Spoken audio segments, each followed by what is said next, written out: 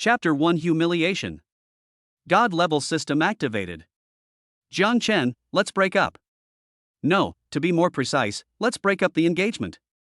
In the magnificent Hyatt Hotel banquet hall, the crystal chandeliers reflected a luxurious light. Today was the dinner for Jiang Chen and his girlfriend Zhang Ruoxue to discuss the details of their wedding. It should have been a joyous occasion, but at this moment it was as cold as a deep pool. Zhang Ruoxue stood in front of Jiang Chen, wearing an expensive Chanel custom dress, with delicate makeup, as beautiful as a princess high above. However, the pair of beautiful eyes that used to be full of affection now only had cold indifference and a trace of undisguised contempt. Her words were like a poisoned blade, piercing Jiang Chen's heart. Jiang Chen's face turned pale, and he looked at the familiar yet strange woman in front of him in disbelief. Ruoxue, are you kidding? They were college classmates and were once the most perfect match in the eyes of others. After graduation, he worked hard. Although his family was ordinary, he had some savings and wanted to give Zhang Ruoxue a bright future. Are you kidding? Zhang Ruoxue raised her red lips in a mocking arc. Do you think I'm kidding? Jiang Chen, face the reality. How much money do you earn after working so hard every month? Can you afford the dress I'm wearing today? Do you know how much this watch on my hand costs? She shook the Patek Philippe inlaid with diamonds on her wrist, and the dazzling light almost burned Jiang Chen's eyes. You can't give me the life I want, Zhang Ruoxue said resolutely, but some people can. As soon as he finished speaking, a young man wearing an Armani suit, a Vacheron Constantin watch, and shiny hair walked over triumphantly and put his arms around Zhang Ruoxue's slender waist affectionately. His name is Zhao Kai. He is a well-known rich second generation in Jiangcheng and the one who can give Zhang Ruoxue the life she wants. Zhao Kai glanced at Jiang Chen with contempt, as if he was looking at a humble ant. Boy, did you hear that? Ruoxue is my woman now. A poor bastard like you, a toad wanting to eat swan meat? Take a piss and look in the mirror to see if you are worthy. Most of the guests around were relatives, friends, and business partners of the two families. At this moment, they were all pointing and whispering as if they were watching a play. Some of those eyes were sympathetic, some were gloating, and most were nakedly mocking. The world is really going downhill. She even gave up her fiancé for money. That depends on who it is. Young Master Zhao is more than 100 times better than Jiang Chen. This kid is too miserable. He was broken off in public. He lost all his face. Every comment was like an invisible slap in the face of Jiang Chen. He felt that his dignity was being trampled under the feet of Zhang Ruoxue and Zhao Kai and crushed to pieces. Anger, humiliation, unwillingness, all kinds of emotions were churning in his chest, almost exploding. He clenched his fists tightly, his nails digging into his palms, and he was unaware of the blood seeping out. The sweet words of the past now turned into the most vicious sarcasm. It turns out that all the vows made to each other are so vulnerable in the face of money. Zhang Ruoxue, Zhao Kai. Jiang Chen's voice was a little hoarse due to extreme anger. He raised his head and stared at the couple with bloodshot eyes. You will regret it. Regret?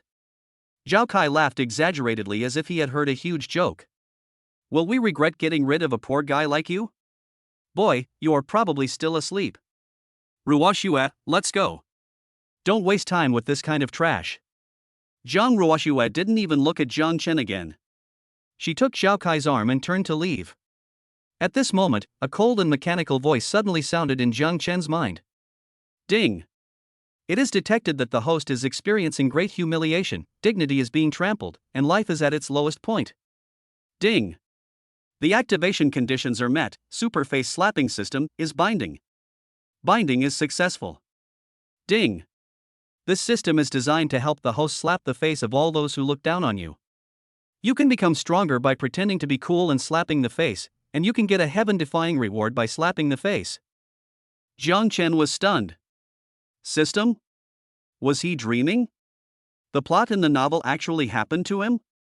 Before he could think about it, the cold mechanical voice sounded again. Ding. Newbie benefits, 1 million renminbi has been credited to the host's bank card with the last number 6688. Please complete the first face slapping as soon as possible to unlock more exciting features. 1 million? Jiang Chen subconsciously took out his phone and opened the bank app. When he saw the long string of zeros in the account balance, his whole brain buzzed. 1, 10, 100, 1,000, 10,000, 100,000, 1 million. It's actually true. An indescribable ecstasy and excitement instantly washed away the humiliation and anger in his heart, and was replaced by endless confidence and the flame of revenge. Jiang Ruoxue. Zhao Kai. Don't you think I'm poor? Don't you like to measure everything with money? Then I will use the thing that you value most to slap you hard in the face. Jiang Chen suddenly raised his head, his eyes were like lightning, and the corners of his mouth curled up with a cold arc. He looked at Jiang Ruoxue and Zhao Kai, who were about to walk out of the banquet hall, and said loudly, "Wait a moment." His voice was not loud, but it had an inexplicable penetrating power that instantly quieted the noisy banquet hall. Jiang Ruoxue and Zhao Kai turned back impatiently. "Any last words?" Zhao Kai said contemptuously. Jiang Chen's eyes swept across Jiang Ruoxue and finally landed on Zhao Kai, with a hint of teasing in his eyes. "Mr. Zhao, right? I heard you are very rich." Chapter 2, First Slap in the Face. Shocking everyone. Jiang Chen's words, "I heard you are very rich," were like a stone thrown into a calm lake, instantly causing ripples in the banquet hall of the Hyatt Hotel. Everyone's eyes were focused on him and Zhao Kai. Zhao Kai was stunned at first, then he sneered as if he had heard a huge joke, and looked at Jiang Chen with the eyes of a clown. "Boy, did you get kicked in the head by a donkey? Asking me if I have money? Ha ha ha. It's normal for a poor guy like you to not understand what it means to be rich." He patted the Vacheron Constantine on his wrist proudly, pointed at a Maserati TI President parked not far from the hotel entrance, and raised his voice several degrees. "Did you see that Maserati? My daily pocket money is enough for people like you to struggle for a lifetime. Talking to me about money? Are you qualified?" Jiang Ruoxue leaned against Zhao Kai, with a victorious smile on her face, and the contempt in her eyes became even stronger. In her opinion, Jiang Chen's current behavior was nothing more than impotent rage, and he brought humiliation upon himself. The guests in the banquet hall also shook their heads, thinking that Jiang Chen was just throwing away his life and trying to save a little bit of his pitiful self-esteem in such a ridiculous way. This Jiang Chen must be mad. He actually dared to challenge Mr. Zhao? He overestimates his own ability. The Zhao family's financial strength is ranked first in Jiangcheng. It's going to be a good show. Let's see how Mr. Zhao humiliates him. Facing Zhao Kai's arrogance and the ridicule of the crowd, Jiang Chen was surprisingly calm. He had the 1 million yuan that had just arrived in his pocket, and he was full of confidence. The corners of his mouth slightly raised, revealing an unfathomable smile. He no longer paid attention to Zhao Kai, but turned around and waved to the hotel lobby manager, who had been standing respectfully not far away. Upon seeing this, the lobby manager hurried over and asked respectfully, "Sir, how can I help you? If I want to pay for this dinner at your hotel now, how much would it cost?" Jiang Chen asked calmly, but his eyes glanced at Zhao Kai and Jiang Ruoxue intentionally or unintentionally. The lobby manager was stunned for a moment, obviously not expecting someone to ask this question out of the blue. He glanced at Jiang Chen's ordinary clothes, then at Zhao Kai, who was arrogant beside him, and was a little confused, but still answered professionally, "Sir, tonight's dinner is a high-end custom dinner booked by the Jiang and Zhao families. The total cost of the dishes, drinks, and venue decoration is 288,888 yuan. Hiss. Hearing this number, many guests around gasped. A meal of nearly 300,000 yuan is an astronomical figure for ordinary people. The smug look on Zhao Kai's face became even stronger. He took a step forward and deliberately shouted loudly, "Boy, did you hear that? 280,000. Even if you sell yourself, you can't even get enough, right? And you still want to pay? Don't embarrass yourself here, get out of here." Jiang Ruoxue also snorted coldly, "Jiang Chen, stop doing such meaningless things. It will only make people look down on you even more." Jiang Chen seemed not to hear their ridicule, and just nodded to the lobby manager. 288,888, right? Okay, I'll pay for this meal. Swipe the card. As he spoke, he took out the bank card that had just received a huge sum of 1 million from his pocket and handed it to the lobby manager. The entire banquet hall fell into silence in an instant. Everyone looked at Jiang Chen in amazement, as if they were under a spell, wondering if they had heard it wrongly. Invite? He actually said he invited? What did he invite? The lobby manager was also a little confused. Looking at the ordinary savings card handed over by Jiang Chen, hesitantly asked, "Sir, are you sure?" "Of course I am sure." Jiang Chen's tone was calm, but it was full of unquestionable strength. "Or does your hotel look down on this card of mine?" No, of course not." The lobby manager waved his hands quickly and took the bank card. "Please wait a moment, sir, I will process it for you right away." Although he was confused, the customer's request had to be met. What if this person really was a hidden boss? Zhao Kai was the first to react. He pointed at Jiang Chen and laughed his head off. Ha ha ha ha. I'm dying of laughter. He actually wants to swipe the card. It's good enough that there's 2,000 yuan in that crappy card. Wait and see how he makes a fool of himself. Zhang Ruoxue also frowned. She knew Jiang Chen's family background. He might not be able to take out 30,000 or 50,000 yuan immediately, let alone 280,000 yuan. What on earth did he want to do? Amidst everyone's speculation and questioning gazes, the lobby manager quickly returned with the POS machine and bank card. He walked up to Jiang Chen, his expression had changed from hesitation to extreme respect and shock. Sir.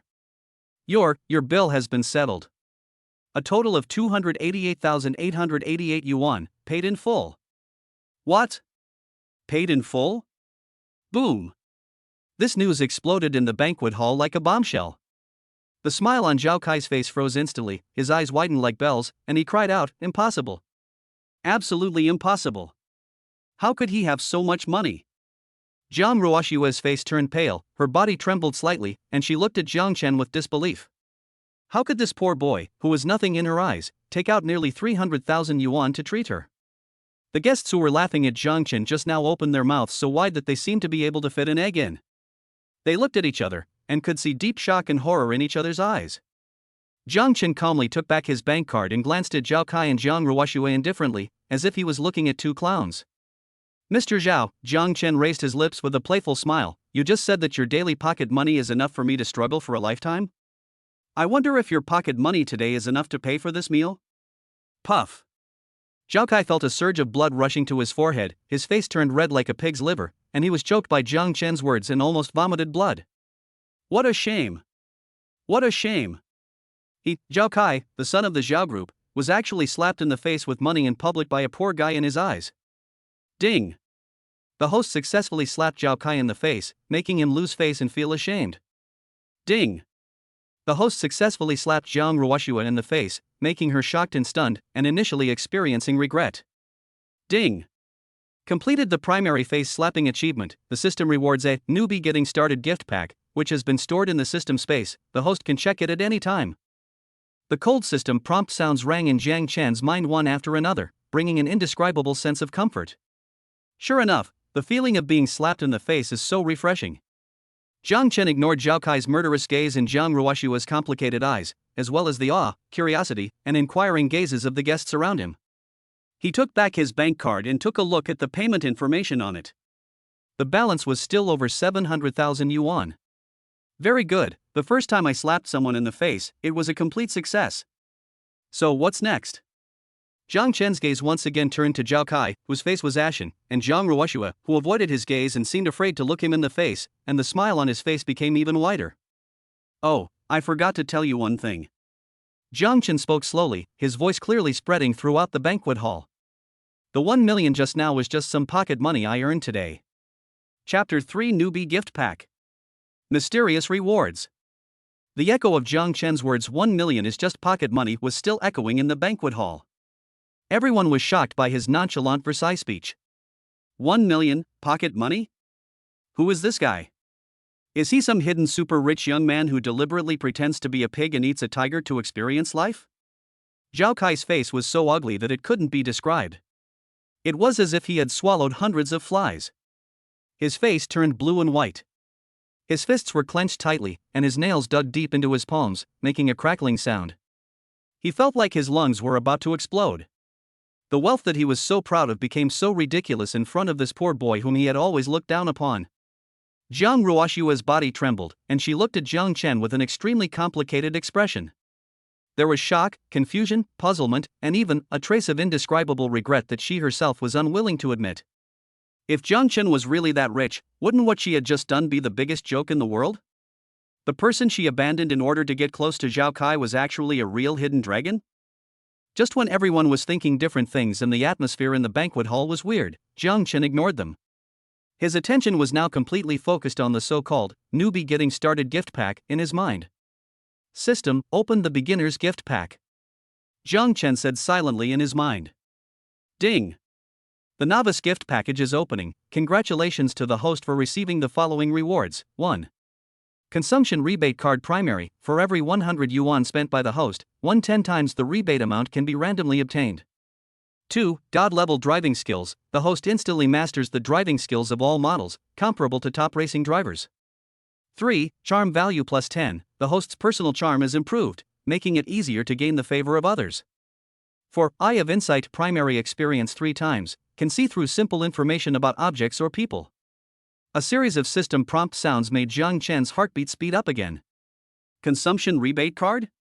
This is simply a magical skill. You can make money by spending money, and the maximum rebate is 10 times?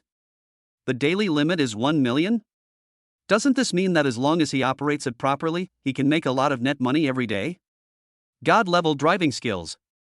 Charm bonus. And the mysterious Eye of Insight. This gift pack for beginners is really too generous. Jiang Chen suppressed the ecstasy in his heart, but his face remained calm. He knew that now was not the time to get carried away. He glanced at the clock on the wall of the banquet hall. It was almost time for this farce to end. Everyone, Jiang Chen cleared his throat and said loudly, "Thank you all for coming tonight and witnessing such a great show. This meal is my treat, and I hope you all enjoy your meal." After saying this, he no longer looked at Zhao Kai and Jiang Ruoshua's expressions that were like a palette, turned around and walked towards the door of the banquet hall. Stop! Just as Jiang Chen was about to walk out the door, Zhao Kai finally couldn't help but explode. Like an angry bull, he rushed to Jiang Chen in a few steps and blocked his way. Jiang Chen! Who the hell are you? Zhao Kai's eyes were red, and he growled with gritted teeth, "Don't think you can act cool in front of me just because you have a few bucks. Do you believe I can make sure you can't survive in Zhongcheng?" Just now, Jiang Chen used money to slap him in the face in public, which had already made him lose all face. If he let Jiang Chen walk away so arrogantly again, how would Zhao Kai be able to gain a foothold in Zhongcheng in the future? Jiang Chen stopped and looked at the furious Zhao Kai in front of him, his eyes flashing with coldness. "What? Master Zhao, can't you afford to lose? Can't afford to lose?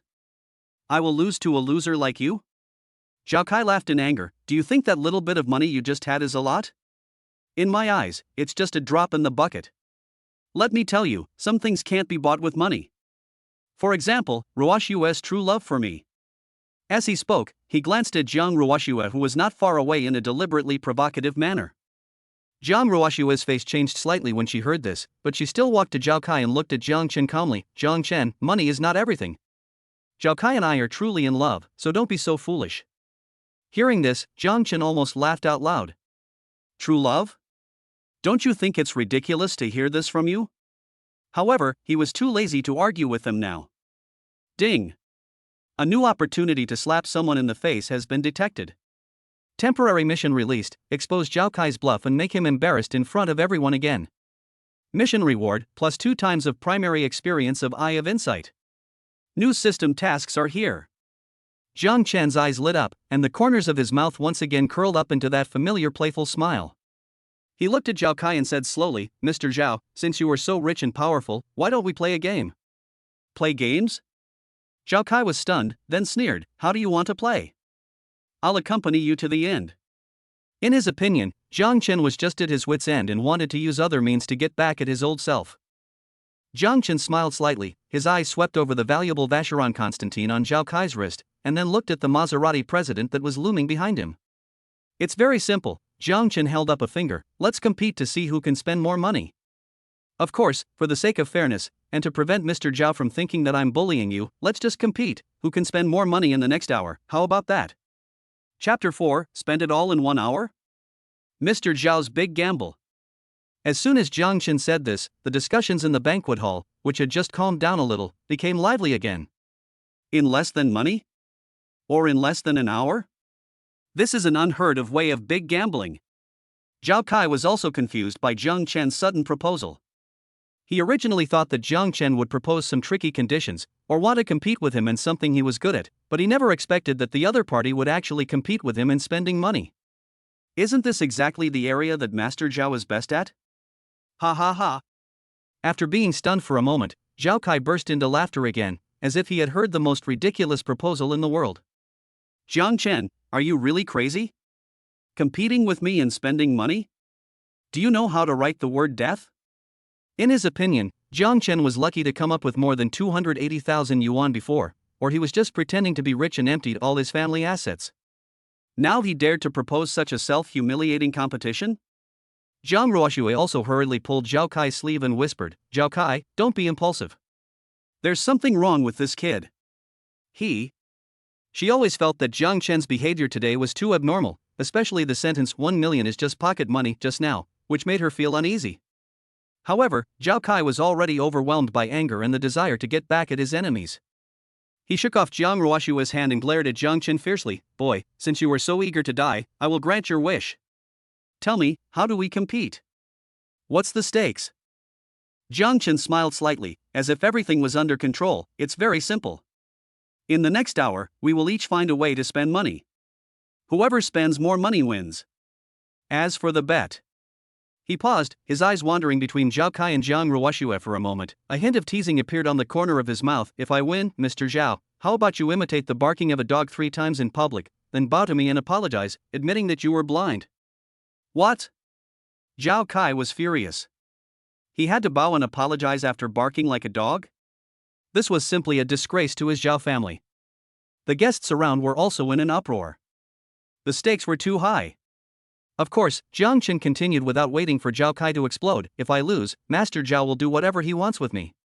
And my 1 million, no, the remaining 700,000 in my card will all belong to you. How about that?" "More than 700,000. Zhao Kai's eyes lit up instantly. Although he didn't need this little money, he could pick up more than 700,000 yuan for free and humiliate Jiang Chen severely, so why not? More importantly, he didn't believe that Jiang Chen could create money out of thin air. In his opinion, these more than 700,000 yuan were Jiang Chen's entire fortune. "Okay. I'll make a bet with you." A trace of greed and cruelty flashed in Zhao Kai's eyes. "But 1 hour is too long. I'm afraid you won't be able to spend even 10,000 yuan by then. Just half an hour. After half an hour, if you don't spend as much money as I do, not only will you learn to bark like a dog, but you will also have to crawl under my crotch." "Okay." Jiang Chen nodded without hesitation. Half an hour is half an hour. For him, with the consumption rebate card in hand, he can create miracles in 10 minutes, let alone half an hour. "Humph. You don't know how to live or die." Zhao Kai snorted coldly, immediately took out his mobile phone and began to contact his friends and managers of some luxury stores. He wanted to maximize his spending limit in the shortest possible time. He wanted Jiang Chen to lose everything and lose all his face. Zhang Ruoxue looked at the two people who were confronting each other, and she felt mixed emotions. She opened her mouth, wanting to persuade Zhao Kai not to be so impulsive, but swallowed the words back when they came to her lips. Things had already developed to this point, and it was too late for her to say anything. Moreover, deep in her heart, she also secretly hoped that Zhao Kai could win, so that she could prove that her original choice was not wrong. The atmosphere in the banquet hall instantly became extremely tense. All the guests were excited and looking forward to the sudden money-burning war. Jiang Chen stood there leisurely, seemingly not worried at all. He said to the system in his mind, "System, I now have a consumer rebate card and the Eye of Insight. It's time to put them to use." Ding. "Host, please rest assured that this system will fully assist you in completing this face slapping. The Eye of Insight is ready, and the host can activate it at any time to detect high-value consumable items or services around." Jiang Chen nodded slightly and began to scan the magnificent banquet hall. With the help of the Eye of Insight, he can clearly sense which things around him are likely to be consumed by the sucker Zhao Kai, and which things he can use to quickly increase his spending limit. Time passes by every second. Zhao Kai kept making calls and his expression became more and more proud. It was obvious that he had already contacted many consumer channels. "Jiang Chen, aren't you going to start yet?" Zhao Kai hung up a phone call and challenged him smugly. "In 10 minutes, you won't even be able to match my performance." Jiang Chen smiled calmly. "Don't worry, Mr. Zhao, the fun has just begun." As he spoke, he took a step and walked slowly towards the booth in the center of the banquet hall where a huge champagne tower was placed. The champagne tower was crystal clear and sparkled under the lights. It was obvious at first glance that it was worth a fortune. Seeing this, everyone was a little confused, wondering what Jiang Chen wanted to do. Did he want to buy this champagne tower? Although this thing looks good, it doesn't seem to help much in increasing the consumption limit. At this moment, the reminder of Eye of Insight sounded in Jiang Chen's mind. Target, Hyatt Hotel's collectible champagne tower, value assessment. The total value of the tower and the champagne is about 150,000 yuan. Special information: this champagne tower is one of the treasures of Hyatt Hotel Jiangcheng branch. It is not for sale, but can be subscribed through a special charity auction channel.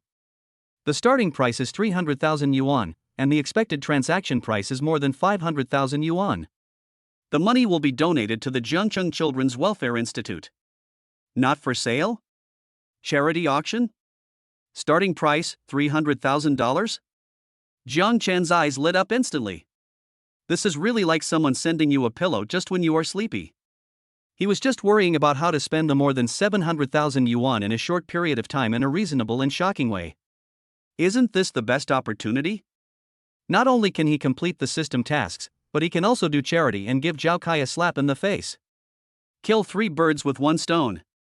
Jiang Chen's mouth curled up, and a brilliant plan had already formed in his mind. Chapter 5: Charity Auction? Spending a huge amount of money. Jiang Chen walked to the glittering champagne tower, smiled slightly, and said to the lobby manager, "Manager, I am very interested in this champagne tower." The lobby manager was stunned and quickly explained, "Sir, I'm very sorry, this Light of Hope champagne tower is an art exhibit of our hotel, and it is also a display of our charity project in cooperation with Jiangcheng Children's Welfare Institute. It is not directly sold to the public. However," he changed the subject and added, "in order to support the children in the welfare home, our hotel will regularly hold small charity subscription activities. If you are interested in charity, you can show your love for the children by subscribing. The minimum subscription price for this champagne tower is 300,000 yuan, and all the money will be donated to the welfare home.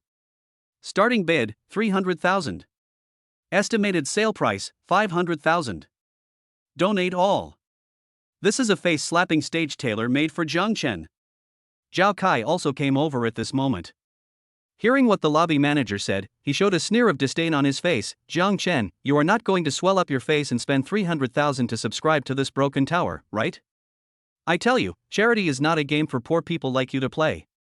In his opinion, Jiang Chen's ability to come up with more than 280,000 yuan was already the limit, and it was simply unrealistic to come up with another 300,000 yuan now. He hoped that Jiang Chen would be embarrassed and unable to come up with the money in public. Zhang Ruoxue also felt that Jiang Chen was a little fanciful. She knew that Jiang Chen was usually kind-hearted, but he had to do charity within his means. In this situation, he was obviously showing off. "Mr. Zhao, you are joking." Jiang Chen smiled calmly, but a sharp light flashed in his eyes. "It's just 300,000. Since it is to show love for the children in the welfare home, I, Jiang Chen, will naturally do my best to help." He turned to the lobby manager, his tone calm but with an unquestionable momentum. "Manager, there is no need to wait for the deadline. I want to subscribe to this Light of Hope champagne tower now. I will pay 600,000. 600,000? As soon as Jiang Chen said this, the entire banquet hall exploded again. Did I hear correctly? 600,000? Didn't he just spend nearly 300,000? Who is this guy? Is he really some hidden rich man? Spending a huge sum of money on charity, this is extraordinary courage." The lobby manager was so excited that his voice was trembling. 600,000? Sir, are you sure? This was already far beyond the estimated transaction price. Zhao Kai's face instantly turned darker than the bottom of a pot. He never expected that Jiang Chen would dare to offer such a high price, and he still looked calm and composed. Is this guy really richer than me? No. Impossible. Absolutely impossible. Jiang Chen, stop bluffing here. Zhao Kai gritted his teeth and said, "If you have the guts, take out the money now. Don't write a bad check later." "As you wish." Jiang Chen smiled and took out the bank card again. "Swipe the card, manager." The lobby manager quickly took the bank card and started operating the POS machine as quickly as possible. This time, everyone's eyes were fixed on the small POS machine, and they even held their breath. Ding, payment successful. A clear reminder sounded, like a loud slap in the face, slapping Zhao Kai hard in the face. 600,000. Another huge sum of money. Jiang Chen actually took out another 600,000 yuan without changing his expression. Zhao Kai felt his eyes go dark, his body swayed, and he almost lost his balance. His financial resources, which he was so proud of, seemed so pale and powerless in front of Jiang Chen. Zhang Ruoxue was also completely stunned. She stared at Jiang Chen in a daze. The man she once regarded as a poor boy now exuded a strange and frightening light. Could it be that she really made a mistake? Ding! The host successfully slapped Zhao Kai in the face, causing his self-confidence to suffer a serious blow and falling into self-doubt. Ding! The host successfully slapped Zhang Ruoxue in the face, causing her heart to waver and begin to question her own choices. Ding! The host completed a high-value charity donation, and his social reputation increased slightly, and his charm value +5. Ding! The consumption rebate card primary has been triggered. This time, the consumption of 600,000 yuan has received a tenfold rebate. Congratulations to the host for receiving a rebate of 6 million yuan. It has been deposited into the system account and can be withdrawn to the bank card at any time. 6 million rebate. Jiang Chen was overjoyed in his heart, but his face remained expressionless. He took the bank card and the bill from the lobby manager and cast his eyes again at Zhao Kai, who looked ashen, and said calmly, "Mr. Zhao, now, do you still think I am bluffing?" I. Zhao Kai was speechless, unable to utter a word. He felt his face burning, as if he had been hit hard by a shoe several hundred times. Time passes by every second. There were less than 15 minutes left in the half-hour bet. Jiang Chen had easily spent nearly 900,288,888 plus 600,000. As for Zhao Kai, although he also made some purchases over the phone, many of those luxury goods purchases and service reservations required time to confirm and operate. The amount of money actually transferred out in a short period of time is probably far less than a fraction of Jiang Chen's. The outcome seems to have been decided. Jiang Chen looked at the distraught Zhao Kai, and the smile on his face deepened. He knew that the best was yet to come.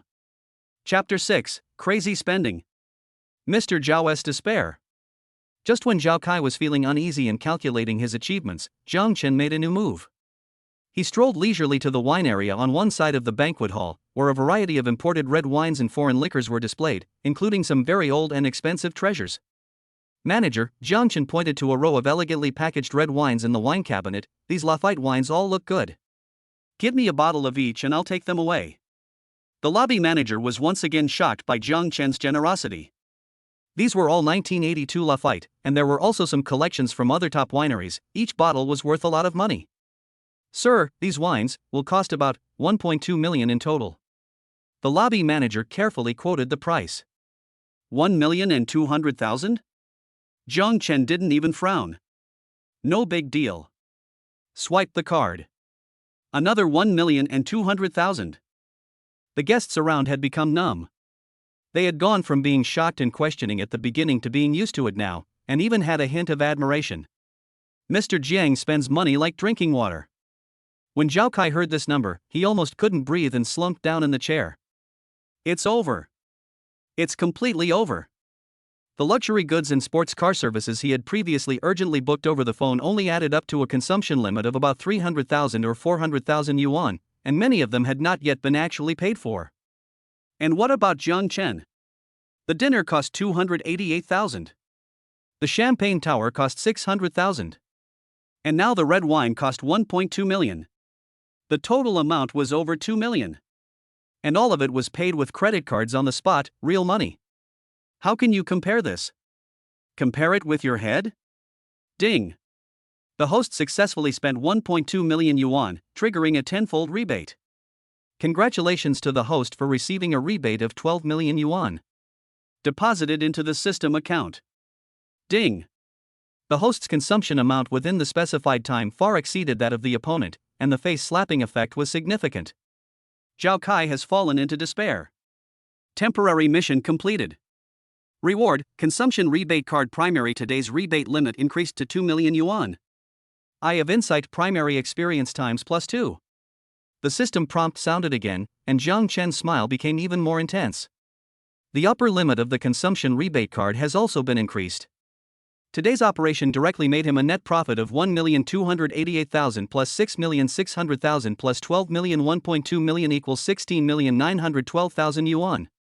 It's faster than robbing a bank. At this moment, there are only 5 minutes left before the half-hour bet.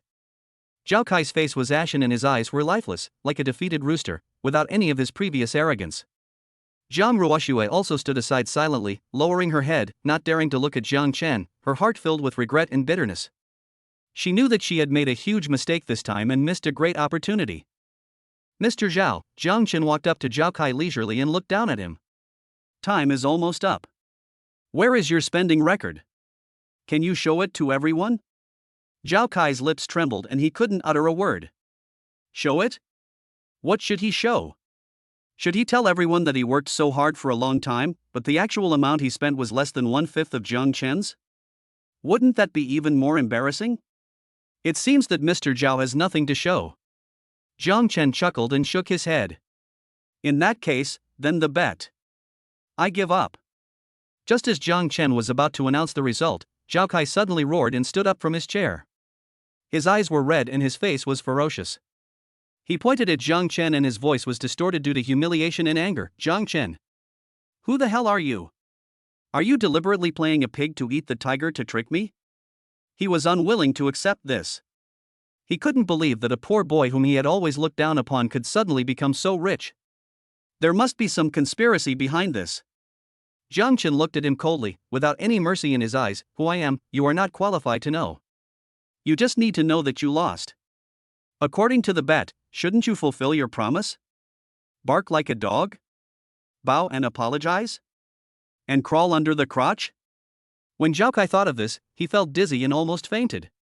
When had Zhao Kai ever suffered such a great humiliation?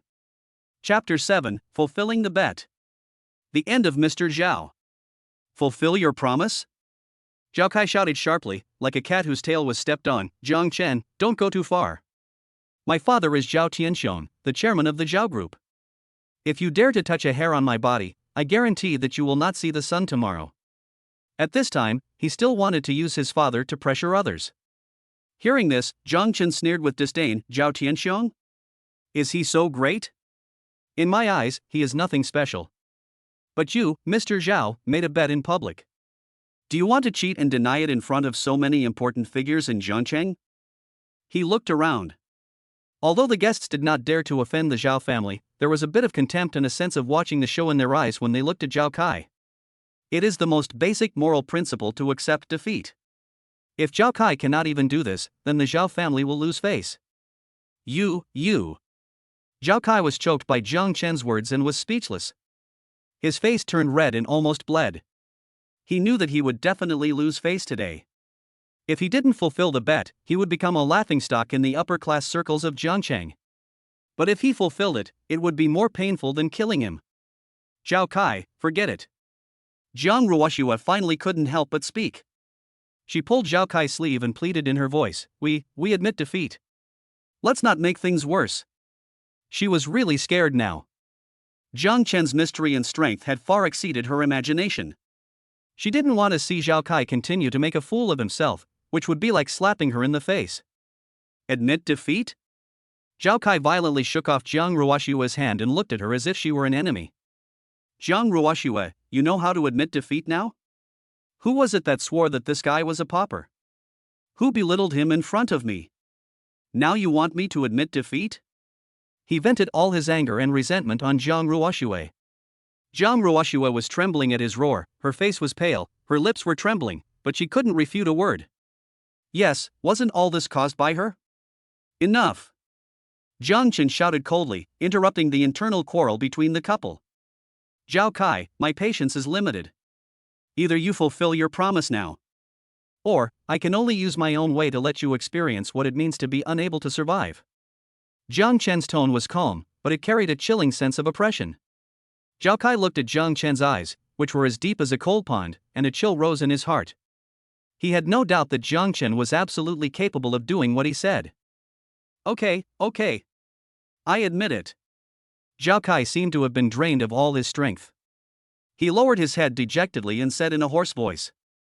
He knew he had no choice. Under the watchful eyes of the crowd, Zhao Kai's legs trembled and he slowly bent down. Woof! A humiliating dog bark came out of his mouth. Then, the second sound, the third sound. Woof! Woof! Every bark of the dog was like a heavy hammer, hitting Zhao Kai's heart hard and shattering all his pride and dignity. The guests in the banquet hall were completely silent, with only Zhao Kai's humiliating dog barking echoing. Jiang Ruoxue closed her eyes in pain, unable to bear to watch anymore. She knew that from this moment on, Zhao Kai was finished, and she herself was finished too. After learning to bark like a dog, Zhao Kai bent down in humiliation under Jiang Chen's cold gaze and bowed deeply to Jiang Chen. I'm sorry. I was blind. I shouldn't have offended you. As for getting under the crotch. Jiang Chen looked at Zhao Kai, who looked like a lost dog, and a trace of disgust flashed in his eyes. Go away. Jiang Chen said calmly, don't let me see you again. Otherwise, next time, it won't be so easy. He even disdained to let Zhao Kai actually crawl under his crotch, as that would only dirty his eyes. Zhao Kai rushed out of the banquet hall as if he had been pardoned, not even caring about his Maserati parked at the door. Jiang Ruoxue also followed behind in a daze, fleeing in a panic. A farce finally came to an end. Inside the banquet hall, the eyes of the guests looking at Jiang Chen had completely changed from the initial contempt and ridicule to awe, fear, and even a hint of fawning. They knew that starting from tonight, Jiang Chen would probably be in the midst of a new storm because of this young man named Jiang Chen. Chapter 8 Aftermath and a New Beginning. After Zhao Kai and Jiang Ruoxue fled in a panic, the atmosphere in the banquet hall of the Hyatt Hotel became a little subtle for a while. The guests who had previously mocked Jiang Chen were now a little restless, fearing that Jiang Chen would bear a grudge against them. Some people with quick minds began to think about how to get closer to this suddenly rising young Master Jiang. Jiang Chen ignored these people's thoughts. His purpose of coming here today was, first, to end his bad relationship with Jiang Ruoxue, and second, to teach those who looked down on him a profound lesson. Now, the purpose has been achieved, even beyond expectations. He took a look at the Light of Hope champagne tower that he had subscribed to, and said to the lobby manager, regarding the subsequent donation of this champagne tower and the drinks I just purchased, please contact this number directly. Jiang Chen handed over a business card with only a phone number and the words Jiang Chen on it. He had printed this out before to find a job, but he didn't expect it to come in handy now. He wasn't interested in handling these trivial matters himself. Okay, Mr. Jiang, we will definitely handle it properly. The lobby manager took the business card with both hands and bent down even lower. He knew that Mr. Jiang would definitely be the top VIP guest of their hotel in the future. After explaining everything, Jiang Chen calmly walked out of the banquet hall amid everyone's awe-inspiring gazes. The night tonight seems particularly clear. Walking out of the hotel, Jiang Chen took a deep breath of the cool night air and felt relaxed. The humiliation and resentment that had been suppressed in his heart for many days completely disappeared tonight. System, Jiang Chen called in his mind, with the money in my bank card plus the rebate I just received, there should be quite a bit of money now, right? Ding! The current balance of the host's bank card is 711,112 yuan. The current rebate balance of the system account is 18 million. The host can withdraw the balance of the system account to the bound bank card at any time at a 1-to-1 ratio. More than 18.71 million. Even though Jiang Chen was mentally prepared, his heart still couldn't help but pound when he heard this number. In one day, I transformed from an ordinary office worker to a multi-millionaire. This feeling is more exciting than dreaming. Withdraw. Withdraw all the money to my bank card immediately. Jiang Chen said without hesitation. Ding. The withdrawal instruction has been confirmed. 18 million yuan is being transferred to the host's bank card with the last number 6688. It is expected to arrive within 1 minute. Please check it carefully. Almost as soon as the system finished speaking, Jiang Chen's phone received a series of text messages notifying him of bank deposits. Looking at that long string of zeros, Jiang Chen couldn't help but smile. With this money, he can do many things that he never dared to think of before. First of all, he wanted to improve his family's life. His parents were ordinary workers who had worked hard to raise him. He didn't have the ability before, but now he wanted to give them the best life. Secondly, it is to improve himself. With the system and money, his life has just begun, and there are infinite possibilities waiting for him to explore in the future. As for Jiang Ruoxue and Zhao Kai, Jiang Chen's eyes flashed with a hint of coldness. For such people, a slap in the face might make them feel painful, but it would never make them learn a real lesson. However, he was too lazy to waste too much time on them now. If they dared to come up to him again in the future, he would not mind letting them experience what true despair was. Just as Jiang Chen was thinking about his future plans, his cell phone suddenly rang. It's an unfamiliar number. Jiang Chen frowned slightly and answered the phone. Hello. Excuse me, is this Jiang Chen, Mr. Jiang? A respectful and slightly magnetic middle-aged man's voice came from the other end of the phone. I am the general manager of Hyatt Hotel, my last name is Wang. I am sorry for bothering you with what happened tonight, I hope you will forgive me, Mr. Jiang. General manager of Hyatt Hotel? Jiang Chen raised his eyebrows. He didn't expect the other party to call him personally.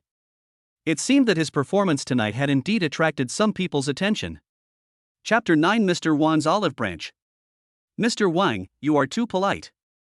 Jiang Chen said in a neither humble nor arrogant tone, I was a little impulsive about what happened tonight and caused trouble for your hotel. Although he now has a system and has become a multi-millionaire, he does not want to become arrogant because of this. He still understands basic social etiquette. Mr. Wang on the other end of the phone laughed heartily when he heard this. Mr. Jiang is a quick-witted person, I appreciate that. Actually, I took the liberty of calling you because, firstly, I want to apologize for the minor flaws in our service tonight, and secondly, I want to make friends with Mr. Jiang. I wonder if Mr. Jiang would honor me with his presence. The general manager of Hyatt Hotel is a well-known figure in Jiangcheng. He took the initiative to show his goodwill, obviously because he saw the potential that Jiang Chen showed tonight. Jiang Chen pondered for a moment. More friends mean more paths, especially in the business world. Although he is rich now, he still has no connections or resources. Mr. Wang, you are too polite. It is my honor to be friends with you. Jiang Chen smiled and replied, I will definitely visit you when I am free someday. Ah, great. Mr. Jiang is really straightforward. Mr. Wang's tone seemed very happy, then I won't disturb Mr. Jiang's rest. If Mr. Jiang needs any help from me in Jiangcheng in the future, just let me know. After hanging up the phone, Jiang Chen's mouth corners slightly raised. It seems that the power of money is indeed extraordinary. In just one night, the general manager of Hyatt Hotel took the initiative to extend an olive branch to him. He opened his mobile banking app and looked at the long string of astonishing numbers, feeling overwhelmed with pride. System, the daily rebate limit for my current consumption rebate card is 2 million, right? Jiang Chen asked. Ding. Yes, host. Your current consumption rebate card primary has a daily rebate limit of 2 million yuan. When the host completes more high-level face-slapping tasks or upgrades the system, the rebate limit and rebate multiplier will have a chance to increase further. The daily rebate limit is 2 million. This means that he only needs to spend 200,000 a day calculated based on the maximum tenfold rebate, or more calculated based on a lower multiple, to easily earn 2 million. This speed of making money is simply incredible. Jiang Chen took a deep breath and calmed his excitement. He knew that his life had completely changed. And it was just the beginning. He looked up at the bright starry sky, his eyes shining with determination. Jiangcheng, no, this world, wait for me to conquer it. The next morning, Jiang Chen was woken up by a payment collection call from the bank. Of course, he was not urged to repay the loan. Instead, the bank's account manager asked him in an almost flattering tone whether he needed to increase his credit card limit, whether he needed a dedicated financial advisor, and even hinted that he could apply for the highest level black gold card for him. Jiang Chen declined these offers. The amount of money in his card was much higher than those so-called black gold cards. After a quick wash, the first thing Jiang Chen did was to call home. Hello, Mom, it's me, Xiaochen. Xiaochen, why are you calling me so early? Are you out of money? Your dad and I have just received our salary. We will transfer the money to you later. The familiar and kind voice of my mother came from the other end of the line. Hearing his mother's words, Jiang Chen's nose felt sore and his eyes became moist. These are his parents. No matter how old he is or what he is like, they are always the first to care about whether he has enough to eat, whether he is warmly dressed, and whether he has enough money to spend. Mom, I don't want money. Jiang Chen tried to make his voice sound calmer.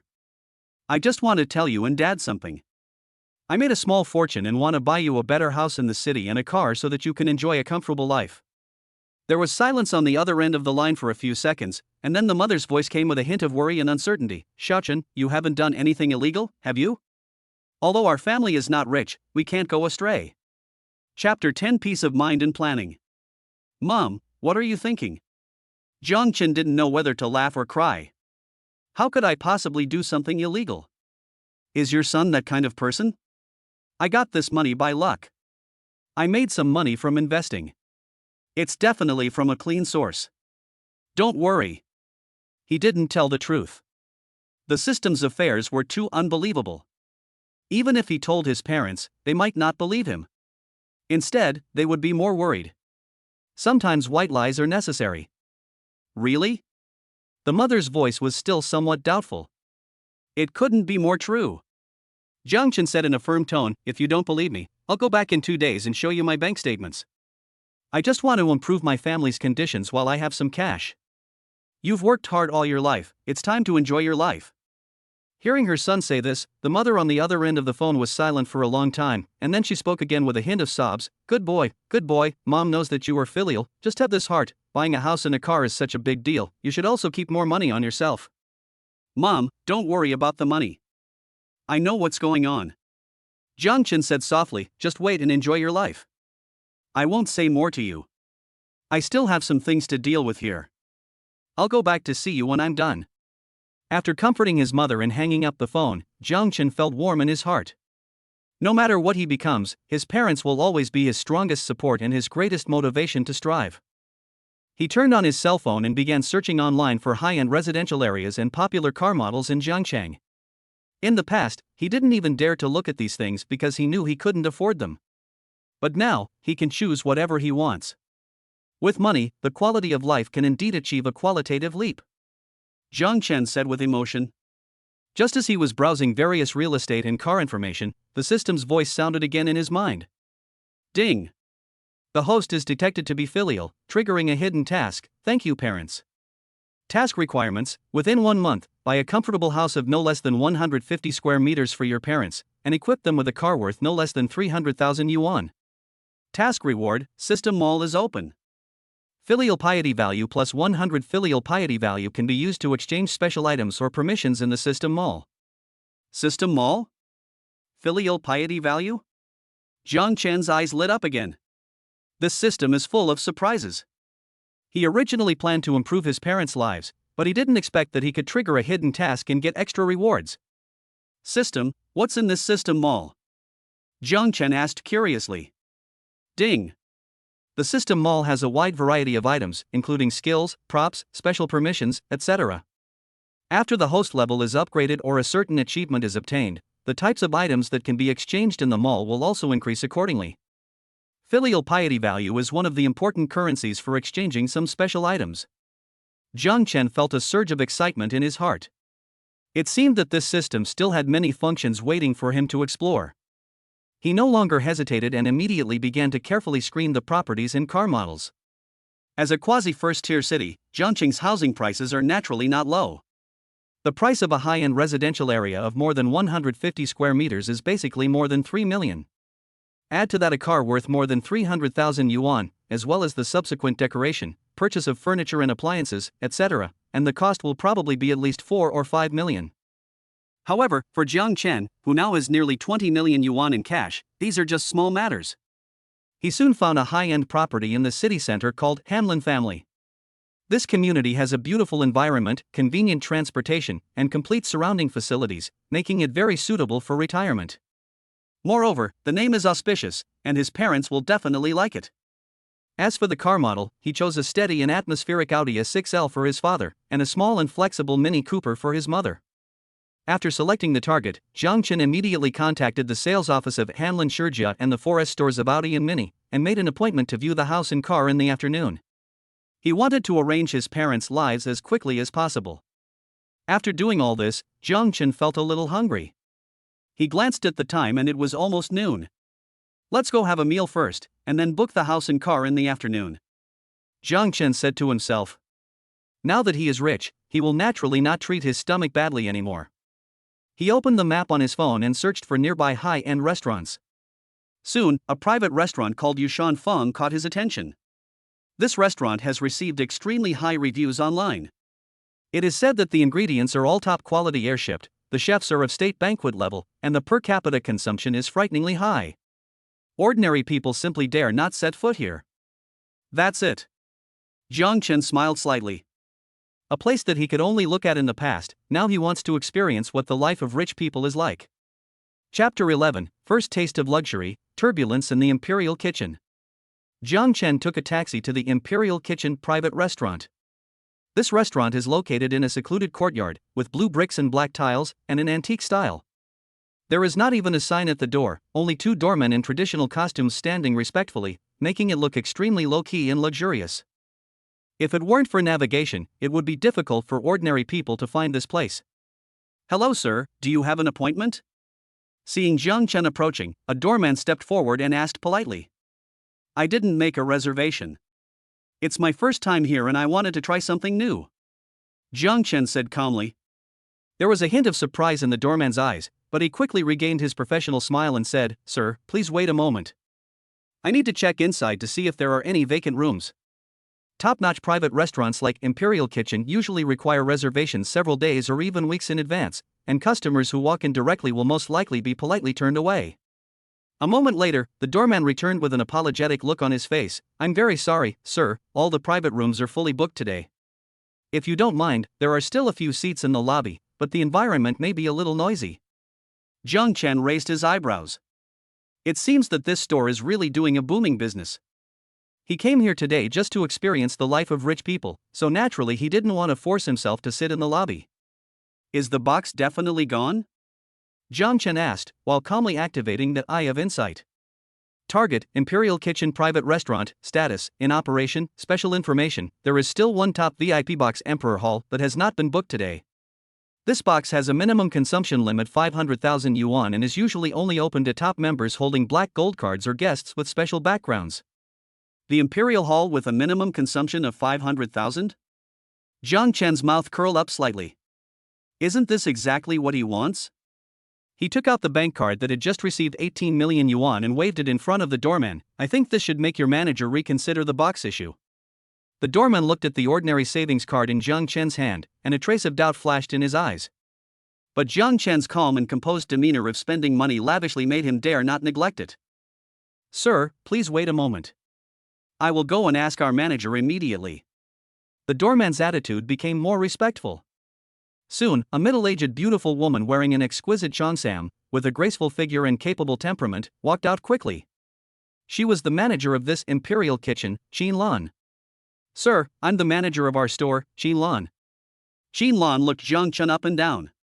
Although Jiang Chen was dressed in ordinary clothes, his aura of a superior made her dare not underestimate him. I heard from the doorman that you want to book our private room today? That's right, Jiang Chen nodded. I heard you have an Emperor Hall here, I wonder if it's convenient today? Qin Lan's eyes sparkled. Sir, you are indeed a distinguished guest. The Emperor's Hall is indeed the top-level private room in our Imperial Kitchen, but it has a minimum consumption of 500,000, and usually requires advance reservation. Money is not a problem. Jiang Chen handed the bank card to Qin Lan. It's only 500,000 yuan. I'll spend it here today. As for the appointment, the rules are dead, but people are alive. What do you think, Manager Qin? Qin Lan took the bank card and looked at Jiang Chen's calm expression. She had already made a judgment in her heart. This young man must be of great importance. Sir, you are so quick to speak. Qin Lan admires you. Qin Lan smiled and handed the bank card back with both hands. Since you think highly of our Imperial Kitchen, the Emperor's Hall will be open to you today. There is no minimum consumption required. Just tell me what you want to order. She was taking the initiative to show goodwill and give Jiang Chen some face. Manager Qin, you are too polite. Jiang Chen took back the bank card. Then I will trouble Manager Qin to arrange it. Sir, please follow me. Qin Lan personally led the way and took Jiang Chen to the Emperor's Hall. The Emperor's Hall is indeed worthy of its name. It is decorated magnificently, just like an ancient palace. Various antique ornaments can be seen everywhere, which is luxurious yet elegant. Just as Jiang Chen was about to order, there was a sudden noise outside the box. Manager Qin. What do you mean? I have already booked the Emperor Hall, and now you tell me that someone is already there? The voice of an arrogant young man sounded, his tone full of dissatisfaction. Then, the door of the box was rudely pushed open. A young man wearing a floral shirt and a big gold chain, followed by several bodyguards in black, rushed in angrily. Chapter 12 Uninvited Guest, New Target of Slapping. Mr. Sun, don't be angry first, listen to my explanation. Seeing this, Qin Lan hurried forward with a professional smile on her face, but a hint of displeasure flashed in the depths of her eyes. The young man who broke in was named Sun Hao. He was the young master of a local Jiangqing family that had become wealthy through demolition. He behaved arrogantly on weekdays and was a frequent visitor to the imperial kitchen, but he was only an ordinary member. Relying on the money his family had, he always wanted to book the Emperor's Hall to save face. Qianlan had rejected him many times before, but she didn't expect him to just barge in today. Explain? Explain what? Sun Hao pushed Qianlan away and stared at Jiang Chen, who was sitting leisurely in the main seat. I have already informed you that I will use the Emperor Hall to entertain guests today. How dare you give it to others? Do you look down on me, Sun Hao? The black-clad bodyguards behind him also surrounded him with unfriendly looks, looking ready to attack at any time.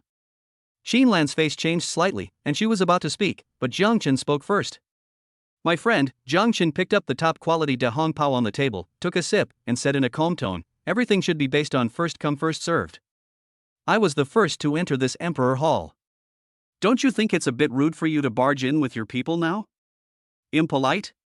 Sun Hao pointed at Jiang Chen's nose and shouted arrogantly, as if he had just heard a huge joke. I'm telling you that I'm being rude? Who do you think you are? Get out of here if you know what's best for you. Otherwise, don't blame me for being rude to you. In his opinion, Jiang Chen was dressed in ordinary clothes and had no bodyguards around him, so he must not be a big shot.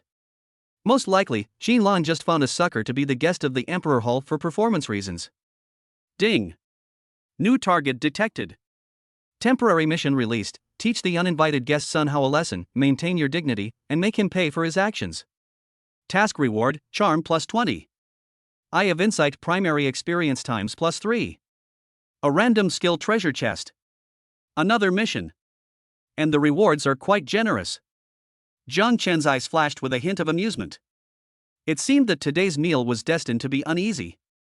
However, if someone comes to your doorstep to slap you in the face, you should not refuse him. What if I don't leave? Jiang Chen put down the teacup, his eyes gradually turning cold. Don't want to get out? Sun Hao grinned and winked at the bodyguard behind him, then throw him out. Let him know what the consequences are of offending me, Sun Hao, in Jiangcheng. Upon hearing this, the black-clad bodyguards immediately rubbed their fists and approached Jiang Chen. Qianlan's face changed drastically, and she hurriedly stepped in, young master Sun. Please calm down. This is the Imperial Kitchen, not a place for you to act wildly. Mr. Jiang is our most important guest. If you dare to touch a hair on his body, we in the Imperial Kitchen will never let it go.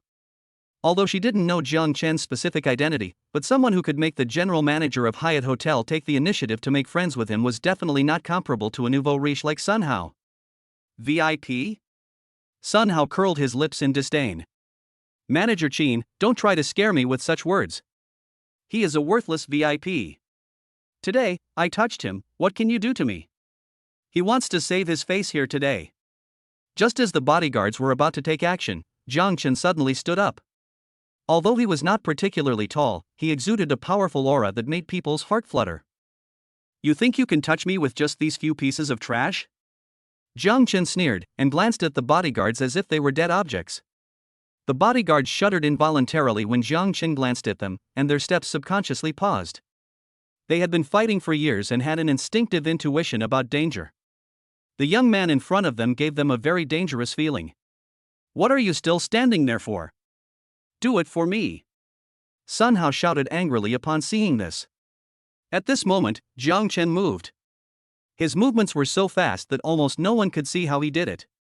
Only a few muffled bang bang bang sounds were heard, accompanied by a few shrill screams, and those aggressive bodyguards in black were all sent flying backwards within just a few seconds, and fell heavily to the ground, holding their arms or stomachs, wailing in pain, and could not get up again. Second kill. Naked second kill. The entire Imperial Hall fell into deathly silence in an instant. Qianlan's eyes widened, and she covered her mouth with her hands, her eyes filled with incredible shock. She never expected that this gentle-looking Mr. Jiang could be so horrible. Sun Hao was also completely dumbfounded. His bodyguards were all retired Special Forces soldiers that he hired at a high price. Normally, one of them could easily beat 3 or 5 ordinary people. But today, they were defeated by this kid alone? Is this guy still a human being? Chapter 13 Thunderous Means, Sun Shao's Fear. Jiang Chen slowly withdrew his hand, as if he had just done something insignificant. He had not learned any advanced martial arts, but since the system was activated, especially after obtaining the God-level driving skills and charm value bonus, his physical fitness and reaction speed have been greatly improved. In addition, the bodyguards just now underestimated the enemy, so he was able to deal with them so easily. Now, do you still think I'm kidding you? Jiang Chen's gaze fell on Sun Hao, who was already frightened out of his wits, and said in a cold tone. Sun Hao collapsed to the ground with a plop. A dark stain quickly spread across his crotch and a foul smell filled the air. He was so scared that he peed his pants. I was wrong. Big brother. No, Grandpa. I was wrong. I didn't recognize a great man. Please be magnanimous and forgive me this time. Sun Hao burst into tears, hugged Jiang Chen's calf, and begged like a pug. Where was his previous arrogance now? All that was left was endless fear and regret. He finally realized that he had hit a real wall today. This ordinary-looking young man was not someone he could afford to offend. Xinlan also came back to her senses from her shock. Looking at Sun Hao's miserable appearance, a trace of contempt flashed in her eyes, but more of it was off for Jiang Chen. This Mr. Jiang is not only wealthy, but also extremely skilled. Such a person is definitely not an ordinary person. Ding! The host successfully taught the uninvited guest Sun Hao a lesson, making him lose all face and suffer from serious psychological trauma. Ding! Temporary mission completed. Reward, charm value plus 20. Eye of Insight primary experience times plus 3. A random skill treasure box has been stored in the system space. The system prompt sounded again, and Jiang Chen smiled slightly in his heart. This Sun Hao can be considered a qualified, experienced baby. Forgive you? Jiang Chen looked down at Sun Hao, who was crying bitterly at his feet, with no emotion in his eyes. Weren't you so arrogant just now? Didn't you want me to know the consequences of offending you? No, no, no. It's me who deserves to die. I'm blind. I won't dare to do it again. Please, just treat me like a fart. Sun Hao kowtowed so hard that blood marks appeared on his forehead. He was really scared now, afraid that Jiang Chen would get angry and destroy him.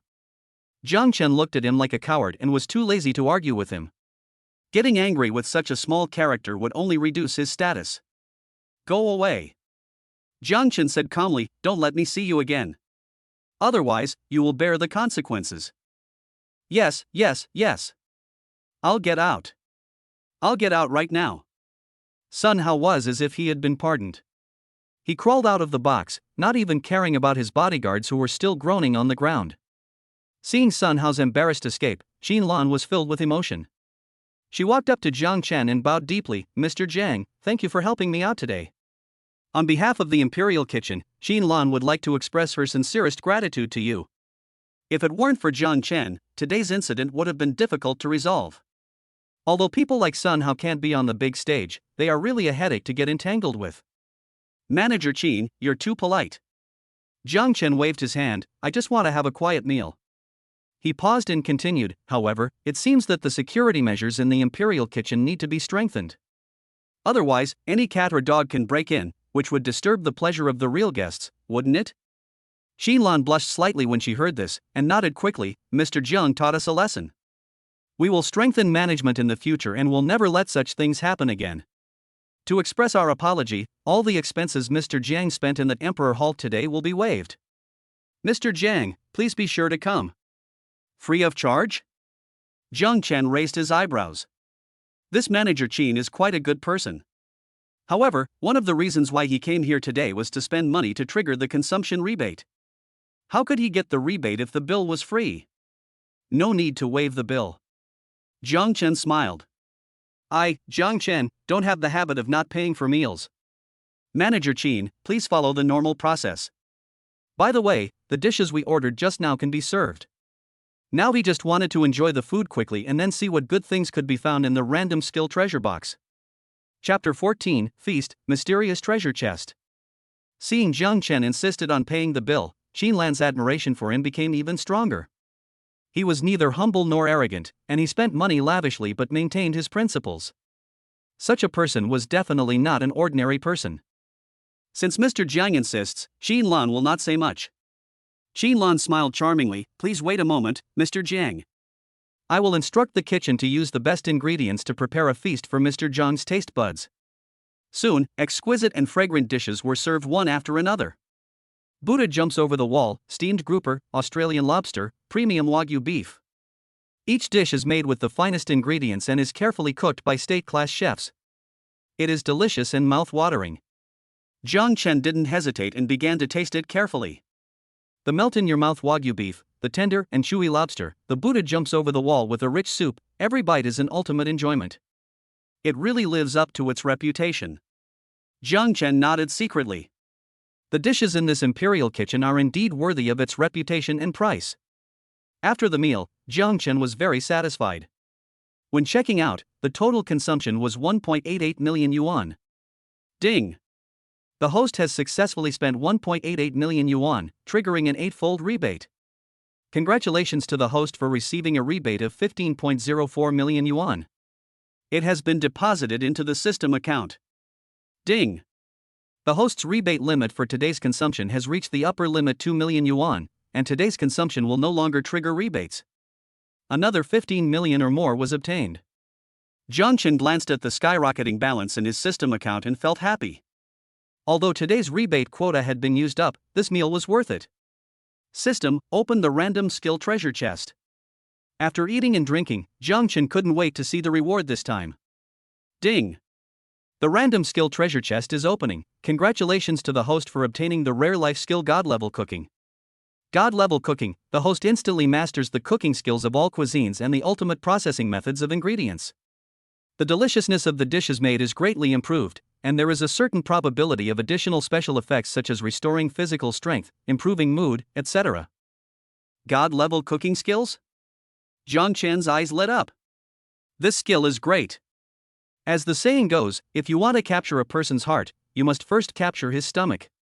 Although he is not short of money now and does not need to use his cooking skills to please anyone, it is a very pleasant thing to be able to cook delicious food by himself, whether for his own enjoyment or for his parents and future friends to taste. Moreover, this skill may also have special effects. This is even more interesting. Jiang Chen was very satisfied with this newly acquired skill. He stood up and left the imperial kitchen. Xinlan personally escorted him to the door and handed him a special gold-plated business card. Mr. Jiang, this is my personal contact information. When you come to the imperial kitchen in the future, you can call this number directly. Xinlan will make arrangements for you at any time. Xinlan's smile became more sincere. Thank you, Manager Qin. Jiang Chen took the business card and nodded. It seems that this meal was not only enjoyable, but also helped me expand my network of contacts. After leaving the imperial kitchen, Jiang Chen looked at the time. It was already past 2 in the afternoon. He took a taxi directly to the Hanlin family sales office where he had made an appointment. The sales office of Hanlin family was built in an extraordinary style, with an antique hip roof and 2 majestic stone lions at the door, showing its high-end atmosphere. As soon as Jiang Chen walked into the sales office, a tall and pretty sales lady came up to greet him. Hello sir, welcome to Hanlin family. What is your name? Do you have an appointment? The sales lady had a professional and sweet smile on her face. My last name is Jiang. I made an appointment by phone before and came to see the house. Jiang Chen said calmly. It's Mr. Jiang. The sales lady's enthusiasm increased. I'm Xiaoya, your property consultant. I'm happy to serve you. Mr. Jiang, please come this way. Let's go to the sand table first. I'll give you a detailed introduction to the specific details of our project. Under Xiaoya's guidance, Jiang Chen came to the huge sand table. Mr. Jiang, our Hanlin family is one of the most high-end pure residential communities in Jiangcheng. It covers an area of more than 300 acres, with a floor area ratio of only 1.5 and a greening rate of up to 60%. Xiaoya eloquently introduced the various advantages of the community, from its geographical location, transportation facilities, to garden design and property services, all of which reflect the word high-end. Jiang Chen nodded secretly while listening. The overall conditions of this community were indeed good, and it met his requirements for a retirement home for his parents. I'm interested in the large flats here, preferably the top floor units with a wide view and good lighting. Jiang Chen directly stated his needs. He had done his homework online before and knew that the top floor units of Hanlin family were all over 200 square meters in size and the total price was not cheap. Xiaoya's eyes flashed with surprise when she heard this. Anyone who can directly request the best unit in the building must be a big customer. Chapter 15 Hanlon Family, Get It in Full. Mr. Jiang has a good eye. Xiaoya's smile became brighter. We still have a small number of high-quality houses for sale in our top-floor unit, Guanlanju, ranging in size from 220 to 350 square meters. They are all designed with one elevator per unit, with north-south ventilation and no obstructions in front and back. You can overlook the central landscape lake of the entire community and the city skyline in the distance. She brought Jiang Chen to an independent VIP negotiation room and took out a thick stack of floor plans and price lists. Mr. Jiang, this is the floor plan of the 28th floor of Building 2 of our Guanlanju. It is also the best unit currently on sale. It has a construction area of 320 square meters, 5 bedrooms, 2 living rooms, and 4 bathrooms. The total price is 12.88 million. Xiaoya pointed to one of the units and introduced it in detail. 1,02,880,000. This price is enough to discourage most families in Zhengcheng. Jiang Chen picked up the floor plan and looked at it carefully. He was quite satisfied with the layout and orientation of the house. The area of 320 square meters was enough for his parents to live comfortably. Let's take this one. Jiang Chen put down the floor plan and said calmly, pay in full. Can we go through the formalities today? Xiaoya was so shocked by Jiang Chen's quick decision that she almost couldn't react. A house worth over 10 million yuan, and he didn't even ask for a refund, but paid in full? She has been in sales for so many years, but this is the first time she has met such a generous customer. Mr. Jiang, are you sure you want to choose this one? Don't you need to think about it again or discuss it with your family? Xiaoya asked stutteringly, afraid that she had heard it wrong. No need, I'm satisfied. Jiang Chen smiled slightly, swiped the card. As he spoke, he took out the magical bank card again. Xiaoya looked at the card and felt her heart pounding. She suppressed her excitement and completed all the house purchase procedures as quickly as possible. When the POS machine showed that the payment was successful and the huge sum of 12.88 million was actually transferred into the company account, Xiaoya felt like she was dreaming. She knew that she had secured the title of sales champion for this month, no, even the annual sales champion. Ding! The host successfully purchased a top-level luxury house, providing a high-quality living environment for parents, filial piety value plus 200. Ding! The housing part of the hidden task thanking parents has been completed. Ding! Because the rebate amount for today's consumption has reached the upper limit, this consumption will no longer trigger rebates. Although there was no rebate, Jiang Chen was already very satisfied that he could complete the task and gain filial piety points. Mr. Jiang, here are your purchase contract and related documents. Please keep them.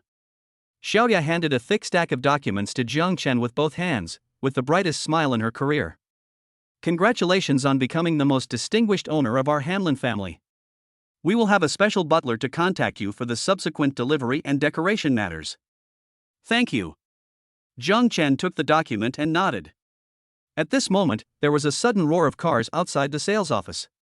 Several valuable luxury cars stopped at the door, and a group of well-dressed men and women walked in, surrounding a young man. Jiang Chen glanced casually, but his brows furrowed slightly.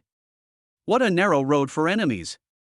The young man in the lead was wearing a trendy brand, with his hair dyed a flamboyant golden color, wearing sunglasses, and walking in a nonchalant manner, looking arrogant. And next to him was Zhao Kai, who had been in such a mess at the Hyatt Hotel yesterday. At this moment, Zhao Kai no longer had the decadence and fear of last night, but was replaced by a face full of flattery and servility. He followed the blonde young man with a nod and a bow, like a pug wagging its tail to beg for mercy. Chapter 16, Meeting an Old Friend Again, A New Challenge. Mr. Li, look, this is it. Hanlon family, the most high-end real estate in Zhengcheng. I just booked a top-floor duplex here yesterday, it's over 300 square meters, and the view is so wide. Zhao Kai pointed at the sand table and boasted with saliva flying, as if the slap in the face by Jiang Chen yesterday had never happened. The blonde young man he called Mr. Li was none other than Li Mingxian, the young master of the Li family, one of the 4 major families in Zhengcheng. The power of the Li family in Zhengcheng is far beyond the reach of Zhao Kai's nouveau riche family. Li Mingxian is a well-known playboy in the circle, behaving erratically and lawless. Well, it looks okay. Li Mingxian took off his sunglasses and glanced at the sand table nonchalantly, with a hint of arrogance in his tone. However, no matter how high-end the property is, it depends on who lives in it. Some people, even if they live in a dragon's nest, can't become a real dragon. His words were suggestive, and his eyes glanced vaguely at Jiang Chen, who was not far away.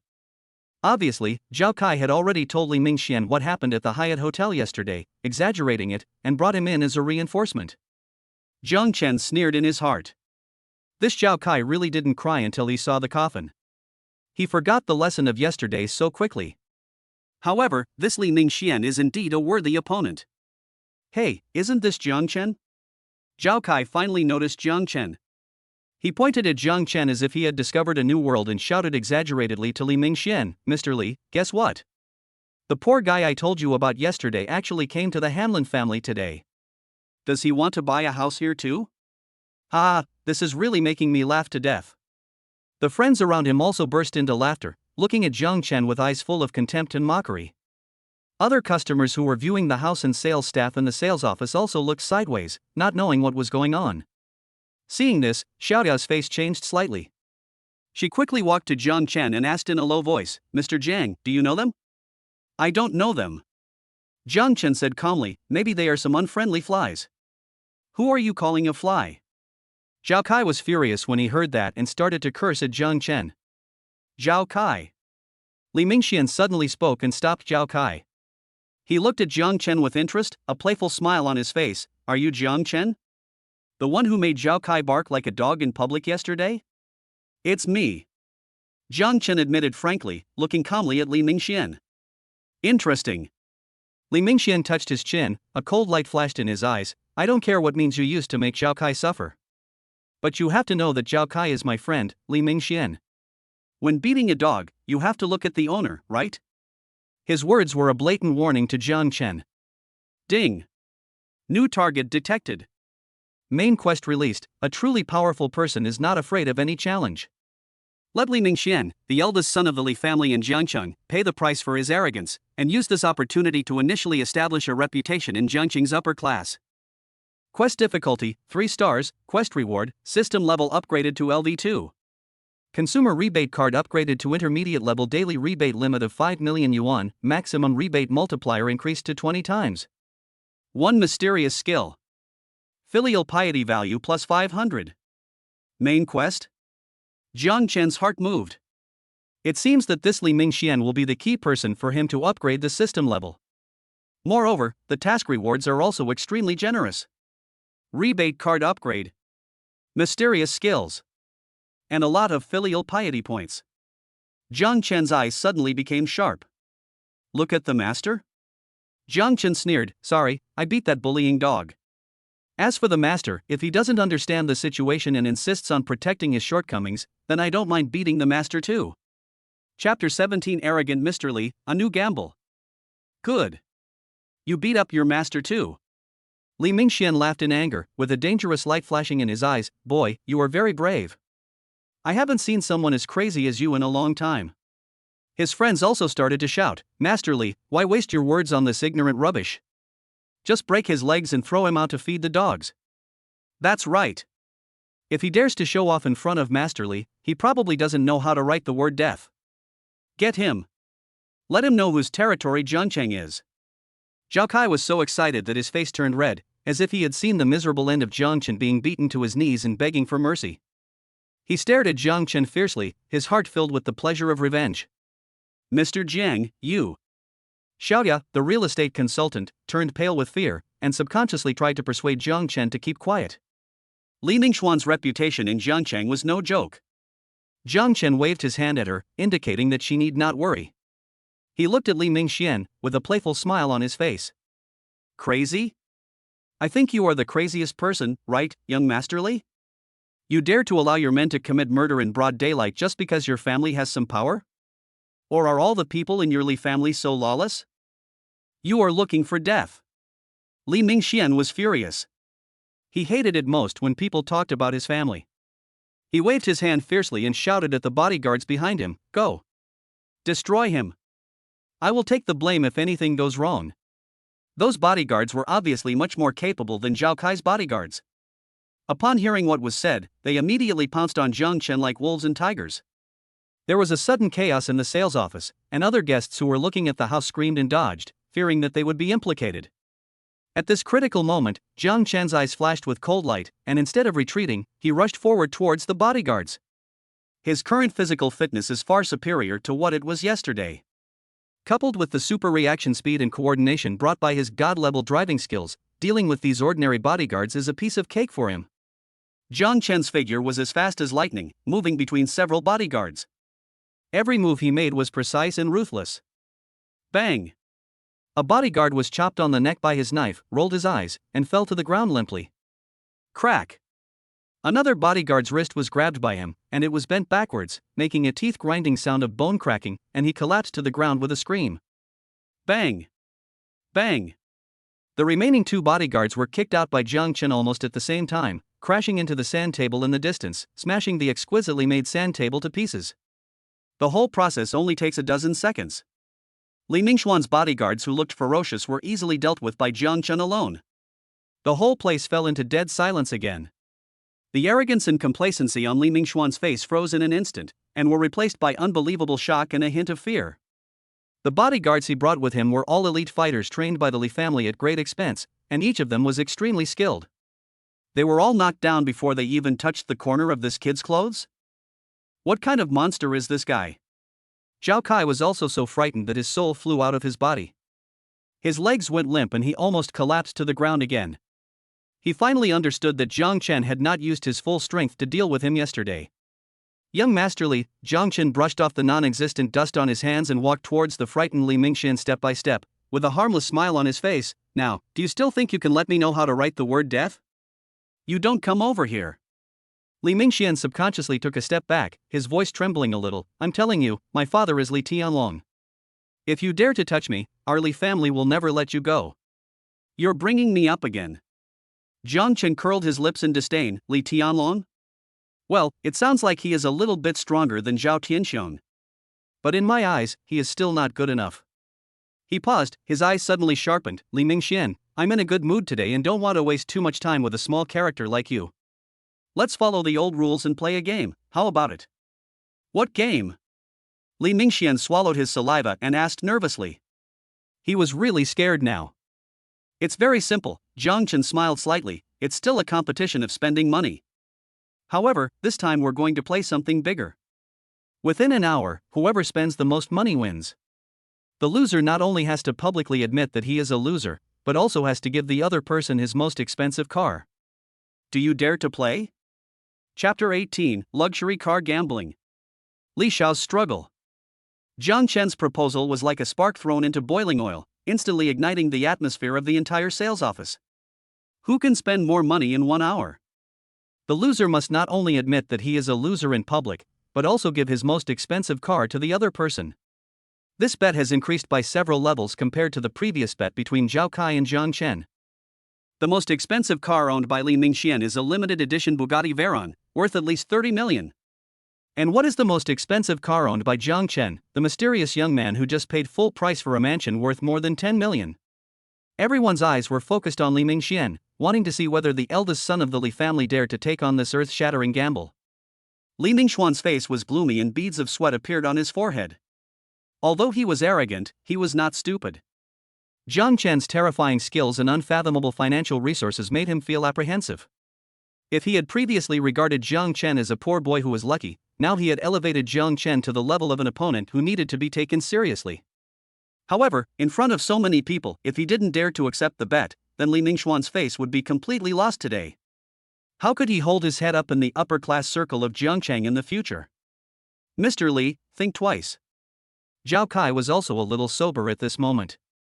He came close to Li Mingxian and whispered, "This kid is very evil. Let's retreat first. A gentleman's revenge is never too late." He was really afraid of Jiang Chen now, fearing that if Li Mingxian lost again, he would be in trouble as well. Shut up! Li Mingxian growled in annoyance and glared at Zhao Kai fiercely. What he least wanted to hear was this kind of words that would boost others' morale and destroy his own prestige. He took a deep breath, suppressed the anxiety in his heart, looked at Jiang Chen, gritted his teeth and said, "Okay. I bet with you. 1 hour. Whoever spends more money wins. The loser will do as you say." He, Li Mingxian, has never been afraid of anyone. Moreover, when it comes to spending money, he believes he has never lost. Even if Jiang Chen is rich, can he be richer than his entire family? You have guts. Jiang Chen nodded approvingly, with a barely perceptible smile in his eyes. In that case, let's start the count from now on. In an hour, we'll be here to see the result. He paused and added, to be fair, both of us can ask for help, but the final consumption must be recorded in each of our names, and there must be clear consumption receipts. If anyone dares to cheat, don't blame me for being rude. Humph. Do I need to cheat? Li Mingxian snorted coldly, immediately took out his cell phone and started calling people frantically. He would use all his connections and resources to maximize his spending within an hour. Not only did he want to win the bet, he also wanted Jiang Chen to lose everything and become bankrupt. Jiang Chen also took out his cell phone and dialed a number calmly. Hello, Mr. Wang? I'm Jiang Chen. On the other end of the phone, Wang Mingyuan, the general manager of Hyatt Hotel, was flattered when he received Jiang Chen's call. Mr. Jiang. What do you want? It's nothing big, Jiang Chen said calmly. I just want to ask Mr. Wang for a small favor. I need to consume as many high-value items or services as possible within an hour, preferably the kind that can generate consumption vouchers immediately. I wonder if Mr. Wang has any good channels or suggestions? Wang Mingyuan's heart moved when he heard this. He immediately realized that Mr. Jiang might make another big move. This is a once-in-a-lifetime opportunity to make friends. Mr. Jiang, you've asked the right person. Wang Mingyuan said excitedly, in addition to the hotel business, our Hyatt Group also deals with high-end luxury goods, private jet rentals, top art auctions and many other fields. If you trust me, I will immediately arrange for our group's most professional team to tailor a set of the most efficient consumption plan for you within an hour. I guarantee that every penny you spend will be worth it, and valid vouchers will be generated quickly. Oh? Jiang Chen raised his eyebrows. Then I'll trouble you, Mr. Wang. I only have one request, and that is, hurry up. Don't worry, Mr. Jiang. I guarantee to complete the task. Wang Mingyuan promised, patting his chest. After hanging up the phone, Jiang Chen's mouth corners slightly raised. With the help of Wang Mingyuan, the local tyrant, and his own incredible consumer rebate card, it would be difficult for him to lose this bet. At this moment, the atmosphere in the sales office has become extremely tense. Everyone held their breath, waiting for this unprecedented money-burning war to begin. Chapter 19 Crazy Consumption, Mr. Wang's Assist.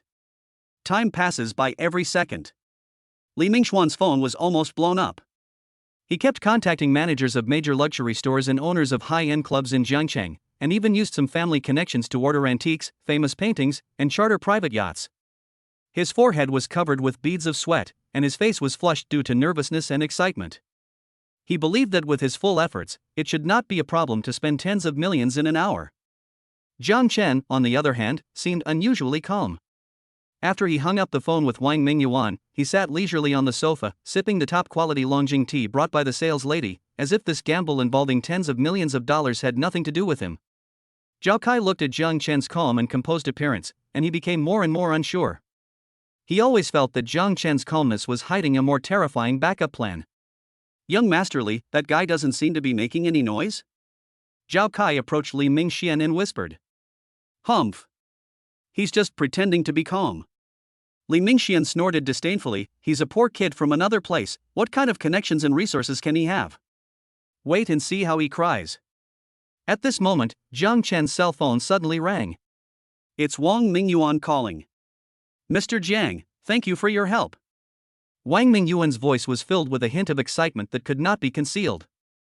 We have selected several high-value projects for you that can be traded quickly. First, our group's Shangpinhui Luxury Goods Mall can provide you with top-notch watches, jewelry and limited edition bags with a total value of about 8 million yuan. All transactions and invoices can be completed within 15 minutes. Second, we have a partnership with a top international art auction house. There happens to be a small internal auction tonight. There is a landscape painting by a modern master, which is estimated to be worth around 15 million. We can help you get it for a friendly price of 12 million, and we can sign the transfer agreement immediately. Third, if you have travel requirements, we can also arrange a short-term rental service for a Gulfstream G650 private jet for you. The monthly rental fee is about 5 million, and the contract and payment voucher can be completed within half an hour. Wang Mingyuan listed several consumption projects with a total value of tens of millions in one breath, and each transaction could be completed in a very short time. It was simply tailor-made for Jiang Chen. Mr. Wang, thank you for your concern. Jiang Chen smiled slightly. Let's do as you say. I want that landscape painting. I've also signed the contract for the private jet lease. As for the luxury goods, well, you can arrange them as you see fit. Make it an even number and don't be too wasteful. He now has a consumption rebate card in his hand, so for him, these consumptions are just like transferring money from one hand to the other. Not only does he not lose money, he can even make a fortune. Okay. Mr. Jiang is straightforward. Wang Mingyuan was overjoyed and immediately began to arrange people to carry out the operation. After hanging up the phone, Jiang Chen glanced at Li Mingxian and a meaningful smile appeared on the corner of his mouth. Li Mingxian felt a little scared when he looked at him, and the ominous premonition in his heart became stronger and stronger. Time passes by every second. Li Mingxuan's spending was also growing steadily. He had already successfully booked a Ferrari sports car worth 5 million, purchased luxury goods worth millions, and even booked a VIP annual pass for a top club. According to a rough estimate, his spending has reached nearly 15 million. Jiang Chen, time is almost up. Li Mingxian looked at Jiang Chen with a smug smile on his face. My spending has exceeded 15 million. How about you? How much did you spend? You didn't even spend 1 million, did you? In his opinion, he has already won this bet. Jiang Chen just smiled faintly when he heard this, and said nothing. Just then, there was a sudden commotion at the door of the sales office. Wang Mingyuan, the general manager of Hyatt Hotel, walked in quickly with several elites in professional suits, holding a thick stack of documents and several exquisite gift boxes. Chapter 20. The dust has settled, Li Xiao's humiliation. Li Mingxian looked ashen. He slumped to the ground, trembling all over, no longer showing any of his usual domineering demeanor. He lost miserably, lost completely. More than 43 million yuan in spending. This was far beyond his imagination. Even if he emptied the entire Li family, he might not be able to come up with so much cash flow in an hour. But Jiang Chen, as if nothing had happened, completed all of this with ease. Who is this person? Mr. Li, I have to accept the defeat. Jiang Chen walked up to Li Mingxian and looked down at him. His voice was cold and emotionless. Now, is it time to fulfill your promise? Not only admitting that he is a loser, but also giving the most expensive car under his name to the other person. Li Mingxian felt a surge of blood rushing to his head. Humiliation, anger, fear, all these emotions intertwined together, making him almost crazy. I. He opened his mouth, but couldn't utter a word. Forcing him to admit in public that he was a waste was more painful than killing him. What? You want to cheat? Jiang Chen's eyes suddenly turned cold, and an invisible murderous aura spread out. I seem to have said just now that if anyone dares to cheat or fail to fulfill the bet, don't blame me for being rude. Mr. Li, you don't want to try out what my rude feels like, do you? Li Mingxian felt a chill in his heart when he saw Jiang Chen's cold eyes. He had no doubt that if he really dared to cheat, the seemingly harmless young man in front of him would definitely do something more terrible than asking him to bark like a dog. I admit it. Li Mingxian gritted his teeth and squeezed out these words. He knew that he was in trouble today, and he was in trouble completely. He got up from the ground trembling and lowered his once proud head under the contemptuous, sympathetic, and gloating gazes of the crowd. I'm trash. These 4 words seemed to drain all the strength from his body. After saying this, he collapsed to the ground again as if exhausted. What else? Jiang Chen's voice sounded relentlessly. Car keys. Li Mingxian tremblingly took out an exaggerated sports car key from his pocket. It was the key to his limited edition Bugatti Veyron. He looked at the key reluctantly, and finally handed it to Jiang Chen humiliatingly. This is the most expensive car I own. I'm giving it to you. Jiang Chen took the key and tossed it casually in his hand, with a playful smile on his face. Thank you for your generosity, Mr. Li. I hope you can learn from your mistakes and keep a low profile in the future. After saying that, he stopped looking at Li Mingxian and turned to Xiaoya, the property consultant who had already been dumbfounded, and said, Ms. Xiaoya, have all the formalities for this house under my name been completed? Is there a garage? I have to find a good place to park my new sports car. Oh. It's done. Xiaoya finally woke up from her dream and nodded and said, Mr. Jiang, your house comes with 2 exclusive underground parking spaces. It can definitely accommodate your car. She looked at the key to the Bugatti Veyron in Jiang Chen's hand and was so excited that she couldn't speak clearly. This is a Bugatti Veyron, the legendary top sports car. She never dreamed that she would be able to see it with her own eyes. And this Mr. Jiang actually won one easily. The guests around were also completely shocked by Jiang Chen's actions. They finally opened their eyes today. What does it mean to be a super rich man? What does it mean to spend money like water? What does it mean to destroy everything in the midst of laughter and chatter? This Mr. Jiang is simply a god descending to earth. After experiencing this great humiliation, Li Mingxian was no longer ashamed to stay in Jiangcheng. He left the sales office in disgrace, along with his group of equally distraught friends. Zhao Kai was even more frightened. He crawled behind Li Mingxian, fearing that Jiang Chen would suddenly change his mind and settle the score with him later. A disturbance provoked by Zhao Kai ended with Li Mingxuan's miserable defeat and Jiang Chen's great victory. Because of this shocking gambling game, Jiang Chen's name began to spread quietly among the upper-class circles in Jiangcheng. Chapter 21 New Car and Parents Shock. After completing all the formalities at the sales office and obtaining the key to the new house and the temporary parking certificate for the Bugatti Veyron from Xiaoya, Jiang Chen said goodbye and left. Wang Mingyuan had already tactfully led his men ahead, and before leaving, he specially left behind a driver and a Rolls-Royce Phantom for Jiang Chen to dispatch at any time. Jiang Chen did not refuse this. He really needed a car to get around, and he couldn't just drive that Bugatti Veyron around everywhere. "Mr. Jiang, where are we going now?" the driver asked respectfully. "Go to the parking lot of the Hyatt Hotel. My Bugatti Veyron is still parked there," Jiang Chen said calmly. When Jiang Chen arrived at the Hyatt Hotel in a Rolls-Royce and took over the other spare key and related documents of the Bugatti Veyron from Li Mingxuan's follower, the hotel's doorman and security guards looked at Jiang Chen as if they were looking up to a god. Sitting in the high-tech cockpit of the Bugatti Veyron and feeling the surging power from the engine, Jiang Chen couldn't help but feel a sense of pride in his heart. With his god-level driving skills activated, his control over this top supercar instantly reached the level of perfection. With a step on the accelerator, the Bugatti Veyron let out a deafening roar, and like an arrow shot from a bow, it sped away in the astonished and admiring eyes of passers-by. Jiang Chen did not drive the flashy sports car home immediately. Instead, he found a secluded place first, familiarized himself with the condition of the car, and then drove it to the underground garage of Hanlin family and parked it. This car can be used as a surprise prop for him in the future. Afterwards, he asked the driver arranged by Wang Mingyuan to drive him back to the slightly shabby rental house where he currently lived in a Rolls-Royce. Looking at the familiar yet somewhat unfamiliar environment in front of him, Jiang Chen was filled with emotion. In just 2 days, his life has changed dramatically. He did not stay in the rental house for long. He simply packed his things and prepared to leave immediately to go home to visit his parents. He couldn't wait to see his parents' surprised expressions when they moved into their new house and drove their new car. He asked the driver to drive the Rolls-Royce directly to his hometown, a small county town about 2 hours' drive from Jiangcheng City. When this top-of-the-line luxury car worth tens of millions slowly drove into the slightly old neighborhood, it immediately caused a sensation among all the neighbors. "Look! Whose car is that? A Rolls-Royce. Oh my God! How much does this car cost? Millions? Tens of millions? Is he from our neighborhood? I've never heard of anyone getting so rich." Amid the discussions among the crowd, the Rolls-Royce came to a steady stop downstairs of Jiang Chen's old apartment building.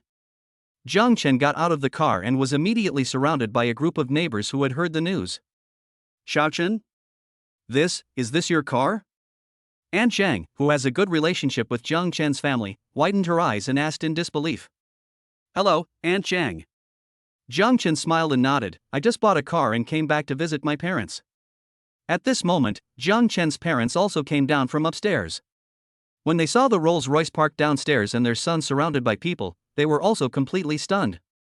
Xiao Chen, what on earth is going on?" the mother asked in a trembling voice, her face full of shock and anxiety. The father said nothing, just looked at his son with a complicated and scrutinizing look. They really couldn't believe how their ordinary son could suddenly drive such a luxury car that they couldn't even dream of owning. Chapter 22 The Joy of the Parents and the Secret of the Son. "Dad, Mom, let's go inside and talk." Jiang Chen knew that some things were really hard to explain in front of so many neighbors. He supported his still-dazed parents and walked into his slightly old 2-bedroom apartment amid everyone's surprised, envious and inquiring gazes. After closing the door and isolating herself from the outside world, the mother grabbed Jiang Chen's hand and asked anxiously, "Xiao Chen, tell me honestly, what's going on? Where did you get so much money for that car and the house and car you mentioned before? Although my father didn't say anything, the worry and doubt in his eyes were no less than those of my mother. Jiang Chen knew that his parents would not feel at ease if he didn't give them a reasonable explanation. He helped his parents sit down on the sofa, then took out the just-signed house purchase contract and some bank bills from his bag. Of course, they had been processed to hide all traces of the system and leave only normal proof of investment income. Dad, Mom, take a look at this first. Jiang Chen handed the document to his parents. The old couple put on reading glasses and flipped through the pages one by one with trembling hands. When they saw the words Hanlon family, 320 square meters, 12.88 million and so on the house purchase contract, their hands shook even more violently. Is this true? The mother raised her head and looked at Jiang Chen, her eyes full of disbelief. Of course it's true, Mom. Jiang Chen said with a smile, this is the new house I bought for you. It's in the center of Jiangqing City. It has a good environment and complete facilities. You can move there and live there in the future and enjoy your old age. He then took out some packaged investment income certificates and explained, as for where the money came from, don't worry. Some time ago, I made some investments with a friend, and we were lucky enough to make a lot of money. This money is all clean, and your son will never do anything illegal. Although this explanation is a bit vague, for parents who have been honest and hardworking all their lives, they will feel relieved as long as they know that their son's money comes from a legitimate source. Great! My son has made it. He has made it. The mother cried with joy, holding Jiang Chen's hand, and was so excited that she couldn't speak. The father's eyes were also a little moist. He patted Jiang Chen's shoulder with satisfaction and said in a deep voice, well done, Xiaochen. You didn't bring shame to our Jiang family. Seeing his parents' genuine happiness, Jiang Chen's heart was also filled with warmth and satisfaction. This is the meaning of his efforts. Dad, Mom, this is just the beginning. Jiang Chen said with a smile, I also ordered 2 cars for you, an Audi A6L for Dad and a Mini Cooper for Mom. You can pick up the cars in 2 days. He also bought 2 cars? The old couple were once again shocked by their son's big spending. Well, it will be convenient for you to go out in the future. Jiang Chen said, by the way, I have already contacted the designer for the decoration of the new house. It will be decorated according to your favorite style. You just wait to move in with your bags. In the following time, Jiang Chen described in detail to his parents the beauty of the new house and the happy life in the future. The old couple smiled happily after hearing this. All their worries and doubts disappeared, and were replaced by endless joy and pride. They knew that their son had really grown up and had a promising future. Of course, Jiang Chen still did not reveal anything about the system. He would keep this secret in his heart forever. He just wanted his parents to enjoy life happily and did not want them to worry about these unreasonable things. Ding! The host has successfully made his parents feel happy and at ease, filial piety value plus 300. Ding! The hidden task thank you to your parents has been successfully completed. Get extra rewards, skill rejuvenation primary. Parents' health status has been slightly improved. Rejuvenation elementary, the host has mastered the basic knowledge of massage and pathology, and can use his hands to perform simple physical conditioning on others, relieve fatigue, and improve some common minor ailments. Another new skill. And it's related to health. Jiang Chen was overjoyed. This skill was so practical. In the future, he could personally take care of his parents' health and keep them healthy and long-lived. Moreover, his parents' health has also improved, which makes him happier than any monetary reward. On this day, Jiang Chen accompanied his parents and talked a lot, from his childhood embarrassment to future plans. The family was happy and full of laughter. Looking at the long-lost bright smiles on his parents' faces, Jiang Chen felt that everything he had done was worth it. Chapter 23 Return and New Business Opportunities. After spending 2 days with his parents in his hometown, Jiang Chen felt an unprecedented sense of satisfaction as he watched them happily discussing the decoration style of their new house and their vision of a better life in the future. Although the county town is small, the news that Jiang Chen came back in a Rolls-Royce spread quickly throughout the area like wings. For a time, the news that the Jiang family had a big boss became the hottest topic among neighbors. Those relatives who were somewhat distant from the Jiang family in the past also came to visit with gifts, asking about their well-being, and their attitudes were completely different. Jiang Chen just smiled indifferently. He knew that this was reality. When you are down and out, no one cares. When you are prosperous, there is an endless stream of people who want to add icing on the cake. He did not become proud or complacent, nor did he deliberately show off. He treated those relatives and friends who came to congratulate him sincerely with courtesy as for those who curry favor with the powerful. He just pretended to be polite and did not make close friends with them or offend them. 2 days later, Jiang Chen politely declined his parents' request to stay a few more days, and returned to Jiangcheng in a Rolls-Royce amid the envious gazes of his neighbors. He has more important things to do. After returning to Jiangcheng, Jiang Chen did not go to the Hanlin family's new house immediately, but first returned to his slightly shabby rental house. He needs to plan the future development direction carefully. Although he now has tens of millions of yuan in his bank card and can earn huge profits through consumption rebates every day, this is ultimately not a long-term solution. Although the system is powerful, it cannot guarantee that there will never be any problems. Moreover, although simple consumption and slapping faces are refreshing, they lack a real sense of accomplishment. What he wants to do is to build a business that truly belongs to him and create greater value, rather than just being a super rich man who spends money like water. System: my current system level is LV2. In addition to upgrading the consumer rebate card and obtaining the skills of photographic memory and rejuvenation, are there any other new functions or permissions? Jiang Chen asked in his mind. Ding. After the host's system level is upgraded to LV2, in addition to the enhancement of existing functions, the following new functions are also unlocked. 1. Asset Management Module Primary. The system can provide the host with basic asset analysis and investment advice, helping the host to manage and increase wealth more effectively. 2. Network Development Radar Primary. The system can scan and analyze the brief information and potential value of people within a certain range around the host, helping the host to screen and expand effective networks. 3. System Mall LV2. More LV2 level redeemable skills, props and permissions are added to the mall. Asset Management Module. Network Expansion Radar. Jiang Chen's eyes lit up. These 2 new features were tailor-made for him. He is now worried about how to plan his wealth and career, and these 2 functions will undoubtedly provide him with great help. He immediately opened the Asset Management Module. An interface similar to a stock K-line chart and data analysis appeared in his mind. The system made a preliminary analysis and listed his current asset status, consumption habits, and some popular investment areas in Jiangcheng and even the whole country. Real estate, finance, high-tech, culture and entertainment. Jiang Chen looked at the several key investment directions given by the system, thoughtfully. At this moment, the network expansion radar suddenly issued a slight prompt sound. Ding. A person with high potential commercial value is detected near the host. Do you want to view detailed information? Oh. Something's happening so soon? Jiang Chen raised his eyebrows and chose yes. Character: Lin Shuiyu, age, 25, occupation, independent fashion designer, founder of the original brand Shuiyu. Current status: the brand has encountered a development bottleneck and is in urgent need of funding and channel support. It is considering whether to accept a large clothing group's acquisition invitation, but is worried about the acquisition conditions and the future development direction of the brand. Potential value: high talent in fashion design, unique brand concept, and huge market potential. If it can obtain appropriate support, its brand Shuiyu is expected to become a well-known designer brand in China and even internationally. Relationship with the host: low-no direct intersection. Independent fashion designer? Original brand? Jiang Chen's heart moved. Although he didn't know much about the clothing design industry, the keywords original brand and huge market potential made him keenly smell a business opportunity. More importantly, this designer Lin Shuiyu seems to be facing difficulties and is in urgent need of funds and support. Isn't this the perfect time for him to intervene? Chapter 24, a timely help? Or is there another purpose?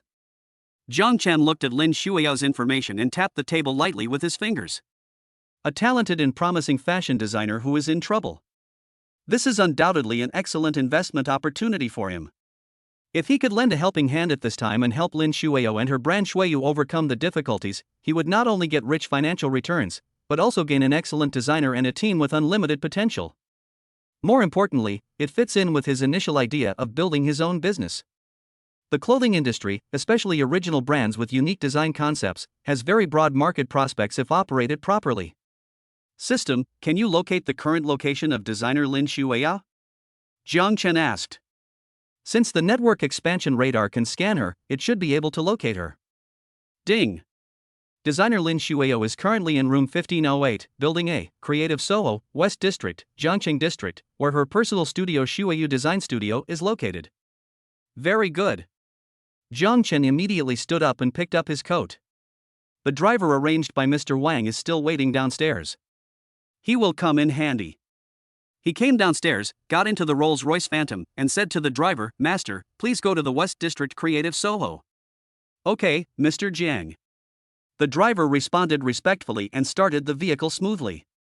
An hour later, the Rolls-Royce stopped downstairs of Creative Soho. This is a modern-looking office building, which houses many small startups and personal studios. Jiang Chen followed the address given by the system and came to room 1508, Building A. There is a simple and elegant sign hanging at the door, Shuiyu Design Studio. Jiang Chen knocked on the door gently. After a moment, the door opened. The person who opened the door was a young woman, about 24 or 25 years old, with a plain face, but it was hard to hide her beautiful face. She was wearing a loose white linen shirt, her hair was casually tied behind her head with a hairpin, and her eyes were a little tired, but more of a kind of unyielding tenacity. "I think this person should be Lin Shuiao." "Hello, who are you looking for?" When Lin Shuiao saw the unfamiliar Jiang Chen at the door and the Rolls-Royce looming behind him, a hint of doubt flashed in her eyes. "Hello, Ms. Lin."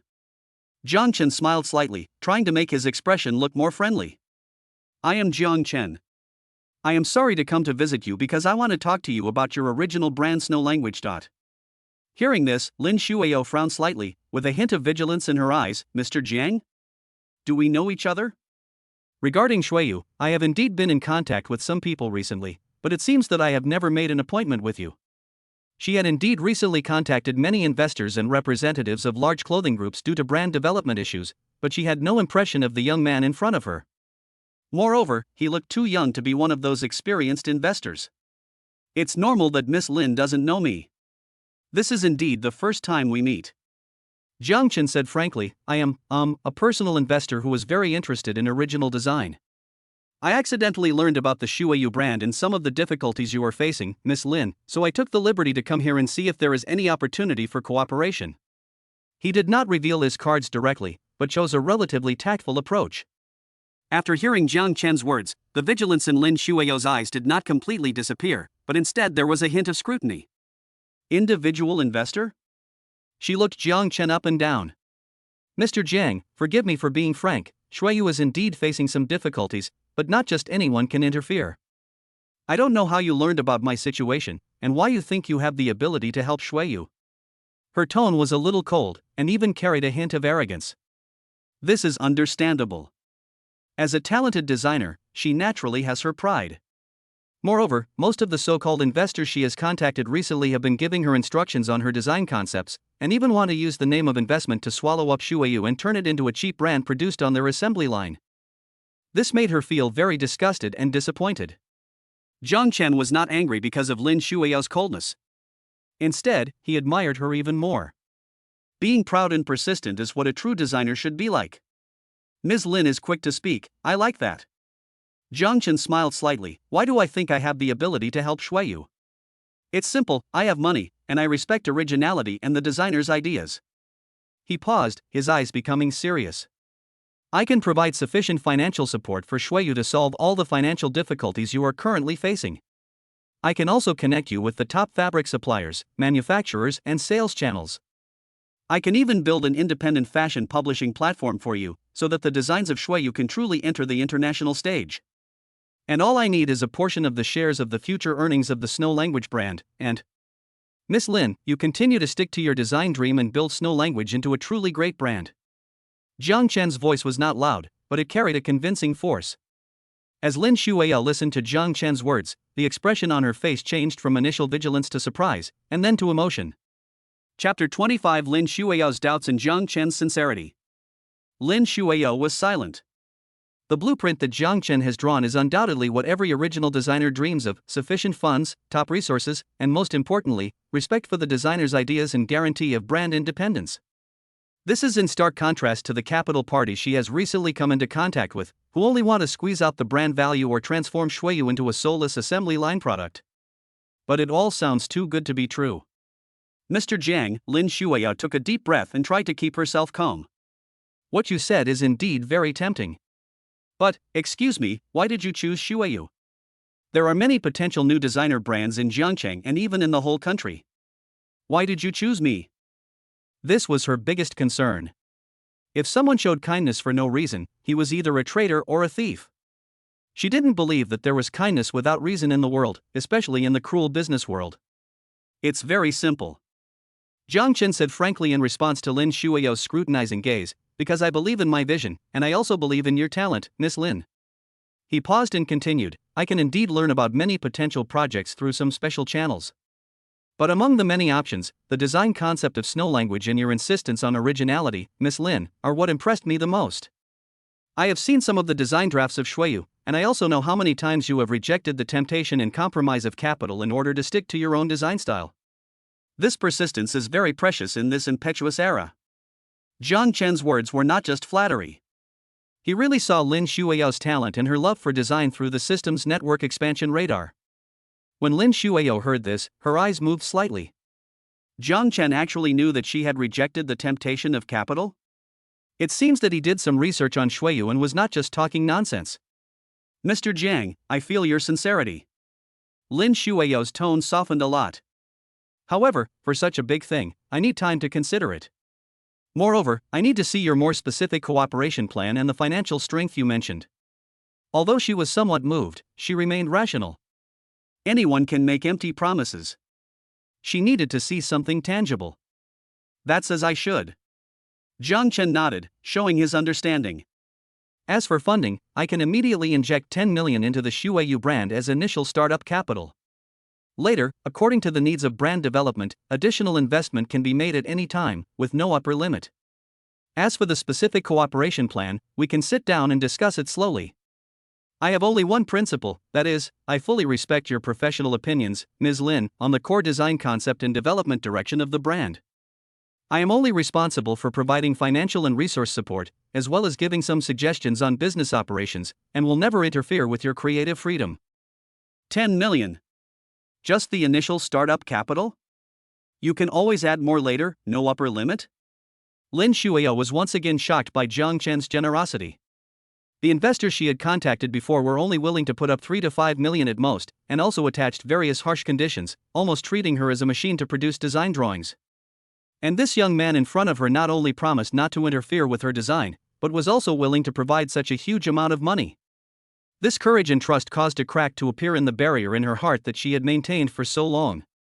Mr. Jiang, Lin Shuiao looked at Jiang Chen, her eyes filled with complicated emotions. Do you really think so highly of Shuiyu?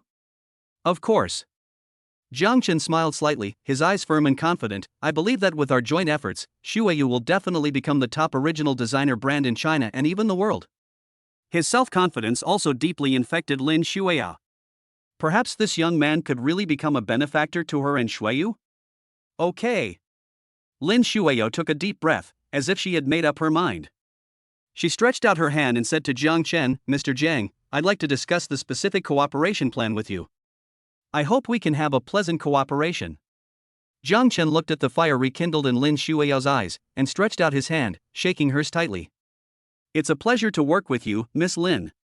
Chapter 26, Investing in Snow Language, Preliminary Planning. For the next 2 hours, Jiang Chen and Lin Shuiao had an in-depth discussion on the specific details of the cooperation in the slightly crowded but design-oriented office of Shuiyu Design Studio.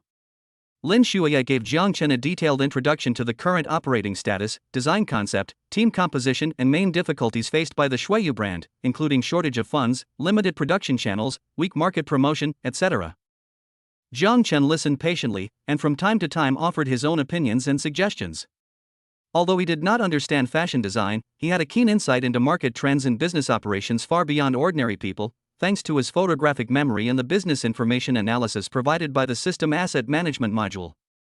Many of his views made Lin Shuiao feel as if a new world had been opened. Ms. Lin, according to my preliminary assessment, Jiang Chen concluded after understanding all the circumstances, the biggest problem with the Shuiyu brand right now is not design, but business operations. You have top-notch designs, but lack effective ways to transform designs into commercial value. So, my initial thought is that after the capital injection, the first thing we need to do is to solve these core problems. First, expand the scale of production and optimize the supply chain. I will use my resources to connect Shuiyu with the best domestic fabric suppliers and garment processing factories to ensure product quality and production efficiency. Second, expand online and offline sales channels. In addition to the existing online stores, we can also open flagship experience stores of the Shuiyu brand in high-end business districts in Jiangcheng and even first-tier cities across the country. At the same time, actively expand cooperation with major e-commerce platforms and fashion buyer stores. Third, we will increase our efforts in brand promotion. I will invest sufficient funds to conduct all-round brand marketing, including cooperating with fashion media, inviting celebrities to endorse our products, hosting independent fashion shows, etc., to quickly increase the brand awareness and influence of Shuiyu. Fourth, improve team building. In addition to the design team, we also need a professional operation team, marketing team, and customer service team to support the rapid development of the brand in the future.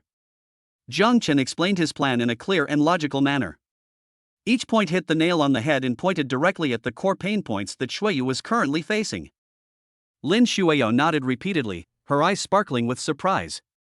She discovered that the young man in front of her not only had strong financial resources, but also had a business mind and strategic vision far beyond his peers. This gave her unprecedented confidence in the cooperation between the two parties. Mr. Jiang, your plan is perfect. I totally agree. Lin Shuiyu said excitedly, if we can really develop according to your plan, I believe that Shuiyu will be reborn and reach a whole new level. Of course. Zhang Chen smiled slightly, however, all of these require money. So, the first step is to solve the funding problem first. He took out his cell phone and transferred 10 million directly to Lin Shuiyu's corporate account. Ms. Lin, this 10 million is the first startup capital for the Shuiyu brand. You should use it to solve some of the most pressing problems at present, such as paying the overdue employee wages, supplier payments, and studio rent, etc. Zhang Chen said, I will inject the subsequent funds in batches according to our plan. Looking at the long string of zeros in the mobile banking account, Lin Shuiyu felt her heart skip a beat. 10 million. Just transferred it so easily? She had been worried about the funding gap of several 100,000 before, and now, a huge sum of 10 million was in front of her. This feeling is like a dream. Mr. Jiang, this is too much, Lin Shuiyu said incoherently. Although she was eager for funds, she was still a little overwhelmed by getting so much money at once. Not much. Zhang Chen waved his hand. For the future value of Shuiyu, this 10 million is just a drop in the bucket. Miss Lin, what you need to do now is to put aside all your worries and boldly display your talents. Leave the money issue to me. Lin Shuiyu looked at Zhang Chen's eyes full of trust and encouragement, and a warm feeling surged in her heart. She took a deep breath and nodded solemnly, Mr. Jiang, thank you. I will never let you down. From today on, I, Lin Shuiyu, and the Shuiyu brand will be handed over to you. Ding. The host successfully invested in the original designer brand Shuiyu and gained Lin Shuiyu's initial trust. The business map has taken shape. Ding. Trigger the hidden achievement. Knowing the pearl with a wisdom eye, reward, business talent point +1 can be used to enhance the host's insight or operational ability in a certain business field. Ding. Since this investment is a commercial behavior, it is not counted as personal consumption and does not trigger consumption rebates. Business talent points? Zhang Chen was delighted. This reward would undoubtedly be of great help to his future career development. It seems that investing in potential projects can not only make money, but also gain unexpected system rewards. This makes him even more excited about his future career. Chapter 27, The Rebirth of Shuiyu, Zhang Chen's Ambition. After solving the funding problem, Lin Shuiyu was filled with renewed energy. She took immediate action. The first thing she did was to pay the long overdue wages to several core employees of the studio, and then announced the good news that the brand had received huge financing. This news instantly rekindled the fighting spirit of the team, which had already been somewhat demoralized. Immediately afterwards, Lin Shuiyu began to contact fabric suppliers and processing factories with whom she had interrupted cooperation due to financial problems, to repay the debts owed and negotiate new cooperation. With the sufficient funds provided by Zhang Chen as a backing, she is now full of confidence. Many things that she didn't dare to think about or do before, she can now try them with ease. Zhang Chen did not interfere too much with Lin Shuiyu's specific operations. He believed that professionals should do professional things. He only needed to provide her with the necessary support and resources at the critical moment. He introduced Wang Mingyuan to Lin Shuiyu, and asked Wang Mingyuan to use the Hyatt Group's connections and channels in Jiangcheng and even the whole country to facilitate the development of the Shuiyu brand. Wang Mingyuan naturally agreed. Being able to share Mr. Zhang's worries was something he had been looking forward to. Moreover, he also keenly realized that the Shuiyu brand had unlimited potential in the future with the support of Jiang Chen. It would be beneficial for both himself and the Hyatt Group to lay out in advance. In the next few days, Jiang Chen's life was very fulfilling. During the day, he would visit Shuiyu Design Studio to learn about the progress of the brand and occasionally discuss future development directions with Lin Shuiyu. Lin Shuiyu's design talent is indeed well-deserved. After no longer having to worry about funding, her creative inspiration came out like a spring, and she designed a series of amazing new clothes. Jiang Chen also used the business talent points awarded by the system and chose to add them to the fashion industry insight. This gave him a deeper understanding of the fashion trends, market demand, and brand operations in the clothing industry, and was able to provide Lin Shuiyu with more valuable suggestions. In the evening, Jiang Chen would return to the Hanlin family's new house. Although the house is still under renovation, he can't wait to experience what it's like to live in a top-notch luxury house. Of course, he did not forget to use that mid-level consumption rebate card. The daily rebate limit of 5 million and the maximum rebate multiplier of 20 times made his wealth grow rapidly like a snowball. He purchased a large number of luxury goods, artworks, and top-quality ingredients, and even participated in some small private auctions through Wang Mingyuan's channels, buying some antiques and jewelry of collectible value. He did not do these things just to show off or satisfy his vanity. On the one hand, it was to trigger consumption rebates and accumulate original capital. On the other hand, it was also to improve his taste and vision and lay the foundation for entering a broader business field in the future. He even used his god-level cooking skill to cook a few meals for himself. The food was as delicious as a state banquet, which made him love this skill even more. As for his miraculous healing skill, he plans to wait until his parents move into their new home and then slowly regulate their bodies. As for the Bugatti Veyron, Jiang Chen only occasionally drove it out for a few laps in the dead of night to experience the ultimate speed and passion of a top supercar. Most of the time, it was quietly parked in the garage, like a dormant beast. Everything is moving in a good direction. Jiang Chen knew that this was just the beginning. His goal is definitely not just to become a rich man, or to act tyrannically in a small place like Jiangcheng. He wants to build a business empire of his own and let the name Jiang Chen resound throughout the world. The Shuiyu brand is the first cornerstone for him to achieve this grand goal. He wants to make this original brand created by a Chinese designer shine the brightest on the international fashion stage. On this day, Jiang Chen was in the new house of the Hanlin family, communicating the design plan of the house with a top decoration designer who was far away abroad through video. Suddenly, his cell phone rang. It was an unfamiliar number, and the location shown was Beijing. Chapter 28: A call from Beijing, a mysterious invitation. Capital city? Jiang Chen's heart was slightly moved. He didn't know anyone in Beijing. Who could be calling? He pressed the answer button and said calmly, "Hello, I'm Jiang Chen." "Hello, Mr. Jiang. Excuse me, I am the butler of the Qin family, my name is Qin Hai." A calm and respectful male voice came from the other end of the phone. "My old man, Mr. Qin Zhenbong, would like to invite Mr. Jiang to come to his house tomorrow for a chat. I wonder if it is convenient for Mr. Jiang." The Qin family? Qin Zhenbong? Jiang Chen frowned slightly. He was a little unfamiliar with this name. He subconsciously activated the Eye of Insight and wanted to find out the details of the Qin family. However, this time, the Eye of Insight did not give any useful information, but only showed a vague fog. Target: Qin family in Beijing. Information is blocked by special power and cannot be detected. Unable to detect? Jiang Chen was shocked. This was the first time he encountered the failure of the Eye of Insight. It seems that the Qin family in the capital has a very powerful background and may even possess some power beyond the mundane world. Butler Qin. Jiang Chen hesitated for a moment and asked tentatively, "I wonder what Mr. Qin wants to talk to me about." "I don't know the details." Qin Hai's tone was still respectful. "It's just that my old man happened to hear about Mr. Jiang's deeds in Jiangcheng. He admired Mr. Jiang very much and wanted to make friends with Mr. Jiang and discuss cooperation." "Mr. Jiang, don't worry, our Qin family has no ill intentions." Overheard by chance? Jiang Cheng's deeds? Jiang Chen's mind raced. He had not been in Jiangcheng for long, and the real big commotion had only happened in the past 2 days. Could it be that the Li family or the Zhao family passed the news to the capital? No, even the Li family would not be able to say anything in front of a behemoth like the Qin family in the capital. Then, the only possibility is Wang Mingyuan from the Hyatt Hotel or Qin Lan from the Imperial Kitchen. These two people are both powerful figures in Jiangcheng.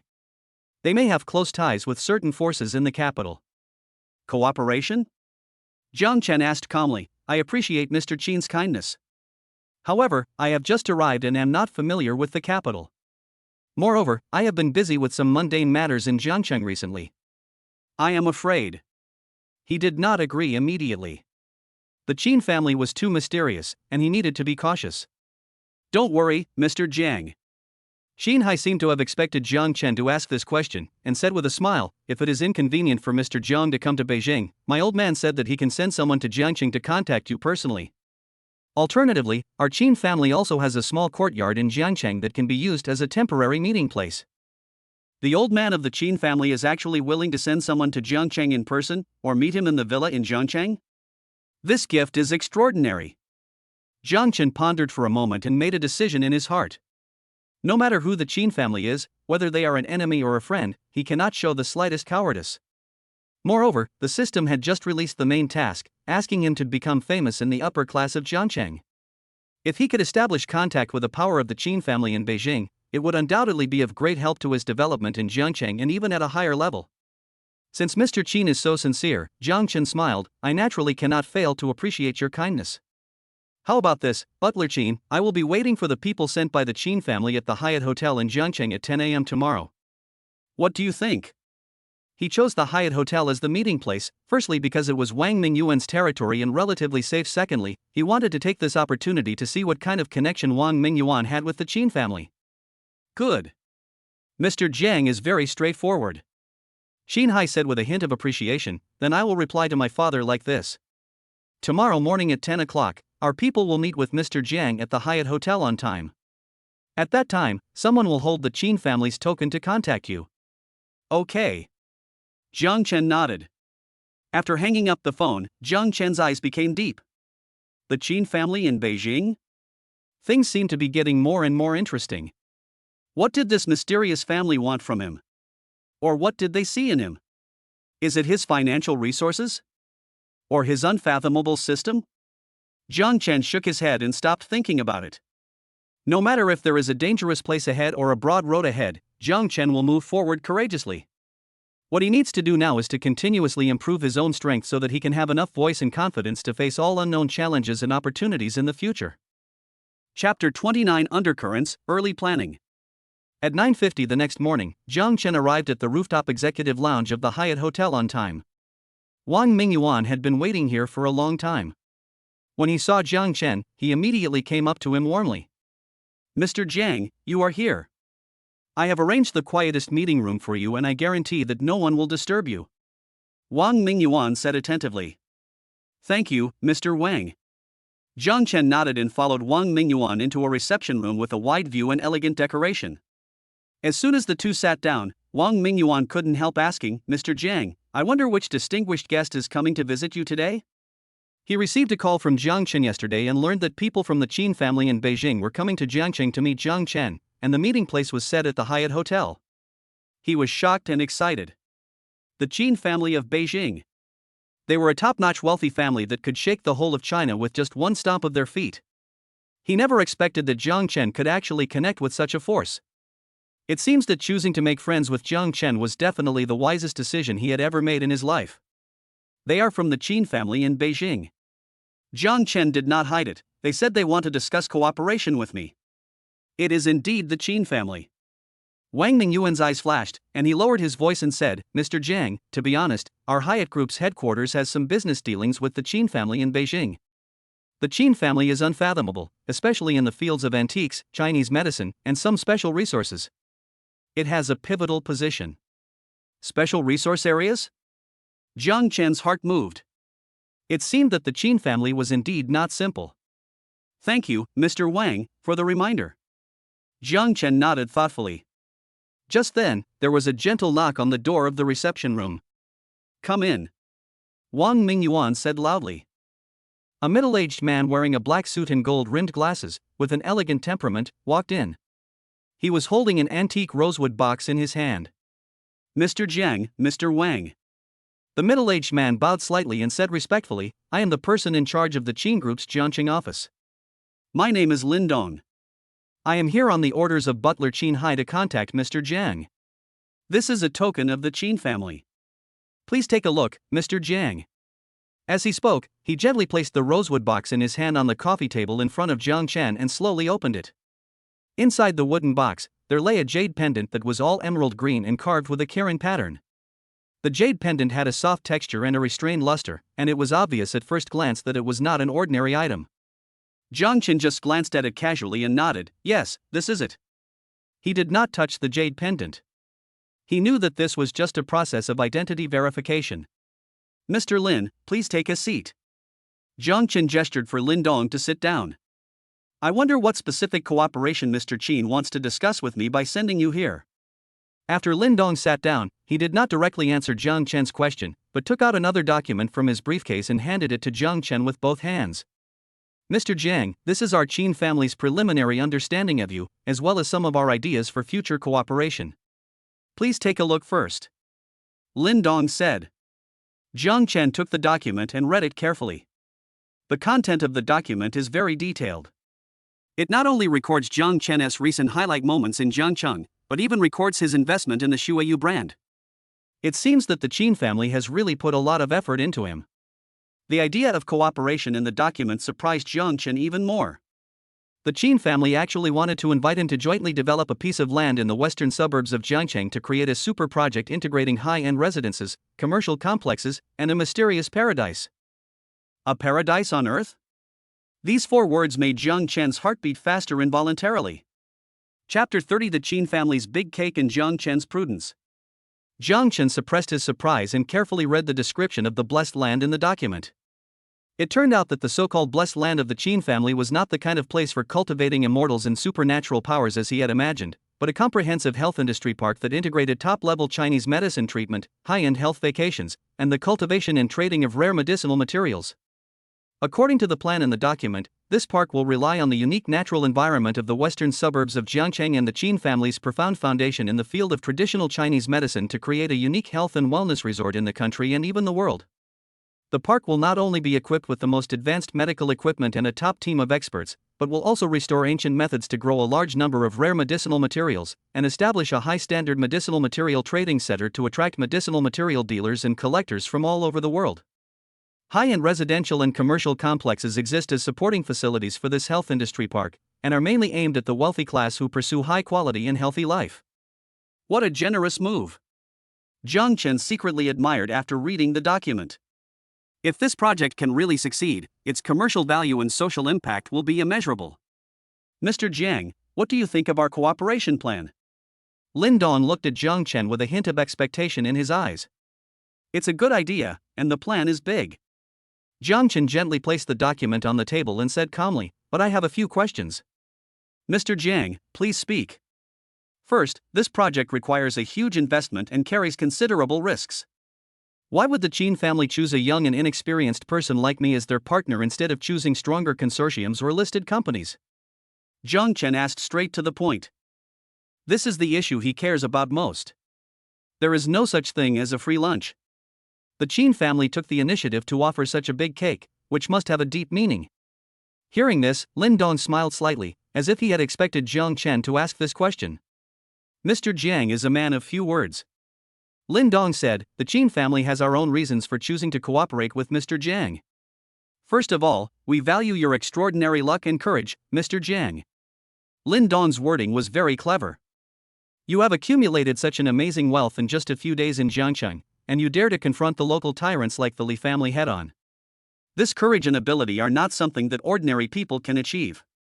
Secondly, although this project has broad prospects, it also involves some special areas, such as the cultivation of rare medicinal materials and the application of some ancient healing techniques. If these things are cooperated with those profit-seeking capital consortiums, they will easily change their nature and even cause some unnecessary troubles. As for you, Mr. Jiang, according to our understanding, you are decisive and unconventional, and you don't seem to have too many ties and concerns of a secular family. Cooperating with you will allow our Qin family to be more relaxed in certain aspects. Jiang Chen understood after hearing this. To put it bluntly, the Qin family saw that he was a barefoot man who was also very good at making money and fighting. By cooperating with him, they could take advantage of his financial resources and luck without having to worry about any complicated forces behind him trying to get a piece of the pie or hinder their plans. The last reason, Lin Dong continued, is also the most important one. Our Qin family has received some, advice from experts, saying that Mr. Jiang is the key variable for the success of our project. Although we cannot fully understand the deep meaning of it at present, our Qin family has always believed in the advice of experts. Any advice? Key variables? Jiang Chen raised his eyebrows slightly. It seemed that the Qin family was indeed involved with some special circles. However, this is not a bad thing for him. I understand. Jiang Chen nodded. Then the second question is, in this cooperation project, what do I need to pay? What can I get? Mr. Jiang is a man of few words. Lin Dong said with a smile, according to our initial plan, the Qin family will be responsible for providing the land, core technology, and connections in the field of traditional Chinese medicine required for the project. And you, Mr. Jiang, will be mainly responsible for providing the initial startup funds for the project, and at certain critical moments, using your special abilities to clear some obstacles for the project. In return, Mr. Jiang, you will receive 30% of the total revenue of the project after the project is successful.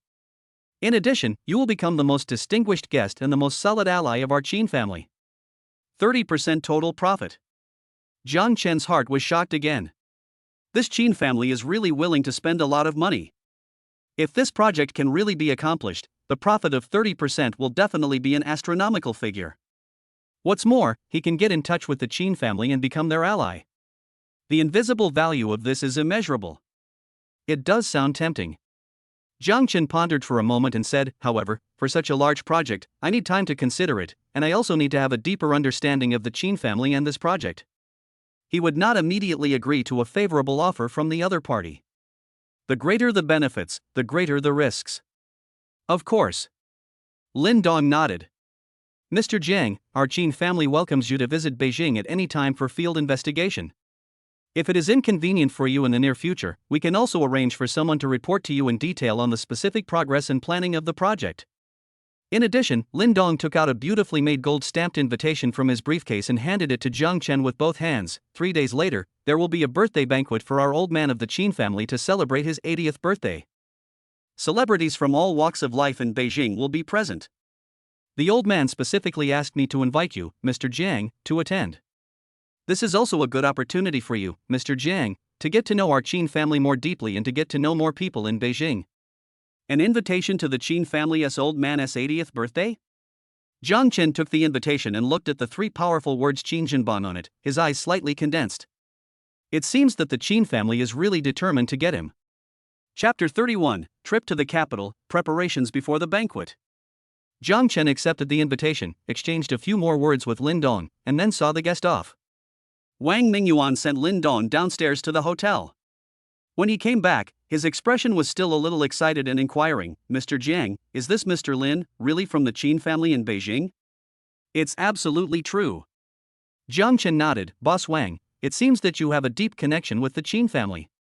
Wang Mingyuan smiled bitterly. Mr. Jiang, you are joking. Although our Hyatt group is quite powerful, it is nothing compared to the giant Qin family. It is just because of some business dealings that I have the honor to meet several managers of the Qin family. I didn't expect that Mr. Jiang could get a personal invitation from Mr. Qin. There is no other person in Jiangcheng who can have this honor. The look in his eyes as he looked at Jiang Chen became more and more odd. Jiang Chen smiled slightly and said nothing more. He knew that Wang Mingyuan was trying to show goodwill to him, while also secretly trying to find out about his relationship with the Qin family. Jiang Chen would naturally not easily reveal his cards to this old fox in the business world. Boss Wang, thank you for your hospitality and help today. Jiang Chen stood up and said, I still have some personal matters to take care of, so I'll take my leave now. I'll invite you for tea another day when I'm free. Mr. Jiang, you are so polite. It is my honor to serve you. Wang Mingyuan quickly stood up to see him off. After leaving the Hyatt Hotel, Jiang Chen did not return to the rental house immediately. Instead, he asked the driver to drive the Rolls-Royce around the city of Jiangqing for a few laps. He is thinking.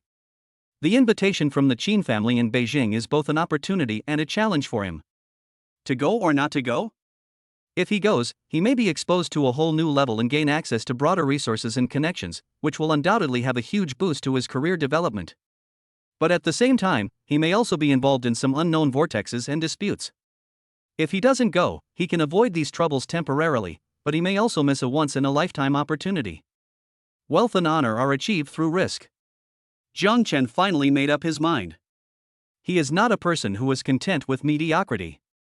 Since the system has chosen him and given him the ability to change his fate, he cannot let this opportunity go to waste. He must go to the capital. Moreover, he had to appear in front of the dignitaries in the capital in the most dazzling manner. After making up his mind, Jiang Chen immediately began to prepare for his trip to the capital.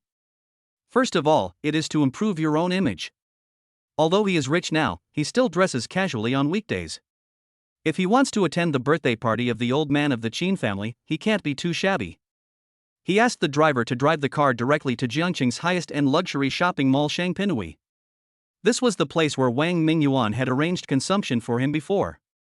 Thanks to Wang Mingyuan's advance arrangement and Jiang Chen's own bank card with an astonishing limit, he enjoyed the top VIP service here. From Italian handmade suits, top-grade Swiss watches, to French limited edition leather shoes, and specially formulated men's perfume, Jiang Chen almost completely renewed himself from head to toe. When he changed into a well-tailored Armani haute couture suit and wore the multi-million-dollar Patek Philippe Starry skywatch on his wrist, he was a little surprised when he saw his brand-new image in the mirror. It is true that clothes make the man and saddles make the horse. After dressing up carefully, his aura of a superior became more prominent, and his every move exuded a confidence and composure that could not be underestimated. Ding! The host's image and temperament have been greatly improved, and the charm value is +10. The system prompt sounded at the right time. Jiang Chen nodded with satisfaction. The next step is to prepare a birthday gift for Mr. Qin. This birthday gift should neither be too shabby nor too ostentatious, but should just reflect his sincerity and strength. Jiang Chen thought about it and finally set his sights on the authentic painting by Zhang Daqian that he had just photographed 1,000 miles of the Yangtze River. This painting is worth tens of millions, is magnificent and auspicious, and is undoubtedly the best choice as a birthday gift. Moreover, by giving this painting as a gift, he could also indirectly demonstrate his financial resources and special channels to the Qin family. Everything was ready, and Jiang Chen waited quietly for his trip to the capital 3 days later. He knew that it would be a brand new beginning and a real test. Chapter 32, Departure to Beijing, First Meeting with the Qin Family. 3 days passed in a flash.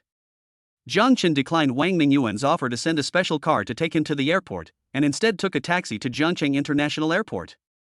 He didn't want to be too ostentatious, nor did he want to expose his close relationship with Wang Mingyuan too early. The plane took off on time and brought Jiang Chen to the political and cultural center of China, Beijing. After more than 2 hours of flight, the plane landed smoothly at Beijing International Airport. As soon as Jiang Chen walked out of the exit, he saw a middle-aged man holding a sign that read, "Mr. Jiang Chen." The man was wearing a proper Mao suit, with a kind face and a shrewd look in his eyes. It was Qin Hai, the butler of the Qin family who had spoken to him on the phone before. "Mr. Jiang, you have worked hard on the journey." Qin Hai took the initiative to step forward and shook hands with Jiang Chen enthusiastically. "I am Qin Hai, and I am here to pick you up on the orders of my father." "Butler Qin, you are too polite." Jiang Chen smiled slightly. "Please go there in person." Of course, of course." Qin Hai led Jiang Chen to the parking lot. "The car is ready, let's go directly to the Qin mansion. The old man and several young masters are already waiting for you." The Qin family's car is a Hongqi L5, which looks inconspicuous, but people who know the business can see its extraordinary features at a glance. A car of this level is not only a symbol of wealth, but also a reflection of identity and status. Jiang Chen got into the car calmly, and he had a deeper understanding of the Qin family's strength. The car drove smoothly all the way, passing through the bustling urban area, and finally entered a special area with strict security and shaded by green trees. This is where the real rich and powerful in the capital live. Ordinary people don't even have the qualifications to get close to it. Finally, the Hongqi L5 stopped in front of a large and magnificent traditional Chinese courtyard. The tall gatehouse, the vermilion courtyard wall, and the 2 majestic stone lions at the gate all demonstrate the dignity and extraordinary status of the owner of this mansion. "Mr. Jiang, we've arrived at the Qin residence." Qin Hai respectfully opened the car door for Jiang Chen. Jiang Chen got out of the car, looked up at this mansion full of history, and a barely perceptible gleam of light flashed in his eyes. He knew that from the moment he stepped into this mansion, a new chapter in his life would begin again. Under Qin Hai's guidance, Jiang Chen passed through several courtyards and came to a reception room with antique style and elegant furnishings. Several distinguished figures were already sitting in the reception room. Sitting in the middle is a white-haired old man who looks vigorous and imposing without even getting angry. He is wearing a loose tang suit, holding 2 warm jade walnuts in his hands, and his eyes are as deep as the sea, as if he can see into people's hearts. I think this person should be the helmsman of the Qin family, Mr. Qin Jinbong. Below Mr. Qin Jinbong sat 3 middle-aged men of different ages but equally impressive. They looked at Jiang Chen with scrutiny, curiosity, and subtle inquiry. These 3 should be the core members of the Qin family, the sons of Old Man Qin. Dad, Mr. Jiang Chen is here, Qin Hai said respectfully to Qin Jinbong. Qin Jinbong slowly raised his head and his eyes fell on Jiang Chen, with a hint of approval in his eyes.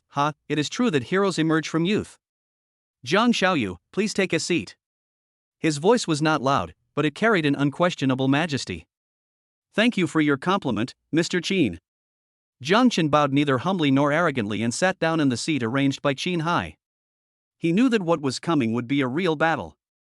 He had to use his wisdom and strength to win the respect and recognition of this top family. Chapter 33: The Qin Family's Test and Jiang Chen's Calmness. My dear Jiang, you must have come all the way here for a long time.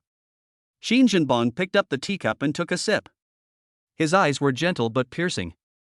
I took the liberty to invite you here. I mainly wanted to meet you in person. What kind of young man is this? He can make Wang Mingyuan praise him so much and make the useless boy of the Li family lose face in such a short time. Although his tone was polite, Jiang Chen could sense that the old man from the Qin family exuded the majesty and scrutiny of a superior between the lines. Mr. Qin, you are too kind. Jiang Chen smiled and responded calmly, I am just lucky, and some people are really short-sighted, so I was lucky enough to take advantage of them. His words were both humble and implicitly pointed out Li Mingxuan's faults. Qin Jinbong's eyes flashed with a smile when he heard this, and he looked up to Jiang Chen for his neither humble nor arrogant attitude. Luck is also a part of strength. Qin Jinbong put down his teacup and changed the subject. Friend Jiang, regarding the cooperation project proposed by our Qin family, I wonder what you think about it? Finally, we get to the point. Jiang Chen knew that this was the core of today's meeting. Mr. Qin, I have carefully studied the cooperation project proposed by your family. It is indeed a very grand and far-sighted plan. Jiang Chen first gave his affirmation, and then changed the subject. However, such a huge investment involves such a wide range of fields. Although I am not rich, I believe that I am afraid that I am not qualified for such a heavy task in terms of financial strength or human resources. Mr. Qin thinks so highly of me, which makes me feel a little terrified. He was retreating to advance, testing the Qin family's true intentions. When Qin Jinbong heard this, a gleam of light flashed in his eyes, and he exchanged an imperceptible glance with the 3 middle-aged men sitting below him. One of them, a middle-aged man in his 50s who looked the most calm, said, Mr. Jiang is too modest. What our Qin family values is not only Mr. Jiang's current financial resources, but also the extraordinary potential you have shown in certain special fields. We believe that with Mr. Jiang's participation, the chances of success of this project will be greatly increased. This middle-aged man is Qin Jinbong's eldest son, Qin Mingyuan, and one of the current main helmsmen of the Qin group. His words clearly represent the official attitude of the Qin family. Special field? Extraordinary potential? Jiang Chen raised his eyebrows in confusion. What do you mean, Mr. Qin? I am stupid, please explain clearly. He knew that the Qin family must have noticed some abnormalities in him through some channels, such as his incredible ability to make money or his skills that far surpassed those of ordinary people. But he would never take the initiative to admit the existence of the system. Qin Mingyuan looked at Jiang Chen deeply, pondered for a moment, and said, Mr. Jiang, there are some things that we cannot explain too clearly. But our Qin family believes that you, Mr. Jiang, are definitely not an ordinary person, and your future achievements are limitless. We are extending an olive branch to you now, hoping to establish a good relationship with you while you are still a potential talent, and to create a career together. This was a very skillful statement. It pointed out Jiang Chen's uniqueness, but did not point it out directly, giving both sides enough room. I understand. Jiang Chen nodded, and he had already made up his mind. I feel the sincerity of the Qin family. However, we still need to discuss in more depth the specific details of the cooperation, such as the method of capital investment, the management rights and responsibilities of the project, and the distribution of future profits. After all, brothers should settle accounts clearly, right? Although he was very interested in this project and wanted to get in touch with the Qin family, he would never give up his own interests and initiative. Of course. Qin Mingyuan nodded immediately. We completely understand Mr. Zhang's concerns. Regarding the specific terms of cooperation, we can set up a special team to conduct detailed discussions and docking. Our Qin family will definitely offer sincerity and the most generous conditions. Okay. Jiang Chen smiled slightly. In that case, I agree in principle to cooperate with your family on this project. The team arranged by President Qin will contact me on the specific matters. He did not say anything final, but only agreed to cooperate, leaving himself enough room for maneuver. Seeing that Jiang Chen finally gave in, Qin Zhenbang showed a satisfied smile on his face. Good. Young friend Jiang is quick to speak. I really didn't misjudge you. Qin Zhenbang laughed loudly. Today is my birthday party. Young friend Jiang must stay for a while and have a few drinks with us. I can also take this opportunity to introduce you to some friends in Beijing. This is to show goodwill to Jiang Chen, and also to announce to the outside world that Jiang Chen is someone that his Qin family values. Jiang Chen naturally would not refuse this kindness. That's what I want, but I dare not ask for it. Jiang Chen bowed and said with a smile. Chapter 34, Qin Mansion Birthday Banquet, Undercurrents. With an order from old man Qin Zhenbang, the birthday banquet at the Qin Mansion officially kicked off. The courtyard outside the reception room was already filled with exquisite banquets. The guests, dressed in fancy clothes, gathered in groups of 3 or 5, chatting and laughing, creating a warm and harmonious atmosphere. All those who were able to attend Mr. Qin's birthday banquet were well-known figures from all walks of life in Beijing and even the whole country. Business tycoons, political dignitaries, academic masters, artistic celebrities, big figures who are rarely seen on weekdays, all gathered together at this moment to celebrate Mr. Qin's birthday. As a distinguished guest specially invited by Mr. Qin, Jiang Chen naturally became the focus of everyone's attention.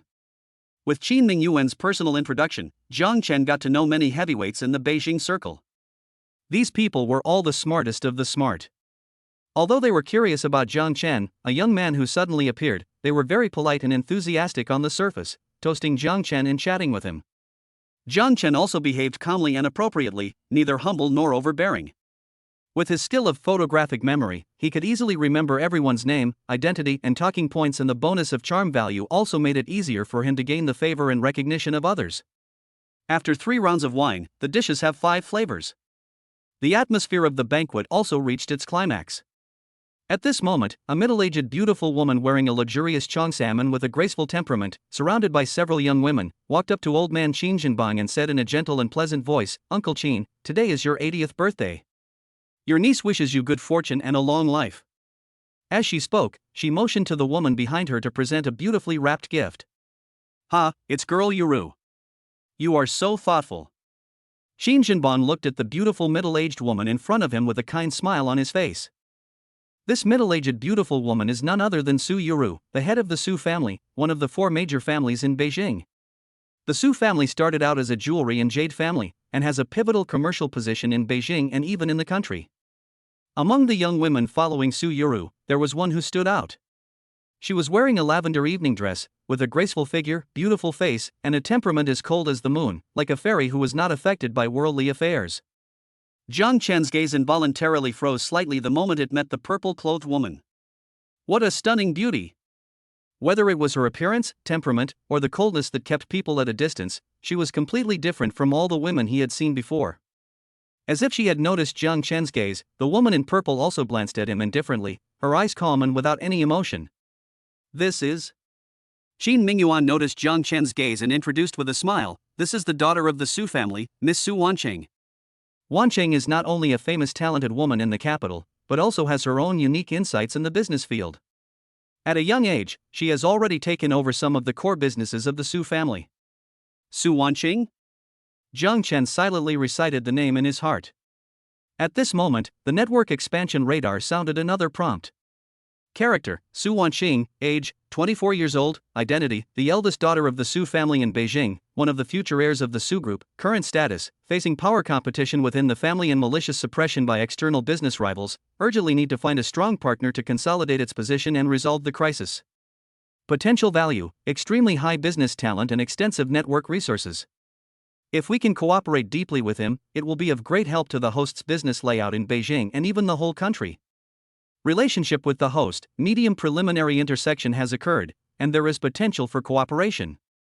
Another character with extremely high potential value.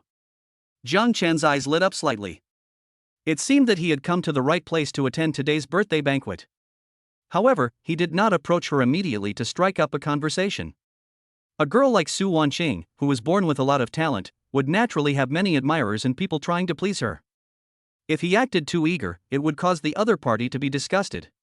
He simply looked at Su Wanqing twice calmly, then looked away and continued chatting and laughing with other guests around him. However, Jiang Chen's calmness and composure caused dissatisfaction among some people. Not far away, a young man wearing an Armani suit, with a handsome face but a sinister look in his eyes, was staring at Jiang Chen with an unfriendly look. His name is Lin Yifeng. He is the young master of the Lin family in Beijing. He is also the most persistent and crazy one among Su Wanqing's many suitors. Although the Lin family can be regarded as a second-rate family in Beijing, it is still far behind the top wealthy families such as the Su family and the Qin family. Lin Yifeng has always wanted to achieve a class leap for his family by marrying Su Wanqing.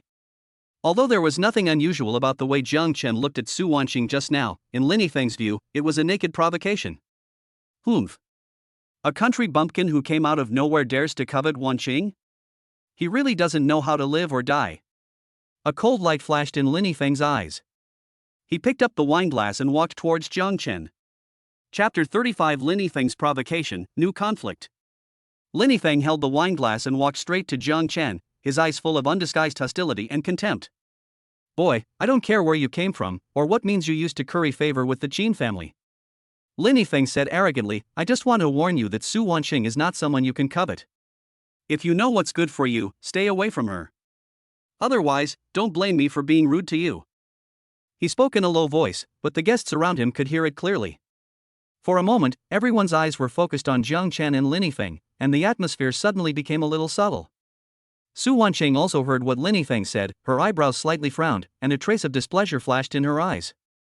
She had long been fed up with Lin Yifeng's persistent behavior, but because of the relationship between the two families, she couldn't get angry. Jiang Chen looked at the self-righteous Lin Yifeng in front of him, with a sneer on his face. Another ignorant dandy boy. Who are you? Jiang Chen asked in a flat tone, as if he didn't take Lin Yifeng's warning to heart at all. Humph. You don't even recognize me, Lin Yifeng. It seems that you are really a bumpkin from outside the province. Lin Yifeng was even more proud. He held his head high and said in a condescending tone, listen carefully, my father is Lin Jiangwo, the chairman of the Lin Group. In Beijing, although my Lin family is not as good as the Qin family and the Su family, it is not something that a nobody like you can afford to offend. Oh, Lin Group. Jiang Chen nodded thoughtfully, I don't think I've heard of it. Puff. Some of the guests around couldn't help but laugh out loud. Although the Lin Group is somewhat famous in Beijing, it is not on the same level as top wealthy families like the Qin family and the Su family. Jiang Chen's I've never heard of it was simply a slap in Lin Yifeng's face. Lin Yifeng's face instantly turned the color of liver.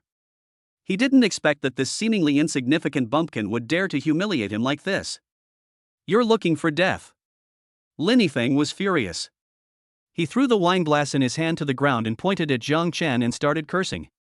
A Feng. Don't be rude. At this moment, a majestic rebuke was heard. I saw old man Qin Jinbong, supported by Qin Mingyuan, slowly walking over. Although he was old, his eyes were still as sharp as an eagle, and he was majestic without being angry. Uncle Qin Lin Yifeng's arrogance suddenly diminished when he saw Qin Jinbong, and he lowered his head guiltily.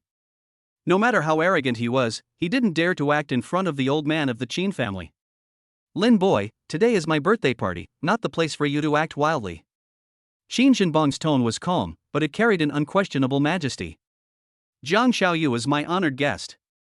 If you dare to be rude to him again, don't blame me for not giving you the Lin family face. When Lin Yifeng heard this, his face turned pale and his heart was filled with humiliation and resentment. He had never expected that Mr. Qin would humiliate him in public for this kid from outside the province. Yes, Uncle Qin taught me a lesson, and Yifeng knows he was wrong. Although Lin Yifeng was indignant, he could only swallow his anger and reluctantly bowed to Qin Jinbong to apologize. But the look he gave Jiang Chen was filled with resentment and jealousy. Jiang Chen just smiled faintly and didn't take Lin Yifeng's threats seriously at all. He didn't even have the interest to slap this kind of clown in the face. Ding! A new face slapping opportunity has been detected, automatically ignored. The target's level is too low, not worth the host's personal effort. Ding! Triggering the hidden event, the boss's appreciation. The host's calm performance at the Qin family's birthday banquet has won further recognition from Qin Jinbang, and the Qin family's trust in the host has increased. Reward: sharing of Qin family's core network resources primary. Filial piety value plus 200. Sharing of Qin family's core network resources? Jiang Chen was delighted. This reward was much more valuable than slapping a small character like Lin Yifeng in the face. It seems that sometimes, ignoring provocation and maintaining style can bring unexpected rewards. Qin Jinbang looked at Jiang Chen deeply, with a hint of approval in his eyes. He has lived to such an old age, what kind of people has he not seen? Jiang Chen's calmness and composure in the face of Lin Yifeng's provocation just now were far beyond the reach of ordinary people. This character and this bearing made him think highly of Jiang Chen. "My dear Jiang, I'm sorry to have embarrassed you," Qin Jinbang said to Jiang Chen. "Some minor frictions between young people are inevitable. Don't worry, with me here, no one dares to harm you in the Qin family." "Thank you, Mr. Qin." Jiang Chen smiled slightly. "I naturally believe in Mr. Qin's prestige." A small storm was thus calmed down. But Jiang Chen knew that the feud between him and Lin Yifeng had been established. But he didn't care. With his current strength and trump card, a small Lin family is not enough for him to take seriously. What he cares more about is Su Wanqing. This woman, who combines beauty, talent and family background, seems to be hiding many secrets and is facing considerable challenges. The prompts given by the system also made him feel a strange interest in this woman. Chapter 36: Su Wanqing's Dilemma, Opportunity for Cooperation. The birthday banquet continued with clinking of glasses. Jiang Chen was not in a hurry to contact Su Wanqing, but observed her from the corner of his eye from time to time. He discovered that although Su Wanqing was interacting with the guests and talking and laughing, there was always a hint of imperceptible worry and fatigue between her brows. Obviously, the power competition within the family and malicious suppression by external business rivals mentioned in the system prompts brought her considerable pressure. After being scolded by Mr. Qin, although Lin Yifeng did not dare to provoke Jiang Chen openly again, the look he gave Su Wanqing was full of possessiveness and vigilance against other potential competitors. Jiang Chen understood. Su Wanqing's current situation could be described as being in a dilemma both internally and externally. She needs a strong external aid to help her break the current predicament. And perhaps I am the most suitable candidate. Halfway through the birthday banquet, the guests gradually began to disperse. Jiang Chen seized the opportunity, picked up the wineglass, and walked towards Su Wanqing slowly. "Ms. Su, I've long heard of you. I'm Jiang Chen." Jiang Chen smiled slightly, raised the wineglass in his hand, and spoke in a gentle and confident tone. Su Wanqing saw Jiang Chen coming over, and a hint of surprise flashed across her eyes. She had naturally heard of this young man who had caused quite a stir at the birthday banquet. Especially his calmness when facing Lin Yifeng's provocation just now, and the special look that Mr. Qin gave him, made her a little curious about Jiang Chen. "Mr. Jiang, you're too polite." Su Wanqing nodded slightly, raised the champagne in her hand, and clinked it with Jiang Chen's glass. "Mr. Jiang is so young, but he can be appreciated by Mr. Qin. He must be extraordinary." Her voice is clear and pleasant, like a spring in a valley, refreshing and soothing. "Miss Su, you are too kind." Jiang Chen smiled slightly. "I am just luckier." But Miss Su, at such a young age, has taken charge of some of the core businesses of the Su Group. It is truly admirable that a woman is as capable as a man. Mutual promotion of business is a necessary means to build closer relationships. Su Wanqing heard this, and the corners of her mouth curled up slightly, but there was still a hint of alienation in her eyes. "Mr. Jiang, you are too kind. I am just sharing some responsibilities for the family." Compared with Mr. Jiang, who started from scratch and stirred up the world, I am really not worth mentioning. Her words were both polite and tentative. Jiang Chen naturally understood the deeper meaning behind her words. "Miss Su, let's not beat around the bush." Jiang Chen put down his wineglass and his eyes became serious. "I took the liberty to come here today to make acquaintance with Miss Su, not just for a simple greeting." "Oh?" Su Wanqing raised her eyebrows, a hint of interest flashing in her eyes. "Who is Mr. Jiang?" "I want to discuss a cooperation with Miss Su." Jiang Chen said straight to the point. "Cooperation?" Su Wanqing's eyes narrowed slightly. She looked at Jiang Chen, as if trying to read something from his face. "Mr. Jiang, although my Su family is also involved in some investment businesses, it is mainly focused on jewelry and jade." "I wonder what kind of cooperation Mr. Jiang wants to discuss with us." "I would like to discuss a cooperation with you personally, Miss Su." Jiang Chen smiled slightly and said something shocking. With me personally? Su Wanqing was very smart and immediately understood what Jiang Chen meant. She narrowed her beautiful eyes slightly, and a trace of vigilance flashed in her eyes. Mr. Jiang, I don't understand what you mean. Although I, Su Wanqing, am also involved in some family businesses, I am only a member of the Su family after all. I am afraid that it is a bit against the rules for you to cooperate with me personally? She thought Jiang Chen wanted to conduct some private transactions with the Su family through her, or he had some other intentions. Miss Su, you misunderstood. Jiang Chen saw her concerns, smiled slightly, and explained, what I want to cooperate with you is not the traditional business of the Su family, but your personal career, Miss Su. He deliberately emphasized the word career. Su Wanqing was shocked when she heard this. Her personal career? Could it be that he meant? Chapter 37, Providing Timely Assistance or Letting a Wolf In? She had indeed recently encountered some thorny troubles in the power struggle within the family. Several uncles and brothers, relying on their seniority and wide connections in the company, excluded her everywhere and wanted to drive her out of the core management. Externally, some business rivals took advantage of the opportunity to add insult to injury, maliciously acquiring shares of the Su group and spreading rumors in an attempt to bring down the Su family. Although she was capable and resourceful, she was young and had a shallow foundation. Faced with these internal and external troubles, she felt a little overwhelmed for a while. Could it be that this mysterious young man in front of her could actually see through her predicament? Mr. Jiang, what exactly do you want to say? Su Wanqing's voice unconsciously carried a hint of nervousness. What I want to say is very simple. Jiang Chen's eyes became deep and sharp, as if he could see through everything. Miss Su is facing a dilemma now. Whether it is pressure from within the family or challenges from external business rivals, I can help you solve it. I can provide you with sufficient financial support, so that you have enough say and confidence in the competition within the family. I can also use my resources to help you repel those business rivals with ill intentions, or even swallow them up. I can also introduce you to more top connections like the Qin family, so that you can have a pivotal position in the business landscape of Beijing and even the whole country. Every word Jiang Chen said was like a heavy bomb, hitting Su Wanqing's heart hard. She looked at Jiang Chen in shock, almost unable to believe her ears. This young man is too arrogant. Resolve disputes within her family? Defeat business rivals? Introduce top connections? Any one of these things would be enough to deter countless wealthy families in Beijing. And he actually said it so lightly? Who is he? Why does he have such great power?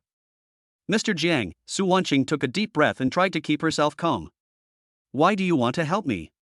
What can you get from me? She didn't believe that there was a free lunch in this world. Jiang Chen must have some ulterior motive in helping her so tirelessly. What I want is also very simple. Jiang Chen smiled slightly, with a confident light in his eyes. I need a capable, ambitious, and courageous partner like you, Miss Su, to create a bigger business together. As for why I chose you, Jiang Chen paused, his tone becoming serious, because I believe in my judgment. Miss Su, you are a phoenix trapped in the shallows. Once you are given a vast sky, you will soar into the sky and sing to the heavens. And I am willing to be the one who gives you wings.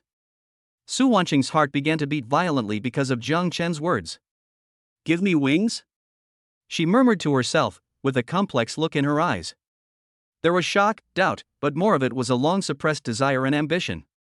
Su Wanqing has been a proud daughter since she was a child.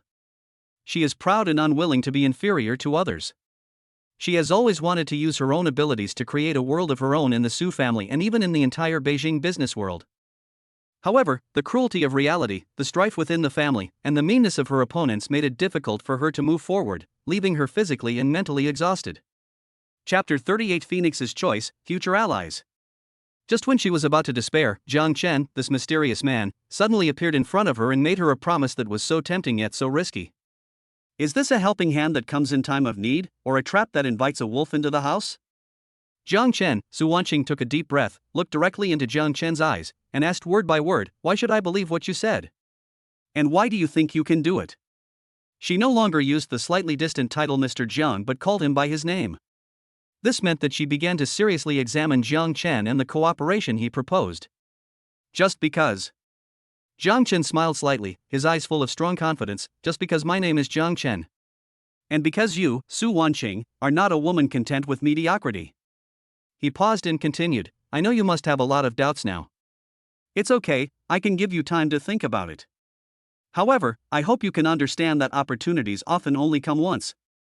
If you miss it, you may never get it back. As for whether I can do it, Jiang Chen's lips curled up with an unfathomable arc. You can wait and see. But I can guarantee that cooperating with me will definitely be the wisest choice you have ever made in your life. Su Wanqing was silent. She had to admit that Jiang Chen's strong self-confidence and mysterious confidence gave her an unprecedented impulse. Maybe, I can really take a gamble? If she lost, she could just start over. She, Su Wanqing, could afford to lose. But if she wins, she will completely break free from the shackles of her family, control her own destiny, and realize all her ambitions. Okay.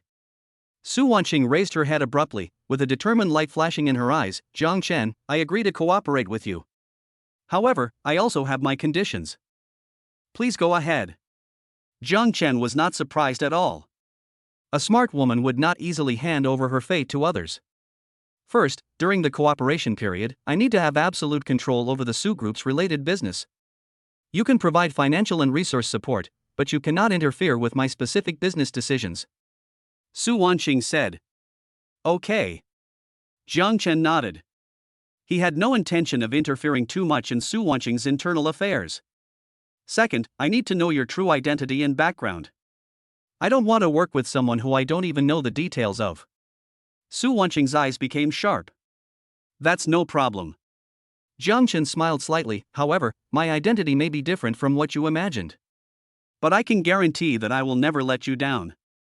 Third, Su Wanqing took a deep breath and said the issue she was most concerned about: if the cooperation is successful, I need to obtain at least 50% of the controlling stake in the Su Group in the future.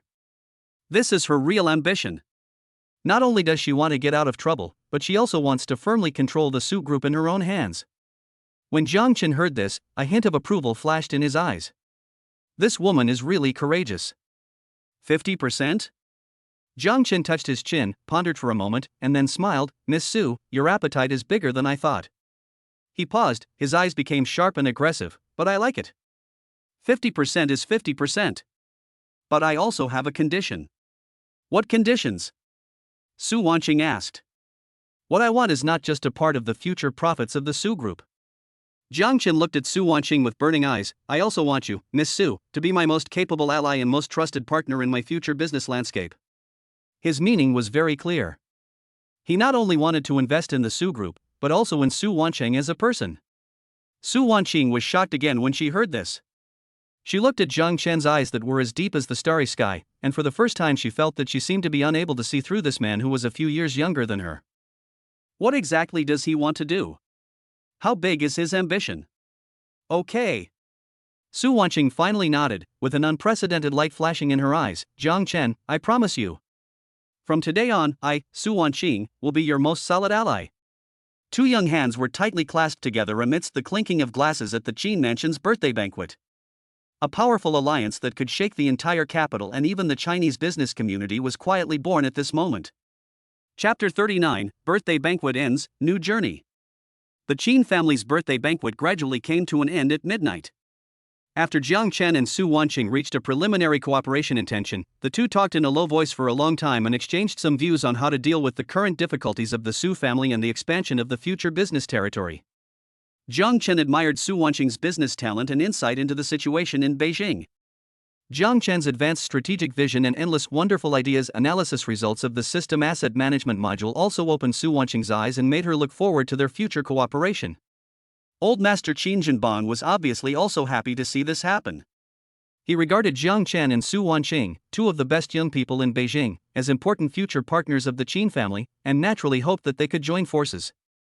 After the birthday banquet, the Qin family specially arranged a car to take Jiang Chen to the place that had been prepared for him, a top private club located in the core area of Beijing and not open to the public. The security and privacy here are far beyond what an ordinary 5-star hotel can provide. Mr. Jiang, this is a little gift from our Qin family in Beijing. Butler Qin Hai handed a specially made black gold card to Jiang Chen. With this card, you can enjoy the highest level of VIP treatment at any Qin family property in Beijing. At the same time, this is also a symbol of your status in Beijing. Jiang Chen did not refuse and frankly accepted the black gold card that represented the Qin family's goodwill. He knew that this was not just a consumption card, but also a key to open the door to the upper-class circles in Beijing. In the next few days, Jiang Chen was not in a hurry to return to Jiangcheng.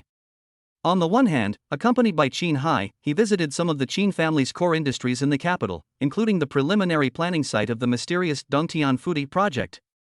It was a valley located in the western suburbs of the capital, with beautiful scenery and abundant spiritual energy. The Qin family had already invested a huge amount of money here to carry out preliminary infrastructure construction.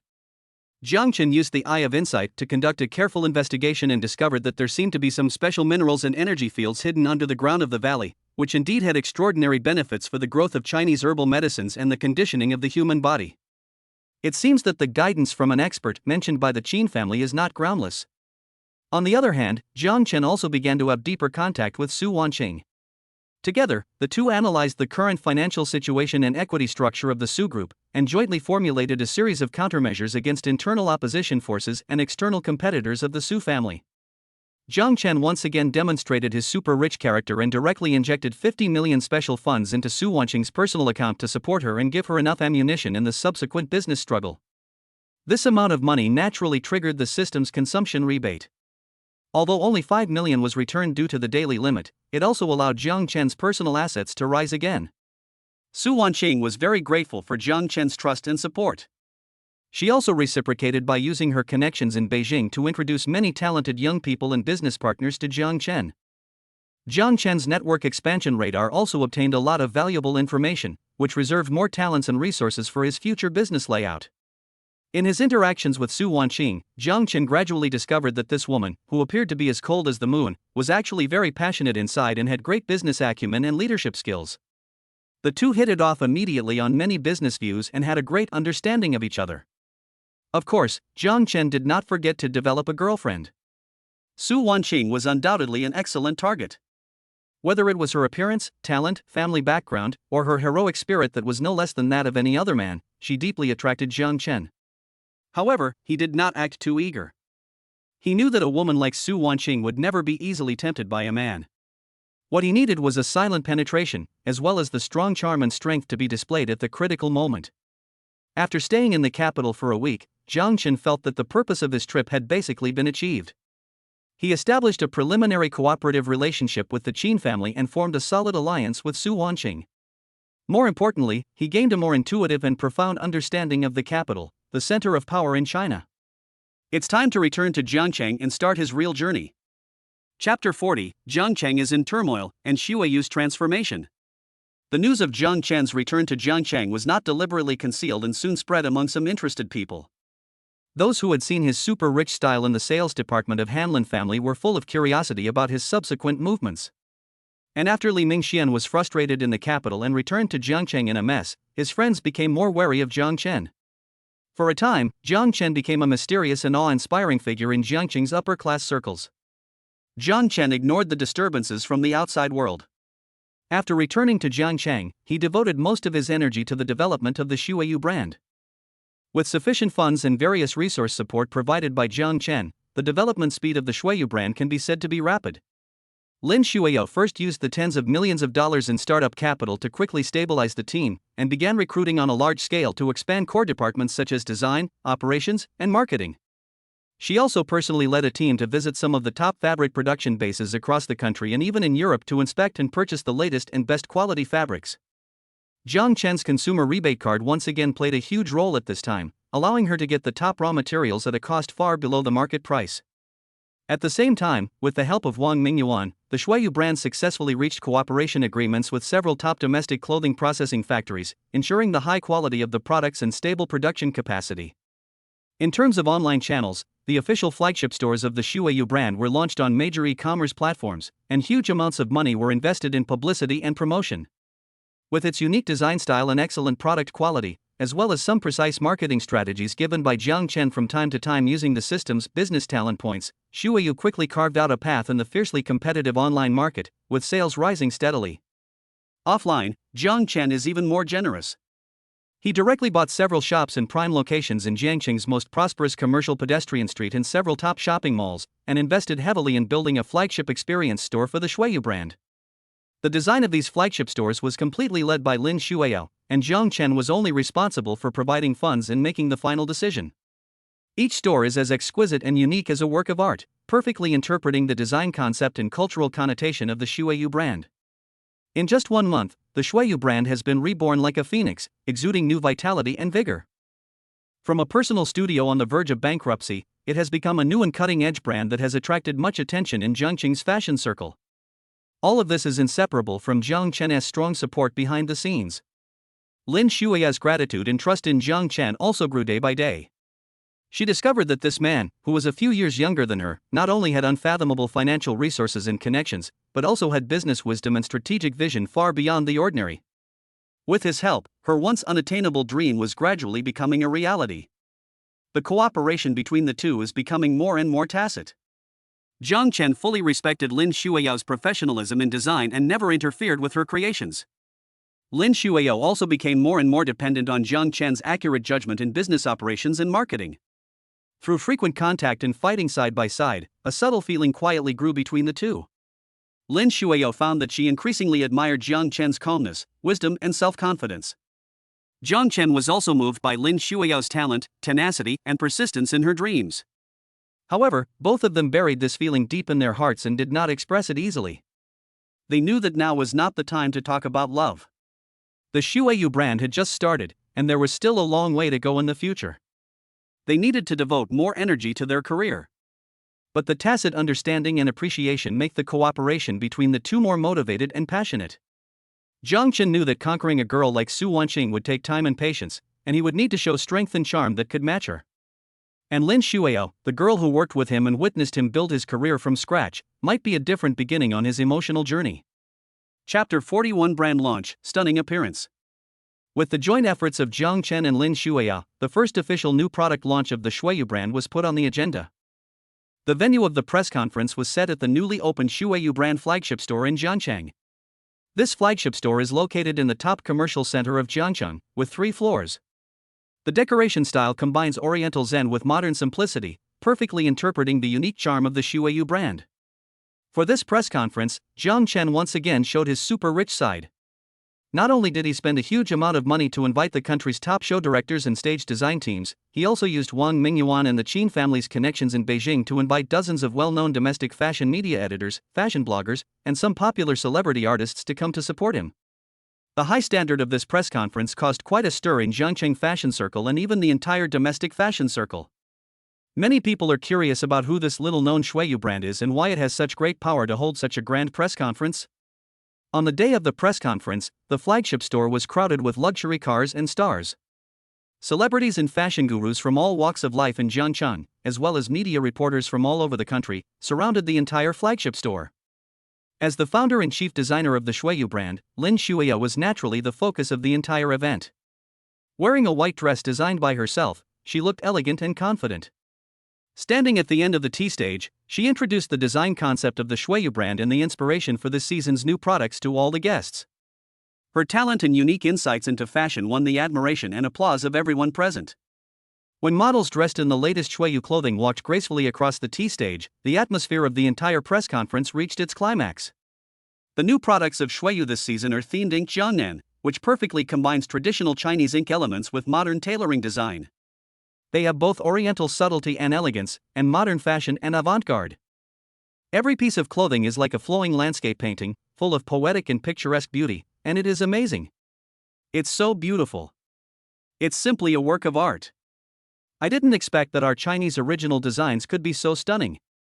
This Shuiyu brand is definitely the biggest dark horse in the fashion circle this year. The fashion media editors and bloggers in the audience expressed their sincere admiration and kept taking pictures with their cameras and mobile phones. Jiang Chen sat in the first row of the guest seats, looking at Lin Shuiyao, who was confident, calm and radiant on the stage, his eyes full of admiration and pride. He knew that from today on, the Shuiyu brand would truly go nationwide and even to the world. And Lin Shuiyao, the once unknown independent designer, will also carve out a place for herself in the fashion industry with her talent and hard work. After the press conference, major fashion media and social platforms were flooded with reports about the Shuiyu brand and Lin Shuiyao. The Shuiyu brand became an instant hit with its stunning designs and high-standard press conferences, becoming the hottest new fashion favorite. Orders came in like snowflakes. The flagship store was almost broken down, and the sales of the online store also set new records. Lin Shuiao and her team are very busy, but they also enjoy it. Jiang Chen looked at all this and felt a sense of accomplishment. This is only the first step in his business empire, but it is also a crucial step. The success of Shuiyu not only brought him rich economic returns, but more importantly, it helped him accumulate valuable business experience and personal connections, and also made him more confident about his future career development. Behind this success, the relationship between Jiang Chen and Lin Shuiao has become more subtle and closer. They experienced the hardships of starting a business together and shared the joy of success together. This friendship of fighting side by side and the tacit appreciation between each other brought their hearts closer and closer. Perhaps, the seeds of love have already sprouted quietly without our knowing. Chapter 42, The Hidden Worries of Snow Language, A New Storm. The launch of the Shuiyu brand was an unprecedented success, and Lin Shuiao and her designs became the focus of the fashion circle overnight. However, behind this prosperity and praise, Jiang Chen keenly sensed a hint of hidden worry.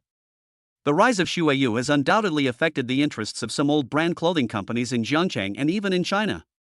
These companies are deeply rooted in the industry and have huge resources and channels. They will never sit idly by and watch a new brand so easily seize market share.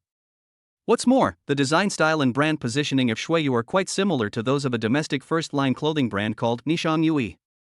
The Nikkang Yui Group is one of the giants in the domestic clothing industry, with many well-known brands and a market value of tens of billions. Its chairman is famous for his ruthless and vindictive methods. Jiang Chen has learned through the system's network expansion radar and asset management modules that the Nikkang Yui Group has noticed the rise of Shuiyu and has begun to make some small moves in secret in an attempt to suppress this emerging competitor. For example, they began to poach the core design team and technical backbones of Shuiyu at high prices. For another example, they used their influence in the industry to put pressure on some fabric suppliers and processing factories, asking them to stop cooperating with Shuiyu. They even hired internet trolls to spread negative rumors about the Shuiyu brand and Lin Shuiao on the internet. Although these methods are despicable, they are very effective. Lin Shuiao soon felt the pressure from rainbow feathered clothes. Some collaborations that had already been negotiated were suddenly and unilaterally cancelled by the other party. Some core employees began to show signs of wavering and leaving. The malicious slander and defamation on the internet put her and the entire team under tremendous psychological pressure. Jiang Chen, we seem to be in trouble. Lin Shuiao found Jiang Chen, her beautiful face full of worry and fatigue. She told Jiang Chen about a series of recent events, with a hint of helplessness and indignation in her voice. After Jiang Chen heard this, his eyes were unusually calm. All this was already within his expectations. The business world is like a battlefield, it is always cruel and realistic. The rise of an emerging brand is bound to be accompanied by the suppression and counterattack of the old forces. Shuiao, don't worry. Jiang Chen patted Lin Shuiao's shoulder gently and comforted her. These are just small scenes. With me here, rainbow feathered clothes won't cause any big waves. The calmer he was, the more uncertain Lin Shuiao felt. She knew Jiang Chen had money and connections, but in front of an industry giant like Nikkang Yui, could he really be sure? But, they... No buts. Jiang Chen interrupted Lin Shuiao, his eyes gleaming with confidence. If an enemy comes, we will fight him. If a flood comes, we will block it with earth. Since they dare to attack, we will let them know what it means to truly overestimate one's own capabilities. He paused, a cold smile appeared on his lips. I wanted to let them jump around for a few more days, but since they are so eager to die, I will grant their wish. Jiang Chen knew that it was time to let the Nikkang Yui Group and all the forces that were secretly coveting Shuiyu see his true strength. He will use thunderous means to completely crush all enemies who dare to challenge him. A bigger storm is brewing quietly in Zhangjiang and even in the entire Chinese clothing industry. Chapter 43, Remove the firewood from under the cauldron and purchase rainbow feathered clothes. Faced with the covert suppression of the Nikkang Yui Group, Jiang Chen did not choose to passively defend or simply counter the attack. What he needs to do is to remove the fire from under the cauldron and solve the problem once and for all. Doesn't the Nikkang Yui Group like to use capital and influence to bully people? Then he will use more powerful capital and influence to trample it under his feet. Jiang Chen immediately contacted Su Wansheng, who was far away in Beijing, and Lin Dong of the Qin family. Miss Su, I need you to do me a favor. Jiang Chen said straight to the point on the phone. Help me conduct a comprehensive investigation of the equity structure, financial status, major business dealings and potential weaknesses of the Nikkang Yui Group. Although Su Wansheng was somewhat surprised as to why Jiang Chen suddenly became interested in the Nikkang Yui Group, she did not ask any more questions and immediately agreed. No problem, Jiang Chen, I will give you a most detailed investigation report within 3 days. She knew that Jiang Chen would never do something without a purpose. Since he had set his sights on rainbow feathered clothes, the good days of this company were probably coming to an end. Immediately afterwards, Jiang Chen contacted Lin Dong again. Mr. Lin, I would like to ask the Qin family for a favor. Jiang Chen's tone was calm and confident. I am planning to acquire the Nikhang Yue Group. I need the Qin family to provide me with some financial and channel support when necessary. Acquire rainbow feathered clothes? Lin Dong was also surprised when he heard this. Although the Nikhang Yue Group is not as powerful as the Qin family, it is still a powerful lord in the domestic clothing industry. Jiang Chen actually wants to acquire it directly? This courage is really astonishing. However, Lin Dong did not hesitate too much and agreed immediately. Don't worry, Mr. Jiang, the Qin family will fully support you. How much money do you need and what channels do you need? Just tell me. He knew that this was a great opportunity for the Qin family to show goodwill to Jiang Chen and further deepen the cooperation between the two sides. In the next few days, Jiang Chen was in charge of the Shuiyu brand, stabilizing the morale and appeasing the employees, while closely following the progress of Su Wanqing and the Qin family.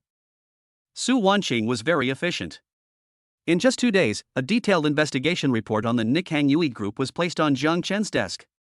The report not only lists in detail the shareholding structure, financial loopholes, and some operational mistakes of the Nikhang Yue Group in recent years, but also even uncovers some disgraceful black materials about the chairman's personal lifestyle. Jiang Chen looked at the report with a sneer on his face. It seems that this Nikhang Yue Group is not as glamorous as it seems on the surface, and its interior has long been riddled with holes. The Qin family also prepared sufficient ammunition for Jiang Chen.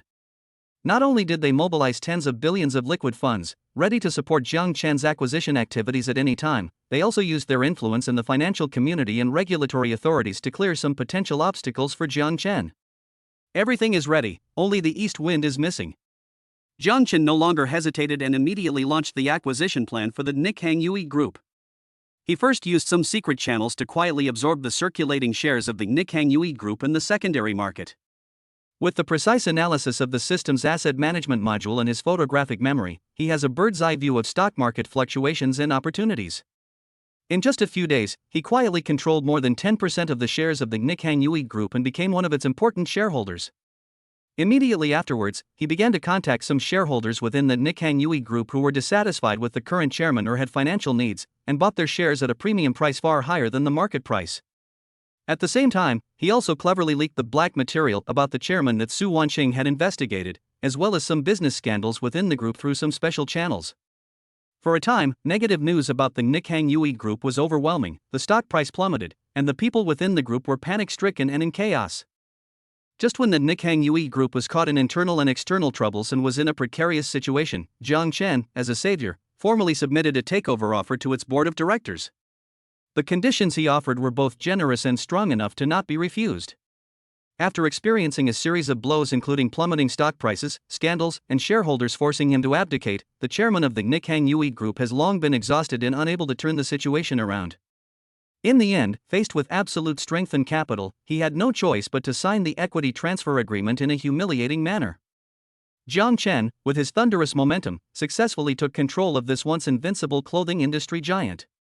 The entire process, from planning to success, took only 1 week. Chapter 44, The Counterattack of Shuiyu, The Shock of the Industry.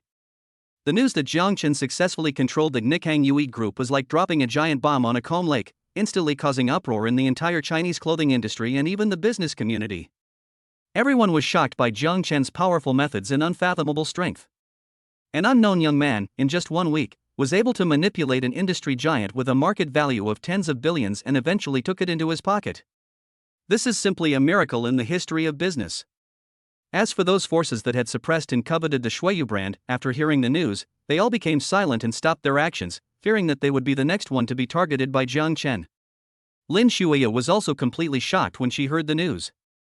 Although she knew that Jiang Chen had the ability to help Shuiyu overcome the difficulties, she never expected that Jiang Chen would use such a domineering and direct method to turn their biggest competitor into his own possession. You acquired rainbow-feathered clothes? Lin Shuiyu looked at Jiang Chen, her beautiful eyes filled with incredible shock and admiration. To be precise, it's a controlling stake. Jiang Chen smiled and said calmly, "From now on, the Nikkang Yui Group will be the most solid backing and largest OEM factory for our Shuiyu brand."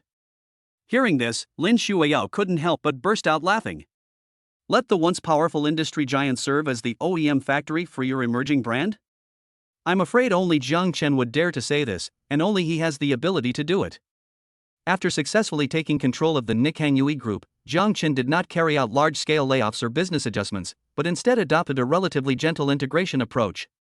The first thing he did was to decisively divest and sell those sub-brands under the Nikkang Yui Group that had similar positioning to the Shuiyu brand or that were in vicious competition with it, thus recovering a large amount of funds. Then, he integrated all of the Nikkang Yui Group's best production lines, design teams and sales channels into the Shuiyu brand, providing strong support for the further development of Shuiyu. As for those business segments that originally belonged to the Nikkang Yui Group but had different brand positioning from the Shuiyu brand, Jiang Chen retained them and handed them over to a professional management team for operation. He did not intend to put all his eggs in one basket. Under Jiang Chen's series of vigorous and resolute operations, the Shuiyu brand seemed to have taken off with wings, and its development speed was advancing by leaps and bounds. All the problems that had troubled Lin Shuiyao, such as funding, production capacity, and channels, were solved. She can focus on design without distraction and pour all her talent and inspiration into the products of the Shuiyu brand. Jiang Chen, on the other hand, relied on the various magic skills and business talents provided by the system to plan and strategize behind the scenes to safeguard the development of the Shuiyu brand. The photographic memory enables him to quickly grasp industry trends and competitor intelligence. The network expansion radar allows him to accurately find the most suitable partners, and the asset management module provides him with the most scientific investment and operation advice. Coupled with that incredible consumption rebate card, he has almost unlimited cash power, which allows him to provide the most powerful firepower support for the Shuiyu brand at critical moments. With the tacit cooperation of the two, the Shuiyu brand quickly gained a firm foothold in the domestic clothing market and began to advance into the international market. Lin Shuiyao's designs have also frequently appeared at international fashion weeks, winning numerous praises and awards. Shuiyu, an original brand that carries Oriental aesthetics and modern fashion, is sweeping the world with an unstoppable momentum. With the rise of the Shuiyu brand, Jiang Chen's name has become a rising star in the business world and has attracted much attention. He is no longer the poor boy who is only laughed at by others, but a strong man who truly controls his own destiny and can influence the destiny of others. Chapter 45, Jiang Chen's Legend and New Prey. With the growing fame of the Shuiyu brand and Jiang Chen's successful acquisition of the Nikkang Yui Group, Jiang Chen has gradually evolved from a little-known mysterious man to a nearly legendary existence in the Jiangcheng business community. Various rumors about him circulated among Jiangcheng's upper circles. Some people said that he had a powerful background and was the illegitimate son of a top wealthy family in Beijing, who came out to gain experience. Some people said that he had obtained a mysterious inheritance and had the ability to turn stone into gold. Some people even said that he was not an ordinary person at all, but a big boss who played games in the human world. Jiang Chen just smiled at these rumors and did not comment. He still maintains a relatively low-key lifestyle. In addition to dealing with matters related to the Shuiyu brand and the newly acquired Nikkang Yui Group, he spends most of his time improving himself and looking for potential projects worth investing in, as well as capable people worth making friends with. His network expansion radar is tirelessly scanning everything around him every day. On this day, Jiang Chen was in his new office, the chairman's office on the top floor of the former Nikkang Yui Group headquarters, listening to the latest progress report of the professional team sent by the Qin family on the Dongtian Fudi project in the western suburbs of Jiangcheng. With the huge capital injection from Jiang Chen and the full support from the Qin family, this project has begun to take shape. The high-end health villa area of the first phase of the project has started construction, and the rare medicinal material cultivation base has also introduced the first batch of precious medicinal materials. Everything is going on in an orderly manner. At this moment, the network expansion radar issued a slight prompt again. Ding! A target person with extremely high scientific research value and commercial potential is detected near the host. Do you want to view detailed information? Scientific value? Commercial potential? Jiang Chen's heart moved and he immediately chose yes. Character: Chen Mo, age, 35 years old, occupation, Doctor of Biomedicine, former core researcher of National Key Laboratory. Current status: because he insisted on a forward-looking but short-term commercial return research on neuron regeneration and repair technology, he had serious disagreements with the laboratory leaders and was ostracized, so he resigned in anger. He is currently unemployed, and the research project has stagnated due to lack of funding and equipment support. Potential value: the neuron regeneration and repair technology he studied has epoch-making significance in the field of treatment of neurological diseases such as Parkinson's disease, Alzheimer's disease, spinal cord injury, etc. Once the technology matures and is commercially transformed, it will create immeasurable medical value and commercial profits. Degree of association with the host: low, no direct intersection, but its current location is less than 1 kilometer away from the host's office building. Neuron regeneration and repair technology? Jiang Chen's pupils suddenly shrank. Although he is not a medical professional, he also knows the importance of this technology. If this technology can really succeed, it will be a huge breakthrough in the entire history of human medicine. Countless patients suffering from neurological diseases will be reborn. The medical value and commercial potential behind it are simply immeasurable. How could such a top scientist lose his job because his research direction was not supported? And his research project was stalled? This is such a waste of resources. System: locate Dr. Chen Mo's exact location immediately. Jiang Chen said without hesitation. He knew that he had discovered another treasure. This time, he will not only reap a project with unlimited potential, but also provide the most solid support to this respectable scientist so that he can concentrate on completing this great research that can change the world. Chapter 46: 3 Visits to the Thatched Cottage, Chen Mo's Persistence. Ding! Dr. Chen Mo is currently staying at room 302, Building 7, Blue Sky Apartment, West District, Zhangcheng. The apartment is in an old residential area with low rent, which is in line with his current economic situation. Jiang Chen immediately asked the driver to drive to Blue Sky Apartment. This was a typical old neighborhood with shabby buildings and narrow roads, which formed a sharp contrast with the Hamlin family that Jiang Chen had just visited. Jiang Chen didn't care about these. He went straight to room 302, Building 7, and knocked on the door. The person who opened the door was a middle-aged man who looked a little unkempt, with slightly messy hair and deep eye sockets, but his eyes were unusually bright, revealing the persistence and wisdom of a scholar. He is Dr. Chen Mo. Hello, who are you looking for? When Chen Mo saw the unfamiliar Jiang Chen and the Rolls-Royce behind him that didn't fit in with the neighborhood, a hint of doubt flashed in his eyes. Hello, Dr. Chen, I'm Jiang Chen. Jiang Chen smiled and got straight to the point. I'm the head of a startup technology investment company.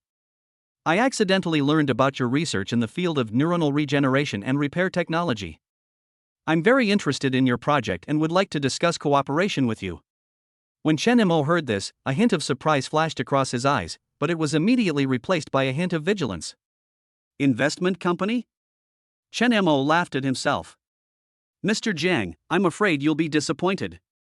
My project is simply not likely to generate any commercial returns in the short term. It can even be said to be a bottomless pit. Many investors have approached me before, but they backed off when they heard the amount of money I needed and the long research cycle. He paused and said tiredly, if you are here for the purpose of short-term profit, then I advise you to find another way. I don't want to waste each other's time anymore. Having said that, he prepared to close the door. During this period, he had experienced too much hope and disappointment. Most of the so-called investors only cared about the immediate benefits and did not understand the true value and significance of his research. Dr. Chen, please wait a moment. Jiang Chen hurriedly stopped him. Since I can find you, I naturally have a deep understanding of your research project. I know how far-reaching the impact of this technology will be on the entire human medical community once it succeeds. I know that what you need most now is not those speculators who just want to make quick money, but a partner who truly understands you, supports you, and has enough strength to allow you to complete this great research without distraction. Jiang Chen's tone was firm and sincere, and his eyes were full of respect and appreciation for Chen Mo and his research. Chen Mo paused. He looked at Jiang Chen, a hint of emotion flashing in his eyes. It was the first time in many years that he heard such words of understanding and support from an investor. Do you really understand? Chen Mo's voice was a little hoarse. I understand. Jiang Chen nodded solemnly. I know that once neuronal cells are damaged or die, it is almost impossible to regenerate. This is one of the biggest challenges facing modern medicine. And your research is to break this confinement and let those patients who are in despair due to nerve damage see hope of recovery again. I also know that this research requires a lot of money, top-notch equipment, and the best talents. I can provide you with all of these. Jiang Chen's eyes became fiery. Dr. Chen, I came here today not to ask for anything from you, but to provide you with a platform to realize your dream. A platform that is free from any external interference and allows you to devote yourself to research. I am willing to invest 500 million yuan in my personal name to build a world-class neuroscience laboratory for you. There is no upper limit to the subsequent research and development funds. I only have one request, and that is to let this technology benefit all mankind as soon as possible. 500 million. Just the initial investment? No upper limit for subsequent investment? Chen Mo was completely shocked by Jiang Chen's big words. It's not like he hasn't seen rich people before, but this is the first time he has seen a madman like Jiang Chen who dares to invest so recklessly for a scientific research project with an uncertain future. Why do you do this? Chen Mo's voice trembled. He didn't believe that there were such pure idealists in the world. Because, Jiang Chen smiled slightly, with a determined light in his eyes, I believe in the power of science, and I believe even more that you, Dr. Chen, have the ability to create this miracle. Moreover, I also hope that through this technology, I can help more people in need in the future, including some of my relatives and friends. He was not lying. His parents were getting old and would inevitably encounter various health problems in the future. If he could master this core technology, it would undoubtedly provide them and himself with the most solid insurance. Chen Mo looked into Jiang Chen's sincere and open eyes, and the barrier in his heart finally began to loosen. This young man might really be different from the investors he had met before. Chapter 47, A Man Dies for His Friend, Chen Mo's Return. Mr. Jiang, is everything you said true? Chen Mo's voice still trembled with a hint of disbelief, but in his eyes, a flame called hope had already ignited. It's absolutely true. Jiang Chen nodded solemnly. Dr. Chen, although I, Jiang Chen, don't dare to claim to be a great philanthropist, I also know what is worth doing and who is worth investing in.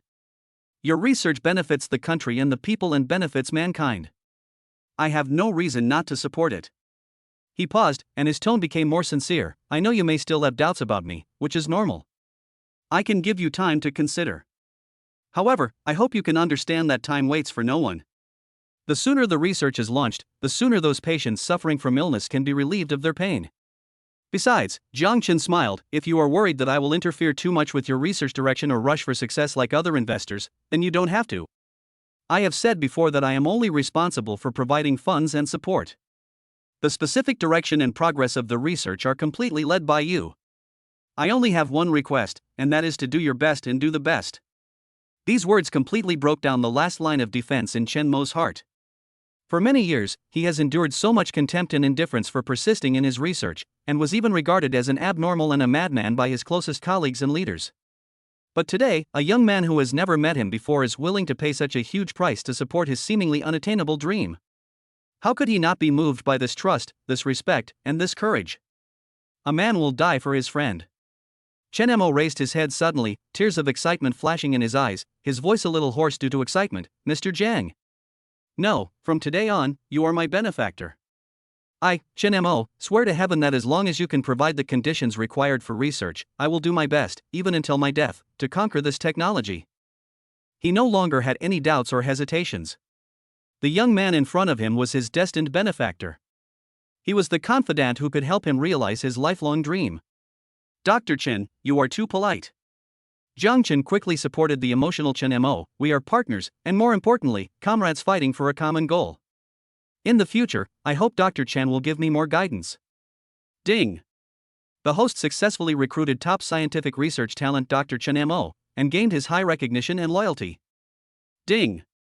Trigger the Hidden Achievement Bolu Xiangma reward. A technology research and development acceleration card can be used to shorten the research and development cycle of a certain scientific research project by 30%.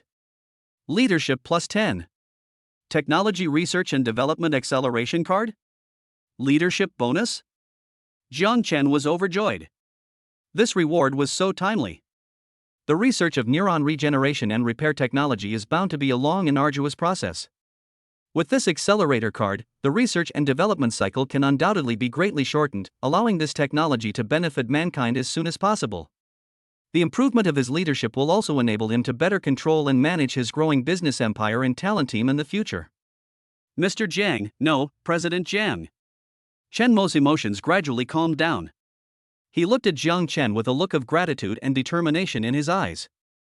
I will follow your arrangements for the site selection of the laboratory, the purchase of equipment, and the formation of the team.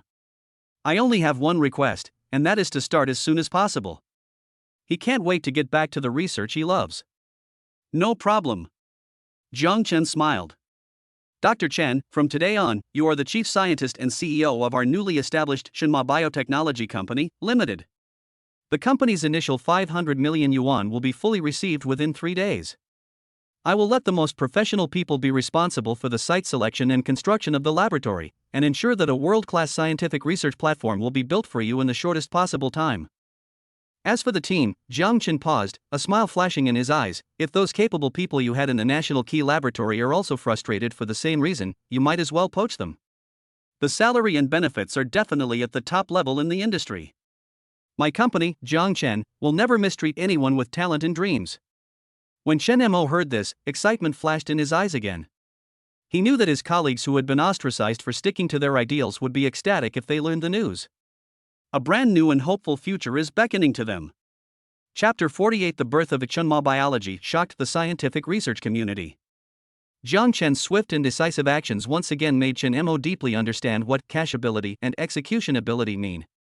In just 3 days, Shenma Biotechnology Company, Limited, with a registered capital of 500 million yuan, was officially established.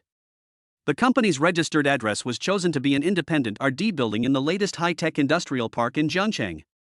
This R&D building was originally the project site for a team of overseas returnees that was given priority support by the municipal government. However, due to various reasons, the project was eventually aborted and the building has been vacant ever since. Through Wang Mingyuan's connections, Jiang Chen bought this R&D building, which was equipped with top-notch infrastructure, as well as the surrounding ancillary land, at a very favorable price, to serve as the future headquarters and core R&D base of Shenma Biology. Then, Jiang Chen ordered hundreds of millions of yuan of the latest experimental equipment from the list of the world's top scientific research equipment suppliers. Many of these equipment were luxury goods that other key laboratories in China dreamed of, but for Jiang Chen, they were as casual as buying cabbage. Of course, these purchases also brought Jiang Chen huge rebates, which made his personal assets soar again. However, due to the daily rebate limit, he did not pay off all the equipment payments within 1 day, but chose to pay in batches to maximize his profits. Thanks to Chen Mo's efforts, several of his former core members in the National Key Laboratory, as well as some outstanding scientific researchers who had been marginalized for their academic ideals, quit their original jobs and joined this new team without hesitation after learning about the grand blueprint of Shenma Biology and the generous conditions offered by Jiang Chen. For a time, this little-known new company, Shenma Bio, caused quite a stir in the biomedical circles at home and abroad because of its amazing achievements and huge attraction to scientific research talents. Many people are wondering what the origin of this Shenma Biology is and who is the young chairman Jiang Chen. Jiang Chen ignored the speculation and discussions from the outside world. He handed over the daily management and operation of the company to an experienced professional manager recommended by Chen Mo and the Qin family. He himself became a hands-off boss, only grasping the general direction at critical moments. He knew that his advantage did not lie in specific business management, but in discovering opportunities, integrating resources, and using money to create a future. In addition to the Shenma Biology and Shuayu brands, the Dongtian Foodie project that Jiang Chen is cooperating with the Qin family in the western suburbs of Jiangcheng is also in full swing. With Jiang Chen's huge financial support and the system's technology research and development acceleration card, the progress of the entire project was much ahead of schedule. Although the main function of this card is for scientific research projects, Jiang Chen found that it can also play a certain accelerating role in some projects involving complex engineering technology. It can be foreseen that in the near future, a super health industry park integrating top-level convalescence, high-end residences, and cultivation and trading of rare medicinal materials will rise in Jiangcheng, becoming a unique health and wellness resort in the whole of China and even the world. Jiang Chen's business empire is expanding at an alarming rate. Chapter 49: Goodbye Jianghu, the stormy road to Beijing. Jiangcheng, the city that had witnessed Jiang Chen's transformation from ordinary to extraordinary, gradually became a solid footprint on his journey in his eyes. In a few months, his life trajectory had changed dramatically. From an unknown young man struggling for a living, he became a billionaire in the business world who was in charge of several emerging industries. All these changes seemed like a dream, but they were real and unquestionable. The Shuayu brand, a fashion pearl discovered and carefully cultivated by him, has now shined in the Chinese fashion industry. With his strong support, Lin Shuaya, a talented designer, finally got rid of the shackles of the past and soared freely in the palace of design. The neon lights of the flagship store flicker with the prosperity of the city, and the orders of the online store fly like snowflakes. Every Shuiyu clothing that embodies Oriental aesthetics and modern ingenuity is announcing to the world the rise of Chinese original design. Jiang Chen can clearly feel that every time Lin Shuiyu discusses the future of the brand with him, her eyes have gradually changed from initial gratitude and dependence to an indescribable appreciation and tacit understanding. The feelings that sprouted in the fight side by side are like buds that quietly bloom in spring, implicit and beautiful, waiting for the right time to be carefully watered.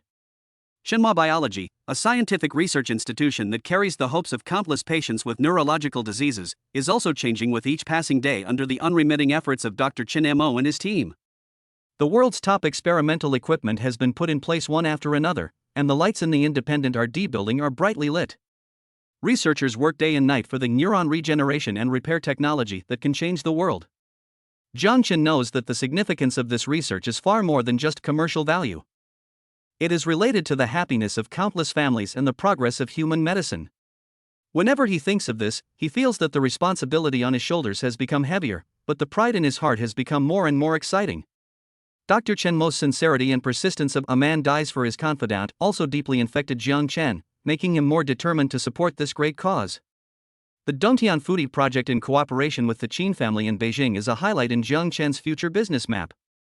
This super health industry park, which integrates top Chinese medical care, high-end health vacation, and rare medicinal material cultivation and trading, not only heralds immeasurable economic benefits, but also an important ticket for him to enter the real top power circle in China.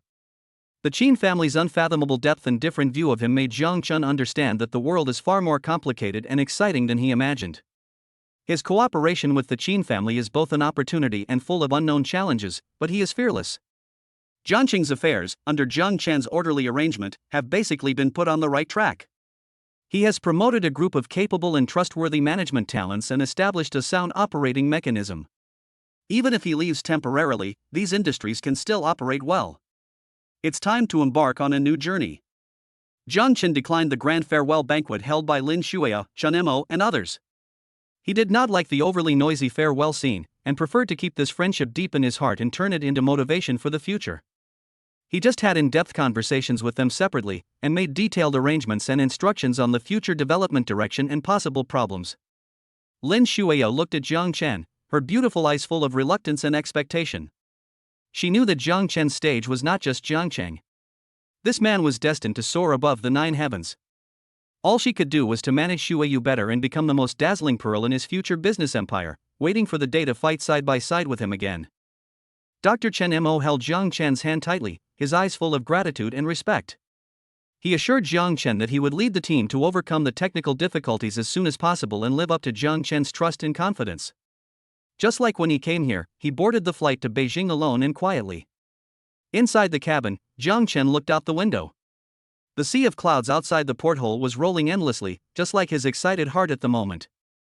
The capital, the heart of China, the center of power, and the gathering place of elites. There is a broader stage, stronger opponents, and a more complicated chess game. The plane broke through the clouds, and the prosperous and ancient land of Beijing gradually appeared outside the window. A new storm has arrived. Chapter 50, First Time in the Capital, Undercurrent Outpost. The plane landed at Beijing International Airport. Jiang Chen walked out of the gangway and breathed the unique air of this 1,000-year-old capital. The air seemed to be filled with a heavy sense of power and history. Different from the gentleness of Jiangcheng, the aura of Beijing was more restrained and deep, like a lurking giant beast that could reveal its frightening power at any time. Xinhai had already arranged for a car to wait in the VIP channel. It was still the low-key yet noble Hongqi L5, driving smoothly to the place arranged by the Qin family for Jiang Chen to stay atop private club called Jing Sinuan. Mr. Jiang, the old man specifically instructed that I will be responsible for arranging all your trips in the capital. If you have any needs, just let me know. Xinhai's attitude was still respectful, but his eyes had a subtle scrutiny compared to the last time he was in Jiangcheng. Obviously, Jiang Chen's thundering methods in Jiangcheng and his initial alliance with Su Wanqing had already reached the ears of the Qin family. Thank you, Butler Qin. Jiang Chen nodded slightly. He knew that the Qin family was showing goodwill to him, and at the same time they were observing him and evaluating his true value. Jingxin Garden is located on a hillside with excellent scenery in the West Mountain of Beijing. It has a quiet environment and strict security. Every detail here shows the owner's extraordinary taste and strong strength. Jiang Chen was arranged in an independent courtyard, equipped with a dedicated butler and service team, with high standards, comparable to the treatment of a state guest. After settling down, Jiang Chen was not in a hurry to contact Su Wanqing or the Qin family. He knew that when he first arrived in Beijing, the most important thing was to stabilize his position and find out the situation. In the center of this vortex of power, every step must be cautious. He used the system's network expansion radar to quietly scan and analyze the information of people in the upper circles of Beijing. He found that the power structure of Beijing was much more complicated than that of Jiangchang. On the surface, several major families and consortiums were competing against each other, but secretly, there were more unknown ancient families and mysterious organizations manipulating everything. The Qin family is undoubtedly one of the top families. Although the Su family is also a first-class family, it is still inferior to the Qin family. As for the Lin family, where the arrogant Lin Yifeng is from, it is not even ranked in the power map of the capital. It seems that if I want to gain a foothold in the capital, or even go further, relying solely on money and business means is far from enough. Jiang Chen thought to himself. He needed stronger strength, deeper connections, and more reliable allies. Su Wanqing is undoubtedly his most important ally in the capital. He took out his cell phone and called Su Wanqing. Jiang Chen? You've arrived in Beijing? Su Wanqing's voice was slightly surprised. Her voice was still cold, but Jiang Chen could hear a hint of warmth in it. I just arrived and contacted you as soon as I settled down. Jiang Chen said with a smile, President Su, you are a landlord in Beijing. Shouldn't you show your hospitality and treat me, an outsider, to a simple meal? Of course. Su Wanqing chuckled, I'll host a party tonight to welcome you. You decide the location, or I can give you a surprise? Oh? A surprise? Jiang Chen raised his eyebrows, then I'll wait and see. After hanging up the phone, Jiang Chen's mouth curled up into a meaningful smile. He knew that the surprise Su Wanqing mentioned was not just a meal. This might be a test for him, and also an opportunity for her to show him her strength and connections in Beijing. He was looking forward to what kind of surprise this extremely intelligent and gifted girl would bring him. In the evening, Su Wanqing personally drove a fiery red Ferrari sports car to Jingxing Garden to pick up Jiang Chen. Today, she changed her usual business suit into a well-cut black tube-top evening gown that outlined her perfect body curves. The exquisite makeup, coupled with her cool and beautiful face, made her like a black rose blooming in the dark night, full of fatal temptation. Boss Jiang, are you satisfied with my car? Su Wanqing parted her red lips and asked jokingly. Jiang Chen whistled and praised, a beautiful woman and a nice car, a perfect match. But, Miss Su, are you sure you want to drive this car to dinner? Isn't it a bit too ostentatious? It's just right for tonight's occasion. Su Wanqing smiled mysteriously and started the sports car. The Ferrari let out a low roar, and like a flash of lightning in the dark night, it carried the two people and sped away towards an unknown direction in the capital. Chapter 51, Beijing Night Banquet, First Show of Strength. The Ferrari shuttled through the colorful streets of Beijing at night, and finally stopped in front of an extremely secret private club. This club had no conspicuous sign, only a heavy black door. Standing at the door were two stern-looking, burly men in black, exuding an aura of keep away from strangers. This is the Purple Palace. Su Wanqing turned off the fire, turned her head and smiled at Jiang Chen. This is the real top circle in the capital. Many secret transactions and important meetings will take place here. Ordinary people, even if they have a lot of money, may not be able to step into the door here. Jiang Chen raised his eyebrows and looked at the mysterious club in front of him.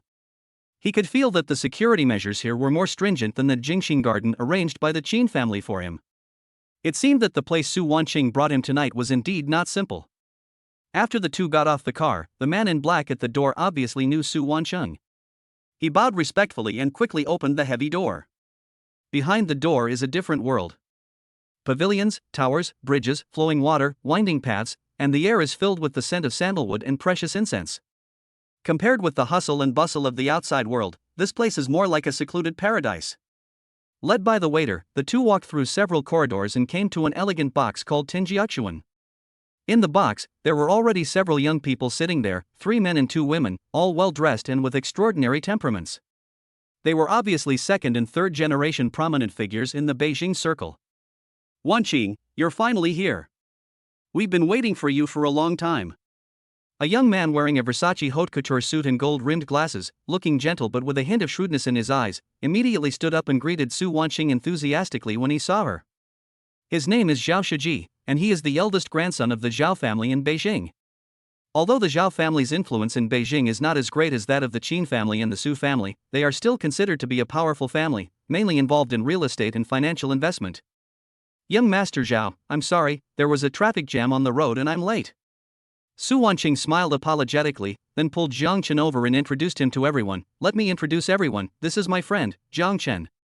Jiang Chen, this is young Master Zhao Shiji, and this is.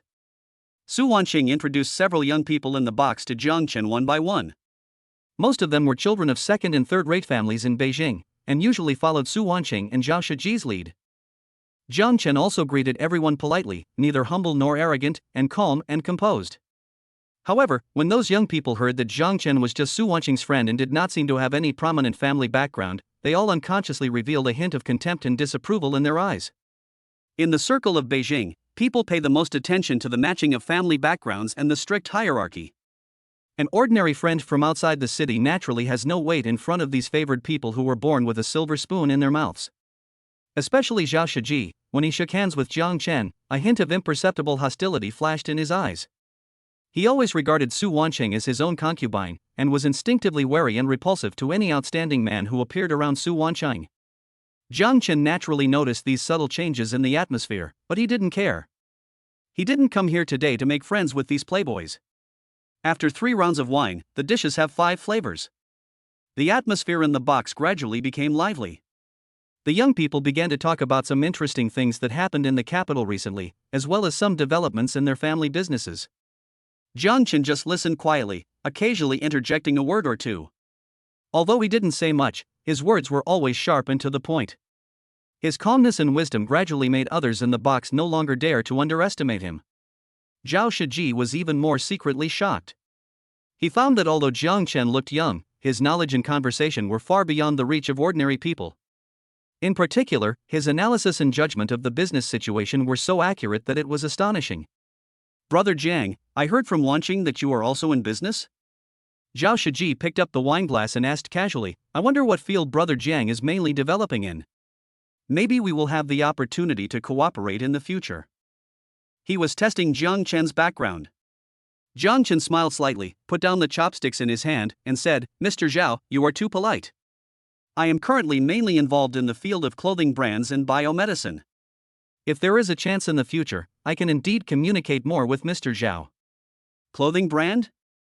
Biopharmaceuticals? Zhao Shiji's eyes flashed with disdain. In his opinion, these were just some minor things, and compared with the Zhao family's real estate projects worth billions, they were simply not worth mentioning. It seems that this Jiang Chen is just so-so. However, he didn't know that the clothing brand Jiang Chen mentioned was Shuayu, which had successfully acquired the Nikhang Yui Group and was sweeping the country with a prairie fire. And the biomedicine he mentioned was Chunma Biology, which had a world-class scientific research team and was committed to solving the medical problem of neuron regeneration and repair technology. Any one of these 2 industries is enough to shock the entire capital. Just when Zhao Shiji was about to say something to further suppress Jiang Chen's arrogance, the door of the box was suddenly pushed open. A middle-aged man wearing a black tang suit and with an arrogant look on his face swaggered in, surrounded by a group of people. Hey, isn't this young Master Zhao and the beautiful Miss Su? What's the win today that brings both of you to my Dingyu pavilion? The middle-aged man said sarcastically, his eyes full of provocation. Chapter 52 Uninvited Guests, Young Master Zhou's Provocation. Just as the atmosphere in the box was subtle and everyone was thinking about their own things, the door of the private room was rudely pushed open again. A middle-aged man wearing a black tang suit with dark patterns, a thumb-thick gold chain, a defiant look, and a hint of drunkenness in his eyes, swaggered in, surrounded by a group of equally ruffian followers. This person is one of the behind-the-scenes bosses of Zichen Pavilion, Zhou Shenxiong, also known as Young Master Zhou. The Zhou family is also a powerful force in Beijing, mainly operating some entertainment venues and gray industries. They have some business dealings with the Zhao family, but compared with top wealthy families such as the Su family and the Qin family, they are naturally not on the stage. Zhou Shenxiong usually likes to call friends in Zichen Pavilion to show off his status. He just heard from another box that Zhao Shiji and Su Wanqing, 2 famous handsome men and beautiful women in Beijing, were also here, so he brought people over to toast, but in fact he wanted to show his presence in front of Su Wanqing. Hey, isn't this young Master Zhao and the beautiful Su? What's the win today that brings both of you to my Tinjiaxuan? Zhou Shenxiong said sarcastically with a greasy mouth, his eyes unscrupulously looking up and down at Su Wanqing's exquisite body, full of undisguised desire. Su Wanqing frowned, and a trace of disgust flashed in her eyes. She had never liked Zhou Zhenxiong, and she usually avoided him as much as possible. Zhao Shiji's face was also a little ugly. Although he was also a dandy, he still considered himself several levels higher than Zhou Zhenxiong, a tycoon with underworld habits. Being teased in public by such a person made him feel very embarrassed. It's Boss Zhou, Zhao Shiji said with a fake smile. Wancheng and I are having a small gathering with a few friends here, so we won't disturb Boss Zhou's fun. His words were already in order to leave. However, Zhou Zhenxiong seemed not to understand and continued to stand there. He turned his gaze to Jiang Chen and said with a hint of disdain and provocation, "This young man looks unfamiliar. I wonder which family he is from. To be able to have Miss Su and young Master Zhao accompany him, he must be someone who is not ordinary, right?" He saw Jiang Chen sitting next to Su Wanqing, and Su Wanqing seemed to be quite friendly towards Jiang Chen, and a nameless jealousy suddenly rose in his heart. In his opinion, a beauty of Su Wanqing's level is only worthy of him, young Master Zhou. Who is this young man who came out of nowhere? Ding! A new target has been detected. Side quest released. Teach Zhou Zhenxiong, who is ignorant of the current situation, a lesson to protect yourself and Su Wanqing's reputation. Quest difficulty 1 star, quest reward, random attribute point +1. Su Wanqing's favorability is slightly improved. Jiang Chen sneered in his heart. It seems that this capital city is really full of hidden dragons and crouching tigers, and there are all kinds of monsters and demons. Before Su Wanqing and Zhao Shiji could speak, he put down the wineglass in his hand, glanced at Zhou Zhenxiong calmly, and said calmly, "My surname is Jiang, and my given name is Chun. I am a nobody, and I don't deserve such honor from Boss Zhou." His words seemed modest, but actually contained hidden meanings. He placed great emphasis on the word uplift, which was full of irony. Zhou Zhenxiong naturally heard the sarcasm in Jiang Chen's words, and his face suddenly darkened. "Boy, who the hell are you with? Do you know where this is? Do you know who I am? You dare to act cool in front of me, you must be tired of living." The followers behind him also started shouting, rubbing their hands, and looking ready to take action at any time. The atmosphere in the box suddenly became tense. Chapter 53 Jiang Chen's Intimidation, Mr. Zhou's Retreat. Facing Zhou Zhenxiong's arrogance and his men's covetous eyes, Jiang Chen remained calm, without even a ripple on his face. He picked up the teacup in front of him, blew gently on the floating tea leaves, and said slowly, "Boss Zhou, I advise you to weigh your own weight before you speak. Some people are not someone you can afford to offend. Some words, if spoken, will cost you a price." His voice was not loud, but it carried a chilling deterrent force. Zhou Zhenxiong was stunned when he heard this, and then he pointed at Jiang Chen as if he had heard a huge joke, and said to Zhao Shiji and Su Wanqing beside him with an exaggerated smile, "Young Master Zhao, Miss Su, listen to this. Is this kid fucking threatening me? Ha ha ha. In this land of Beijing, the person who dares to threaten me, Zhou Zhenxiong, has not been born yet." The followers behind him also joined in the booing, using foul language that was unbearable to hear. Zhao Shiji's face looked a little ugly. Although he didn't like Zhou Zhenxiong, he didn't want to see Jiang Chen and Zhou Zhenxiong conflict here. If it got out of hand, it wouldn't be good for his Zhao family. He was about to open his mouth to smooth things over, but Su Wanqing stopped him with a look.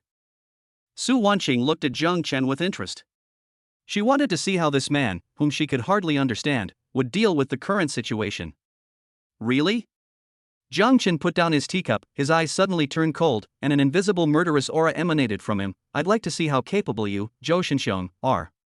He did not take direct action like he did last time at the Hanlin family sales office. He knew that this was the Purple Palace, a den of money for the top circles in the capital, and that those who could act wildly here had some background. If he took action rashly, he would be at a disadvantage and might even cause unnecessary trouble. What he wants to do is to defeat the enemy without fighting. He pulled his cell phone out of his pocket and dialed a number calmly. "Hello, is this Butler Qin Hai? This is Jiang Chen." Jiang Chen's tone was still calm, as if he was just making a normal greeting call. "I'm in Tinjiaochuan in Zichen Pavilion right now, and I'm having some trouble. There's a Mr. Zhou who claims to be the boss here. He seems to have some misunderstandings about me, and he wants to discuss with me. Do you think I need to tell Mr. Qin about this?" Qin Hai on the other end of the phone felt nervous when he heard this. "Jiang Chen. That was the distinguished guest that the old man personally told us to treat well. He actually ran into trouble in Zichen Pavilion? And he was even contradicted by that blind Zhou Zhenxiong? Mr. Jiang, please wait. I'll handle it right away."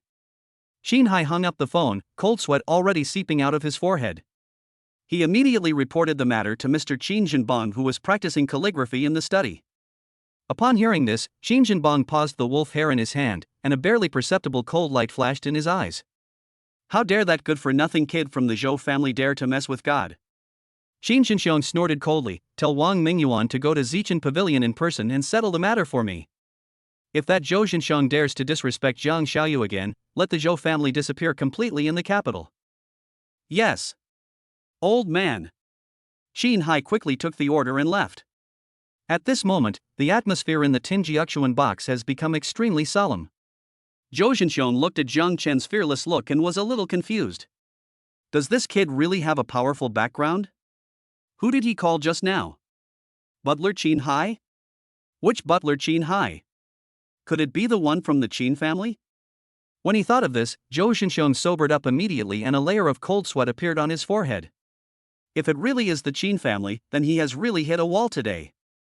Just when he was feeling anxious and hesitant about whether or not to give in, the door of the box was pushed open again. This time, the person who walked in was Wang Mingyuan, the general manager of Hyatt Hotel. Behind Wang Mingyuan, there were a dozen professional bodyguards wearing black suits, with stern expressions and powerful auras. These bodyguards are much more professional and powerful than those thugs brought by Zhou Zhenxiong. Mr. Jiang, you are frightened. Wang Mingyuan walked quickly to Jiang Chen and bowed respectfully. It's all because of my poor discipline that some unscrupulous people disturbed your fun. Don't worry, I will give you a satisfactory explanation for this matter. As he said that, he turned around, glanced at Zhou Zhenxiong with a cold gaze, and said in a stern tone, Zhou Zhenxiong, you were so brave. How dare you bump into Mr. Jiang? Are you tired of living? Chapter 54 Wang Mingyuan's Thunder, Zhou Daxiao's Despair. Wang Mingyuan suddenly broke in with a large group of people and scolded Zhou Zhenxiong so harshly that the already tense atmosphere in the box instantly froze to freezing point. Zhou Zhenxiong looked at the general manager of the Hyatt Hotel in front of him, who was usually quite polite and even a little fawning to him. At this moment, he seemed like a different person, with cold eyes and an imposing aura. His heart suddenly skipped a beat and he thought to himself that this was not good. Although he was arrogant and domineering, he also knew Wang Mingyuan's power in Beijing. The background of Hyatt Group was unfathomable, and it was definitely not something that a small Zhou family like him could easily offend. Mr. Wang. Mr. Wang, what do you mean by this? Zhou Zhenxiong forced himself to remain calm, forcing a smile that was uglier than crying. I was just playing a little joke on Mr. Jiang. I didn't mean any harm. Are you kidding? Wang Mingyuan sneered, his eyes slashing across Zhou Zhenxiong's face like a knife. Zhou Zhenxiong, open your dog eyes and see clearly. This Mr. Jiang is the most distinguished guest of our Hyatt Group. He is also the VIP that our chairman personally instructed to treat well. Who the hell do you think you are? How dare you be so presumptuous in front of Mr. Jiang? His words were merciless, and every word was like a loud slap in Zhou Zhenxiong's face. Zhou Zhenxiong was scolded so badly that his face turned pale and blue, and his heart was filled with humiliation and fear. He finally understood that he had really hit a wall today. And it was a wall that could crush him to pieces. This ordinary-looking Jiang Chen was actually a VIP that even the chairman of Hyatt Group valued? Damn, who the hell is this guy? Zhao Shiji and the other second and third generation people in the box were all so frightened that they were silent, not daring to breathe. The way they looked at Jiang Chen had completely changed from the initial contempt and disdain to deep awe and fear. The identity and background of a person who even Wang Mingyuan had to treat with such respect was simply unimaginable. Su Wancheng also looked at Wang Mingyuan in surprise. She knew that Jiang Chen had a close relationship with the Qin family, but she didn't expect that he could be protected by the general manager of Hyatt Group. It seemed that her understanding of Jiang Chen was far from enough. Mr. Wang, this is a misunderstanding. It really is a misunderstanding. Zhou Zhenxiong fell to his knees with a plop, hugged Wang Mingyuan's thighs, and begged with tears, I didn't recognize you. I didn't know Mr. Jiang was your honored guest. Please, for the sake of my father's friendship with you, forgive me this time. I won't dare to do it again. He was really scared now. If he offended Jiang Chen and implicated the entire Zhou family, he would be doomed to die. Wang Mingyuan shook off Zhou Zhenxiong's hand in disgust and snorted, you know you're wrong now? It's too late. Mr. Zhang's identity is something you can't just mess with? If Mr. Jiang is not satisfied with what happened today, not only you, but your entire Zhou family will be finished. His words were by no means alarmist. With Jiang Chen's current relationship with the Qin family and his own terrifying strength, it would be easier to crush a small Zhou family than to crush an ant. Upon hearing this, Zhou Zhenxiang was so frightened that he collapsed to the ground, with feces and urine all over his body, looking in a miserable state. Mr. Jiang, Grandpa. I was wrong. I was really wrong. I beg you to be magnanimous and just treat me like a fart. I kowtow to you. Dong dong dong. Zhou Zhenxiang said as he really kowtowed on the ground, and soon blood came out of his forehead. Jiang Chen looked at the funny yet sad scene in front of him, his eyes clear of any emotion. He felt that it was a waste of time to even look at this kind of villain who bullies the weak and fears the strong. Boss Wang, Jiang Chen said calmly, get rid of these eyesores. Don't let them ruin Miss Su and I's dinner. Yes. Mr. Jiang. Wang Mingyuan immediately bowed and responded, then waved his hand to the group of bodyguards, throw these blind people out. From now on, Zichen Pavilion does not welcome them. If they dare to take another step in, I will break their legs. Yes. The group of bodyguards rushed forward like wolves and tigers, picked up Zhou Zhenxiang, who was as limp as mud, and his equally frightened followers, and dragged them out like dead dogs. Soon, peace returned to the box. Wang Mingyuan bowed to apologize to Jiang Chen and Su Wanqing again, and personally replaced the drinks and dishes for them. His service was extremely thoughtful. After this incident, the other second and third generation people in the box looked at Jiang Chen with eyes full of awe and flattery. They raised their glasses and took the initiative to toast Jiang Chen, using their words to flatter and curry favor with him. Jiang Chen just smiled faintly and responded occasionally, but he had no intention of making close friends with them. He knew that these so-called friends were nothing more than people who curry favor with the powerful. The only ones he could really take notice of were people of the level of Su Wanqing and Zhao Shiji. And after witnessing Jiang Chen's terrifying strength and connections, Zhao Shiji completely put away his previous contempt and hostility. When he looked at Jiang Chen, there was a more solemn look and a subtle hint of winning him over. He knew that if he couldn't be a friend with a fierce dragon like Jiang Chen, then he definitely couldn't be an enemy. Chapter 55, Undercurrent After the Banquet, Su Wanqing's Invitation. The farce was quickly settled due to Wang Mingyuan's strong intervention. After Zhou Zhenxiang was dragged out in a panic, the atmosphere in the Tinjiuxuan box became even more heated. Of course, this enthusiasm mainly revolves around Jiang Chen.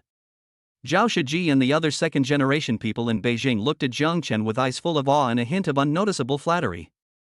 They raised their glasses and took turns to toast Jiang Chen, using their words to flatter and please him as much as possible. Jiang Chen just smiled faintly and occasionally raised his glass in response, but he had no intention of making close friends with them. He knew very well that the reason these people were so enthusiastic was just because they saw the possible Qin family background behind him, as well as his own money ability and military strength.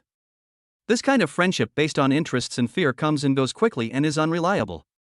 The only people he really values are people of Su Wanqing and Zhao Shiji's level. Su Wanqing behaved calmly and elegantly from beginning to end, as if the conflict just now had nothing to do with her. She just sat quietly beside Jiang Chen, occasionally talking to him in a low voice, but a strange light flashed in her eyes from time to time. She found that she was increasingly unable to understand the man in front of her who was a few years younger than her. He is like a mystery, full of unknowns and surprises. Every time you think you have seen his cards, he always shows more shocking strength and background. As the banquet entered the second half, everyone was a little tipsy. Zhao Shiji took the initiative to suggest, Brother Jiang, Wanqing, it's getting late, I think we should stop here today. I will host you two another day and invite you two to have a good gathering. Okay, then thank you, Mr. Zhao. Jiang Chen smiled slightly and agreed happily. Su Wanqing also nodded. Everyone dispersed. Su Wanqing still drove the fiery red Ferrari, carrying Jiang Chen, and drove away from Zichen Pavilion. Jiang Chen, Su Wanqing suddenly spoke up in the car, breaking the silence, thank you for what happened today. She was referring to Zhou Zhenxiang's matter. If Jiang Chen hadn't acted in time and demonstrated a strong deterrent power, she would probably be in trouble today. Miss Su, you are too polite. Jiang Chen smiled slightly, it's just a small favor. Besides, aren't we allies now? It's only natural for allies to help each other. When Su Wanqing heard this, the corners of her mouth curled up slightly and a hint of warmth flashed in her eyes. By the way, she said to Jiang Chen as if she remembered something, in a few days, there will be a top private antique auction in Beijing. It is said that there will be many good things, and many collectors and wealthy families in Beijing will participate. Are you interested in going to take a look together? A private antique auction? Jiang Chen's heart moved. This is a good opportunity. Not only can he see the luxury of the top circles in Beijing, but he might also find some valuable treasures and trigger some consumption rebates. Okay. Jiang Chen agreed readily. I'm also quite interested in antiques, so I can go and broaden my horizons. It's settled then. Su Wanqing smiled sweetly. I'll pick you up then. The Ferrari stopped at the entrance of Jingxing Garden. After Jiang Chen got out of the car, he waved to Su Wanqing and said, "Be careful on the road." Yeah. Su Wanqing nodded, looked at Jiang Chen deeply, then started the sports car and disappeared into the night. Jiang Chen looked at the Ferraris receding back with deep eyes. Although there were some minor incidents at tonight's banquet, it also gave him a more intuitive understanding of the circle in Beijing. Chapter 56, Phantom of the Dark Night, The Trial of Jingxing Garden. It was late at night when he returned to the elegant and private independent courtyard of Jingxing Garden. The night sky of Beijing was not as misty as that of Jiangcheng. Instead, it was deep and clear, with stars shining, but also hiding countless unknown secrets.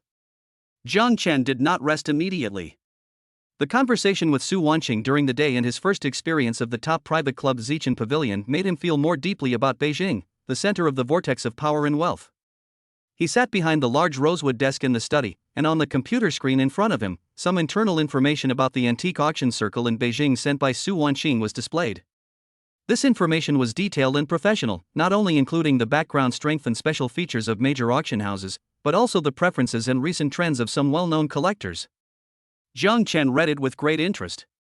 He knew that in order to gain a foothold in Beijing, a place where dragons and crouching tigers are hidden, in addition to one's own hard power, the understanding of the rules of various circles and the accumulation of personal connections were also crucial.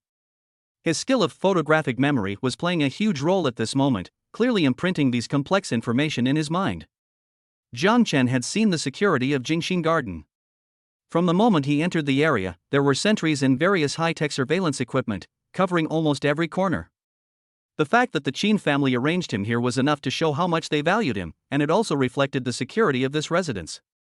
However, just as Jiang Chen was concentrating on studying the auction materials and thinking about how to make a splash at the upcoming antique auction, his keen hearing caught a very subtle abnormal sound. The sound was as light as a feather falling to the ground, and also like the faint sound of a night owl's wings cutting through the air as it glided silently. If not for his 5 senses that were enhanced by the system and were far superior to those of ordinary people, he would have been unable to detect it. Jiang Chen's pupils suddenly shrank, and all his thoughts instantly converged. He was like a cheetah ready to pounce, and all his senses were heightened to the extreme. He did not panic, nor did he immediately make any extreme reactions. The light from the computer screen cast bright and dark shadows on his face, and he still maintained his previous sitting posture, as if he was unaware of the unusual movements in the outside world. But in fact, his mental power was already highly concentrated. His ears twitched slightly, carefully identifying the source and pattern of the strange sound. It wasn't the wind, there was no wind tonight. Nor was it the movement of small animals, for the sound carried a deliberately suppressed rhythm that was unique to human activity. Someone had sneaked into Jingxing Garden. Moreover, they were getting closer and closer to the courtyard where he was. Jiang Chen's mind instantly flashed through countless thoughts. The security of Jingxing Garden was as strong as a fortress. To be able to sneak in so quietly, the intruder must be very skilled. Who could it be? Lin Yifeng, the good-for-nothing dandy? Jiang Chen first ruled out this possibility. Although Lin Yifeng was arrogant and domineering, he definitely didn't have the courage and ability to dare to touch him on the Qin family's territory. Unless he was tired of living and wanted to drag the entire Lin family down with him. So, is it the opposition of the Su family? Su Wanqing's power struggle within the family has reached a fever pitch. In order to prevent her from taking the throne, will those uncles and brothers take risks and send people to test or even deal with Su Wanqing's newly won ally? This possibility is not impossible, but Jiang Chen feels that with the style of those old foxes, they will not easily use such means that are easy to leave handles before they know his background. Or was it the Li family? Although Li Mingxian was severely punished by him in Jiangcheng and lost face, the Li family still had a certain influence in Beijing. Could it be that they couldn't swallow this breath and sent people to investigate his strength, or even wanted to give him a warning? Or was it an unknown enemy who had been hiding in the dark and eyeing him covetously? Since he obtained the system and his life trajectory was reversed, although he was making rapid progress, it was bound to affect the interests of some people and arouse the hatred of some forces. Jiang Chen's eyes became deep and cold. He didn't like trouble, but he was never afraid of it. Since someone dared to put his claws in front of him, he had to let the other party know that if he stretched his claws in the wrong place, he would have to pay the price.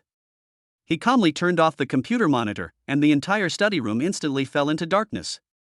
Only the moonlight outside the window shone through the thin curtains, casting a few cool spots of light on the ground.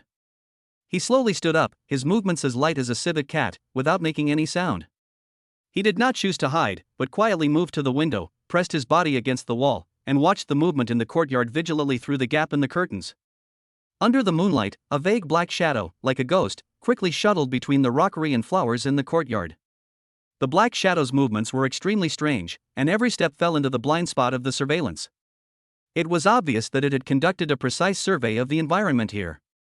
The black shadow did not rush to approach the room where Jiang Chen was, but wandered around the courtyard, as if confirming something, or arranging something. Jiang Chen's eyes narrowed, and he thought to himself, what a professional stealth skill. It seems that the person who came here has bad intentions and a clear goal. He immediately gave the system an instruction in his mind. System, scan this person's information. Ding. Scanning the target person's information. Ding. Warning. The target person carries a special energy shielding device, and some key information cannot be accurately detected. Character code, Shadowblade preliminary judgment based on its action mode and energy fluctuations, gender, presumed to be male, age unknown, strength assessment, extremely dangerous. Its physical fitness, reaction speed, and stealth skills are all at the top level of humans, and it may have received some special enhancement or training. Affiliated organization, unknown information shielding, current mission, unknown based on the analysis of its action trajectory, it is very likely to spy on, deter or eliminate the host. System suggestion, although the host's current strength has improved, it is not likely to win a head-on confrontation with this target. It is recommended to immediately activate the highest level of defense and seek support from the Qin family's security forces. Extremely dangerous. Special enhancement. Clear? Jiang Chen's heart sank suddenly. This was no longer a simple business competition or revenge by a playboy. This was clearly a fatal threat from a mysterious organization targeting him personally. Who wants to put him to death? Was it the system that was exposed? Or had he touched upon the interests of some entity that he could not yet imagine? Countless questions flooded into his mind like a tide, but Jiang Chen knew that now was not the time to think about them. He must make a decision immediately. Seek support from the Qin family? The system's suggestion was undoubtedly the safest. But Jiang Chen felt that if he easily exposed his attack, would it make some people more wary, or would it cause the Qin family to have unnecessary doubts about him? Moreover, deep down, he is not a person who likes to rely on others. Just because the odds of winning are low doesn't mean there is no chance of winning. Jiang Chen's eyes flashed with a sharp cold light. I want to see how powerful this so-called Shadow Blade is. Chapter 57, A Sneak Attack at Night, a Life and Death Duel in the Courtyard. Jiang Chen did not choose to trigger the alarm system of Jingxing Garden immediately. He knew very well that this Shadow Blade could sneak in here quietly, so he must have some knowledge of the Qin family's security forces, and might even have been prepared to deal with it.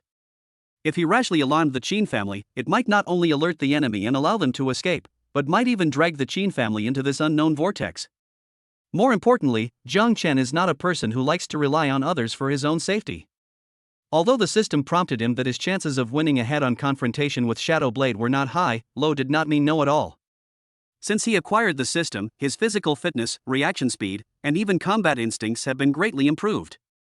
In particular, the extreme control over his body brought by the god-level driving skill and the understanding of the human body structure that came with the rejuvenation skill have given him confidence far beyond that of ordinary people in close combat.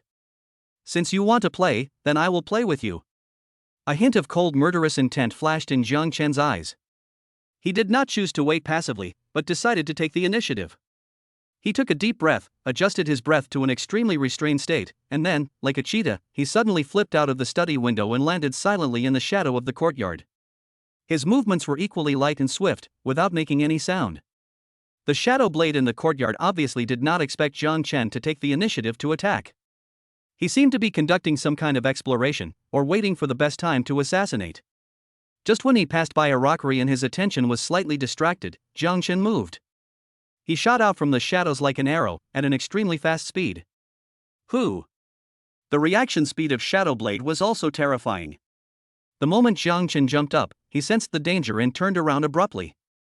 At the same time, a cold light flashed in his hand, and a short blade with a peculiar shape, like the fangs of a poisonous snake, slashed towards Jiang Chen's throat. This knife was fast, accurate, and ruthless. And the angle was tricky, full of deadly murderous intent. If it were an ordinary martial artist facing this sudden knife attack, he probably wouldn't even have time to react and would die on the spot. However, Jiang Chen is not an ordinary person. At the moment when the shadow blade came out, Jiang Chen's eyes also flashed a cold light. He did not choose to fight head-on, but relied on his reaction speed and body coordination far beyond that of ordinary people, and leaned back suddenly at an incredible angle, with his body almost parallel to the ground. The fatal blow of the shadow blade brushed past the tip of his nose, bringing up a gust of fierce wind. That was a close call. Jiang Chen was also slightly surprised. The strength of this shadow blade was indeed extraordinary. But he did not back down. At the moment of avoiding the opponent's attack, his right leg was like a poisonous dragon coming out of a cave, suddenly lifted up and kicked directly at the jaw of Shadow Blade. This kick was powerful and fast as lightning. Shadow Blade obviously didn't expect Jiang Chen's reaction to be so quick and his attack to be so fierce. He quickly put away his knife to block and retreated backwards at the same time. Bang! Jiang Chen's toes kicked heavily on the short blade used by Shadow Blade to block, making a dull metallic collision sound. A huge force came from the short blade, which made Shadow Blade's arm numb and his body staggered back a few steps involuntarily. What a strong power! Shadow Blade was also shocked. He didn't expect that this seemingly gentle young man could have such terrifying explosive power. The two men fought each other with one move, and were evenly matched, but both had a preliminary assessment of the other's strength. Jiang Chen knew that he was facing a real top killer. And Shadow Blade also understood that his target this time was definitely not a good guy. In the courtyard, the moonlight is like water, and murderous intent is lurking everywhere. The two figures, like phantoms in the dark night, entangled together again. Fists and feet collided, cold light flashed. Every collision erupted with a heart-pounding force. Although Jiang Chen had never learned any systematic martial arts moves, he relied on his physical fitness enhanced by the system, his super reaction speed, and his fearless ruthlessness to fight the Shadow Blade to a standstill. The Shadow Blade moves were ruthless and efficient, and each move hit Jiang Chen's vital points. His movements were even more bizarre and unpredictable, like a real shadow, making it hard to grasp. However, Jiang Chen, with the help of the Eye of Insight, although he cannot fully see through the opponent's information, he can make certain predictions about the opponent's movement trajectory and attack intentions, as well as the powerful analytical ability brought by his photographic memory, can always turn danger into safety at the most dangerous moments, and can even seize the opportunity to launch a fierce counterattack. The battle between the two has already exceeded the scope of what ordinary people can understand. Their speed, strength, and reaction have all reached the limit of human beings. The flowers, plants, and trees in the courtyard suffered greatly in the fierce fight between the two men, with broken branches and leaves flying everywhere. However, Jing Sinuan's security system seemed to have malfunctioned, and no alarm was issued from beginning to end. Jiang Chen knew in his heart that this Shadow Blade must have tampered with the security system here before sneaking in. Today, he can only rely on himself. We must fight quickly and decisively. Jiang Chen's eyes flashed with determination. Otherwise, once the Qin family is alarmed or other unnecessary troubles are caused, things will become more complicated. Thinking of this, Jiang Chen no longer held back his strength. He took a deep breath, and the energy and blood in his body began to circulate in a special way. This is a technique similar to the internal martial arts method that comes with the rescuing hand's skill. Although it cannot directly increase his attack power, it can greatly improve his physical strength and endurance in a short period of time. At the same time, his eyes became more focused and sharper, bringing the ability of Eye of Insight to the extreme. He wants to find the flaw of Shadow Blade and kill it with one blow. Chapter 58, Flaw. The fatal blow and the true face of Shadow Blade. With Jiang Chen's full strength burst, the battle in the courtyard suddenly became more intense. He no longer deliberately pursued the exquisiteness of his moves, but instead used his speed, strength, and reaction to the extreme, sweeping towards Shadow Blade like a violent storm. Every punch and kick was full of overwhelming momentum, forcing Shadow Blade to retreat again and again, and his originally smooth and flowing body movements began to show a hint of stagnation. Shadow Blade was shocked. He had never thought that someone who looked so young, and didn't even look like a martial artist, could actually burst out with such terrifying fighting power. Especially the opponent's desperate fighting style, and the strange insight that seemed to be able to predict his attack, made him feel extremely difficult and palpitating. His proud stealth and assassination skills were actually unable to be fully utilized in the face of Jiang Chen's unpredictable and violent attacks. What kind of monster is this guy? Shadow Blade roared in his heart, and the short blade in his hand danced more rapidly, trying to make up for the disadvantage with a more fierce attack. However, Jiang Chen held him tightly like a piece of taffy, not giving him any chance to breathe. With the eye of insight fully open, it was as if a supercomputer was running at high speed in Jiang Chen's mind, constantly analyzing every movement, every micro-expression, and even every breathing rhythm of Shadow Blade. What he was looking for was that fleeting flaw. Finally, when Shadow Blade froze for a moment in order to avoid Jiang Chen's heavy punch, Jiang Chen keenly caught this once-in-a-lifetime opportunity. Now! Jiang Chen's eyes flashed with cold light, and his body twisted at an incredible angle. His right leg was like a battle axe, and with a whistling sound of tearing the air, it fiercely chopped towards the left rib of Shadow Blade.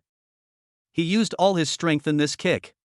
Shadow Blade's face changed drastically. He felt the terrifying power contained in this kick and wanted to dodge, but it was too late. He could only hastily hold the short blade across his chest and try to block it. Crack! A teeth-grinding sound of bone cracking was heard. Jiang Chen's right leg fiercely kicked Shadow Blade's ribs. Although blocked by the short blade, the huge impact still made Shadow Blade groan in pain. The whole person flew backwards like a kite with a broken string, and hit the rockery in the courtyard heavily. Puff! A mouthful of blood spurted out from Shadow Blade's mouth, staining his black nightgown red.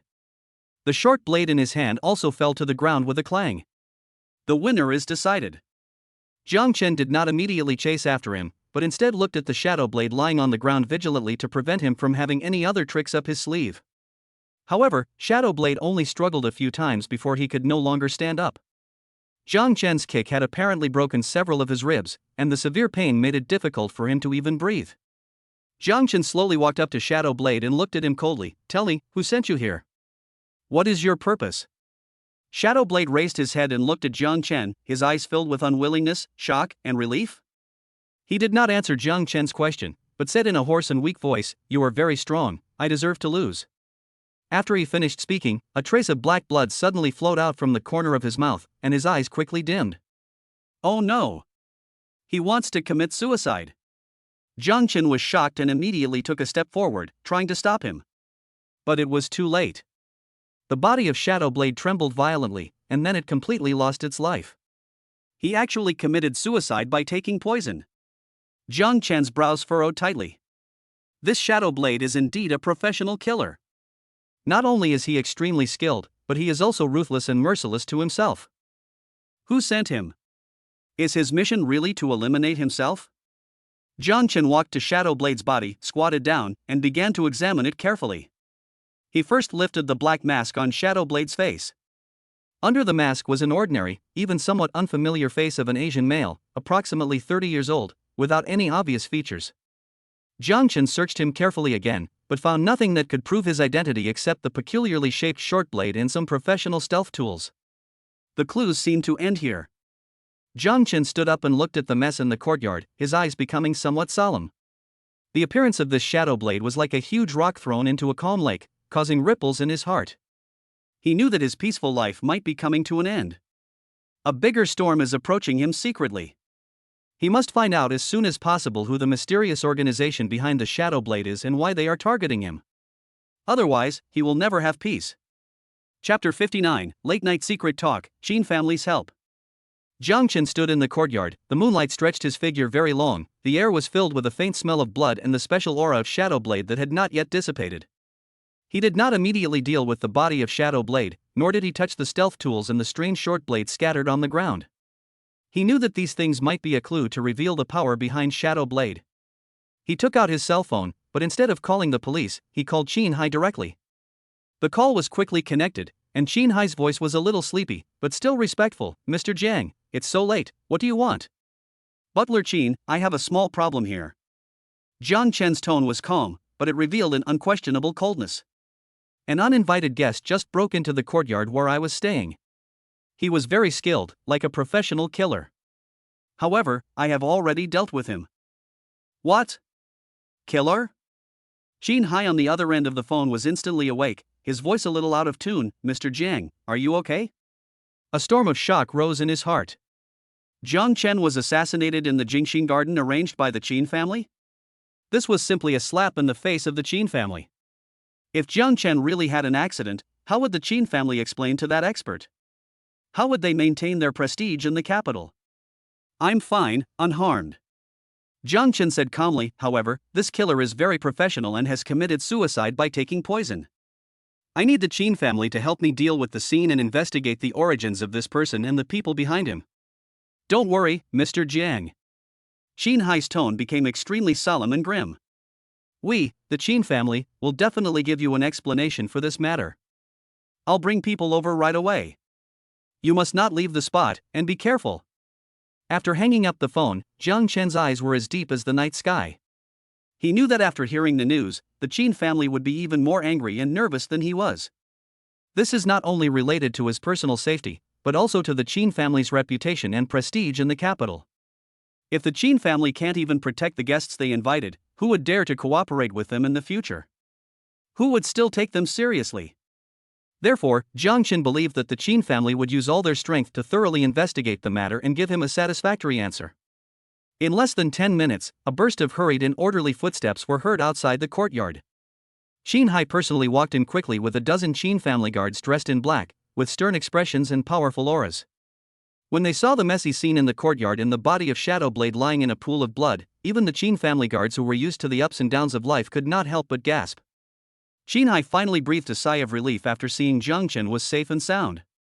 He quickly walked up to Jiang Chen, bowed, and said with apology and fear, "Mr. Jiang, I frightened you. It was my poor arrangement that allowed the villain to sneak in and disturb your peace. Please punish me, Mr. Jiang." "Butler Qin, you are too polite." Jiang Chen waved his hand. "This matter has nothing to do with you.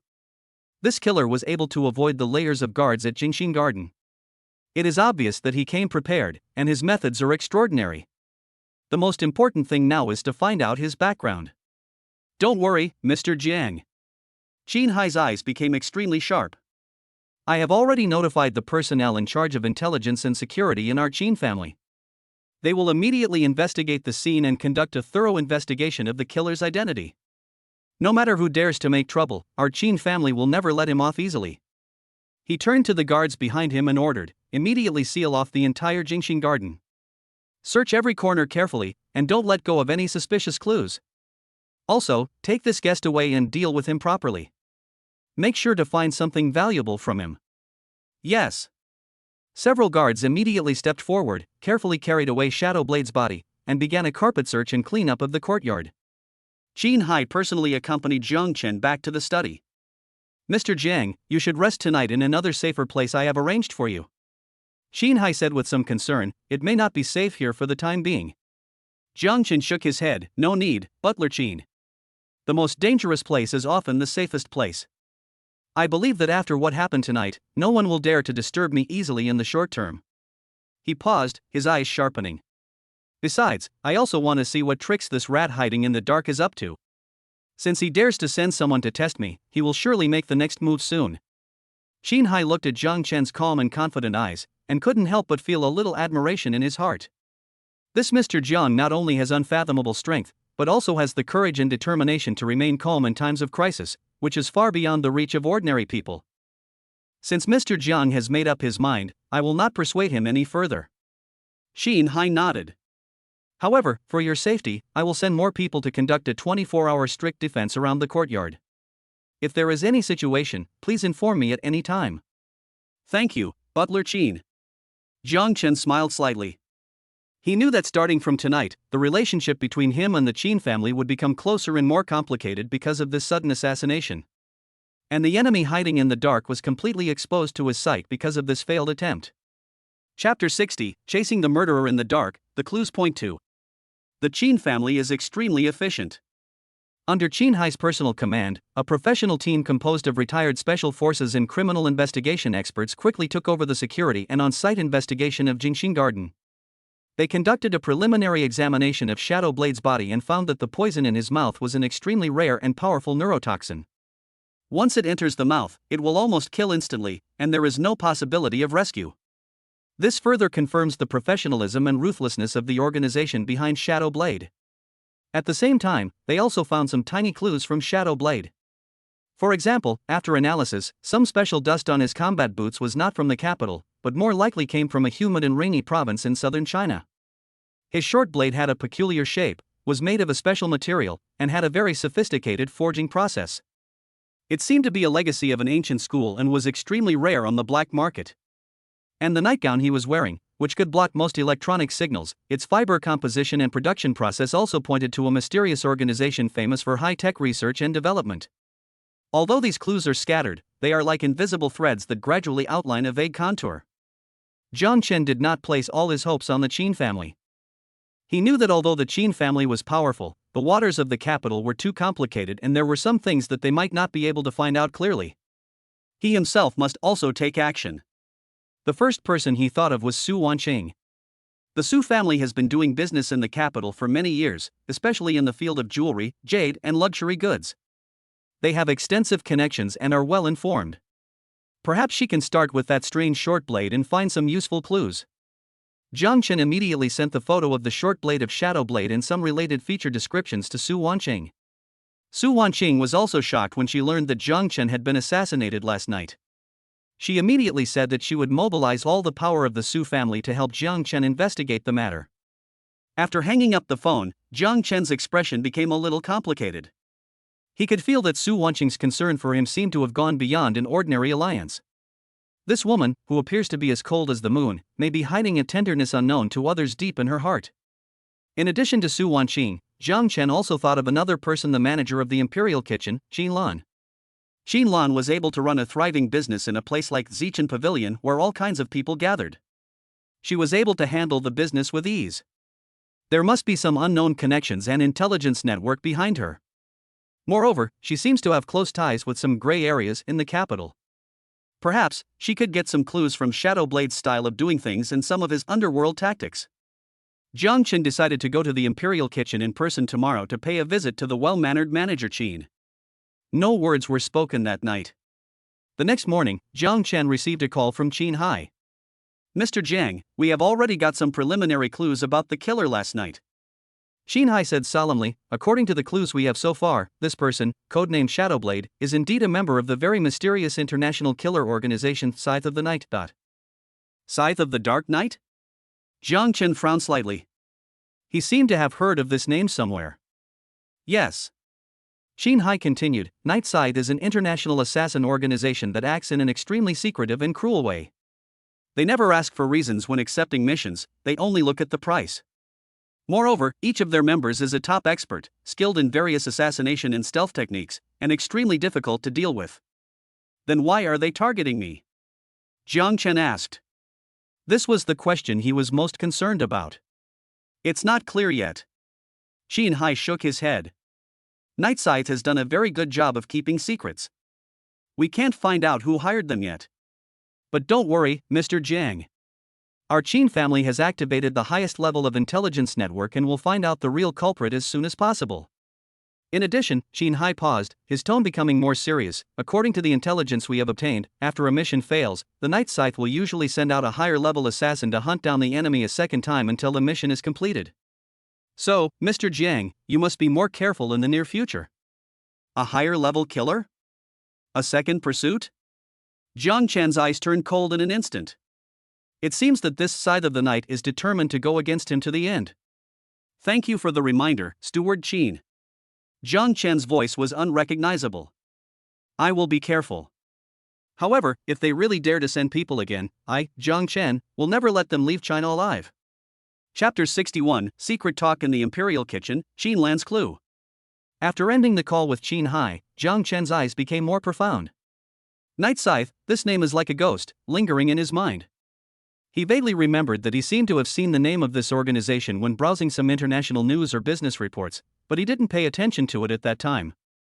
Now it seems that this organization is more difficult and dangerous than he imagined.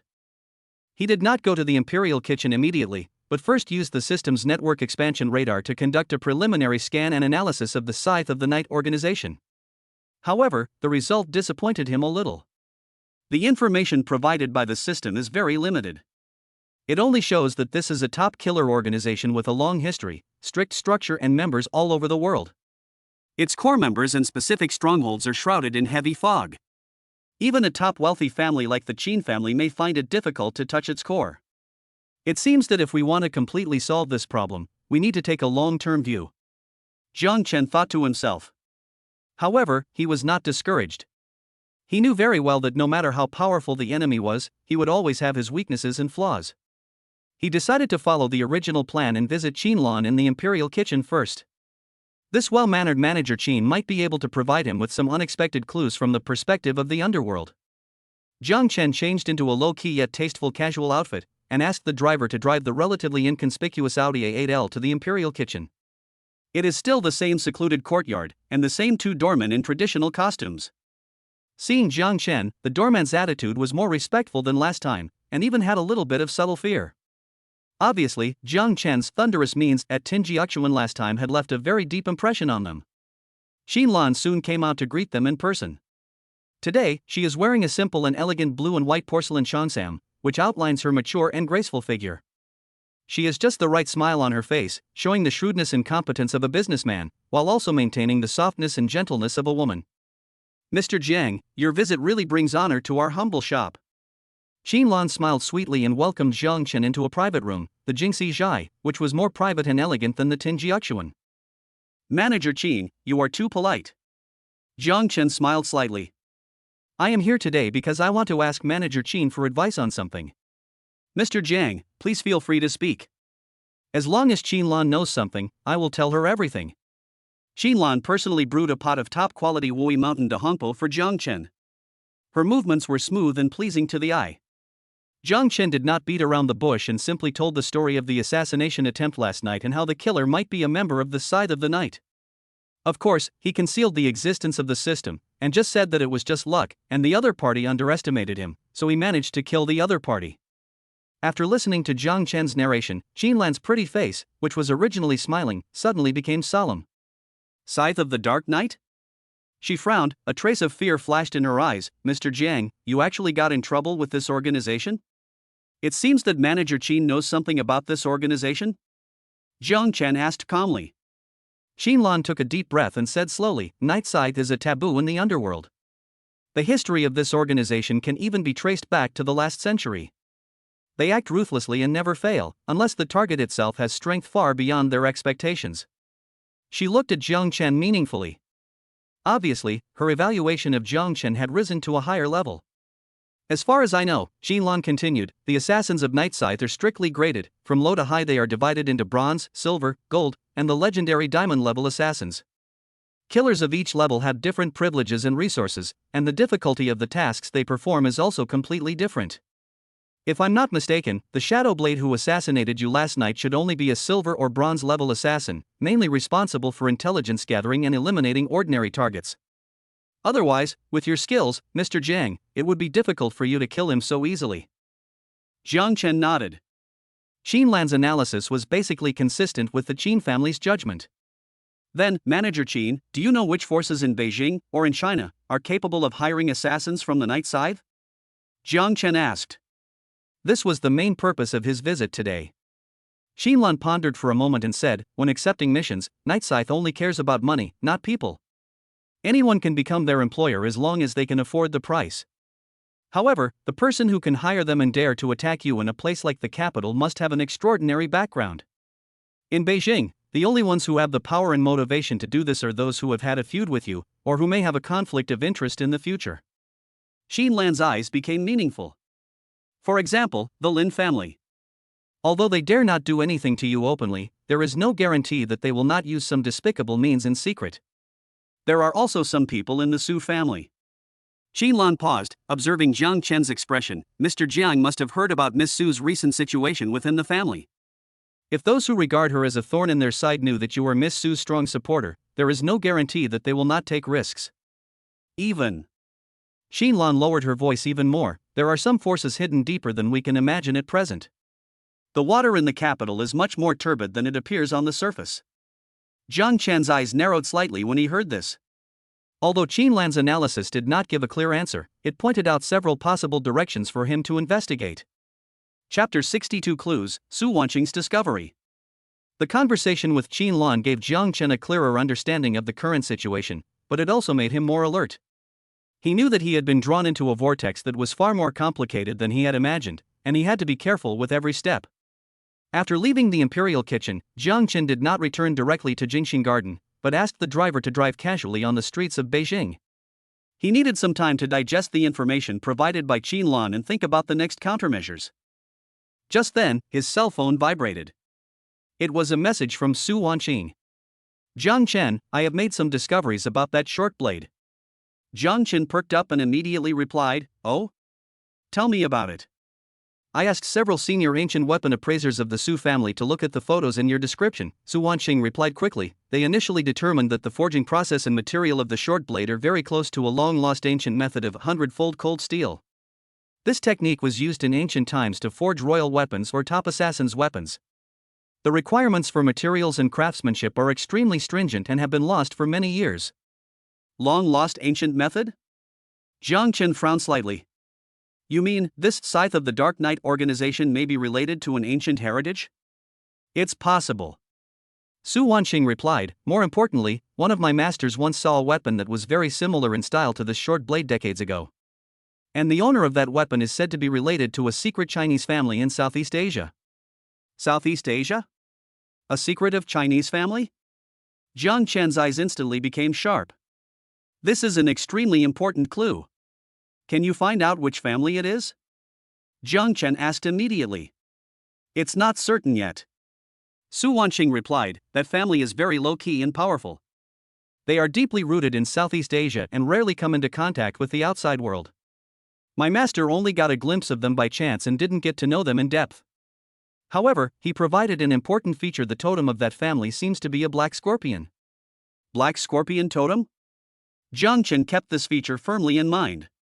Thank you, Wanqing.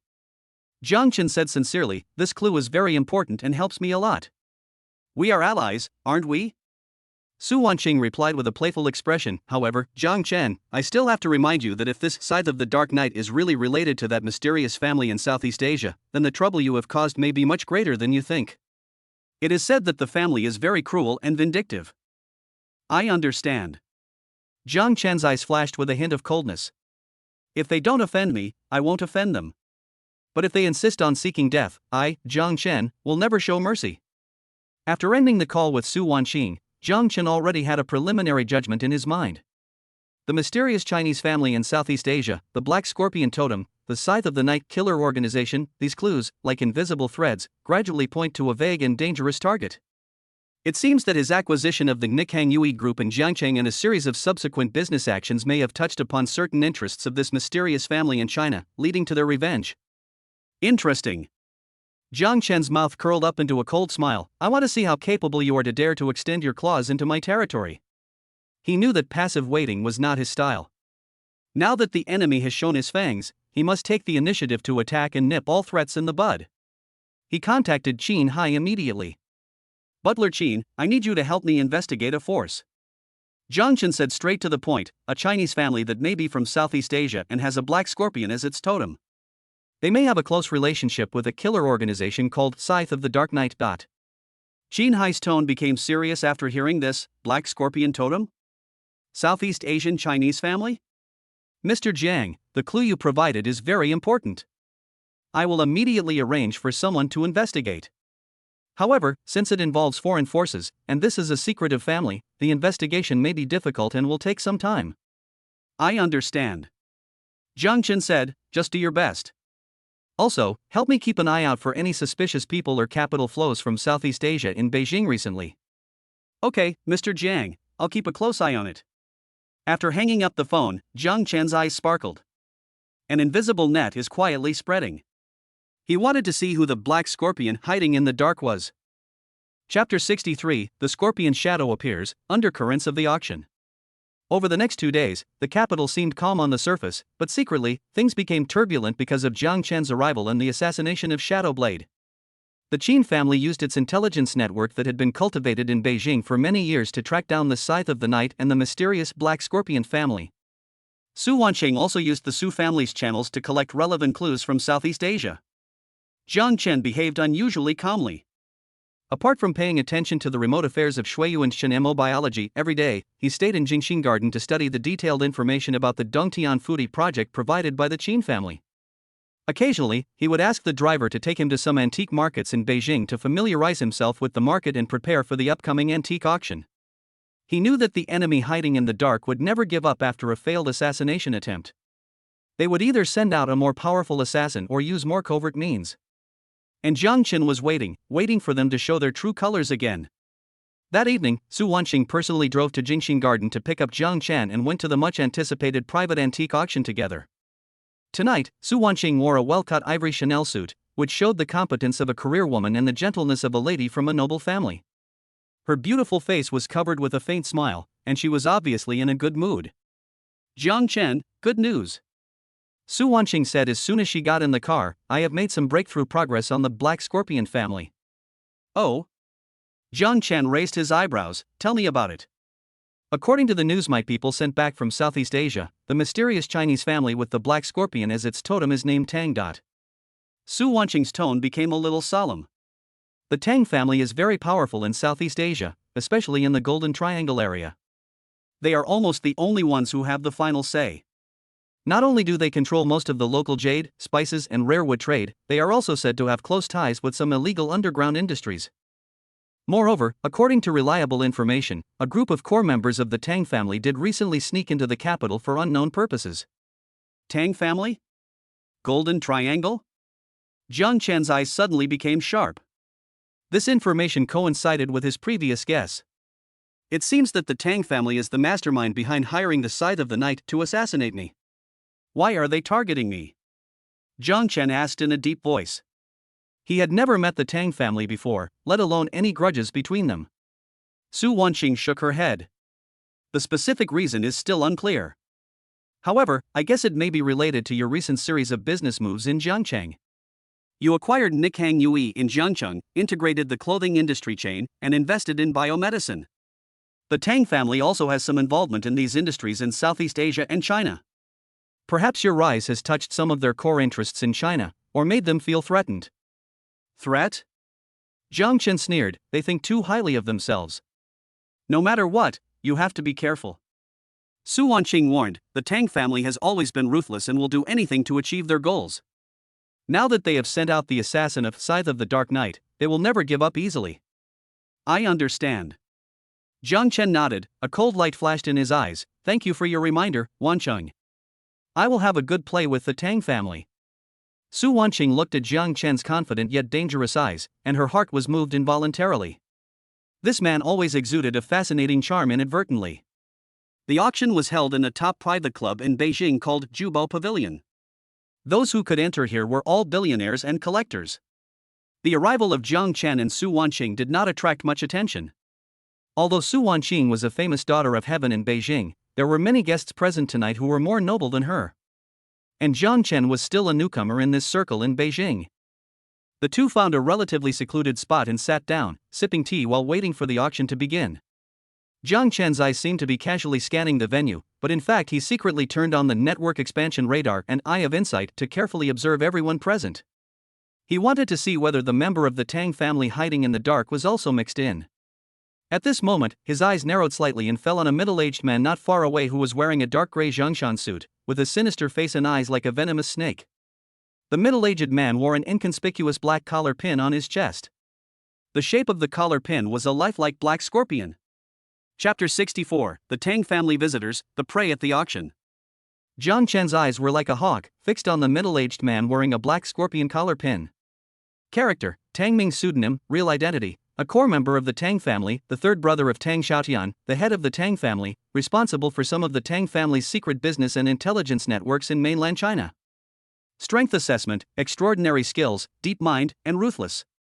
Current status, observing the situation at the venue, it seems that he is looking for a target or waiting for a certain opportunity. Relationship with the host, high, very likely to be targeting the host, or one of the behind-the-scenes planners of this assassination. He is indeed from the Tang family. And he is the younger brother of the Tang family patriarch. Jiang Chen understood instantly. It seemed that Tang Ming was the big fish he was going to catch tonight. He calmly withdrew his gaze and continued to talk in a low voice with Su Wanqing, as if he was unaware of Tang Ming's appearance. Su Wanqing also noticed Jiang Chen's strangeness. She followed his gaze and glanced at Tang Ming, then calmly looked away and asked in a low voice, "What's wrong?" "Do you know him?" "I don't know him." Jiang Chen smiled slightly, "But I guess he will get to know me soon."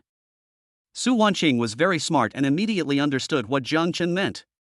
A trace of solemnity flashed in her eyes. "People from the Tang family?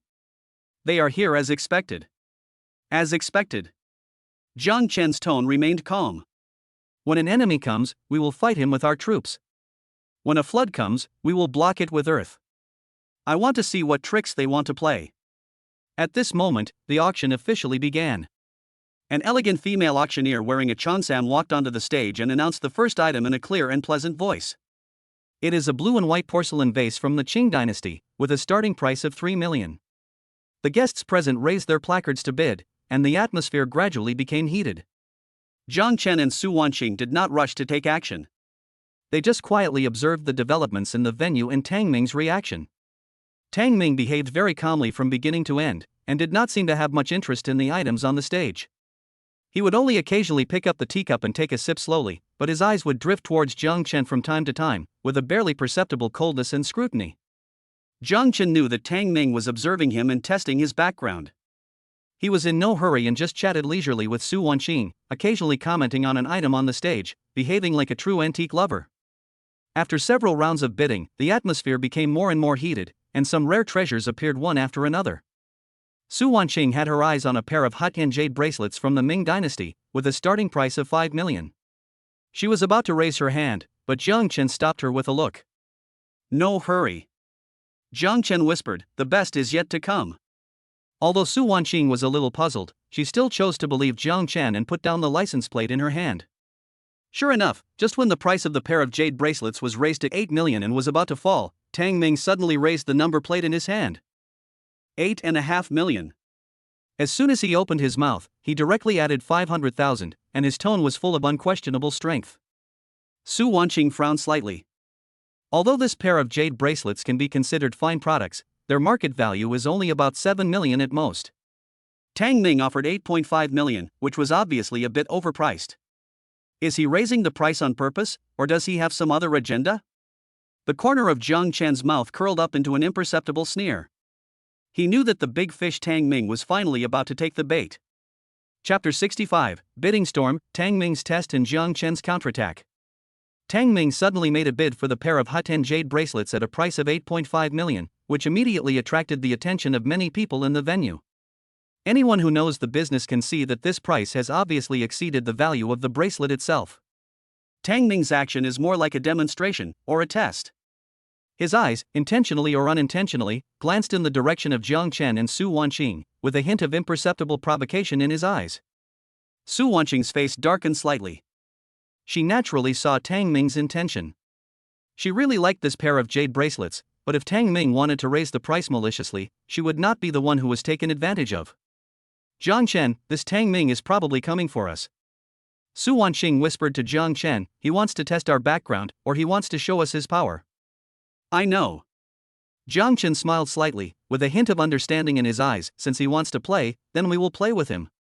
He did not raise his placard immediately, but waited until the auctioneer asked for the third time, and when the hammer was about to fall, then he calmly raised the number plate in his hand. 9 million. Jiang Chen's voice was not loud, but it was clearly heard throughout the venue. Hiss. The guests present were once again shocked by Jiang Chen's generosity. Who is this young man? How dare he confront the Tang family head-on? Tang Ming's expression also changed slightly, and a hint of sinisterness flashed in his eyes.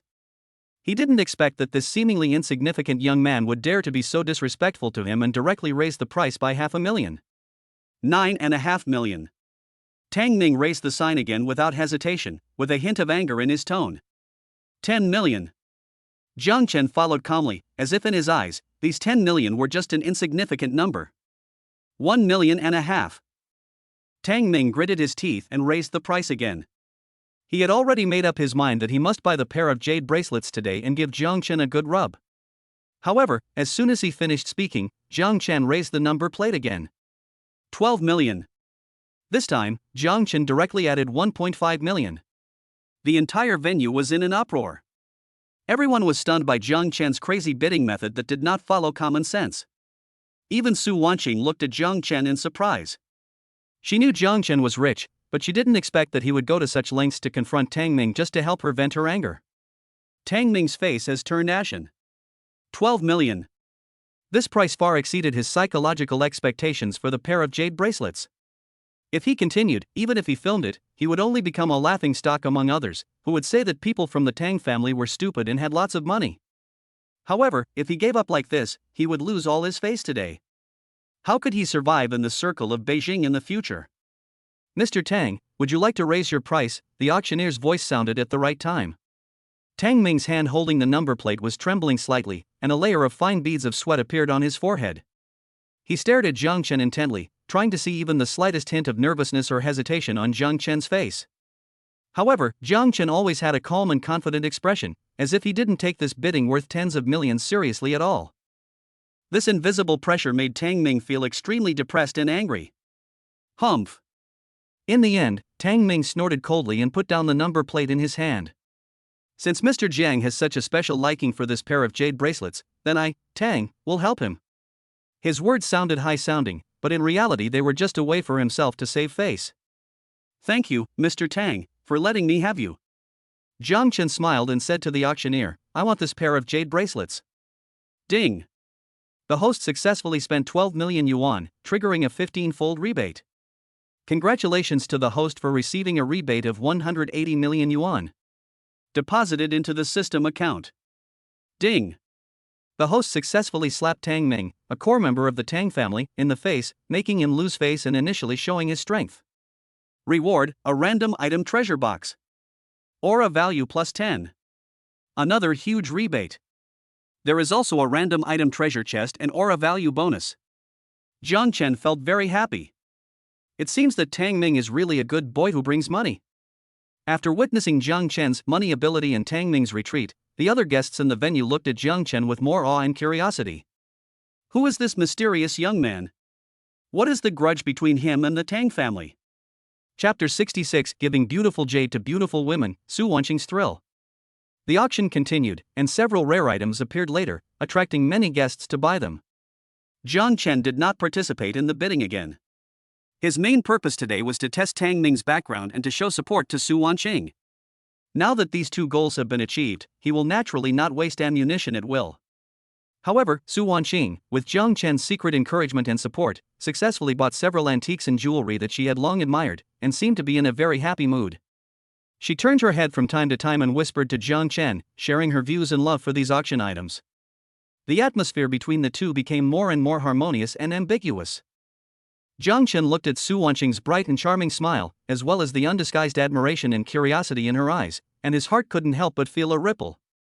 This woman not only has a beautiful face and extraordinary wisdom, but also has an ambition to challenge and not be mediocre. Being with her always makes him feel a sense of rivalry and a tacit understanding. Perhaps, she will really become a unique existence in his life. As the auction drew to a close, the finale item finally appeared. It was a rare piece of imperial green jadeite, weighing 10 kilograms. It was emerald green all over and full of water. Under the light, it exuded a lustrous and mysterious luster. As soon as this rough stone appeared, it immediately caused a sensation in the audience. Imperial green jade is the best quality jade, which is hard to come by. Such a huge piece of imperial green raw stone is rare in the world and is priceless. The starting price is as high as 50 million. The wealthy people and collectors present were all gearing up for a fierce competition. Even Su Wanqing's eyes flashed with surprise and desire when she saw this rough stone. The Su family started out as a jewelry and jade company, so they naturally had a natural love and pursuit for this top-grade jade rough stone.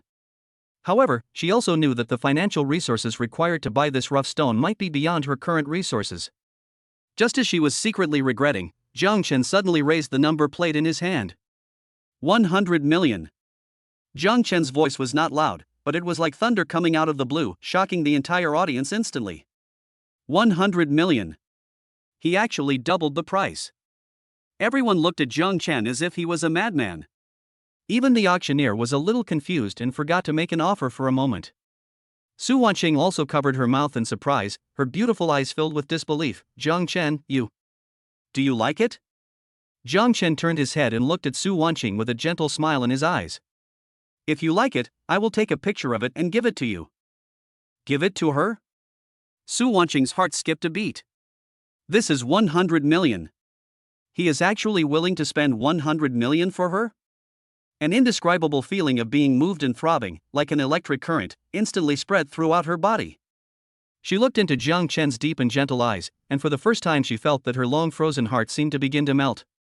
Su Wanqing's pretty face flushed slightly, and for a moment she didn't know what to say. After a brief moment of shock, other people in the venue also reacted. Who is this guy? He's too arrogant. He spent 100 million without blinking an eye? Is he the heir of some hidden family? He's too rich. He spent 100 million just to make a beautiful woman smile. I'm impressed by his courage. Tang Ming's face was extremely ugly at the moment. He had originally wanted to compete with Jiang Chen again on this finale item to save some face. But he didn't expect that Jiang Chen would directly offer a sky-high price that he couldn't even look up to. He knew that he was completely screwed today. In the end, faced with Jiang Chen's earth-shattering offer of 100 million, no one dared to make a bid. That rare piece of imperial green jadeite rough stone was successfully bought by Jiang Chen without any suspense. Ding! The host has successfully spent 100 million yuan, triggering a 20-fold rebate. Congratulations to the host for receiving a rebate of 2 billion yuan. Deposited into the system account. Ding! The host has successfully demonstrated his amazing financial strength at the top auction, and used thundering means to intimidate his opponents, greatly improving his reputation. Aura plus 20. Ding! The host has successfully won the favor of Su Wanqing, and the activation progress of the Confidant module is plus 30%. 2 billion rebates. And a bonus to the progress of the Confidant module? Jiang Chen was ecstatic. It seems that sometimes, appropriately showing off wealth can be beneficial. He turned his head and looked at Su Wanqing, whose pretty face was still flushed and whose eyes were filled with complex emotions. He smiled slightly and gently placed the subscription card for the priceless imperial green jadeite rough stone in her hand. A beautiful jade gift to a beautiful woman. Jiang Chen's voice was gentle and magnetic. I hope you like it. Chapter 67, Aftermath and the Tang Family's Invitation. The auction finally ended with Jiang Chen shockingly spending hundreds of millions of dollars. The priceless imperial green jadeite raw stone was naturally immediately delivered to the location designated by Su Wanqing by the professional team of Jubao Pavilion under heavy security. Su Wanqing held the heavy subscription card in her hand, feeling the envy, jealousy, and awe of Jiang Chen's unfathomable financial resources from the guests around her, and her heart was filled with mixed emotions. She knew that starting from tonight, the name Jiang Chen would become well known in the upper-class circles of Beijing. And she, Su Wanqing, will become the focus of countless people's attention and discussion because of her special relationship with Jiang Chen. Jiang Chen, thank you. On the way out of Jubao Pavilion, Su Wanqing sat in the passenger seat of the Ferrari and said softly to Jiang Chen. Her voice was filled with a subtle tenderness and throbbing. Giving a beautiful woman a beautiful jade is only right. Jiang Chen smiled slightly and turned his head to look at Su Wanqing's face, which looked even more beautiful under the moonlight. Besides, we are allies, aren't we? Your enemy is my enemy. Naturally, I also have a share in your glory. His words were both a response to Su Wanqing's gratitude and a hint to Tang Ming. Su Wanqing was very smart, so she naturally understood the deep meaning of Jiang Chen's words. She knew that the reason why Jiang Chen competed with Tang Ming so high profile tonight and finally spent $1 billion to buy the jadeite raw stone was not only to show his goodwill to her, but more importantly, to declare his strength and determination to all potential enemies of the Tang family and even the entire capital. He is using this most direct and domineering way to tell everyone, I, Jiang Chen, am not someone to be trifled with. Anyone who wants to touch me, or my allies, must first consider their own weight. Aren't you afraid of completely offending the Tang family? Su Wanqing asked with some concern. The Tang family's influence in Southeast Asia is far more complicated and dangerous than you think. They are vindictive and ruthless. Once they target you, I'm afraid there will be endless troubles. Afraid? Jiang Chen sneered, a sharp cold light flashed in his eyes. Since I decided to step into the muddy waters of Beijing, I have never been afraid. Whether it's the Tang family or other monsters, if they know what's good for them, they'd better not mess with me. If they insist on seeking their own death, then I don't mind sending them on their way. The powerful aura that looked down on the world from him made Su Wenqing's heart beat faster again. This man was like a whirlpool full of magic, which made her unconsciously fall into it and unable to extricate herself.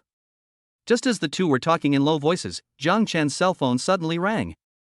It was an unfamiliar number, but the location showed as Beijing. Jiang Chen raised his brows slightly and answered the call. Mr. Jiang? Excuse me for disturbing you. A slightly old but vigorous male voice came from the other end of the line. I'm Tang Xiaotian. Tang Xiaotian? The patriarch of the Tang family? Jiang Chen's eyes instantly became sharp. He didn't expect that the head of the Tang family would call him personally. It seems that what happened at tonight's auction has reached his ears at the fastest speed. Mr. Tang, what advice do you have? Jiang Chen's tone was calm, and no emotion could be heard. I don't deserve your advice. Tang Xiaotian laughed loudly on the other end of the phone. Mr. Jiang is so young, but he has such courage and financial resources. It really opens my eyes. My son Tang Ming has offended me tonight. I hope Mr. Jiang will forgive me. His words seemed like an apology, but in fact he was testing Jiang Chen's reaction. Mr. Tang, you are too polite. Jiang Chen said calmly, children are ignorant and it is inevitable that they make mistakes occasionally. Just don't provoke me again in the future, and I will naturally not argue with him. He did not directly point out the relationship between Tang Ming and Nightside, nor did he mention the assassination that night. He knew that now was not the time to completely break off relations with the Tang family. Mr. Jiang is really quick-witted and has an extraordinary demeanor. Tang Xiaotian laughed again. I have admired Mr. Jiang for a long time. I wonder if Mr. Jiang is free tomorrow to come to my humble home.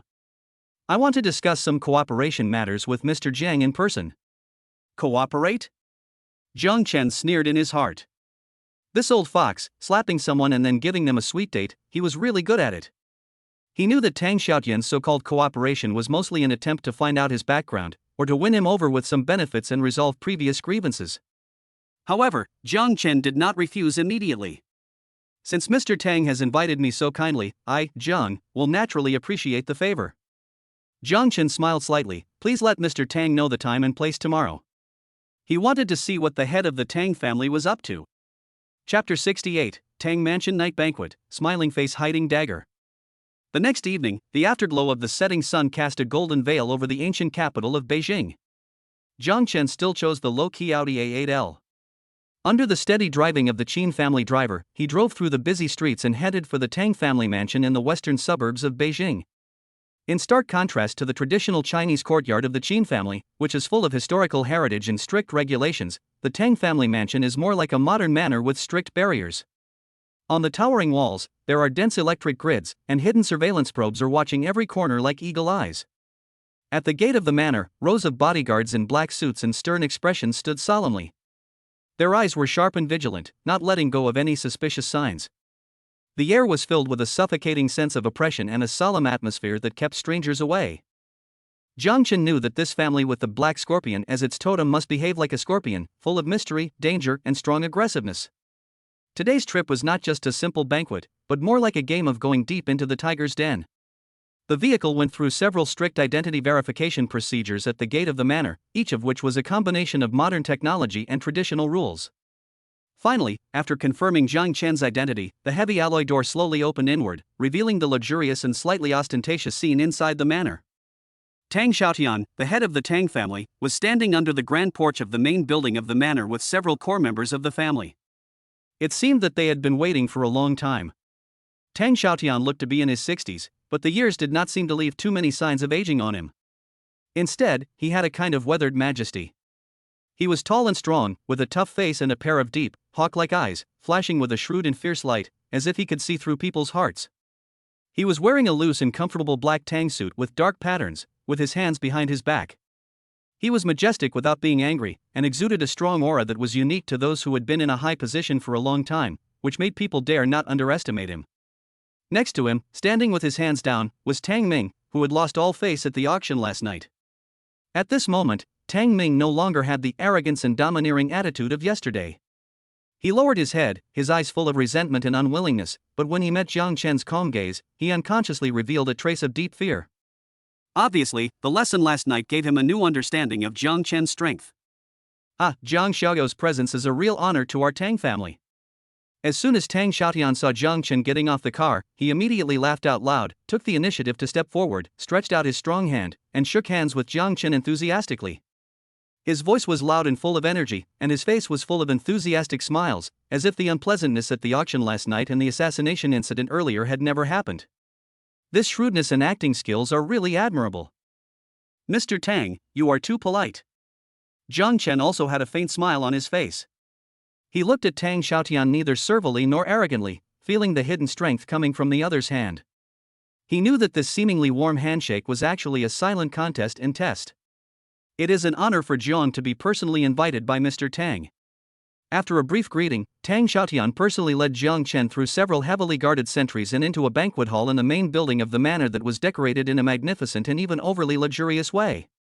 A huge crystal chandelier hung from the high ceiling, emitting a dazzling light, reflecting the shiny marble floor.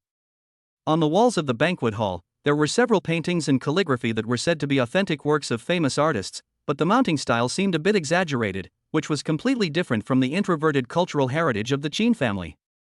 In the banquet hall, a banquet of astonishing richness had already been set up. Top ingredients from all over the world, such as Australian marbled Wagyu beef, French blue lobster, Russian black caviar, and various unnamed delicacies from land and sea, rare and precious fruits, were laid out on the huge round table in a dazzling array. Every dish was extremely luxurious, as if all the delicacies in the world were gathered here. Jiang Chen was arranged to sit in the guest of honor position, opposite Tang Xiaotian. Tang Ming and several other core members of the Tang family who seemed to have high status were seated on the left and right. Their eyes were all fixed on Jiang Chen, with scrutiny, curiosity, and even a hint of hostility. After 3 rounds of wine, the dishes have 5 flavors. Tang Xiaotian was always very enthusiastic and talkative. He seemed to have shown a strong interest in Jiang Chen's history of success and kept asking about Jiang Chen's little achievements in Jiangcheng. He and Jiang Chen chatted and laughed, from the customs of the capital to the international economic situation, and even discussed with interest the appreciation of some antiques and cultural relics, as if he was really drinking and talking with a like-minded friend of different ages. However, Jiang Chen keenly sensed the subtle temptation and murderous intention behind his seemingly kind smile and those seemingly casual questions. This old fox seemed to have hidden secrets in every question and every word, trying to find out his true background in depth from Jiang Chen's answers. Jiang Chen would not be fooled easily. He acted perfectly, and in response to Tang Xiaotian's questions, he either evaded the main point or gave half-truths. He neither boasted about his achievements nor concealed his strength, and always maintained a sense of mystery and distance. He knew that in front of such an old man, the more he talked, the more mistakes he would make. Finally, after drinking a few glasses of expensive special Maodai, Tang Xiaotian seemed to feel that the time was right. He put down the glass in his hand, looked at Jiang Chen with burning eyes, and asked casually, "My dear Jiang, I heard that you have made quite a stir in Jiangcheng recently. Not only did you successfully acquire the Nikhang Yui Group with thunderous means, but you also invested in a promising biomedical project with unique vision. I heard that the research is about the neuron regeneration and repair technology, right? Once this technology is successful, its value will be inestimable. Here we come." Jiang Chen sneered in his heart, but remained calm on the surface. He knew that Tang Xiaotian, the old fox, was finally going to get to the point and reveal his true purpose. Mr. Tang is really well informed. He even knows such a trivial matter. Jiang Chen smiled faintly, picked up the wine glass, and gently swirled the amber wine in the glass. "I am just doing a small business. I am lucky and have earned some hard-earned money." Compared with the Tang family, a century-old family with a profound foundation in industries all over the world, it is really not worth mentioning. "I am sorry to make you laugh, Mr. Tang." Jiang Xiaoyu was too modest. Tang Xiaotian's eyes flashed. He leaned forward slightly, and said slowly with a hint of inexplicable meaning in his tone, "As far as I know, the potential of your biomedical project is not just as simple as making some hard-earned money. Neuron regeneration and repair, this is a great innovation that can change the history of human medicine." "I am just a little curious. Jiang Xiaoyu is so young, but he has such courage and foresight, investing huge sums of money to study this technology that will not see returns in the short term. Does he want to use this technology to save the world and benefit all mankind, or does he have other intentions and want to use it as a trump card to pry some deeper interests?" Tang Xiaotian's words were like a stone thrown into a calm lake. It seemed casual, but it stirred up ripples in Jiang Chen's heart. This old fox was indeed not simple. Not only did he know the existence of Chunma biology, he even knew the core direction of the research. It seemed that the Tang family's intelligence network in Jiangcheng and even the whole country was much more rigorous and efficient than he imagined. Chapter 69, Confrontation, Tang Xiaotian's Goodwill. Facing Tang Xiaotian's probing and oppressive gaze, Jiang Chen was not panicked at all. He knew that any hesitation or retreat at this moment might be regarded as weakness by the other party, thus falling into a passive situation. He gently put down the wine glass in his hand, and the bottom of the glass made a slight and crisp collision sound with the rosewood table, breaking the momentary stagnation in the banquet hall. Mr. Tang, Jiang Chen's lips curled up slightly, his eyes calm and deep, like an ancient well, without any ripples. What do you think is the deeper interests? He did not directly answer Tang Xiaotian's question, but cleverly threw the question back. At this time, the more you say, the more mistakes you make. It is better to let the other party show his cards first. Tang Xiaotian obviously didn't expect Jiang Chen to ask such a question. He was slightly startled, and then burst into laughter, but there was a barely perceptible chill in his laughter. Young friend Jiang is indeed a smart man, and he likes to practice Tai Chi. However, since I invited you to my house today, I naturally came with sincerity. He raised his glass, gestured to Jiang Chen, and continued, I believe that the value of neuron regeneration and repair technology is better known to Jiang Xiaoyu than to me. Once this technology is successful, it will not only bring you immeasurable wealth, but also allow you to have a decisive voice in the medical community and even in certain special fields. Isn't this a deeper benefit? Jiang Chen sneered in his heart when he heard this. This old fox was indeed coveting the core technology of Chunma biology. Mr. Tang, you must be joking. Jiang Chen's tone remained calm. My original intention for investing in biomedicine was very simple. I just wanted to make a small contribution to human health. Of course, if I could make some money and improve my life, that would be great. He paused, his eyes became sharp, and he looked directly into Tang Xiaotian's eyes. As for the right to speak and special field you mentioned, I am not very knowledgeable and have no such ambitions for the time being. I just want to do some business quietly and live a stable life. If someone insists on thinking that I am blocking his way or wants to take something away from me, then I, Jiang Chen, will never sit there and wait to be slaughtered. His words were soft yet firm, showing that he was harmless while making no secret of his bottom line and determination. Tang Xiaotian's pupils shrank slightly. He felt a strong will and dangerous aura that should not be underestimated from Jiang Chen's calm eyes. This young man is more difficult to deal with than he imagined. The atmosphere in the banquet hall became solemn again. Tang Ming and several other core members of the Tang family also felt the invisible pressure emanating from Jiang Chen, and their eyes looked at him with more solemnity and fear. Ha, young Master Jiang is indeed a man of temperament and quick to speak. Tang Xiaotian laughed again, trying to ease the tense atmosphere. I admire you. In fact, I invited you here today for no other reason. I mainly want to make friends with you and see if there is any opportunity for cooperation. He changed the subject and his tone became gentle. Friend Xiang, although you have achieved some success in Jiangcheng, the waters of Beijing are much deeper than those of Jiangcheng. Some things are difficult to handle without sufficient background and connections. Our Tang family still has some reputation in Beijing and even in the whole of China. If you are willing, our Tang family will be happy to provide you with some help and support within our capacity. For example, Tang Xiaotian's eyes flashed, your Chunma Bio has a bright future, but if you want to truly commercialize a top biomedical technology and bring it to the global market, the difficulties and obstacles you need to overcome are probably far beyond your imagination. Not to mention the technical barriers and patent blockades from international pharmaceutical giants, the various domestic approval processes and industry access alone are enough to make you anxious. And our Tang family has a unique advantage in this regard. Tang Xiaotian said with a hint of pride, we not only have a global pharmaceutical sales network and rich clinical trial resources, but also maintain good cooperative relations with many top medical institutions and authoritative experts at home and abroad.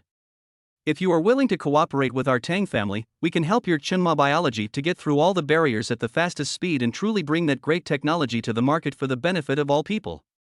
Of course, Tang Xiaotian changed the subject, revealing his true purpose. In return, our Tang family only needs 51% of the shares of the Chunma biology. Jiang Xiaoyu, what do you think of my proposal? The real purpose is revealed. Jiang Chen sneered in his heart. This old fox, after going through so much trouble, finally showed his fangs. 51% of the shares.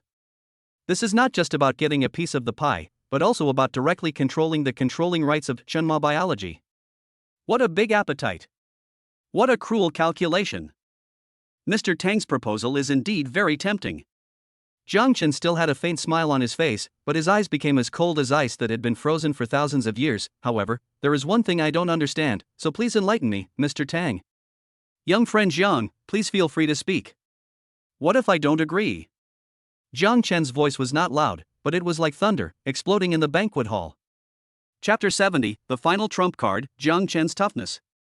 Jiang Chen's words, "What if I don't agree," were like a spark thrown into a calm frying pan, instantly making the atmosphere in the banquet hall tense. The smile on Tang Xiaotian's face froze in an instant. His deep, hawk-like eyes narrowed slightly, emitting two terrifying cold rays of light, like a poisonous scorpion about to launch a fatal attack.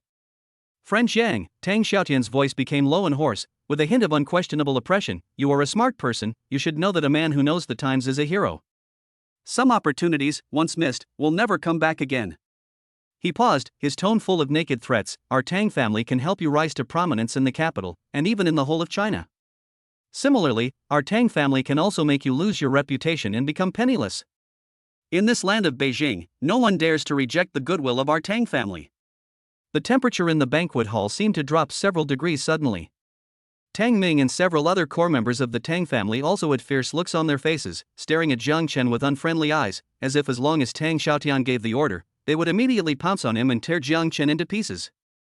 However, facing the naked threat and strong sense of oppression from the Tang family, Jiang Chen did not show the slightest fear on his face. He still sat there calmly, with even a faint smile on the corner of his mouth, as if he didn't take Tang Xiaotian's threats seriously at all. "Mr. Tang, your words are a bit too serious." Jiang Chen smiled faintly and said in a relaxed tone, "Although I, Jiang Chen, am not a big shot, I am definitely not a soft persimmon that can be bullied by anyone. I founded Chenma Biology, and its core technology is related to the well-being of countless people. I can't and will never hand over its controlling rights to anyone else."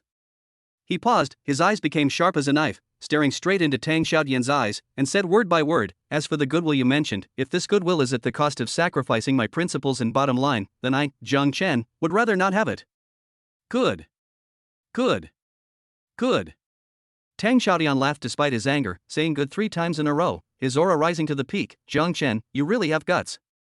It seems that you are determined to go against my Tang family to the end." "Oppose?"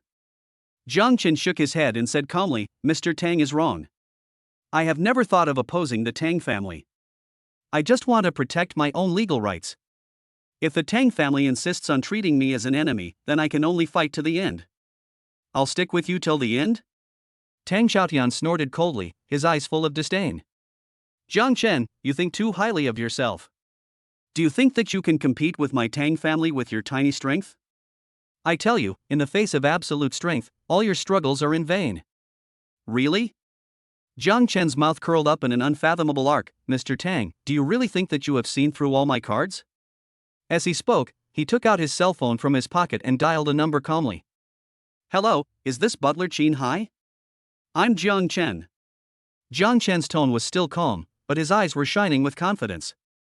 "I'm in a little trouble here, so I might need Mr. Qin to help me out." Qin Hai on the other end of the phone heard what Jiang Chen meant. "Don't worry, Mr. Jiang." The old man had expected this to happen and had made all the necessary preparations. Qin Hai said in a deep voice, "Our people will be here soon." After hanging up the phone, Jiang Chen looked at Tang Xiaotian, whose face changed slightly, and smiled slightly. "Mr. Tang, now, do you still think that I am struggling in vain?"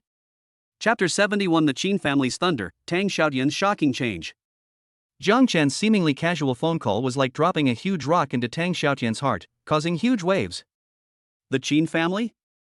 Mr. Qin?" The muscles on Tang Xiaotian's face twitched unconsciously, and his eyes were filled with incredible shock and fear. Although he claims to be a local tyrant in the capital, and the Tang family's influence is deeply rooted in Southeast Asia, there is still an insurmountable gap compared to the Qin family, a behemoth that truly stands at the top of China's power. If the Tang family is a ferocious hungry wolf, then the Qin family is a real prehistoric giant crocodile. The two are not even on the same level. He never expected that this seemingly unknown Jiang Chen could actually be related to the Qin family, and even be able to ask Mr. Qin to personally support him? Who is this kid? Don't bluff here. Tang Xiaotian pretended to be calm and said in a timid tone, "The Qin family is so powerful, how could they stand up for a kid like you?" However, just as he finished speaking, there was a burst of hurried and heavy footsteps outside the banquet hall, as well as suppressed exclamations and commotion. Immediately afterwards, the heavy mahogany door of the banquet hall was pushed open from the outside. Qin Hai, the Qin family's gold medal butler, had a gloomy face and rushed in with dozens of Qin family guards dressed in black, with stern expressions and powerful auras, like a black torrent. Each of these Qin family guards had eyes as sharp as lightning, their temples bulged high, and they exuded a heart-pounding murderous aura. Obviously, they were all real elites who had walked out of the hail of bullets. Their appearance instantly caused the temperature in the entire banquet hall to drop by several degrees. After seeing this scene, Tang Ming and several other core members of the Tang family were so frightened that their faces turned pale and their legs became weak. They no longer had their previous arrogance. Tang Xiaotian. Qin Hai's eyes were like two sharp swords, piercing Tang Xiaotian. His voice was cold and emotionless. How dare you be so rude to Mr. Jiang? Do you want my Qin family to completely wipe out your Tang family from the capital? Every word Qin Hai said was like a heavy hammer, hitting Tang Xiaotian's heart hard. Tang Xiaotian only felt a chill rushing from the soles of his feet to his forehead, and his whole body was cold. He knew that Qin Hai's words were not empty threats.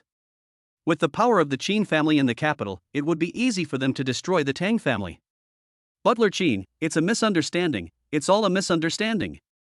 The color on Tang Xiaotian's face instantly faded, his voice trembling, and he quickly stood up from his seat, wanting to explain. However, Qin Hai didn't give him a chance to explain. Misunderstanding? Qin Hai snorted coldly, his eyes full of disdain. Tang Xiaotian, do you think our Qin family is stupid? Mr. Jiang is our Qin family's most distinguished guest.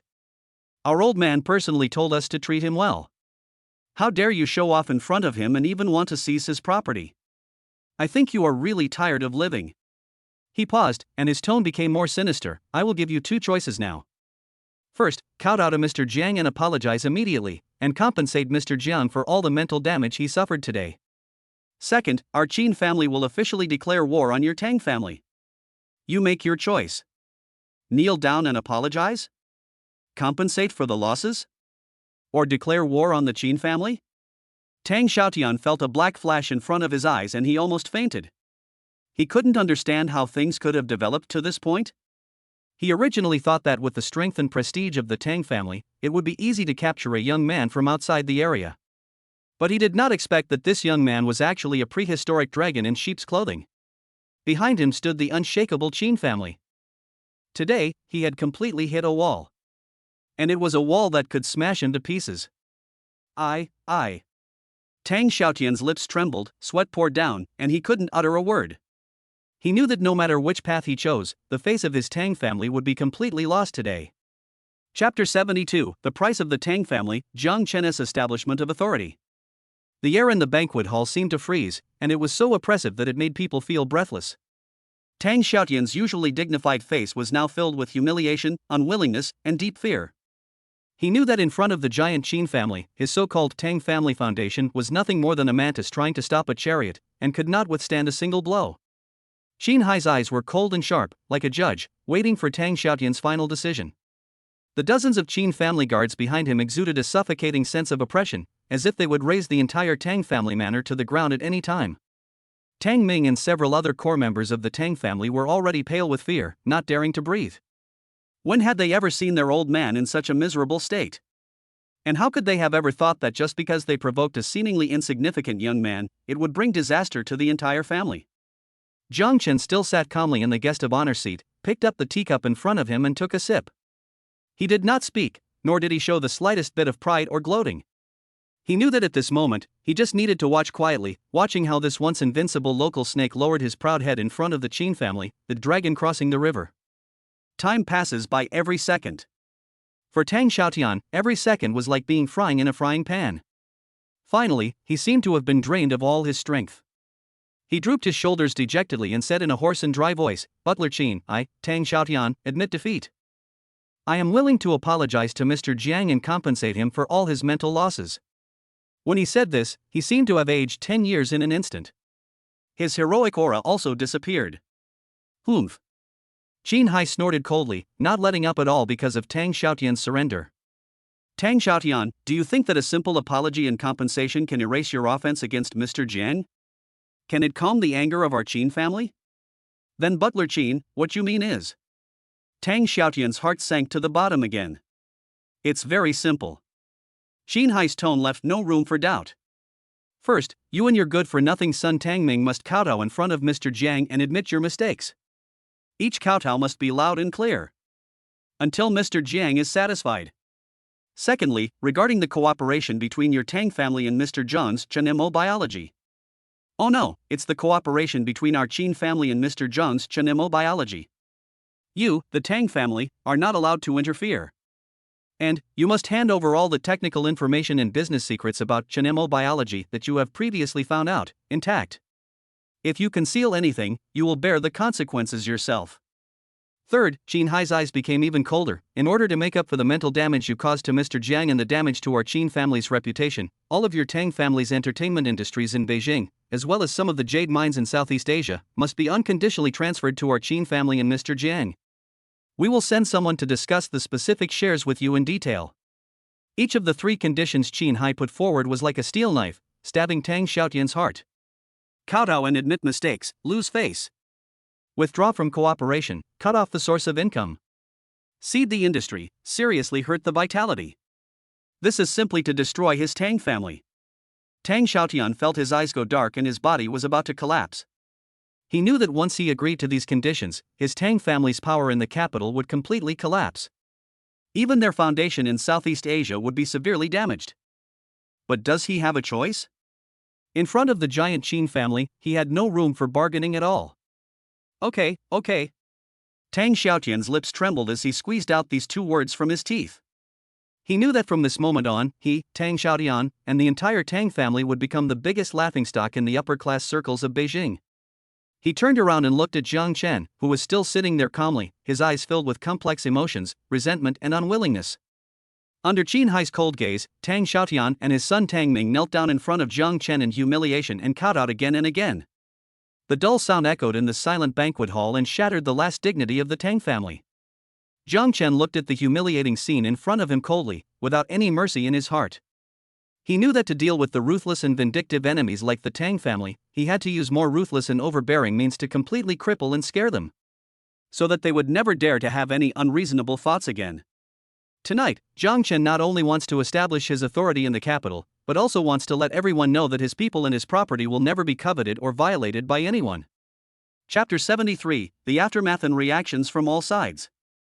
The thrilling night banquet at the Tang family mansion was like dropping a death bomb on the calm lake surface of the capital. The chain reaction it triggered was far more severe than it seemed on the surface. The news that Tang Xiaotian and his son kowtowed to Jiang Chen in public and were forced to cede a large amount of property spread like wildfire to all circles in the capital at an astonishing speed. Everyone who heard the news was shocked. Although the Tang family is not as powerful as the Qin family and the Su family, they are also a force in Beijing, especially in certain gray areas, where they have a complex network of relationships. Tang Xiaotian himself is also known for his ruthlessness and cunningness. However, such a family actually suffered such a huge setback in front of an unknown young man. Not only did they lose face, but they were also seriously damaged. For a time, Jiang Chen's identity and background became the hottest topic of discussion among the upper class in Beijing. Some people said that he was a secret weapon secretly cultivated by the Qin family, specially used to deal with those disobedient second- and third-rate families. Some people said that he was actually the heir of a hidden wealthy family, and that he came to the capital this time just to play around and give the Tang family a warning. Some people even linked him to Su Wanqing, speculating that he was a strong ally invited by the Su family to fight against internal opposition forces. Various speculations and rumors spread like wildfire, making Jiang Chen's image even more mysterious and powerful. Those who once looked down on or were hostile to Jiang Chen were now secretly thankful that they did not, like the Tang family, recklessly provoke this evil god. After learning about the fate of the Tang family, Lin Yifeng was so scared that he broke out in a cold sweat. He was glad that although he had also spoken rudely at the Qin family's birthday banquet, it was fortunate that Mr. Qin stopped him in time and did not make things irreversible. Otherwise, the fate of his Lin family would probably be no better than that of the Tang family. From then on, Lin Yifeng no longer dared to have any improper thoughts about Su Wanqing. Even when he met Jiang Chen in some public occasions, he would take the initiative to retreat, for fear of angering this moody young Master Jiang again. Compared with the shock and speculation of the outside world, Jiang Chen himself appeared unusually calm. He did not become complacent because of the Tang family's surrender, nor did he change his style of doing things because of rumors from the outside world. He still stayed in Jingxin Garden. In addition to paying attention to the progress of the Shuiyu, Xinma Biology and Dongtian Foodie projects every day, he used the abilities given to him by the system to continuously improve himself. His skill of photographic memory enables him to learn and absorb all kinds of knowledge at an astonishing speed. Whether it is business management, financial investment, history and culture, or music, chess, calligraphy and painting, he has dabbled in a wide range of subjects and constantly enriched himself. The two life skills of superb cooking and rejuvenation also make his life more colorful. He occasionally cooks a delicious meal for himself, or in his spare time, he studies the art of Chinese medicine to prepare for the future healthcare for his parents. The intermediate consumption rebate card gave him almost unlimited cash power. He did not squander it recklessly, but selectively made some high-value investments in consumption, which not only triggered rebates and accumulated wealth, but also reserved more resources and connections for his future business layout. He knew that the Tang family's surrender was just a small episode on his way to the capital. The real challenge was still to come. The mysterious Night Scythe Killer organization and the possible more powerful forces behind it are like a sword of Damocles hanging over his head, which may fall at any time. He must improve his strength as soon as possible so that he has enough ability to deal with all unknown dangers in the future. Just when Jiang Chen was concentrating on studying and accumulating strength, Su Wanqing came to Jingxin Garden again. Today, she was wearing a smart business suit, with an excitement on her face that was hard to conceal. Chapter 74, The Su Family's Surprise, The Clarion Call for Counterattack. Jiang Chen, good news. Su Wanqing said impatiently as she entered the reception room of Jingxin Garden. Her cold phoenix eyes were burning with excitement at this moment. The plan we deployed earlier was successful. Oh? Jiang Chen put down the ancient book in his hand and looked at her with interest. Is it about your good uncles or those external forces who took advantage of the situation to rob you? Both. Su Wanqing said with a hint of satisfaction, I followed your previous advice and used the special funds you provided to quietly absorb some of the Su Group's circulating shares in the secondary market. At the same time, I also cleverly revealed some evidence of their previous collaboration to suppress me and even misappropriation of company funds to several old shareholders who remain neutral on the board of directors. At the board meeting this morning, Su Wanqing raised her lips with a confident arc, I exposed their actions in public and successfully won the support of those neutral shareholders. Now, my voice in the board of directors has been greatly enhanced. My good uncles are now like ants on a hot pot, unable to take care of themselves. Well done. Jiang Chen nodded approvingly. Su Wanqing's decisiveness and execution did not disappoint him. This is just the beginning. Su Wanqing's eyes became sharp. Next, I will gradually take back the power in their hands and clear out the termites they have planted inside the company one by one. The Su Group must be firmly controlled in my own hands. As for those external business rivals, Su Wanqing sneered, didn't they want to maliciously acquire the shares of the Su Group and bring us down? Now, it's our turn to fight back. I used the funds you gave me and joined forces with several financial institutions that are friendly with our Su family. I have begun a reverse takeover of one of the most popular companies, Hongyuan Capital.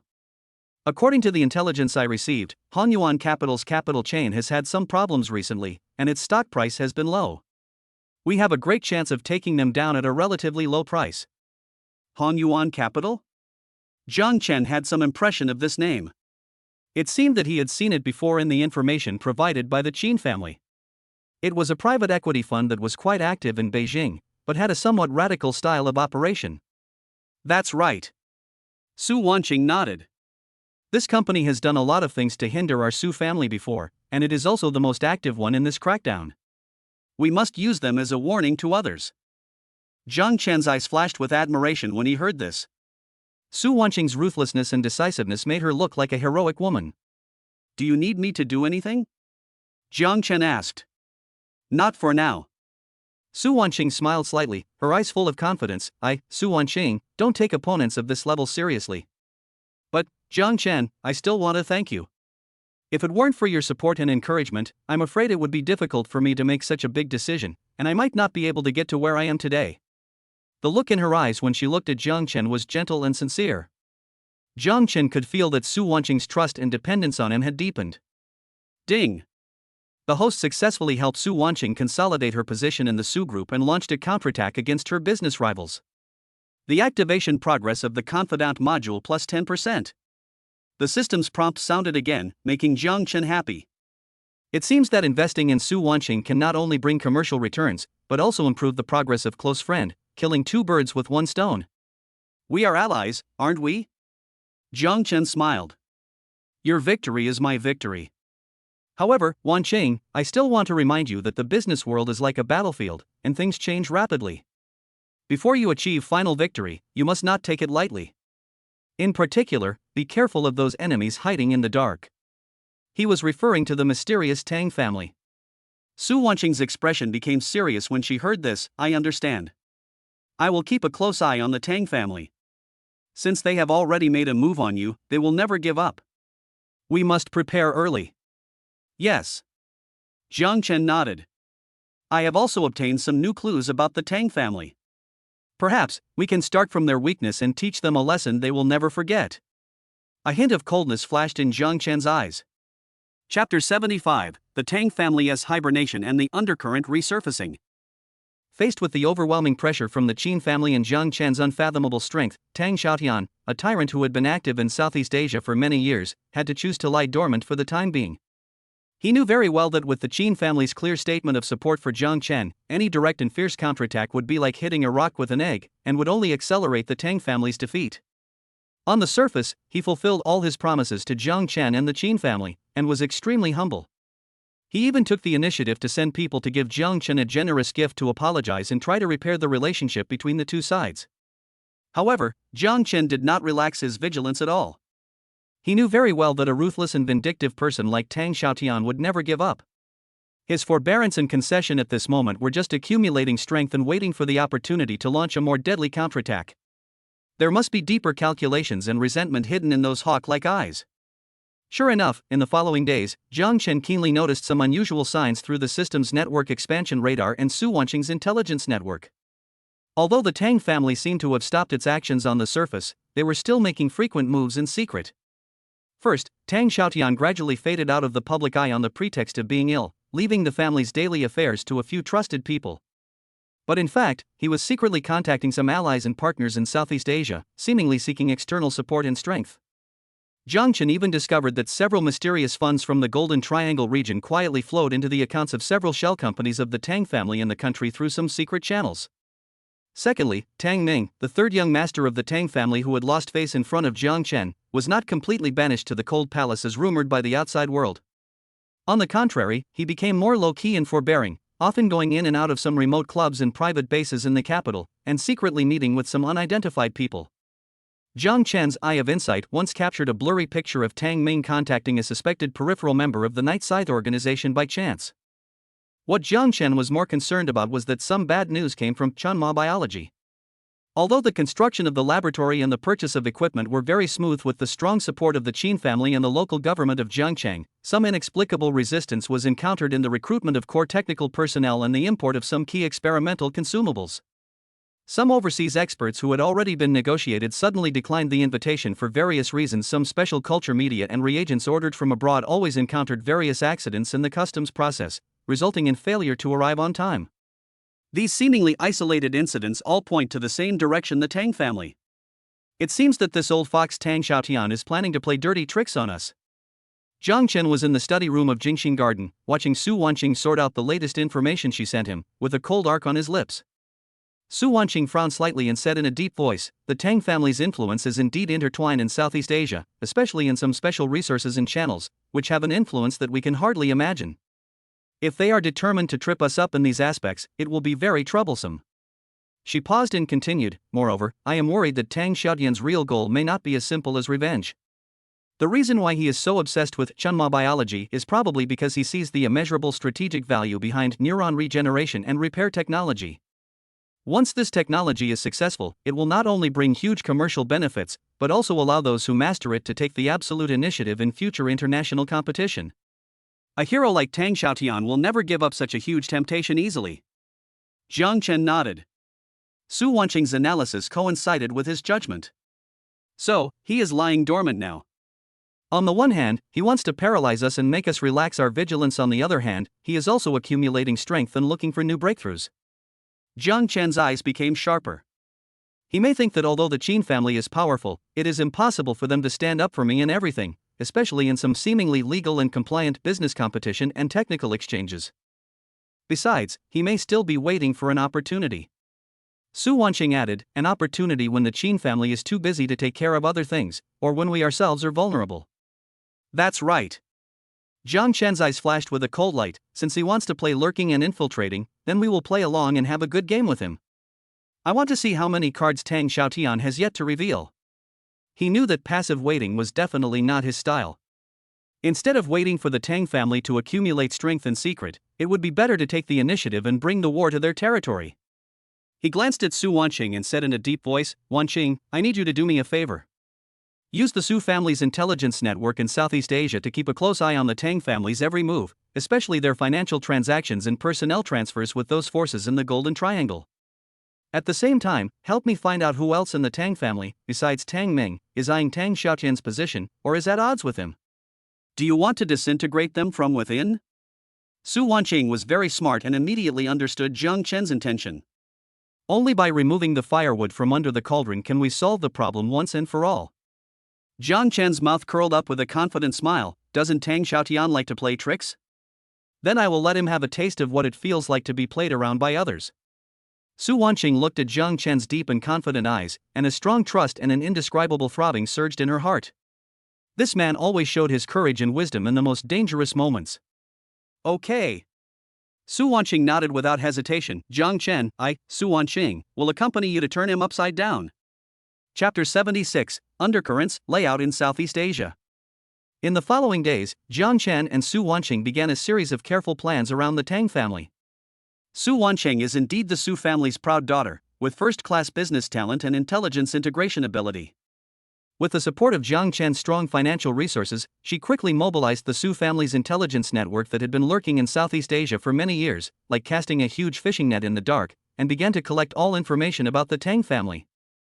The Tang family's organizational structure, core members, major industries, financial transactions, and evidence of collusion with the mysterious forces in the Golden Triangle region all flowed into Su Wanqing's hands like a trickle, and after her analysis and organization, they were finally presented to Jiang Chen. Jiang Chen used the system's network expansion radar and asset management modules to conduct a deeper analysis and screening of the intelligence, and find out the Tang family's weakest links and most fatal flaws. He discovered that although the Tang family had great influence in Southeast Asia, it was not a monolithic entity internally. Tang Xiaotian has 3 sons. The eldest son, Tang Yong, has a calm personality and is quite like his father. He has always been regarded as the future successor of the Tang family and is responsible for the family's core business in Southeast Asia. The second son, Tang Jia, is a typical dandy, addicted to alcohol and sex, not doing his job properly, and indifferent to the family business. The third son, Tang Ming, who was severely taught a lesson by Jiang Chen in the capital, is scheming but mediocre in ability and eager for quick success. He is not valued in the family and has been looking for opportunities to prove himself and seize more power. In addition to these 3 sons, some of the Tang family's collateral relatives and elders were dissatisfied with some of Tang Xiaotian's decisions, or coveted the family's power and wealth, and were secretly plotting. It seems that the internal situation of the Tang family is more exciting than we imagined. Jiang Chen looked at the information in his hand and sneered. That's right. Su Wanqing nodded, with a gleam in her eyes. Although Tang Xiaotian is ruthless, he seems a bit indecisive when it comes to family inheritance and power distribution, which gives his sons and collateral branches an opportunity to take advantage of.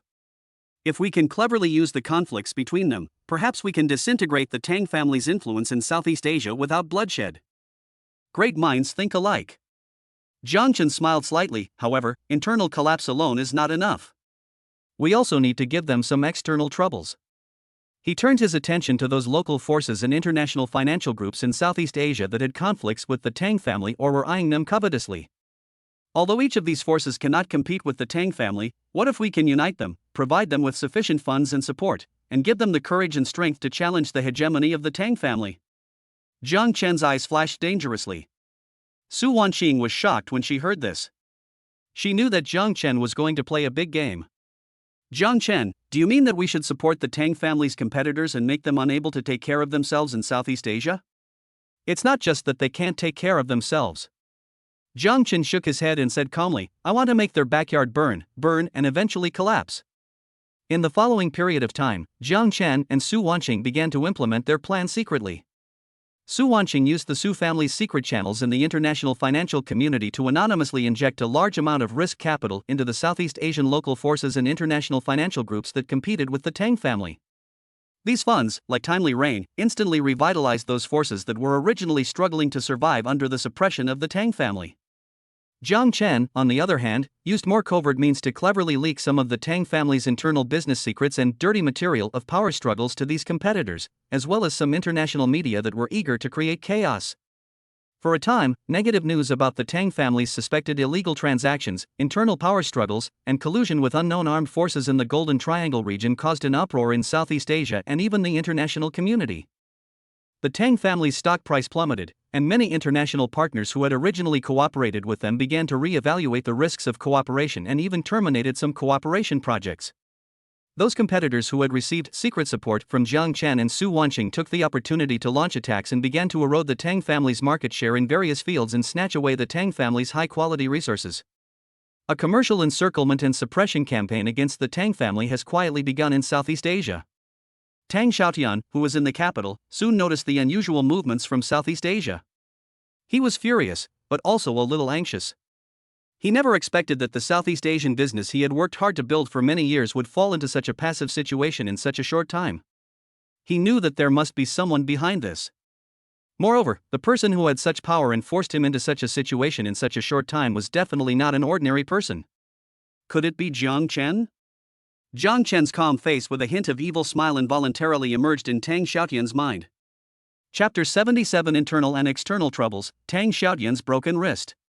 Tang Xiaotian sat in the heavily guarded study of the Tang mansion in the capital, his face so gloomy that water seemed to drip out. In just a few days, the Tang family's business in Southeast Asia suffered an unprecedented impact.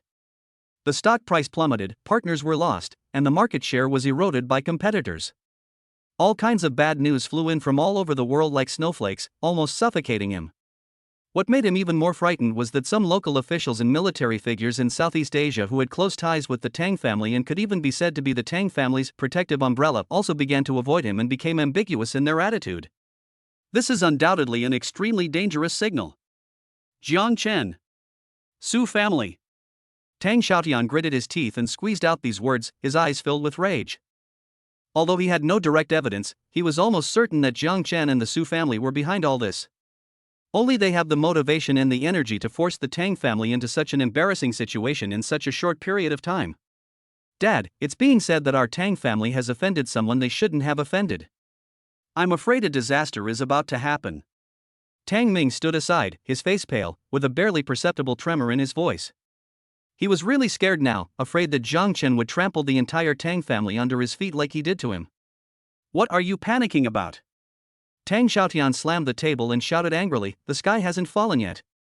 I, Tang Xiaotian, have been in the martial arts world for so many years, what storms and waves have I not seen? Although he spoke toughly, his heart was already in turmoil. He knew that if he did not take decisive measures and allowed the situation to continue to deteriorate, his Tang family's century-old foundation would probably be destroyed. Just then, a trusted subordinate ran in with a panicked look. Master. It's bad, the subordinate panted. The people we planted inside Shenhua Biology just sent us news that Jiang Chen has obtained evidence of the people we sent to steal technical information. Moreover, he has joined forces with the Qin family and the Su family, and is preparing to file a lawsuit against our Tang family on charges of commercial espionage and unfair competition. What? Tang Xiaotian was struck by lightning when he heard that. His eyes went dark and he almost fainted. He never expected that Jiang Chen's counterattack would be so swift and so brutal. Corporate espionage. Unfair competition. If these two charges are proven, not only will the Tang family's assets in China be completely destroyed, but he himself will probably not be able to escape jail. What is even more terrifying is that the Qin family and the Su family are also involved. This means that Jiang Chen has successfully pulled these two top giants onto his warship. Good. Good Jiang Chen. Good at cutting off the source of the problem. Tang Xiaotian laughed bitterly, his eyes full of despair and unwillingness. He knew that he had really lost this time, completely defeated, and there was no possibility of any comeback. Dad, what should we do now? Tang Ming asked at a loss. Tang Xiaotian took a deep breath and forced himself to calm down. He knew that now was not the time to despair. He had to find a way to preserve the last bit of vitality of the Tang family. Notify all family members in Southeast Asia immediately to shrink their defenses, abandon all non-core industries, and do their best to protect our roots in the Golden Triangle. Tang Xiaotian's eyes flashed with ruthlessness. Also, gather all the assets that we have previously transferred and hidden in China through various means, and prepare to spend money to avoid disaster. Also, he paused, his tone carrying a hint of unquestionable determination. Tang Ming, immediately prepare a generous gift and personally deliver it to Jiang Chen. Tell him that I, Tang Xiaotian, admit defeat. As long as he is willing to show mercy and let our Tang family live, I am willing to pay any price. Dad. You. Tang Ming was shocked when he heard this. He never expected that his father, who had always been so arrogant, would make such a humiliating decision. Shut up. Tang Xiaotian shouted angrily, as long as the Green Mountains remain, there will be no shortage of firewood. As long as our Tang family can keep its foundation, there will always be a day for a comeback. Now, do it immediately. Although Tang Ming was unwilling, he knew that this was his only option at the moment. He could only nod in humiliation and turn away. Tang Xiaotian looked at his son's lonely back, a cold light flashing in his eyes. Jiang Chen, Su family, Qin family. He muttered to himself, I, Tang Xiaotian, will remember today's humiliation in my heart. One day, I will make you pay back 100-fold. Chapter 78, The Generous Gift and Jiang Chen's Warning. In the night, the lights in Jingxing Garden were bright, which formed a sharp contrast with the gloomy Tang family residence 100 miles away. Jiang Chen had just finished a call with Su Wanqing and learned in detail about the latest developments of the Tang family's Southeast Asian industry. Su Wanqing's intelligence network was incredibly efficient. Every change in the Tang family's stock price and every defection of a partner were accurately transmitted to them. It seems that this old fox Tang Xiaotian can't hold on any longer.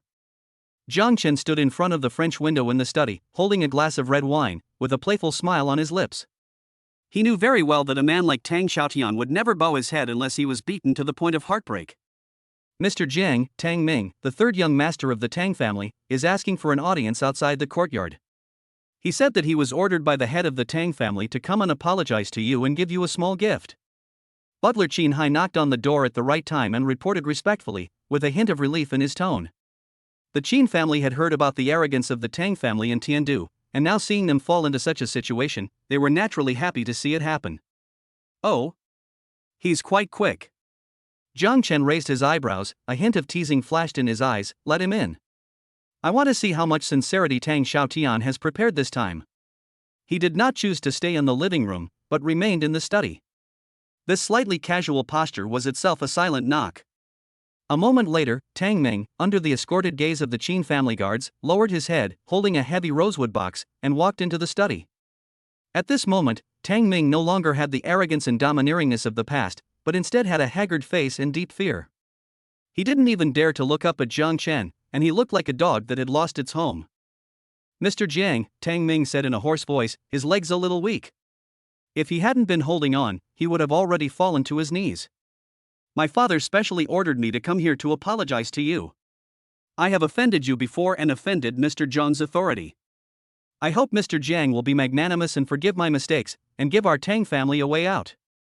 As he spoke, he raised the rosewood box in his hand high above his head and said in a trembling voice, This is a little gift from my father. I hope Mr. Jiang will accept it. Jiang Chen did not immediately take the wooden box, but looked at Tang Ming calmly, as if he was looking at a clown.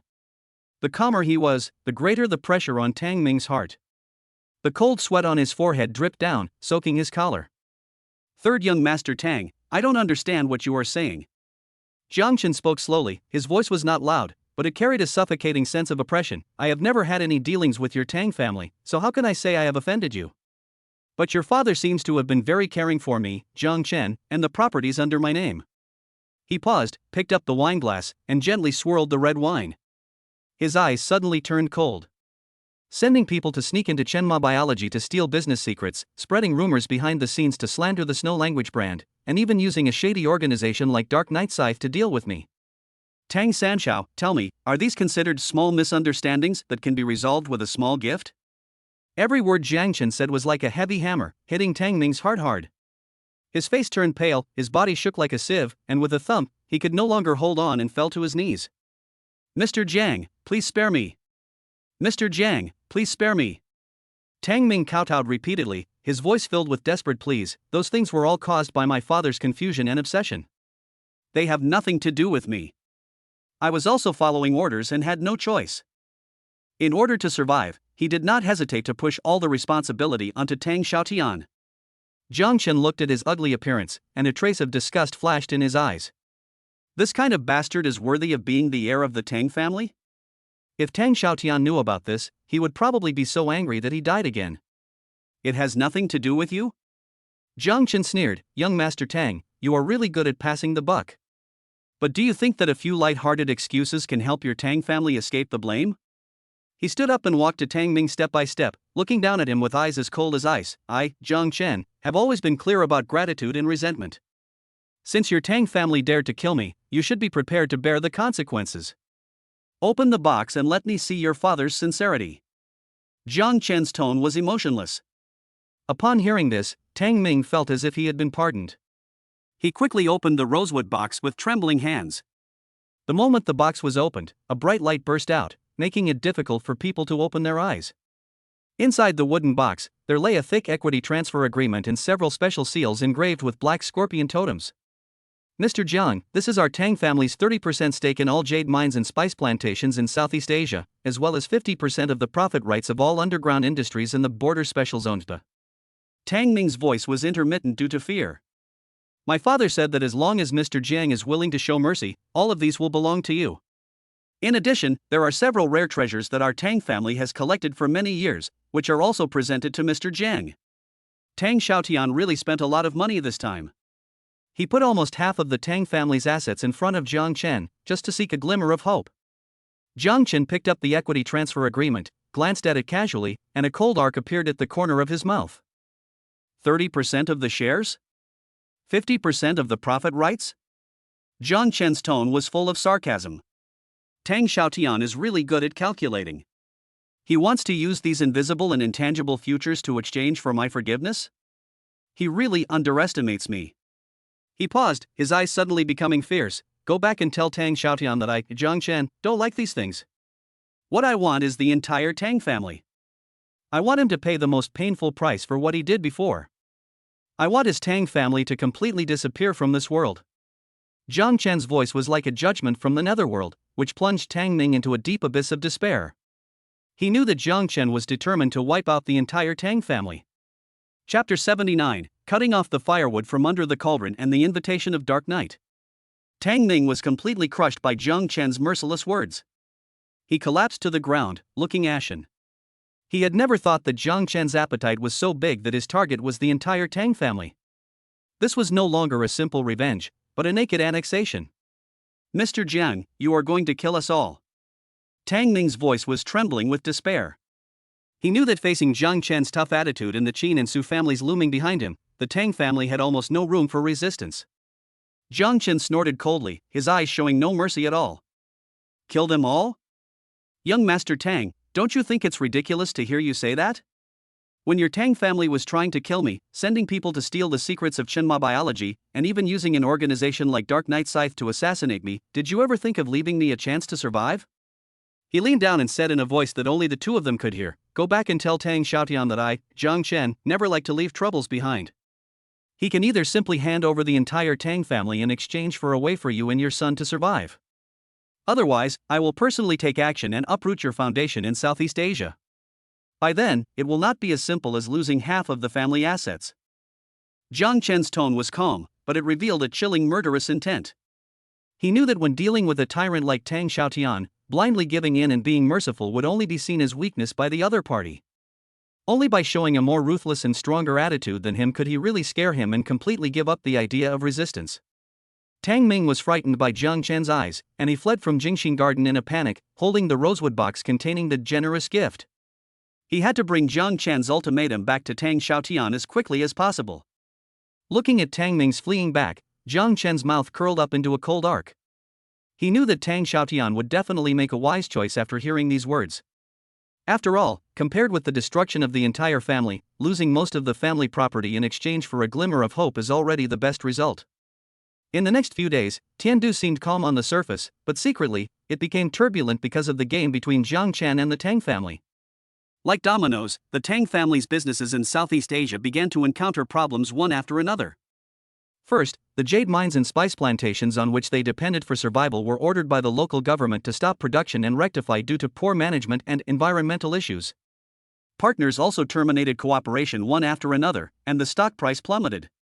Then, the gray industries they operated in the border special zone also suffered an unprecedented severe blow, and the capital chain was broken instantly. These seemingly isolated incidents were naturally fueled by Jiang Chen and Su Wanqing. Su Wanqing used the Su family's network of relationships in Southeast Asia to cleverly leak some of the Tang family's dirty information to local competitors and media, triggering a series of chain reactions. Jiang Chen, through the asset management module given by the system, accurately predicted the stock price fluctuations of the Tang family's listed companies, and directed a mysterious fund to carry out precise short selling and bottom fishing operations in secret, further exacerbating the Tang family's financial crisis. Under the pressure from both inside and outside, Tang Xiaotian finally despaired. He knew that he had no chance of turning the situation around. If he continued to resist, what awaited his Tang family would only be an abyss of no return.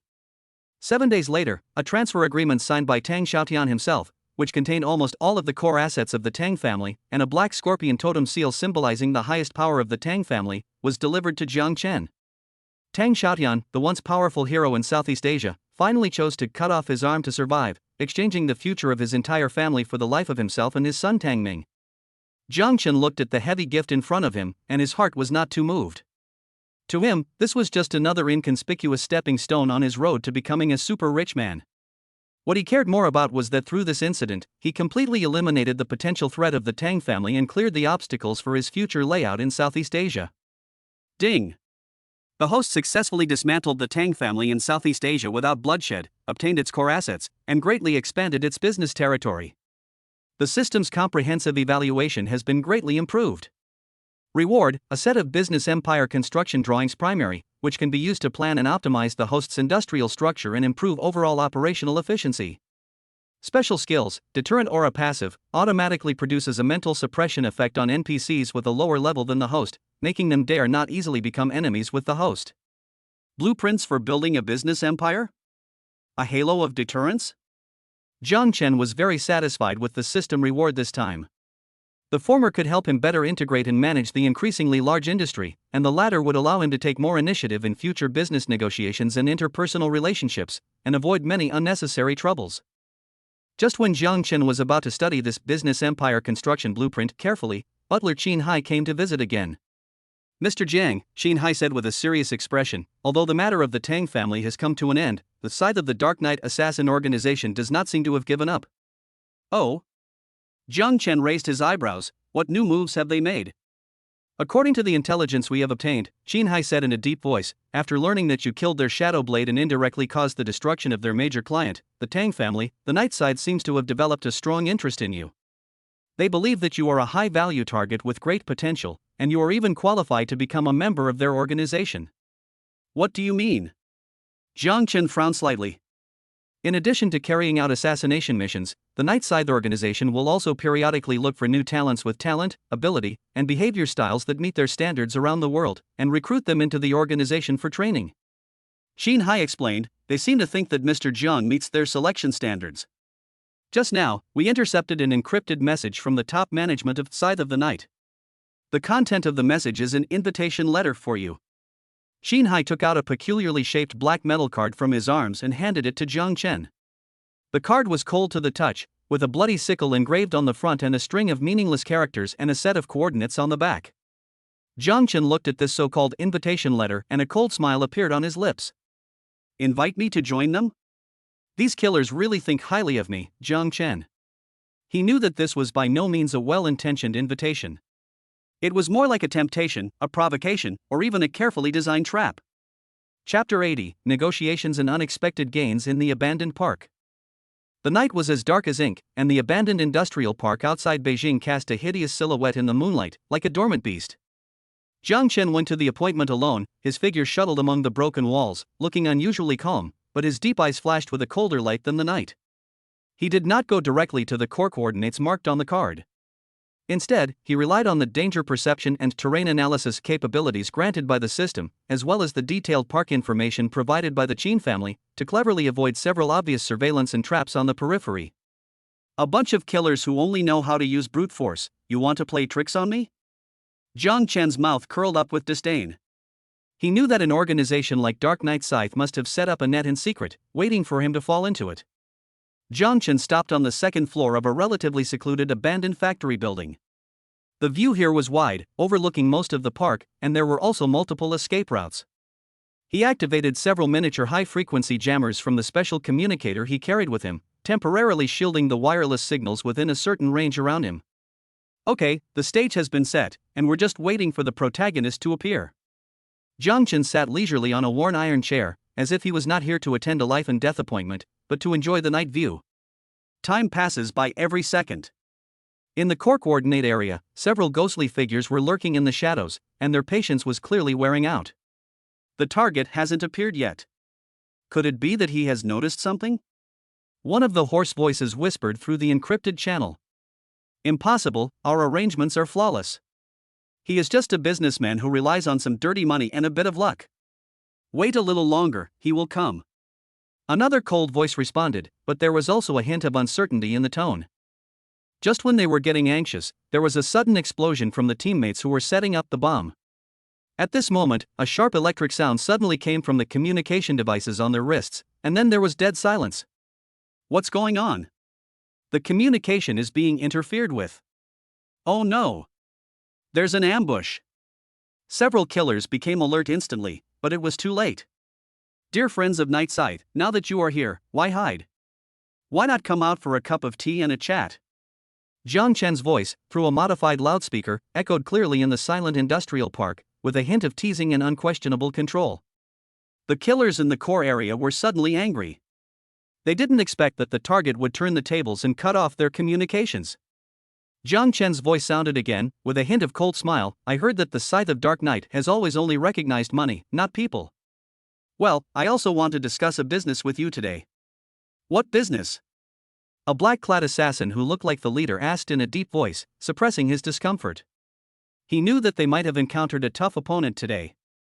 Not only did the opponents see through their trap, but he also set a trap for them in return. It's very simple. Jiang Chen's voice came from the loudspeaker with a hint of temptation. Tell me who hired you to deal with me. In exchange, I can pay you double the commission and spare your life. Of course, if you want to play with me to the end, I don't mind letting you have a taste of what true despair is. The black-clad leader was silent. They were assassins, not death warriors. When the mission had failed and they were in danger, betraying their employer was not unacceptable to them. How can we trust you? You have no choice. Jiang Chen's tone left no room for doubt. Besides, I can give you an extra surprise. I know that your organization is not united. Some people have probably been coveting your current position for a long time, right? As soon as these words came out, the expressions of several assassins changed drastically again. Jiang Chen actually knew about the conflicts within their organization?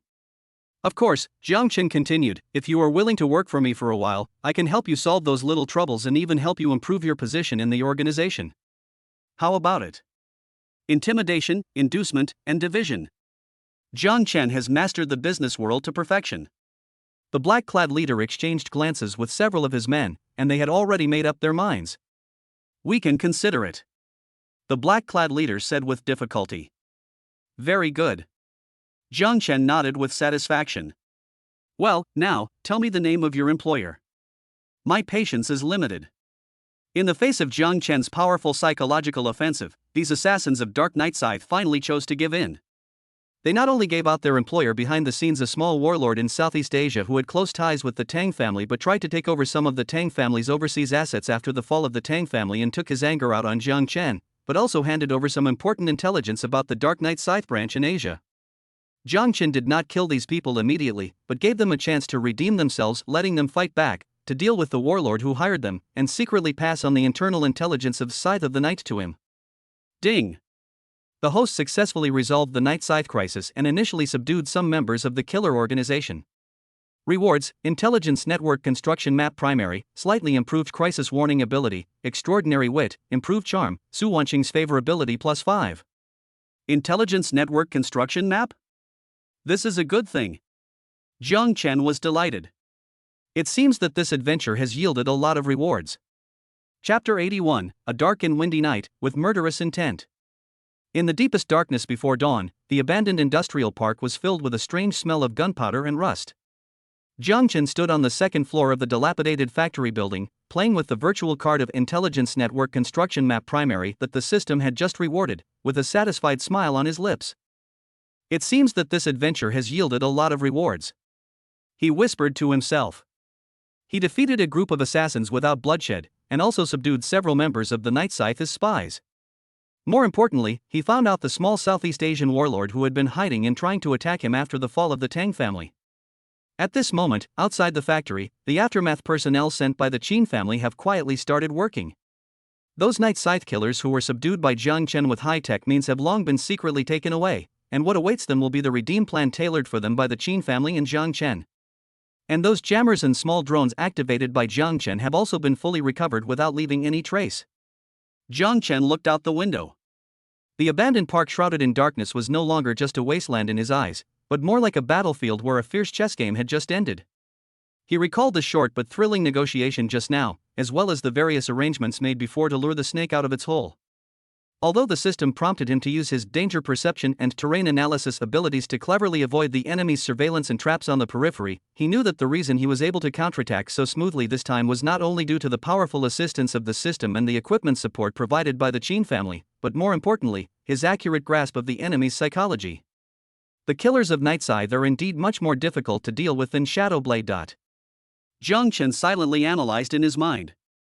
Although the people who came tonight finally chose to surrender, their tacit cooperation when sneaking, their quick reaction after being discovered, and the calmness and cruelty unique to professional killers are far from comparable to the lone assassins like Shadowblade. If we hadn't used jammers to cut off their communications at the beginning, and used strong light and sonic weapons to disrupt their formation, once they were able to form an effective joint attack, or if some of them were proficient in blasting and long-range sniping, I'm afraid it wouldn't be so easy tonight. Jiang Chen's eyes narrowed slightly, and he raised his assessment of the strength of the Scythe of the Night organization by another level. He knew that the forces coming tonight were probably only part of the Night Scythe branch in Asia, and might even be the vanguard responsible for assessing his value. The small warlord in Southeast Asia must have paid a great price to invite them. And after the initial setback of the mission, whether Night Scythe would send a stronger force in the future, or even list him as a higher-level target, was still unknown. Jiang Chen's face showed no fear, but a hint of excitement and anticipation. He liked the tense atmosphere of this battle of wits, and he enjoyed the feeling of being in control of a powerful enemy. His calmness and foresight were his greatest assets in surviving in this world full of crises. Southeast Asian warlords, Night Scythe Asian branch. Jiang Chen's fingertips tapped lightly on the cold windowsill. It seems that the days ahead will not be too boring. He turned on his phone, and Su Wanqing's favorability increased by another 5 points because of his wisdom and control. This smart and intelligent girl must be worried about his safety at this moment. A gentle smile appeared on Jiang Chen's lips, which was then replaced by a deep and sharp look. He walked to the iron chair, sat down slowly, and began to carefully study the Intelligence Network Construction Map Primary that he had just obtained. He knew that this would be another weapon for him to fight against those powerful enemies hiding in the dark. The night was still dark, but Jiang Chen's eyes had already lit up with a light brighter than the stars, full of vigilance against unknown challenges and the desire to conquer. Chapter 82 Hunter and Prey, A Battle of Wits. The night gradually faded away, and the faint light of dawn penetrated the layers of haze in the abandoned industrial park, bringing a faint hint of life to this grim place. The Qin family's aftermath team had officially cleaned up all traces, as if the thrilling secret battle last night had never happened. Jiang Chen did not leave immediately. He stood on the second floor of the factory, flipping through a preliminary intelligence report on the known locations and activity patterns of the Asian branch of Night Scythe sent by Qin Hai overnight. His expression was focused and calm, and his mind was like a high-speed precision instrument, verifying and analyzing every detail of last night with the intelligence. Although he won the battle last night, Jiang Chen knew that it was just a pathfinder thrown by the Night Scythe. This huge and mysterious killer organization would never give up just because of a small defeat. System, call up the core coordinate area of last night, and all the activity tracks and behavior patterns of those killers before I issued the warning. Jiang Chen recited in his mind. Ding. Retrieving and analyzing relevant data. Soon, a three-dimensional dynamic image appeared in Jiang Chen's mind. It was a clip he had recorded before through the micro-monitoring equipment provided by the Qin family. Combined with the system's analysis of energy fluctuations and environmental changes, it almost perfectly restored the state of the assassins lurking at the ambush point. In the video, 3 blurry figures, like ghosts blending into the darkness, quietly sneaked into the preset core coordinate area. Their movements were light and coordinated, and every step accurately avoided the obstacles on the surface, and quickly occupied several hidden shooting points that formed corners with each other. It's indeed a small team operation, and they cooperate well and act very cautiously. Jiang Chen's eyes narrowed slightly. He noticed that one of the figures seemed to have installed some tiny device in a specific location while lurking, and another figure was scanning the surrounding environment with some special instrument. Another figure was like a poisonous snake waiting for an opportunity, always hiding in the deepest darkness, exuding a dangerous aura. Ghost Claw, Phantom, Thunder Fire. Jiang Chen's mind flashed with the 3 code names that the killer leader who was subdued last night revealed under coercion and inducement. He tried to match the 3 code names with the 3 figures in the image. The one who installed the tiny device should be Thunderfire, who was good at small explosives. The one who was responsible for scanning the environment and whose figure was erratic was probably Phantom, who was proficient in speed and hidden weapons, and the one who was the most hidden and murderous was undoubtedly Ghost Claw, who was good at close combat and used a special claw set as his weapon. Jiang Chen did not launch an attack immediately after they infiltrated. He was like an experienced hunter, patiently observing the every move of these prey. He even deliberately used some subtle changes in the environment, such as making a strange sound of metal collision in the distance, or using the moonlight to create swaying light and shadows through the gaps in the clouds, to test their reactions in vigilance. Every time he tried, he had a deeper understanding of the professionalism and danger of this assassin team. They were almost not disturbed by the outside world, and always maintained a high degree of concentration and calmness, like a group of well-trained hounds, quietly waiting for the appearance of prey. If I hadn't seen through their goal in advance and set up a trap in the opposite direction, with their stealth and reconnaissance capabilities alone, ordinary people would have probably become their prey long ago. Jiang Chen thought to himself. This silent battle of wits began the moment he stepped into the abandoned park. The identities of hunter and prey had already changed without him noticing. Jiang Chen knew that last night's victory was only the beginning of this contest. The subsequent revenge of Night Scythe would inevitably be more fierce and cunning. He must improve his strength as soon as possible and make full use of the intelligence and resources in his hands to always take the initiative in this deadly cat and mouse game. He shifted his gaze from the information in his hand and looked out the window at the gradually brightening sky, with a determined light flashing in his eyes. Come on, Night Scythe, let me see how many tricks you still have. Chapter 83, Trap Activated, First Kill, Thunder Fire. The glimmer of dawn completely dispelled the last trace of haze in the abandoned industrial park, and also illuminated the sharp light in Jiang Chen's deep eyes. He was still standing in the dispatch room on the second floor, replaying the thrilling secret battle last night frame by frame in his mind like a movie, especially the layout of the fatal attack against Thunderfire. The following is a detailed recollection of the battle. According to the confession of the captured killer leader Ghost Claw and Jiang Chen's detailed analysis of the battlefield environment through the system, he learned that Lei Hua's role in the team is not only a blasting expert, but also a breakthrough point with an impatient personality and easy to be angered. Jiang Chen seized this point and tailored a big gift for him. During last night's operation, when the Night Scythe team was initially disrupted by Jiang Chen's loudspeaker calls and drone harassment, they did not immediately choose to storm the second floor factory where Jiang Chen was located, but tried to eliminate potential threats around them first and look for a more suitable attack route. Lei Hua, who had the most impatient temper, was the first to lose control. With his professional sense, he quickly locked onto some flaws that Jiang Chen had deliberately left near an abandoned chemical warehouse in the park, a few fuses scattered on the ground that seemed to have been hastily cut, and a camouflaged weak wall at the entrance of the warehouse that seemed to be easily blown up. Lei Hua didn't have too many doubts. In his opinion, this was probably a crude trap set by Jiang Chen in a panic, or a bait to lure them into the warehouse. He sneered and decided to use a micro-high explosive bomb to blow up the weak wall and create chaos, and then Ghost Claw and Phantom took the opportunity to break in. However, he didn't know that this was exactly the chain plan that Jiang Chen had carefully prepared for him. Behind the so-called weak wall was not an unobstructed passage, but a deadly dust explosion trap set by Jiang Chen using a large amount of flammable dust such as flour, metal powder, etc. left in the abandoned warehouse and several barrels of remaining combustion-supporting chemicals, combined with a simple timed detonation device. When the miniature high-explosive bomb thrown by Thunderfire detonated, the violent shock wave and sparks immediately ignited the high concentration of dust that permeated a specific area of the warehouse. Boom! A deafening roar suddenly erupted. The violent fire dragon was like a giant beast that had awakened. It gushed out from the doors and windows of the warehouse and the damaged walls, sweeping the surrounding area of dozens of meters. The terrifying high temperature and shock wave instantly engulfed Thunderfire. Although he was wearing a special explosion-proof suit, he still seemed vulnerable to such a close-range and powerful dust explosion. When the explosion occurred, Jiang Chen had already watched it all indifferently through the preset monitoring screen. He could even clearly see the unbelievable and horrified expression on Lei Hua's face before he was engulfed by the flames. Lei Hua was severely injured on the spot, his body was charred, and he completely lost his combat capability.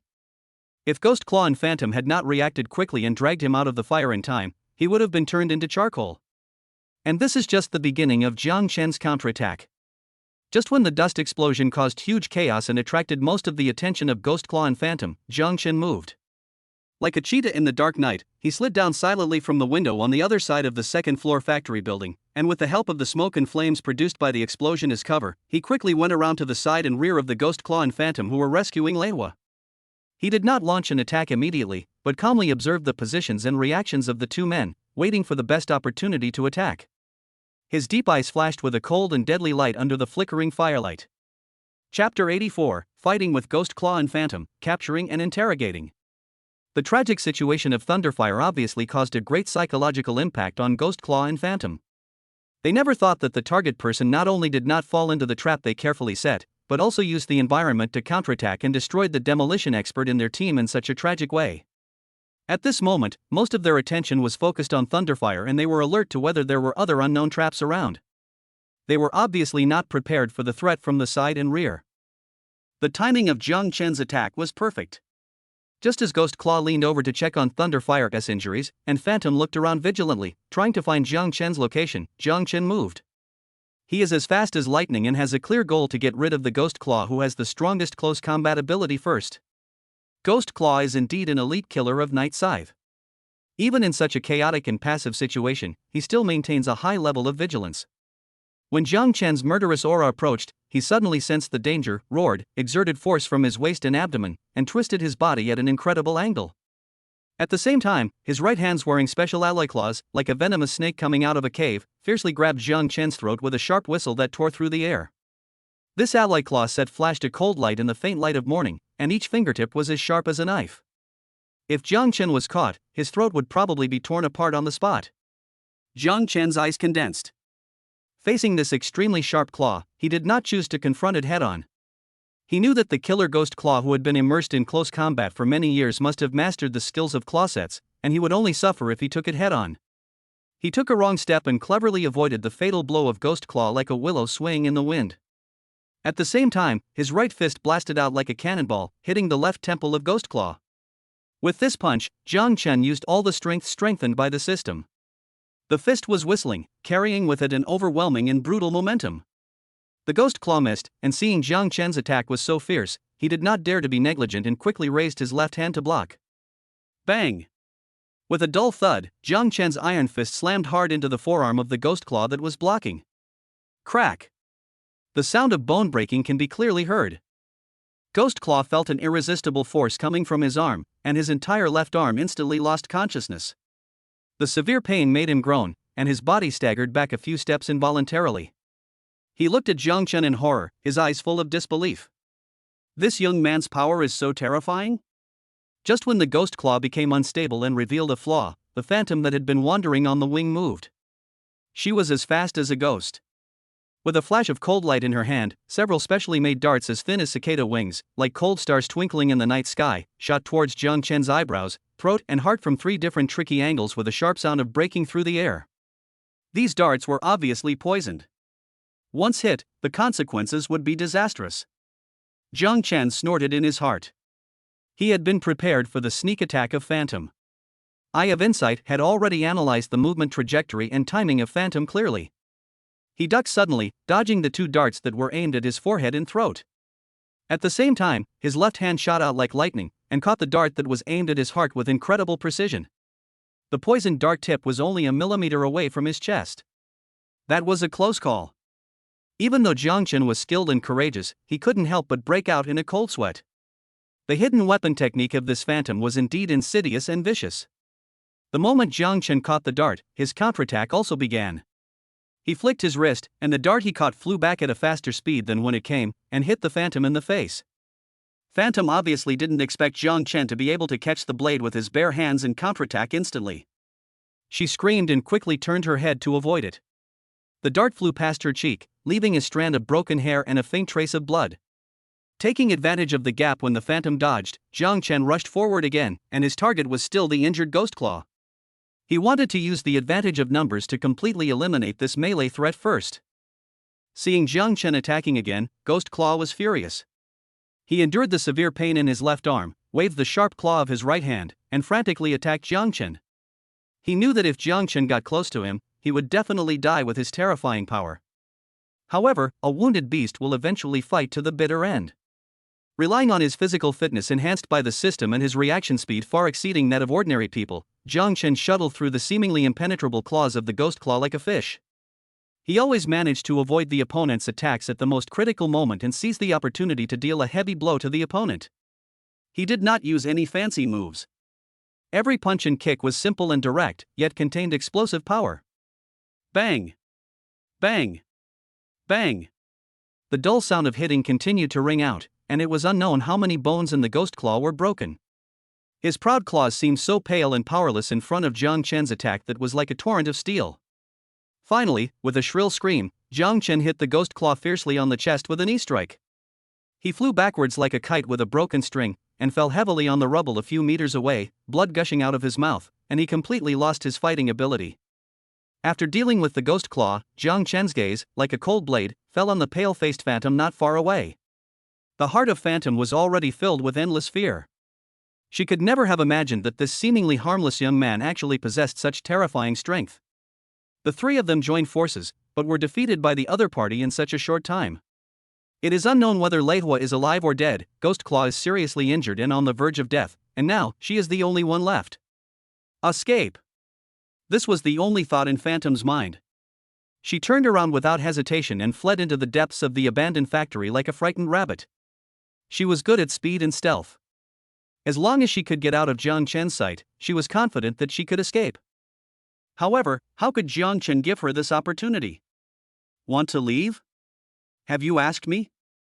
Jiang Chen sneered, exerted force on his feet, and his body was like an arrow shot from a bow, instantly catching up with the Phantom. Phantom felt the terrifying murderous aura coming from behind her and was frightened out of her wits. She shook her wrist and threw out several poison darts again, trying to stop Jiang Chen's pursuit. But this time, Jiang Chen was too lazy to even dodge. He directly activated a one-time defensive item exchanged in the System Mall Energy Deflection Shield Primary. A layer of faint golden light flashed across the surface of his body. The deadly poison darts were bounced away as if they had hit an invisible wall the moment they touched his body. What? Phantom was completely desperate. This man is not even afraid of hidden weapons? At the moment when she lost consciousness, Jiang Chen had already caught up with her and chopped the back of her neck with his hand knife with incredible precision. The Phantom only felt a darkness before his eyes, and then he completely lost consciousness. Jiang Chen did not kill her immediately. This woman was still useful to him. He needed to pry more information about the night side and the employer behind the scenes from her. He dragged the unconscious Phantom to a relatively secluded corner and tied it up tightly with the special rope he carried with him. Then, he exchanged a true lie detector from the System Mall, a disposable prop that can be used to judge the truthfulness of the other person's words based on their heartbeat, micro-expressions, and other physiological indicators. After doing all this, Jiang Chen walked leisurely to the Phantom and splashed her with a bottle of cold mineral water to wake her up. Phantom woke up slowly. When she saw the face in front of her with a cold smile, her eyes were filled with fear again. Let's play a game. Jiang Chen shook the true lie detector in his hand and said calmly, I ask, you answer. If you tell the truth, maybe you can die more comfortably. If you dare to lie. Jiang Chen didn't say anything else, but that cold look was enough to explain everything. Faced with the threat of death and Jiang Chen's strong psychological pressure, the psychological defenses of Phantom soon collapsed. She told Jiang Chen everything she knew and surrendered to him. Phantom also revealed an important transit station or contact point of the Scythe of the Night in Asia, a secret base Scorpion Tail Island located in a Southeast Asian country. This information made Jiang Chen's eyes instantly become extremely sharp. Chapter 85: Shocking Intelligence and the Asian Branch of Dark Knight. The Asian branch of Scythe of the Night, a tentative operation in parallel with assessment and elimination. Jiang Chen tapped his knees lightly with his fingertips, his eyes as deep as the sea. This information was more complicated and tricky than he had expected. He originally thought that this attack was merely a revenge action carried out by a force associated with the Tang family, or a small Southeast Asian warlord whose interests he had touched after the Tang family was destroyed. But I didn't expect that the top leaders of the Asian branch of Scythe of the Night, a top international killer organization, were involved in this. They actually developed such a strong interest in a little-known person like me. Assess my true strength? Jiang Chen raised a cold arc at the corner of his mouth. If I am easily killed, the threat will be lifted if I show enough value. You may consider recruiting me, or list me as a higher-level elimination target? These words gave Jiang Chen a deeper understanding of the style of the organization Night Scythe. They were not just a group of killers who only cared about money, but more like a sophisticated machine with a strict organizational structure, clear strategic goals, and constantly looking for and evaluating potential assets or threats. It seems that my previous counterattack against Shadow Blade and the destruction of the Tang family in a short period of time have attracted the attention of their top leaders. Jiang Chen thought to himself, they regard me as a potential stock worth betting on, or a serious threat that must be eliminated as soon as possible. And what Phantom confessed about an important transit station or contact point of the Scythe of the Night in Asia, the secret base Scorpion Tail Island located in a Southeast Asian country, made Jiang Chen's eyes suddenly light up. Scorpion Tail Island. Jiang Chen muttered the name silently, and quickly connected this information with the clues about the black scorpion totem of the Tang family that Su Wanqing had provided before. Could it be that this Scorpion Tail Island is not only the stronghold of the Scythe of the Night, but also has an inextricable connection with the destroyed Tang family, or the forces behind the Tang family? If this is true, then this Scorpion Tail Island will undoubtedly become an important breakthrough for his next move. Just as Jiang Chen was thinking, the system prompt sounded in his mind again. Ding!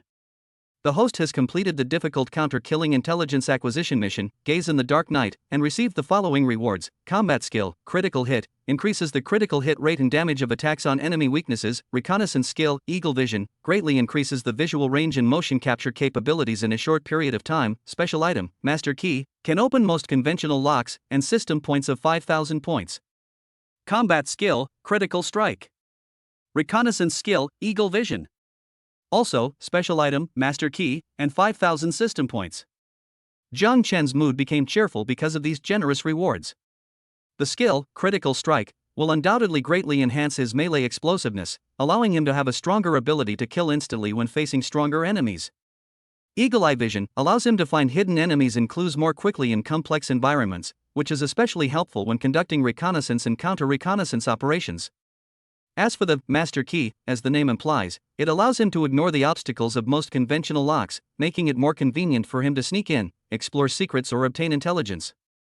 As for the 5,000 system points, they can be used to exchange for various urgently needed props and skills in the system mall in case of emergency.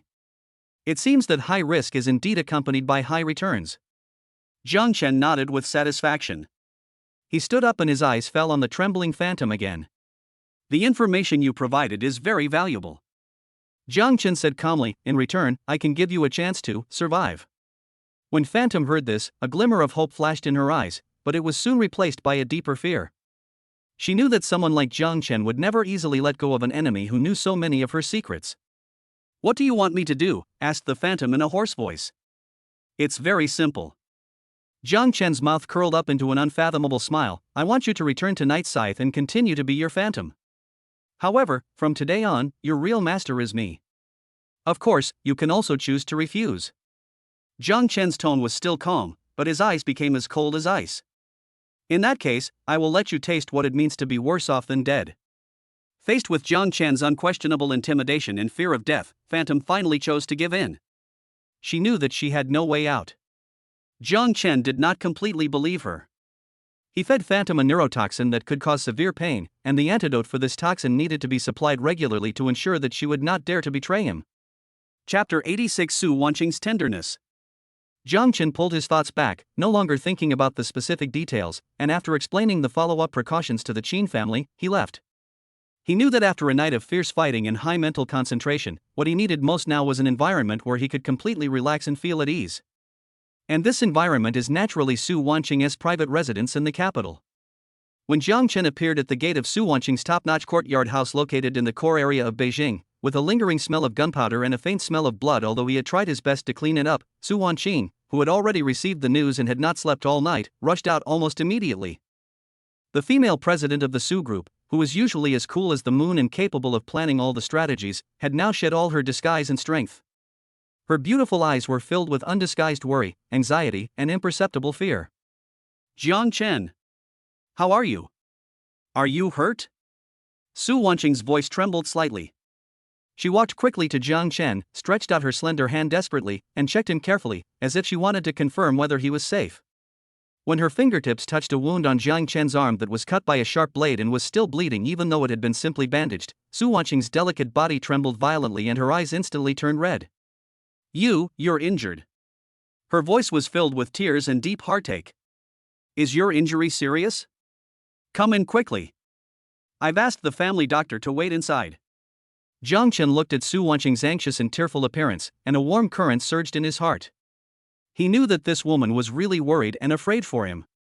He gently held Su Wanqing's slightly cold little hand and said in a relaxed tone, "Wanqing, don't worry, it's just a minor skin injury, it's nothing serious. Those jumping clowns can't hurt me." However, in Su Wanqing's opinion, his relaxation seemed more like a forced calmness. She didn't say anything else, and quickly pulled Jiang Chen into the mansion. The family doctor who had been waiting in the living room immediately came forward to carefully examine and treat Jiang Chen's wound. Although Jiang Chen said it was a superficial injury, the wound was deep enough to reveal the bone. If it was a few inches more, it would probably injure the tendons and veins. Su Wanqing watched the doctor clean, disinfect, and suture Jiang Chen's wound. Every step made her tremble with fear, and the worry on her pretty face became more and more intense. She pursed her lips tightly, trying not to make any sound, but her clenched and slightly trembling hands revealed her inner restlessness. Jiang Chen could clearly feel Su Wanqing's genuine concern and nervousness. He stretched out his other uninjured hand, gently placed it on the back of Su Wanqing's hand, and comforted her softly, "Silly girl, I'm really fine. This minor injury is nothing new to me." Su Wanqing raised her head and looked at Jiang Chen's eyes with a gentle smile, as well as the dense beads of sweat on his forehead due to the pain from the wound treatment. Some soft spot in her heart was deeply touched. This man always took all the pressure and pain on himself at the most dangerous moments, but he still had to comfort her in return. Jiang Chen. Su Wanqing's voice was a little choked. She could no longer control her emotions. She stretched out her arms, hugged Jiang Chen tightly, buried her pretty face in his chest, and let her tears soak his clothes. Jiang Chen was slightly startled, then he stretched out his hand and gently embraced the soft and delicate body in his arms that exuded a faint fragrance, feeling her genuine concern and dependence. At this moment, all the plots and intrigues, all the life and death struggles, seemed to no longer matter. He just wanted to quietly enjoy the rare warmth and tranquility after sharing hardships. The two hugged each other for a long time, until Su Wanqing's emotions gradually calmed down, and she reluctantly raised her head from Jiang Chen's arms. Her beautiful phoenix eyes looked even more charming because of crying, and there was a hint of shyness on her pretty face. "I'm sorry, I lost my composure," Su Wanqing said a little embarrassedly. "It's okay." Jiang Chen gently wiped away the tears from her eyes and said with a smile, "I'm glad that you're worried about me." Su Wanqing's pretty face turned even redder when she heard this, but an indescribable sweetness welled up in her heart. She knew that after what happened tonight, the relationship between her and Jiang Chen was no longer just that of allies. A deeper emotion was quietly growing between the two of them, like bamboo shoots after rain, unstoppable. Her awe and curiosity about Jiang Chen's powerful strength and mysterious background were gradually replaced by a more complex and passionate emotion that was the worship of the hero, the admiration of the strong, and the love for her sweetheart. Jiang Chen's heart was also moved after he felt Su Wanqing's sincere and passionate feelings. He knew that his feelings towards this woman who looked cold on the outside but was passionate on the inside were no longer just appreciation and use. Just when the atmosphere between the two of them became somewhat ambiguous and charming, Qin Hai's butler called at the right time. "Mr. Jiang, are you recovered?" "I'm fine, Butler Qin, thank you for your concern." Jiang Chen's tone returned to calm. "How are the aftermath being dealt with?" "Don't worry, Mr. Jiang. Everything has been handled properly." Qin Hai's tone became respectful and solemn. "We have already dealt with the bodies of the killers and the captives in secret according to your instructions. The scene has also been cleaned up without leaving any trace. We, the Qin family, will never let this matter cause you any subsequent trouble." He paused and continued, "In addition, the old man highly appreciates the strength and handling methods you showed last night. He asked me to tell you that the Qin family will investigate the influence of the Dark Knight Scythe in Asia and the employer behind the scenes at all costs. No matter who dares to make trouble, our Qin family will never let it go." Mr. Qin Jinbang's statement undoubtedly gave Jiang Chen a reassurance. It also meant that the Qin family's interests were more closely tied to Jiang Chen's because of this incident. Jiang Chen knew that the Qin family was trying to show goodwill to him and was also announcing to all potential enemies that he, Jiang Chen, was protected by the Qin family. "Thank you, Mr. Qin and Butler Qin, for your trouble." Jiang Chen smiled faintly. "I also have some information about the Scythe of the Dark Knight and the employer behind the scenes. I will sort it out and send it to Butler Qin later. Perhaps it will be helpful to your investigation." "That's great. Thank you, Mr. Jiang." Qin Hai's tone contained a hint of surprise. After ending the call with Qin Hai, Jiang Chen looked at Su Wanqing, whose eyes were full of admiration and love, and his heart was filled with pride. Chapter 87. After the storm, elegance and fun come to Lulikang. The thrilling secret battle with the Night Scythe came to an end for the time being, and Jiang Chen's arm injury was almost healed under Su Wanqing's careful care. Although the capital seemed to have returned to peace on the surface, Jiang Chen's name had already caused quite a stir in various circles. On this day, Jiang Chen remembered that Mr. Qin had mentioned that he could go to Lulikang, the famous antique culture street in Beijing, to feel the cultural heritage of Beijing and pave the way for further integration into the social circle of Beijing's upper class. He wanted to go alone, but Su Wanqing offered to accompany him on the tour after learning about it, saying that she was also interested in antiques and could be a guide for Jiang Chen. Jiang Chen would naturally not refuse the kindness of the beauty. It seemed that Mr. Qin was also busy with some family matters, so he was happy to let Su Wanqing play the role of host on his behalf. So, on a sunny afternoon, Jiang Chen and Su Wanqing, like ordinary couples, strolled on the quaint Lulikang cultural street. Unlike the tense atmosphere of the past few days, Lulikang is now full of rich cultural atmosphere and leisurely lifestyle. Shops are lined up on both sides of the street, selling antiques, calligraphy and paintings, for treasures of the study, gold and stone jade, and ancient books. The air is filled with the faint scent of ink and the quiet taste of old things. Su Wanqing put on a simple and elegant modified cheongsam today, which outlined her beautiful figure and added a bit of classical charm. She held Jiang Chen's arm and introduced him to the historical illusions of Lulikang and the characteristics of some well-known time-honored brands from time to time. She was smiling and relaxed, and she was like a different person from the vigorous female chief referee of the Su group. Jiang Chen was also happy to enjoy this rare leisure time. While listening to Su Wanqing's introduction, he looked at the shops and various antiques on both sides with interest. Although his knowledge of antiques was not profound, with the eye of insight given by the system, he could roughly judge the authenticity and age of some items. Lulikang has been the largest book market and antique distribution center in Beijing since the Qing dynasty. Literati, dignitaries and nobles all like to come here to shop, hoping to pick up some treasures covered in dust. Su Wanqing pointed to an old shop with a simple facade and smiled at Jiang Chen. It is said that many national treasures in the past were circulated from these inconspicuous shops. Oh? It seems that this is really a place where hidden dragons and crouching tigers are everywhere. Jiang Chen smiled slightly, with a hint of expectation in his eyes. He came here today not only to relax, but also to find some bargains. After all, he now has the powerful weapon eye of insight, and maybe he can really find some unexpected surprises in Lulikang. The two walked and stopped along the way. Su Wanqing would occasionally walk into some old shops she was familiar with, exchange a few words with the shop owners, and introduce some collections worth seeing to Jiang Chen. Jiang Chen watched silently from the side, and occasionally picked up one or two items of interest to examine carefully, but he was not in a hurry to buy them. Their combination is undoubtedly a beautiful landscape of Lulikang. Su Wanqing's peerless beauty and noble temperament have long been the focus of the Beijing socialite circle, and although Jiang Chen's clothes are relatively low-key, his calm and unhurried demeanor, as well as the deep eyes that occasionally reveal him, also make some discerning old-timers dare not underestimate him. Just as the two were enjoying their shopping, an antique shop with 3 large gold-plated characters, Jujin Pavilion, hanging on the lintel caught Jiang Chen's attention. The store's facade was not particularly impressive, but it exuded a sense of heaviness and simplicity that had been accumulated over the years. More importantly, when Jiang Chen's eye of insight swept across the store, it actually captured a very weak, but extremely pure special energy fluctuation. Chapter 88. Inside the Jujin Pavilion, the cold and arrogant Moron Lioli. Jiang Chen and Su Wanqing walked side by side into the old antique shop called Jujin Pavilion. The light in the shop was a little dim, and the air was filled with a faint smell of sandalwood and the unique musty smell of old paper. On the antique shelves around, various porcelain, jade, bronze and miscellaneous items were placed in an orderly manner, and each piece showed a bit of age. Just as they entered the door, a suppressed argument came from the inner hall of the store, attracting their attention. Mr. Huang, let me say it again, this ancient jade is a family heirloom of my Morong family. It is definitely not a fake as you say. Its value is definitely not just the mere 100,000 yuan you said.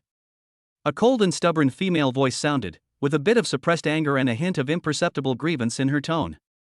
Then, a slightly slick and somewhat contemptuous male voice responded, Miss Morong, you can't say that.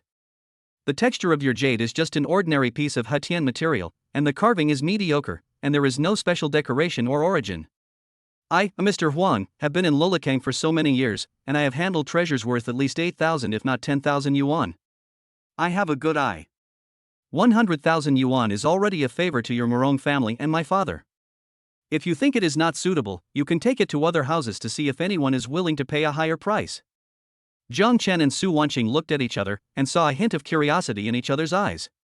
They walked slowly towards the inner hall and saw a young woman in a plain long dress, with a cold and aloof temperament, but extremely beautiful appearance, standing in front of a middle-aged fat man with oily hair and powdered face, a bulging belly, and gold-rimmed glasses, holding tightly in her hand a piece of ancient jade that looked inconspicuous. The woman was about 20 years old. Although she was dressed simply and even a little shabby, her unyielding pride and innate scholarly temperament made her stand out from the crowd. She was the new heroine Morong Lioli. At this moment, Morong Lioli's pretty face was slightly flushed with anger, and her clear almond eyes were shining with stubbornness. She stared closely at the Mr. Huang San in front of her, and emphasized again, this piece of Nwanchua jade was accidentally obtained by my great-grandfather. It is an imperial item and a witness to the 100-year inheritance of my Morong family. Its historical value and cultural connotation are far beyond the measurement of money.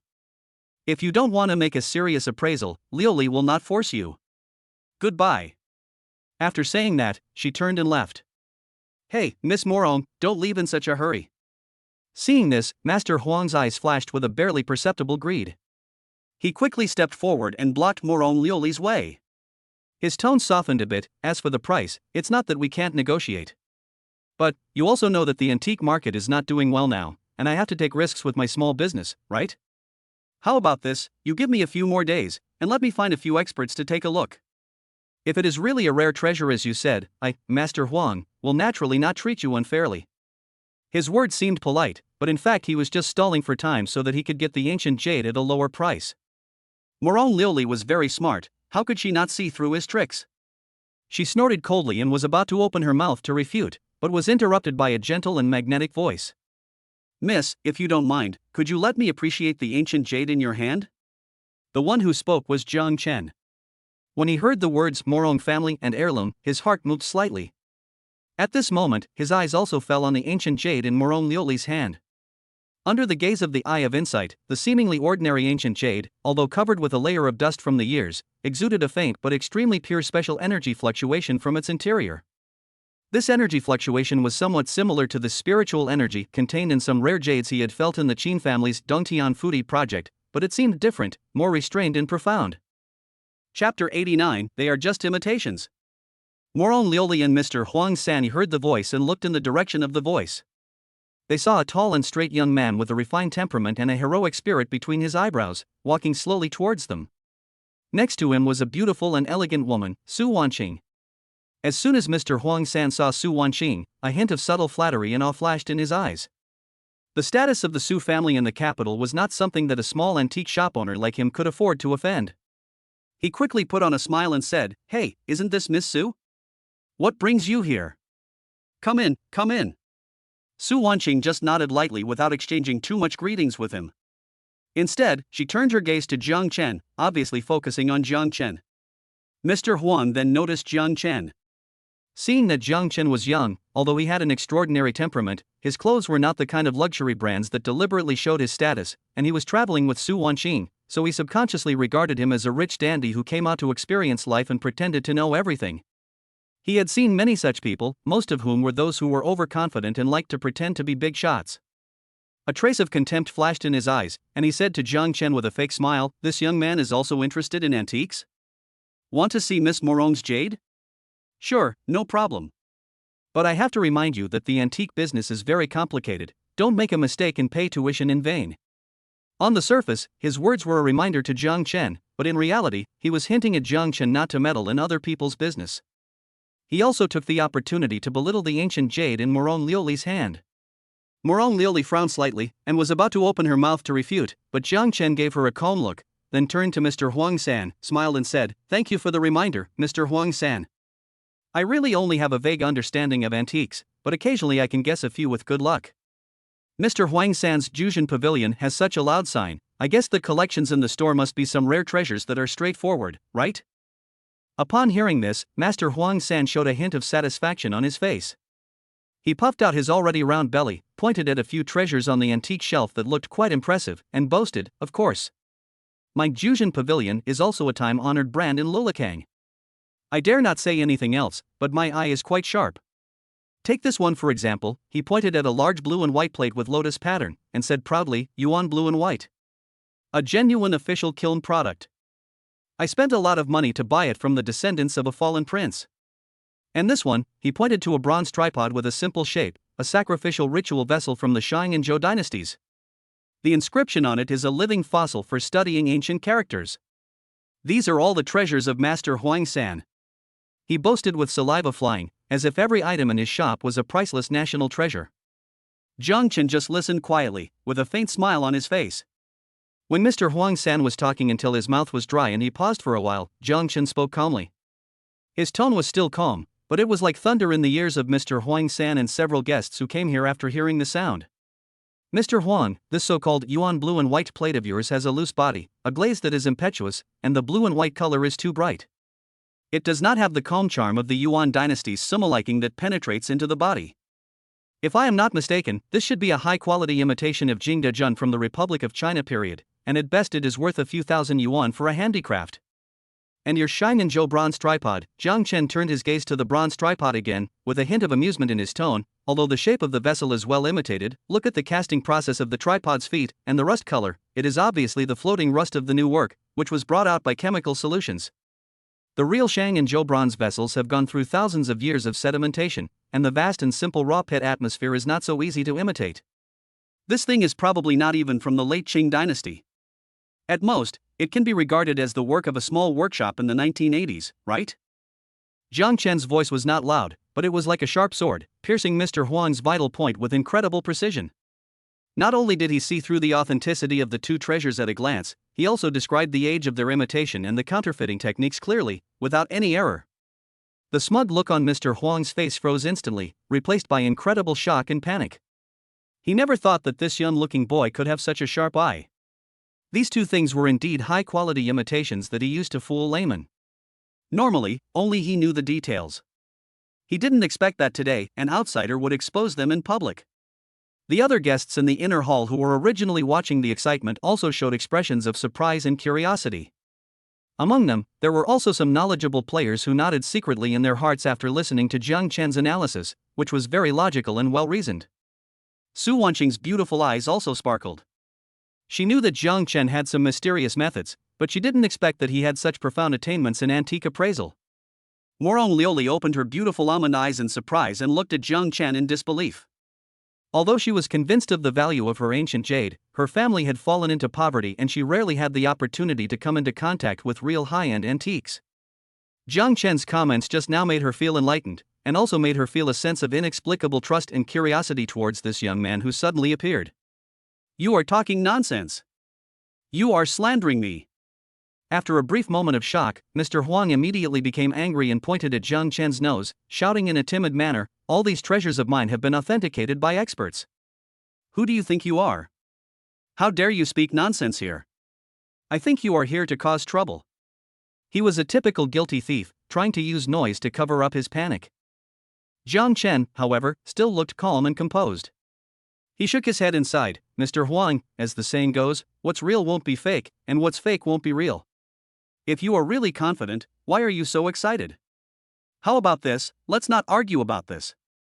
I'm sure you still have a lot of treasures in your store, why don't you take out a few more and let the younger generation open their eyes and learn from them?" His words seemed polite, but in fact they were pressing forward step by step, not giving Mr. Huang any chance to breathe. Mr. Huang was almost choked by Jiang Chen's words, and his fat face turned the color of liver. He knew that he might have met a real expert today. If he took out other things, he would probably be seen through by this kid at a glance, which would only make him more embarrassed. His eyes rolled and he suddenly came up with an idea. He pointed at the dusty pile of junk in a corner and the ancient jade in Morone Lioli's hand that he had devalued to nothing, and sneered, "Okay. Since Mr. Jiang has such a keen eye, I do have some dusty pearls here. It depends on whether you have the ability to pick them out."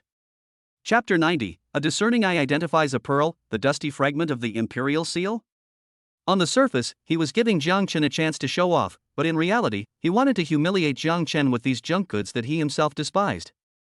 In his opinion, there couldn't be any real treasures among these things. If Jiang Chen couldn't pick out anything decent, then his comments on the yuan blue and white porcelain and the Chang and Zhou Ding would naturally become nonsense, just a blind cat catching a dead mouse. Su Wanqing frowned slightly. She naturally saw through Mr. Huang San's sinister intentions. She was about to speak up to help Jiang Chen out, but was stopped by Jiang Chen with his eyes. Jiang Chen still had that nonchalant smile on his face, as if he didn't take Mr. Huang's provocations seriously at all. He walked slowly to the dusty pile of debris, and his eyes slowly swept through the pile of broken copper and iron, broken porcelain pieces, and rotten wood carvings. These things, in the eyes of ordinary people, are indeed no different from garbage. But Jiang Chen's eye of insight can penetrate the dust and debris on the surface and see directly into its essence. Target, Late Qing Dynasty imitation bronze Ju cup fragmented, value, almost zero. Target, Republic of China period Famille Rose porcelain bowl fragment, value, negligible. Target, modern imitation Han Dynasty jade cicada, poor quality, value, none. A series of information flashed through Jiang Chen's mind quickly. Just as Mr. Huang San expected, there was indeed nothing worth mentioning in this pile of miscellaneous items. However, just when Jiang Chen's gaze was about to move away from the pile of debris, his eyes suddenly focused and fell on one of the inconspicuous objects. It was a piece of debris covered with thick black dirt, and looked like some kind of stone or pottery fragment. It was irregular in shape and only the size of a palm. It was mixed in a pile of rubbish and did not attract anyone's attention at all. But Jiang Chen's eye of insight captured an extremely faint, but extremely pure and ancient breath under the thick layer of dirt. Target, unknown jade fragment suspected to be related to the Chinese dragon vein or royal sacrifice. Age, unable to accurately determine far beyond the upper limit of currently known identification technology. Material, unknown special jade contains weak but pure dragon energy or special energy fluctuations. Status, severely incomplete, information is vague, value is inestimable. Special tip, this fragment seems to have a deep origin with some long-lost royal token or sacrificial ritual vessel. The energy fluctuations contained in it resonate to a certain extent with the energy fields of items such as Yu Linglong and Heart of the Sea God that the host has obtained before. It is recommended that the host take it. Resonates with Yu Linglong and Heart of the Sea God? Contains dragon chi or special energy fluctuations? Is its value inestimable? Jiang Chen's heart skipped a beat. He could hardly believe his eyes. Could it be that this piece of debris that looks like garbage is actually a fragment of the legendary imperial seal? Or at least a part of the top-level royal sacrificial ceremonial vessel related to that level? This thought flashed through Jiang Chen's mind like lightning, making him instantly excited. He suppressed the shock and ecstasy in his heart, and remained calm on the surface. He knew that at this time, he must not show any strange expression, otherwise, if the old fox Huang San noticed something, things might get out of hand. He slowly stretched out his hand, seemingly casually fiddling with the pile of debris for a few times, and then, as if unintentionally, picked up the fragment covered with dirt, as well as several other equally insignificant pieces of garbage in his hand. Master Huang, Jiang Chen turned around with a playful smile on his face. Your pile of dusty pearls is indeed quite special. However, I am not very good at seeing any earth-shattering treasures. These few things are the only ones that look pleasing to the eye.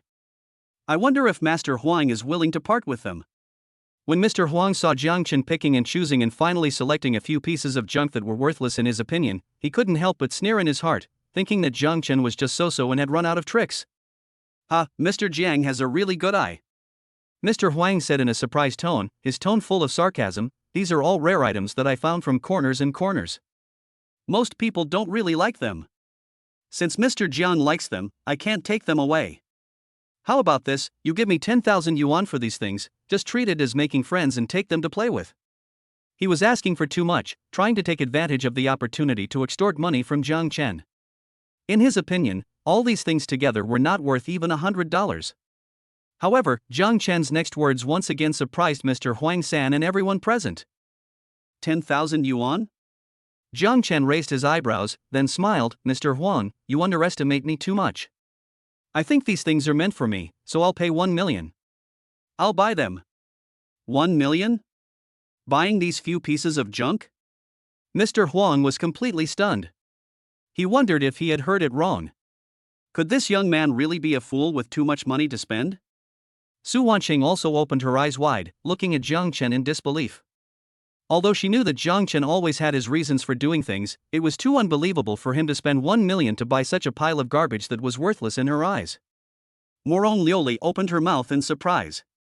She thought Jiang Chen just wanted to help her out and teach Mr. Huang a lesson, but she didn't expect that he would actually spend so much money to buy those junks that even she didn't like. Mr. Jiang, you are not kidding, right?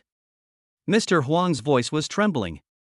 He never dreamed that the garbage he casually threw in the corner could be sold for 1 million. Do you think I'm joking? Jiang Chen smiled and took out the magical bank card from his pocket. Please pay with the card, Mr. Huang-san. Or do you think these treasures are worth more than 1 million? Mr. Huang looked at the black bank card in Jiang Chen's hand in his calm and unquestionable expression. The little thoughts in his mind had long been overwhelmed by the huge sum of 1 million. No. 1 million. Just 1 million. Uncle Huang nodded and bowed hurriedly, as if he was afraid that Jiang Chen would go back on his word. He snatched the bank card from Jiang Chen's hand and swiped 1 million on the POS machine at the fastest speed in his life. Ding, payment successful. The clear reminder sounded like a beautiful celestial music, making Mr. Huang feel elated. He never dreamed that he could earn 1 million so easily. This young man was simply his destined god of wealth. The look in his eyes when he looked at Jiang Chen instantly changed from contempt and ridicule to flattery.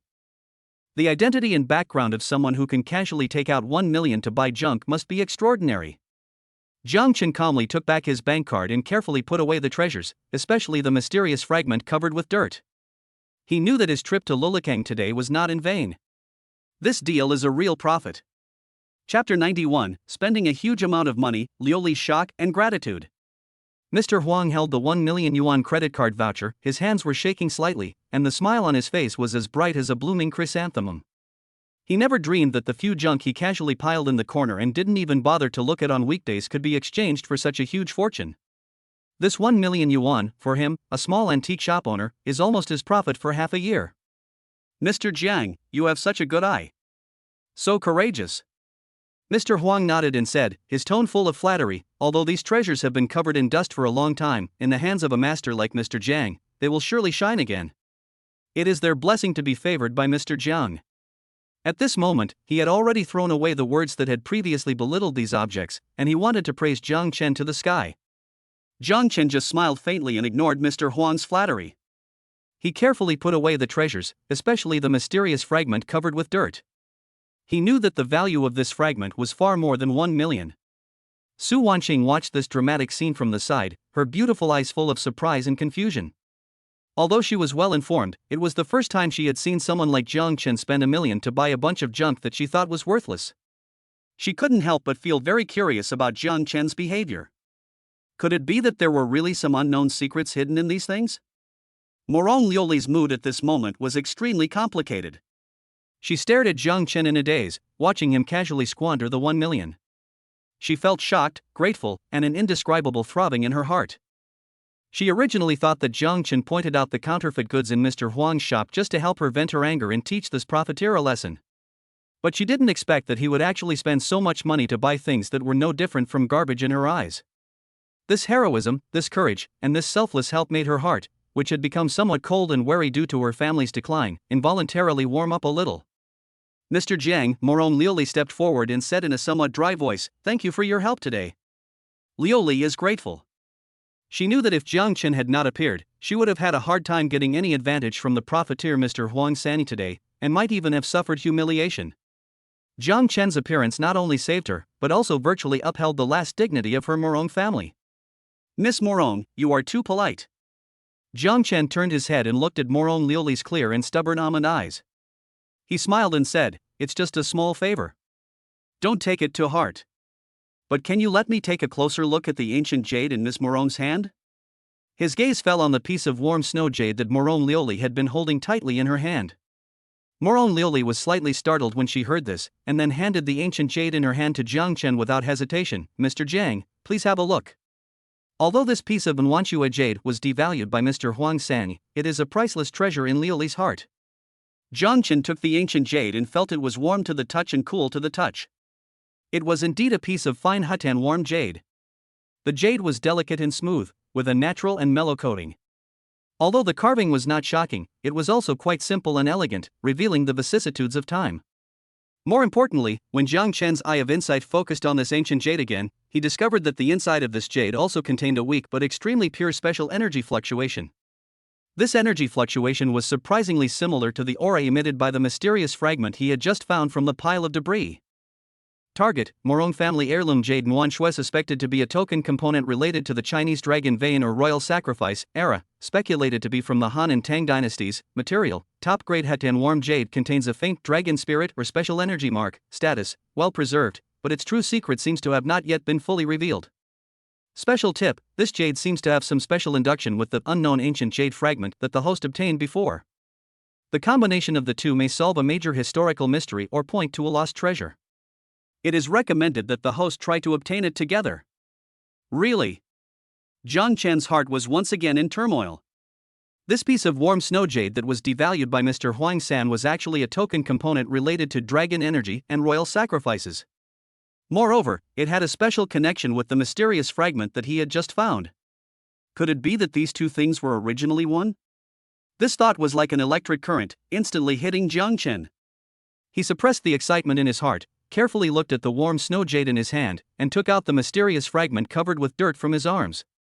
He tried to move the two objects closer together. Just when the two objects were about to touch, something strange happened.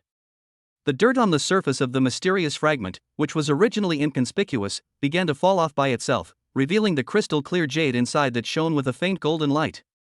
And the warm snow jade seemed to be pulled by some mysterious force, and began to vibrate slightly, emitting a soft and warm halo.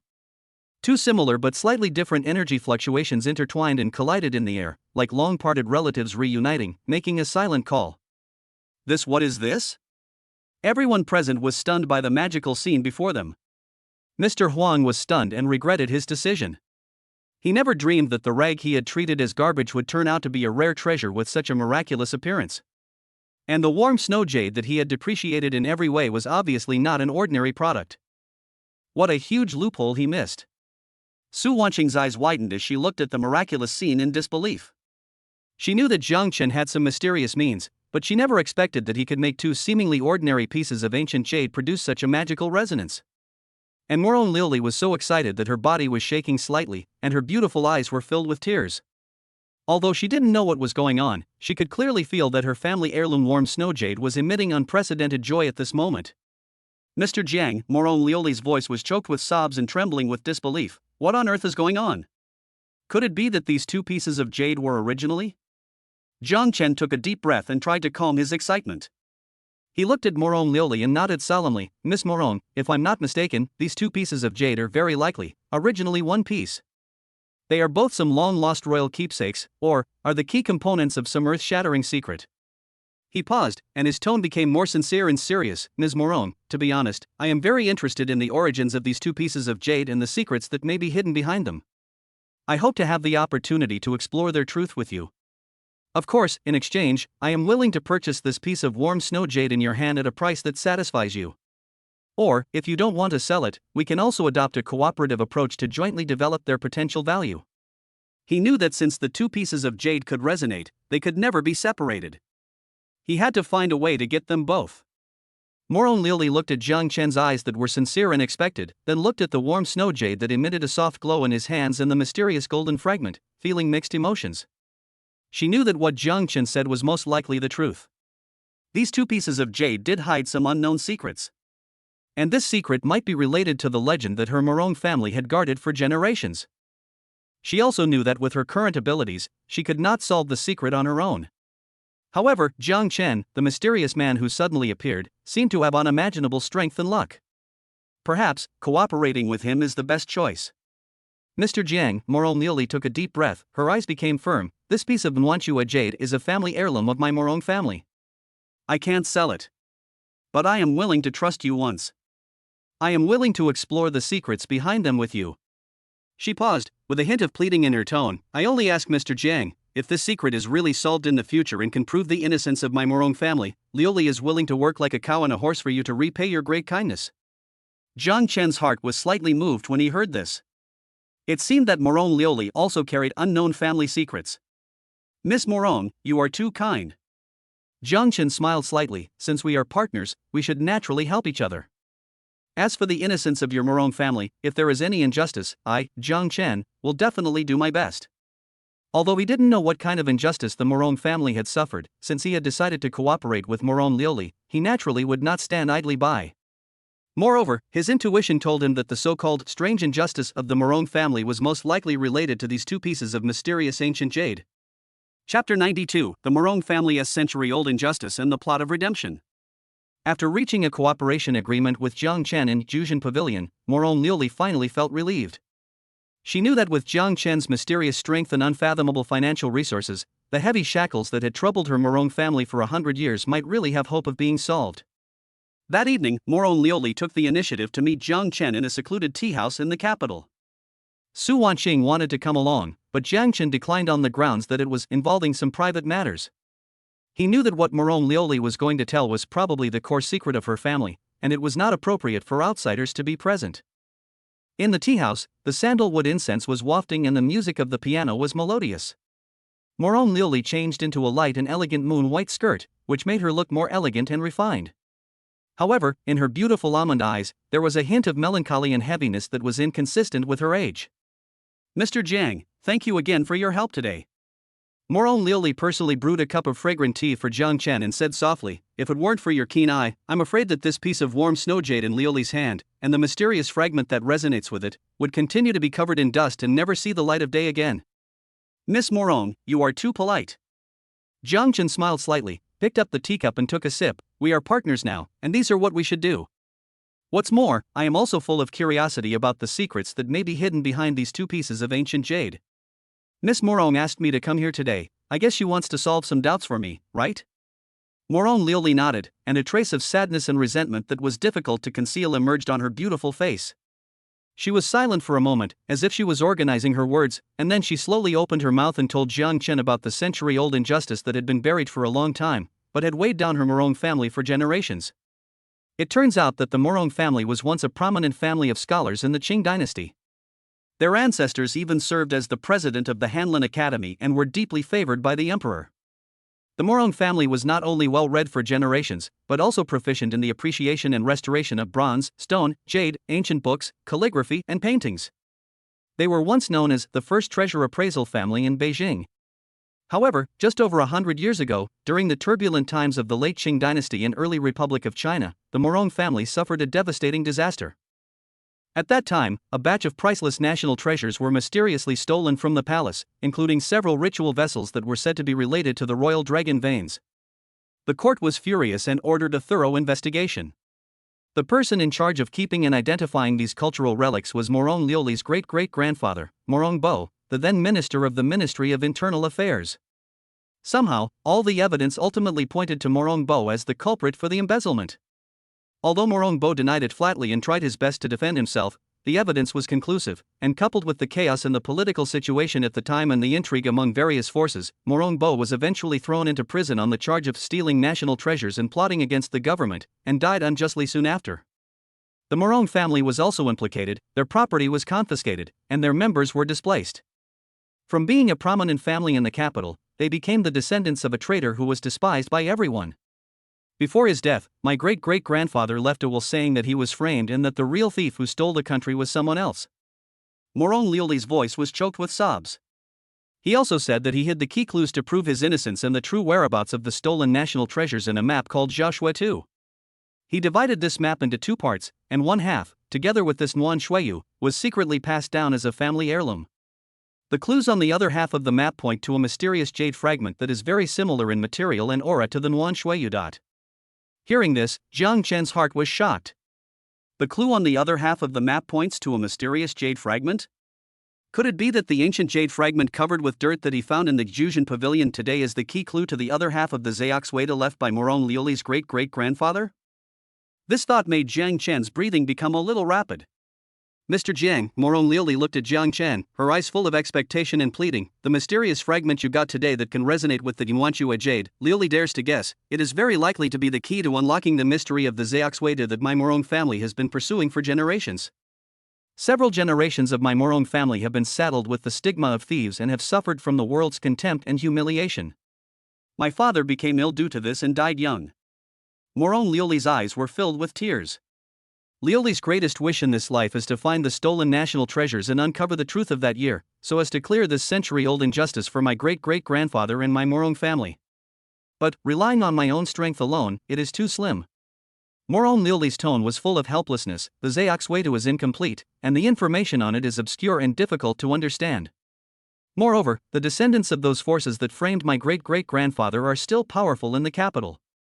If Liuli is not careful, I am afraid it will only bring disaster upon herself. She took a deep breath and looked at Jiang Chen, her eyes full of determination and resoluteness. Mr. Jiang, Liuli knows that this request may be a little abrupt and presumptuous. But Liuli begs you, considering your affinity with these two pieces of ancient jade, and also considering Liuli's sincerity, can you help Liuli to unlock the secret of this Zheoxueda and clear the injustice of my Morong family? If this is accomplished, the batch of hidden royal treasures, except for the key evidence that can prove the innocence of my Morong family, the rest of the colored glass will all belong to Mr. Jian without any money. I only hope that my Morong family can be cleared of all charges. After Morong Liuli finished speaking, she stood up and knelt down to kowtow to Jiang Chen. Jiang Chen quickly reached out to support her, his eyes filled with solemnity and excitement. He knew that this time, he might really be involved in a shocking secret. Ms. Morong, please stand up. Jiang Chen said in a deep voice, don't worry, since I have a connection with these two pieces of ancient jade and have reached a cooperation with you, I, Jiang Chen, will take care of this matter. Although he was not a savior, he also believed that he had a clear distinction between gratitude and resentment. The experience of the Morong family was indeed sympathetic. Moreover, the royal treasure that the rehabilitation map might point to also made him quite excited. Ding! The host has been detected to have triggered a hidden plot mission, the Morong family's century-old injustice. Mission requirements: assist Morong Liuli in solving the secret of the rehabilitation map, find the stolen national treasure, and reveal the real culprit who framed the Morong family, and vindicate the family. Mission rewards: Morong Liuli's favorability is max, Morong family antique restoration secrets fragment, partial ownership of the 9 Dragon secret treasure, and a mysterious gift related to the Chinese dragon vein. A mysterious gift related to the Chinese dragon vein? Jiang Chen's heart skipped a beat again. This mission reward is too generous, isn't it? It seems that the secrets hidden behind this plot of exoneration and the so-called 9 Dragon secret treasure are far more shocking than he imagined. Miss Morong, Jiang Chen looked at Morong Liuli, his eyes full of determination and confidence. Give me the half of the Zheoxueda and the Nuangshuiyu. I believe that it won't be long before we can make the truth known to the world. Chapter 93, Repairing the Rehabilitation Map and Pointing to the 9 Dragon Secret Treasure. Morong Liuli solemnly handed the half of the Zheoxueda scroll made of special silk and the warm Yuanchua jade to Jiang Chen. Her eyes were full of trust and expectation, as if she had entrusted the fate of the entire family to this mysterious and powerful young man in front of her. Jiang Chen took the 2 heavy tokens, and an inexplicable sense of mission rose in his heart. He knew that what he took on was not only a treasure hunt, but also a grievance and hope that had been silent for 100 years. That night, Jiang Chen began to try to repair the incomplete Zheoxueda in a private research institute arranged by Su Wanqing with extremely strict security measures. Su Wanqing wanted to stay to help, but Jiang Chen declined on the grounds that the repair process requires absolute silence and involves some unique secret methods, so it is inconvenient for outsiders to be present. He knew that he would use the supernatural ability given to him by the system next, and naturally, the fewer people who knew these secrets, the better. The lights were bright in the research institute. Jiang Chen carefully spread the yellowed half of the Zheoxueda on a special restoration table. Although this picture has been around for 100 years, its special material has kept it in good condition, except for some damage and blur at the edges. The outlines of some mountains and rivers, as well as some strange symbols and astrological signs, were outlined with cinnabar and ink lines on the picture, which looked extremely mysterious. Then, he took out the ancient jade fragment covered with dirt, as well as Morong Liuli's warm snow jade. System, can I now use the antique restoration mastery skill I acquired earlier? Jiang Chen muttered to himself. Ding! It is detected that the host is facing a difficult antique restoration task. The antique restoration mastery skill has been activated. This skill will give the host extraordinary knowledge of cultural relics restoration, superb restoration skills, and the ability to accurately perceive the materials and structures of antiques. Ding! It is detected that the host is trying to repair the special token Zheoxueta related to the Chinese dragon vein, triggering a special bonus. The host's Eye of Insight skill is temporarily upgraded, which can more clearly analyze the energy flow and hidden information contained in the ancient map. The system's prompting sound cheered Jiang Chen up. Antique restoration mastery plus the upgraded Eye of Insight were undoubtedly the biggest guarantee for his successful restoration of the Zheoxueta. He first carefully cleaned the ancient jade fragment he had found in the Juzhen pavilion. As the dirt on the surface faded, a piece of jade about the size of a palm, with a warm golden color and a strange jade that seemed to have flowing light inside, appeared in front of Jiang Chen. The edge of this golden jade showed irregular fracture marks, which was obviously separated from a larger object. Jiang Chen took a deep breath and gently placed the golden jade fragment together with Moron Liuli's warm snow jade. Just as what happened in the Juzhen pavilion before, the two jades once again emitted a faint light and a slight vibration when they approached each other. A strange energy field flowed and resonated between them, as if relatives who had been separated for many years were finally reunited. Sure enough, these two pieces of jade were originally one. Jiang Chen's eyes focused, and he became more certain of his guess. He carefully observed the fractured surfaces of the two jades and found that their textures and gaps could fit together perfectly. However, it was not easy to put them together again. Although the fractured surfaces matched, they seemed to lack some kind of adhesive or energy guidance. Could it be that this Zheoxueta itself is the key to reintegrating them? Jiang Chen's gaze turned to the half-broken map. He carefully placed the two pieces of jade on the two corresponding special markings on the fragment of Joshua 2.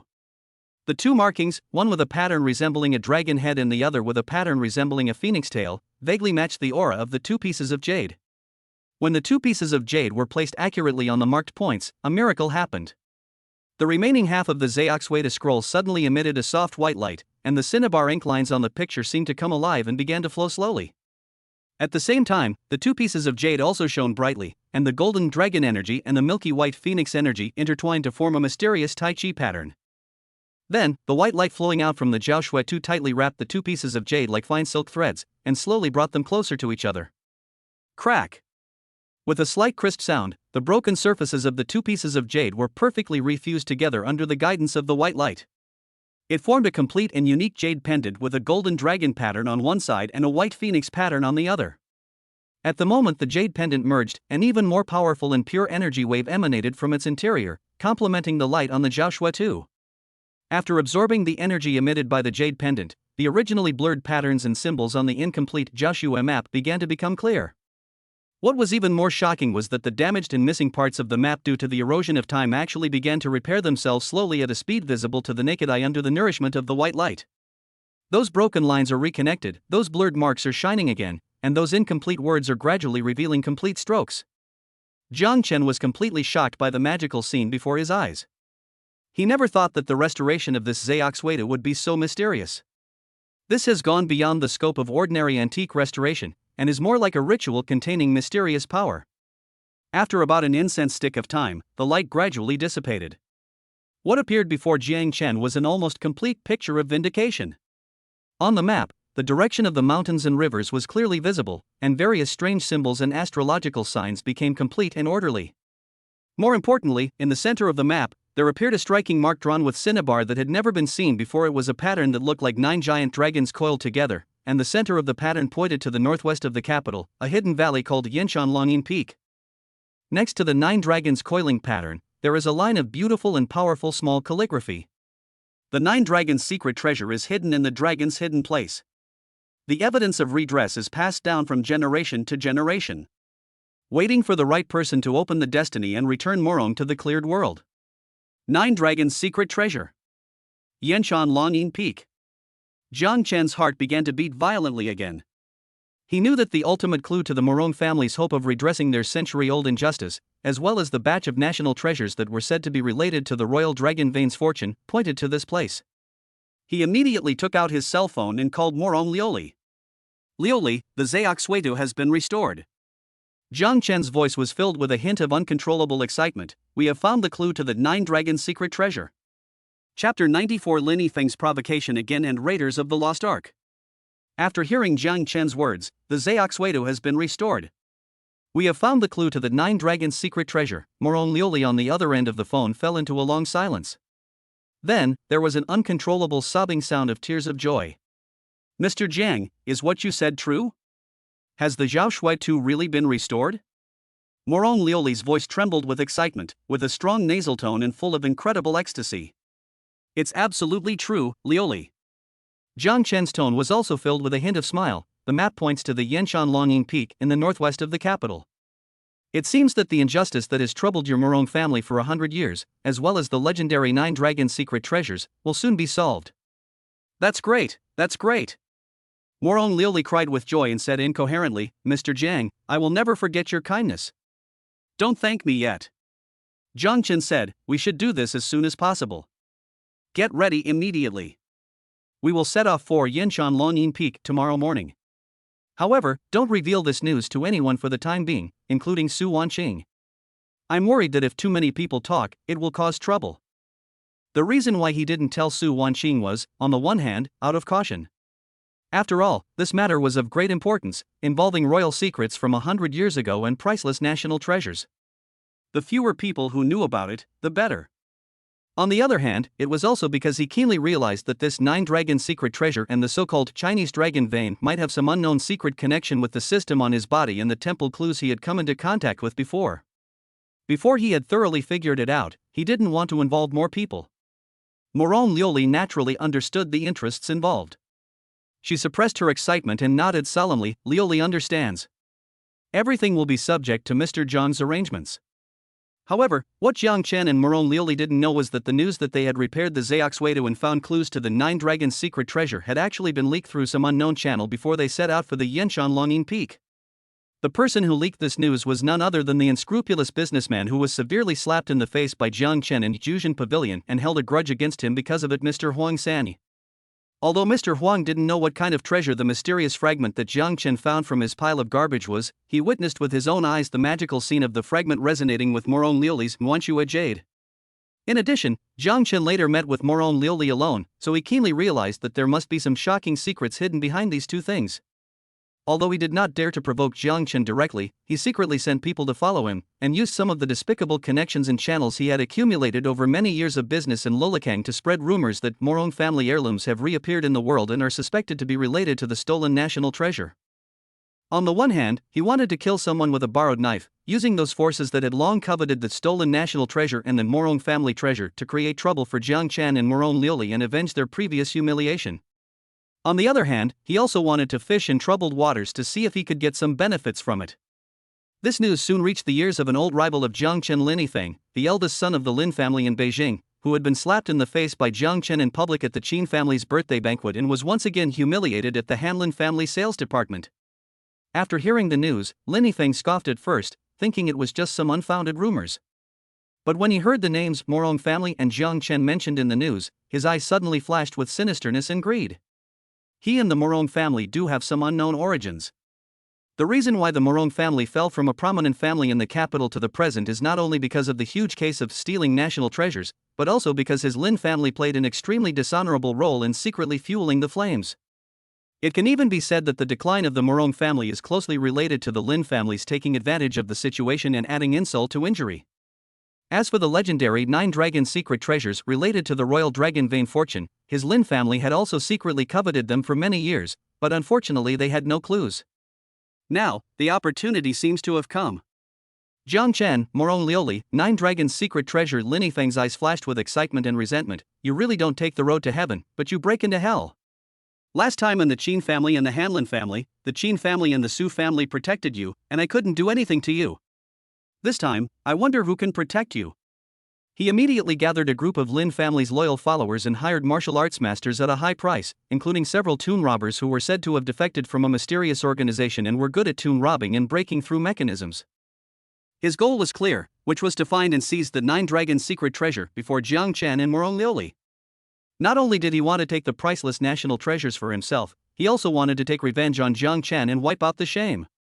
He even had the vicious idea of eradicating the roots and wanted to take this opportunity to eliminate Morong Lioli, the last bloodline of the Morong family, and eliminate the trouble forever. A Raiders of the Lost Ark battle surrounding the Nine Dragons' secret treasure and the new and old grudges between Jiang Chen and Lin Yifeng are about to take place fiercely in the mysterious Yanshan Dragon Hidden Peak. Jiang Chen and Morong Liuli were completely unaware of this. According to their original plan, they left the urban area of Beijing with a small group of people early the next morning and headed towards the Longying Peak deep in the Yanshan Mountains. In order to avoid attracting unnecessary attention, Jiang Chen did not use the Qin or Su family's personnel. He only brought a few of the most elite members of the Night Crow Squad to be responsible for vigilance and logistical support along the way. The car drove on the winding mountain road for several hours and finally stopped in front of a sparsely populated valley. In front of us is the Yanshan Longying Peak marked on the map. I saw a solitary peak rising from the ground surrounded by mountains, with peaks and ridges overlapping and shrouded in clouds and mist, like a giant dragon entrenched here, full of mystery and majesty. Mr. Jiang, the hiding place of the Nine Dragons' secret treasure marked on the map should be in the heart of this mountain. Morong Liuli looked at the majestic and steep mountain in front of him, his eyes filled with excitement and nervousness. She knows that the secret that has troubled her Morong family for 100 years will soon be revealed here. And whether she can clear the injustice for her family will also depend on this. Jiang Chen nodded and scanned the surrounding environment with sharp eyes. He keenly noticed that there seemed to be some unusual aura hidden in this seemingly peaceful valley. It seems that we are not the first group of guests here. Jiang Chen's mouth curled up in a cold arc. Chapter 95, Break through the barriers with wisdom and courage, and crack the royal secret mechanism. As soon as Jiang Chen finished saying, "It seems that we are not the first guests to come here," a sharp sound of breaking through the air suddenly rang out in the originally peaceful valley. Dozens of sharp arrows flashing with cold light, like poisonous snakes coming out of a cave, shot out from the dense forests on both sides, aiming directly at Jiang Chen and Morong Liuli. "Be careful." Jiang Chen reacted very quickly and pulled Morong Liuli into his arms. At the same time, he exerted force on his feet and retreated quickly like a ghost. Whoosh! Whoosh! Whoosh! The sharp arrow flew past the corners of their clothes and pierced deeply into the ground where they had just stood. The tail of the arrow was still trembling, which showed how powerful it was. "It's Lin Yifeng's people." Jiang Chen's eyes flashed, and he instantly determined the other party's identity. Apart from the eldest son of the Lin family who hated him to the core and had long coveted the Nine Dragons' secret treasure, no one else would be so impatient to launch an attack as soon as they arrived at Dragon Hidden Peak. "Protect Mr. Jiang and Miss Morong." The members of the Night Crow team reacted immediately, quickly dispersed and formed a temporary defensive formation. They loaded their special weapons and watched vigilantly in the direction where the arrows were coming from. "Jiang Chen. Morong Liuli. I didn't expect you to dare to come and die." An arrogant and somewhat complacent voice came from the depths of the dense forest. Then, Lin Yifeng walked out in a swagger, surrounded by a group of thugs wearing black uniforms and holding bows and crossbows and swords. Beside him, there were several middle-aged men who looked a little weird and smelled of earth. They were obviously the tomb robbers he had hired at a large sum of money, who were good at robbing tombs and breaking mechanisms. "Lin Yifeng, you really are haunting me." Jiang Chen looked at Lin Yifeng's smug face, a trace of disdain flashed in his eyes. "Have you forgotten the loss you suffered at the Qin family and the Hanlin family so quickly?" "Humph. Stop talking nonsense." Lin Yifeng's face suddenly became a little ugly after being poked in the sore spot by Jiang Chen. "Jiang Chen, I admit that you have some means, and you have the support of the Qin and Su families behind you. But this is a desolate mountain, the sky is high and the emperor is far away. Today is the day you die." He paused, his eyes greedily swept over Morong Liuli, and sneered, "Morong Liuli, if you know what's good for you, hand over the Zayoksuedo and the key to open the Nine Dragons' secret treasure. Otherwise, don't blame me for being ruthless." "Bah! Lin Yifeng, you despicable and shameless villain." Although Morong Liuli was a little scared, she still mustered up the courage and shouted angrily, "Back then, it was your Lin family that colluded with those treacherous villains to frame my Morong family. Today, even if I die, I will never let you thieves who stole the country succeed. If you don't accept my toast, you'll have to drink the forfeit." Lin Yifeng's eyes flashed with an obscene light. "If that's the case, don't blame me for being rude. Come on. Kill the men, and capture the women alive. I will love and cherish this last bloodline of the Morong family." Upon hearing this, the thugs behind him immediately pounced on Jiang Chen and Morong Liuli like wolves and tigers. Looking for death. Jiang Chen's eyes were filled with murderous intent. What he hated most was this kind of shameless person who bullied weak women by taking advantage of his power. He protected Morong Liuli behind him and shouted to the Night Crow Squad, quick battle and quick decision. Leave no one alive. Yes. The members of the Night Crow team responded in unison. A fierce battle suddenly broke out in this quiet valley. Although the thugs brought by Lin Yifeng were numerous, they were no match for the well-trained and well-equipped Night Crow squad. Screams and the sounds of weapons clashing came one after another. Jiang Chen did not rush to take action, but calmly observed the situation on the battlefield and focused his attention on the tomb robbers. He knew that these people were the key to finding and cracking the mechanism of the Nine Dragons' secret treasure. Sure enough, when the Night Crow squad was beating Lin Yifeng's thugs back step by step and making them defeated, those tombers did not join the battle, but quietly moved towards the dragon-hidden peak deep in the valley, which looked like a giant dragon. Want to get there first? Jiang Chen sneered and ordered Night Crow, leave this to you. I'll go meet those rats. After saying this, he flashed and followed those local robbers silently like a ghost. Seeing this, Moron Liuli wanted to follow, but was stopped by a member of the Night Crow team. Ms. Moron, it's dangerous here. It's safer for you to stay here. Mr. Jiang has instructed us to ensure your absolute safety. Moron Liuli knew that if she followed him she would only become a burden to Jiang Chen, so she could only wait anxiously there, silently praying in her heart that Jiang Chen would be safe. Jiang Chen followed the tomb robbers all the way and soon arrived at the foot of Longyin Peak. He saw an inconspicuous cave entrance hidden behind dense vines and rocks. Those tompers had obviously done some research on this place. They skillfully pushed aside the vines, lit torches, and filed in. Jiang Chen followed in without hesitation. The cave was dark and damp, with a rotten smell in the air. The passage was narrow and winding, only wide enough for one person to pass through. Jiang Chen opened his eye of insight and moved forward cautiously. He discovered that this cave was not formed naturally, but was artificially excavated and repaired, and was obviously the entrance to a secret place. On the walls of the passage, one can occasionally see some blurry murals and strange symbols, which seem to record some ancient legends and sacrificial rituals. Just after Jiang Chen went about 100 meters into the cave, a burst of exclamations and screams suddenly came from the front. Oh no! There's a trap! Ah, help! Jiang Chen's heart trembled and he immediately quickened his pace. Not far ahead, two of the tomb robbers had fallen into a bottomless trap, leaving only shrill screams echoing in the cave. The remaining three tomb robbers looked pale, staring at the huge pit that suddenly appeared under their feet in horror. This is a trap, one of the older tomb robbers said in a trembling voice. There must be sharpened bamboo sticks or poisonous snakes underneath. If you fall into it, you will definitely die. Jiang Chen watched coldly. He had already discovered this flap trap hidden under the ground through his eye of insight. This trap was very cleverly designed, almost integrated with the surrounding ground. If he hadn't had the system to assist him, it would have been difficult to discover. It seems that the hiding place of this Nine Dragon secret treasure is indeed full of traps. Jiang Chen thought to himself. Just when the remaining three tombers were still in shock and were trying to find a way to bypass the trap, something strange happened.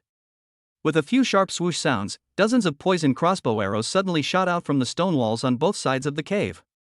These crossbow arrows were at tricky angles and extremely fast, leaving no chance for people to dodge. Be careful!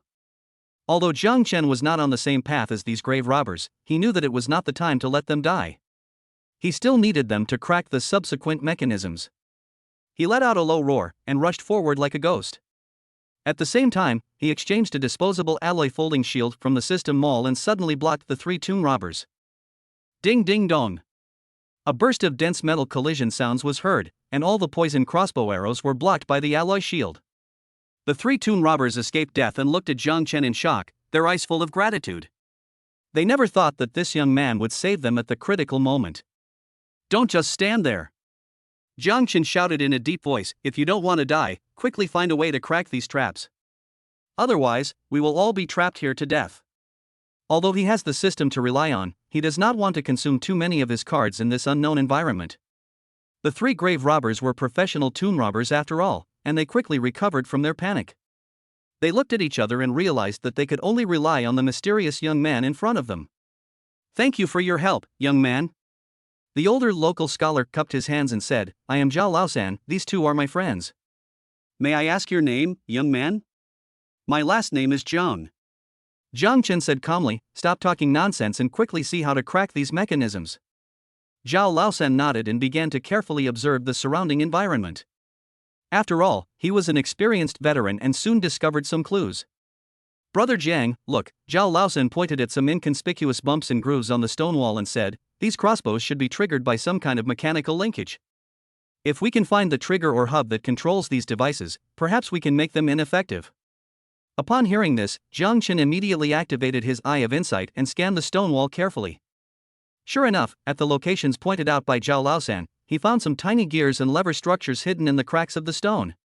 These structures were almost integrated with the color and texture of the stone wall, and were extremely difficult to distinguish with the naked eye. Let me try. Jiang Chen was a man of great skill and courage. He took a deep breath and, following the instructions of the Eye of Insight, pressed and fiddled with the hidden gears and levers in a special order and with a special force.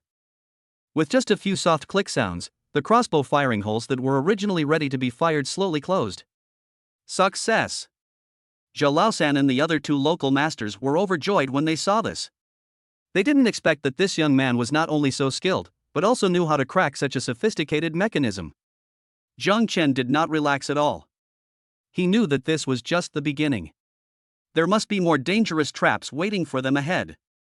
Under the professional guidance of Zhao Laosan and others and the cooperation of Jiang Chen's Eye of Insight, which could be called cheating, they safely passed the mercury pool, poison gas holes, and various ancient mechanical traps set up using the principles of gravity and leverage. During this time, Lin Yifeng also caught up with the remaining thugs. But these traps were like a nightmare to them. They didn't know how to crack them, so they could only force their way in. The result was naturally heavy casualties and wailing everywhere. Lin Yifeng was so angry that he screamed, but he could do nothing. He could only watch Jiang Chen and the others disappear into the depths of the cave, leaving them far behind. After several hours of arduous trekking, Jiang Chen and his group finally reached the end of the cave. Suddenly, everything becomes clear. Chapter 96, Finding the Nine Dragons' Secret Treasure and the Key Evidence for Clearing One's Name. At the end of the cave, the view suddenly opened up to a huge underground palace.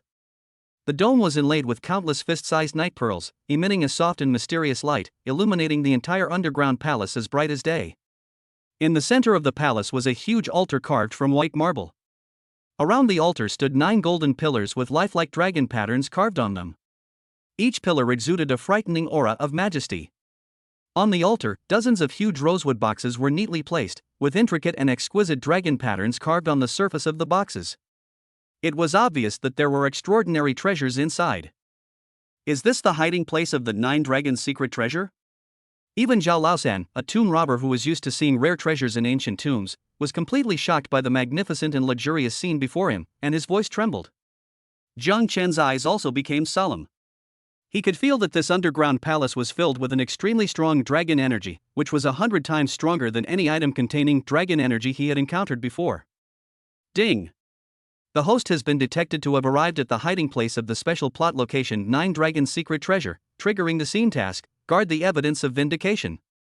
Task requirements: ensure that the key evidence of the Morong family's century-old injustice is not seized by outsiders, and assist Morong Lioli in completing the family's mission of vindication. Task rewards: based on the completion of the task, you can obtain a large amount of filial piety points, system points, and mysterious clues related to the Chinese dragon vein. The system's prompt sounded at the right time, making Jiang Chen even more certain that the secret hidden here was definitely extraordinary.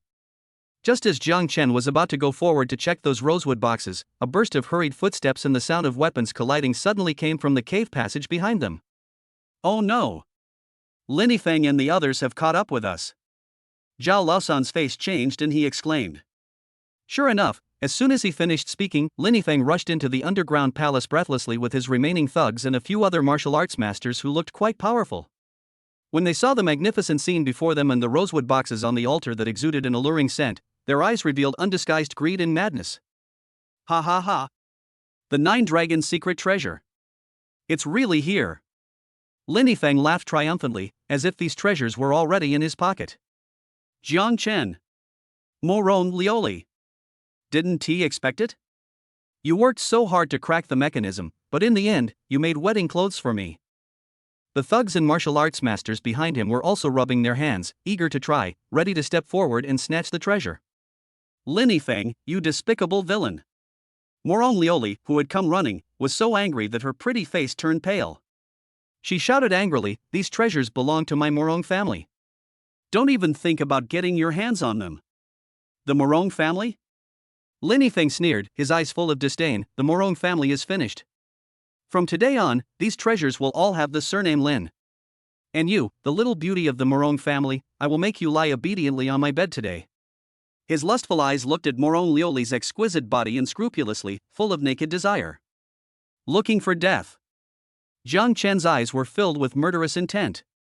What he hated most was this kind of fool who didn't know how to live or die and dared to tease his woman in front of him. His figure flashed, and like a ghost, he instantly appeared in front of Linny Feng, and slapped Linny Feng's face hard with a slap filled with thunderous wrath. Bang! The crisp sound of a slap echoed in the empty underground palace. Linny Feng was slapped so hard that he turned 3 times on the spot. Half of his cheek was swollen instantly, and blood flowed from the corner of his mouth. He felt stars in his eyes and felt dizzy.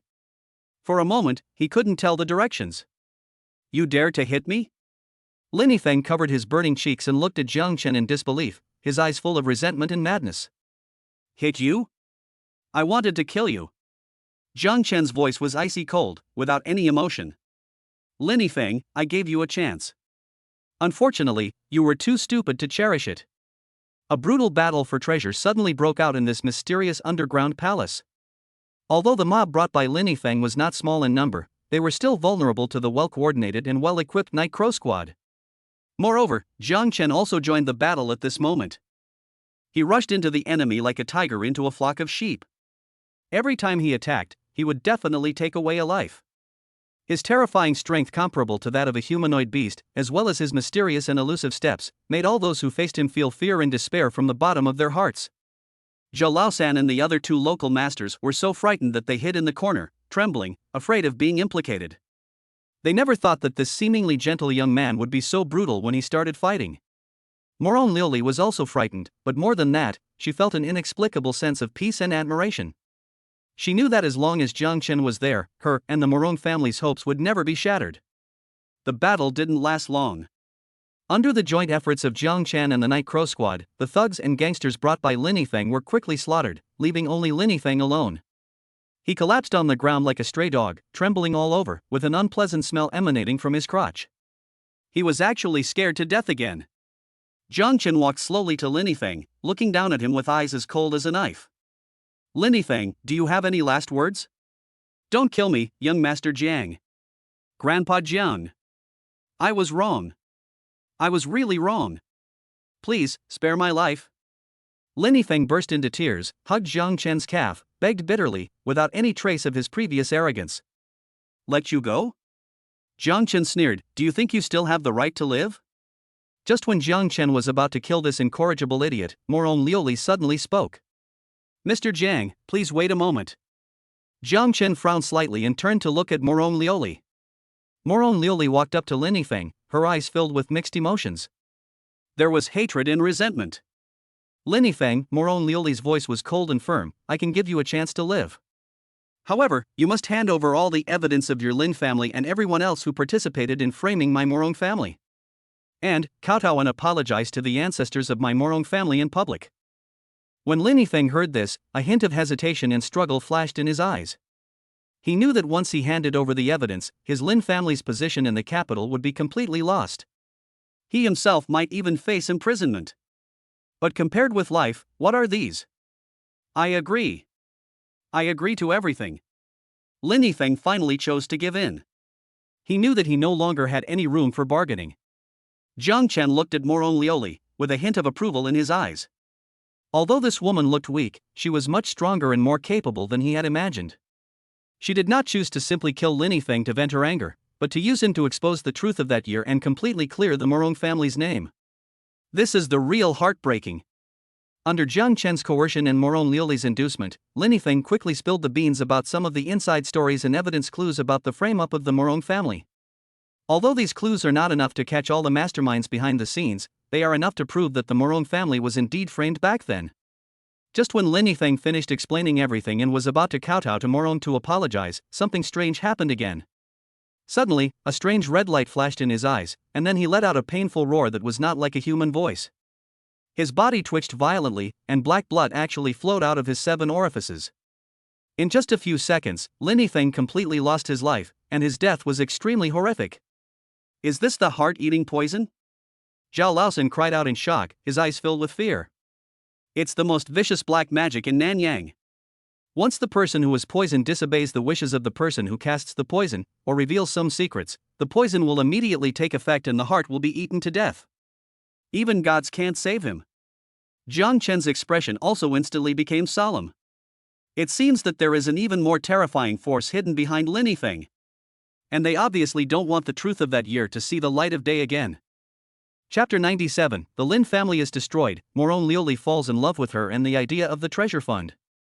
Lin Yifeng's strange and miserable death, and Zhao Laosan's words heart-eating poison, instantly made the atmosphere in the underground palace solemn and strange. Jiang Chen's brows were tightly locked. He realized that the pool of water that framed the Morong family was much deeper than he had imagined, and the forces involved behind it were far beyond the reach of a mere Lin family. The emergence of the Nanyang black magic has cast a mysterious and evil veil over this century-old injustice. It seems that Lin Yifeng is just a pawn in the hands of some people, or a victim who knows too much and must be silenced. Jiang Chen's eyes were cold, and he had already made a judgment in his heart. The force hidden behind Lin Yifeng was the real culprit who planned and led the conspiracy back then. Morong Liuli was also frightened by Lin Yifeng's tragic death, but she quickly recovered from her initial shock and fear. Although Lin Yifeng's death made her lose an important witness, it also indirectly confirmed the complexity and darkness of the unjust case. This further strengthened her determination to redress the injustice of her family. Mr. Jiang, what should we do now? Morong Liuli's voice trembled a little, but her eyes were extremely firm. Jiang Chen pondered for a moment and said, although Lin Yifeng is dead, some of the clues he gave us before are not completely useless. At least, we already know that in addition to the Lin family, there were several other powerful families in the capital who participated in framing the Morong family. Moreover, they seem to be in collusion with a mysterious organization in Nanyang. He paused and continued, the most important thing now is to pass on the news of Lin Yifeng's death and his previous confession through reliable channels as soon as possible. I want to let those enemies hiding in the dark know that their conspiracy has begun to be exposed. I want to see if they can still sit still. In the next few days, Jiang Chen was not in a hurry to leave the underground palace of Yenshan Longyin Peak. On the one hand, he asked the Night Crow Squad and Zhao Laosan and others to carefully count the 9 dragon secret treasures in the red sandalwood boxes on the altar, and do a good job of registration and protection. On the other hand, he began to use his own resources and connections to set off a public opinion storm against the Lin family in the capital. The news that Lin Yifeng died of the heart-eating goo and his confessions before his death about the Morong family injustice and the 9 dragons secret treasure quickly spread through the media channels controlled by Su Wanqing and the Qin family's influence in the officialdom and upper-class society in the capital. For a time, sensational news such as the Morong family's century-old injustice, the Lin family framing loyal officials, and Southeast Asian evil magic appeared in the capital became the hottest topics of conversation in the streets and alleys, residences of the powerful, and teahouses and taverns in the capital. The Lin family, which was once considered a second-rate family in the capital, was instantly pushed to the forefront. Faced with surging public opinion and pressure from all sides, Lin Jiangwo, the head of the Lin family, was overwhelmed and unable to defend himself. Although he knew that his son Lin Yifeng was arrogant and domineering and often caused trouble outside, he never expected that he would be involved in such an earth-shattering case and even bring about his own death. What frightened him even more was that the rumors about the Lin family's involvement in framing the Morong family were not groundless. Back then, his Lin family did play an extremely disgraceful role in that turmoil, and gained a lot of benefits from it. Now that the old things were brought up again, if they were verified, his Lin family's century-old foundation would probably be destroyed. When it rains, it pours. Just when Lin Jiangwo was desperate in trying to use all his connections to calm the storm, Jiang Chen dealt him a fatal blow.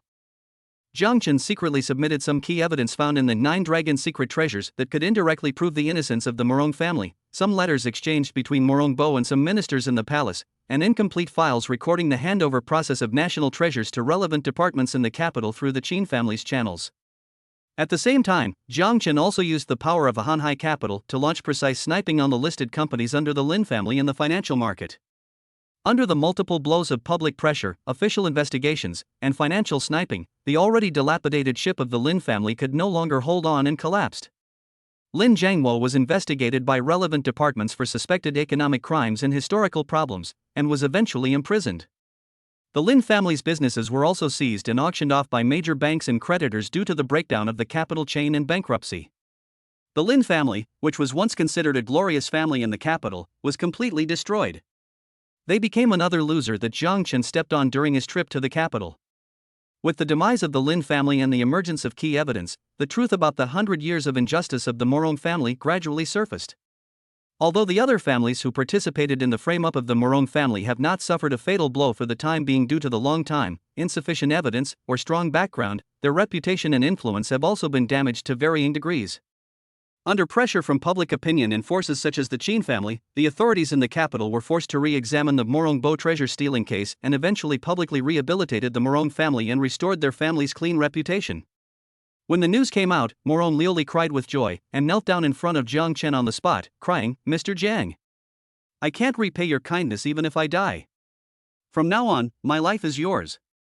No matter what you ask me to do, I will never say no." She knew that without Jiang Chen, the century-old injustice of her Morong family would probably never be redressed. Jiang Chen not only restored her family's innocence, but also gave her hope for the Morong family to rise again. At this moment, her feelings towards Jiang Chen were more than just gratitude and trust. It was a deep-seated admiration, respect, and unswerving love. She was willing to give everything she had, including her life, for this man. Jiang Chen gently helped Morong Liuli up, and looking at her beautiful face that was tearful but full of determination and love, he couldn't help but feel a little tender in his heart. "Liuli, I've said before that we are partners. It's my duty to clear your family's name." Jiang Chen said softly, "As for your life, I can't bear to let you work like a slave. I hope you can live well and use your talent and wisdom to do something more meaningful." He paused, a deep light flashed in his eyes. "For example, the national treasures recovered from the 9 Dragons' secret treasures are priceless, but their more important significance lies in the history and culture they carry. I think we can set up a Chinese Treasures Protection Fund and you will be responsible for its operation and management. The purpose of this fund is not only to preserve and repair these national treasures, but more importantly, to be committed to tracing and protecting those Chinese cultural relics lost overseas, so that they can return to the embrace of the motherland as soon as possible. What do you think of this idea?" When Morong Liuli heard this, a strange light flashed in her beautiful eyes again. The China Treasures Protection Fund was established to recover cultural relics lost overseas. This is a career tailor-made for her. Her Morong family has been proficient in cultural relic appreciation and restoration for generations, and has a deep affection for China's treasures. If she can make this her lifelong career, it will not only comfort the spirits of her ancestors in heaven, but also make a huge contribution to the country and the nation. "Mr. Jiang, are you really willing to let me do such an important thing?" Morong Liuli's voice was filled with a hint of incredible excitement. "Of course." Jiang Chen smiled slightly, his eyes full of trust and encouragement. "I believe in your ability and your character. This fund will use part of the 9 Dragons' secret treasures we found this time as the startup capital. As for the subsequent operation and development, I will fully support you." "Mr. Jiang." Morong Liuli could no longer control her emotions, tears rolled down like pearls from a broken string.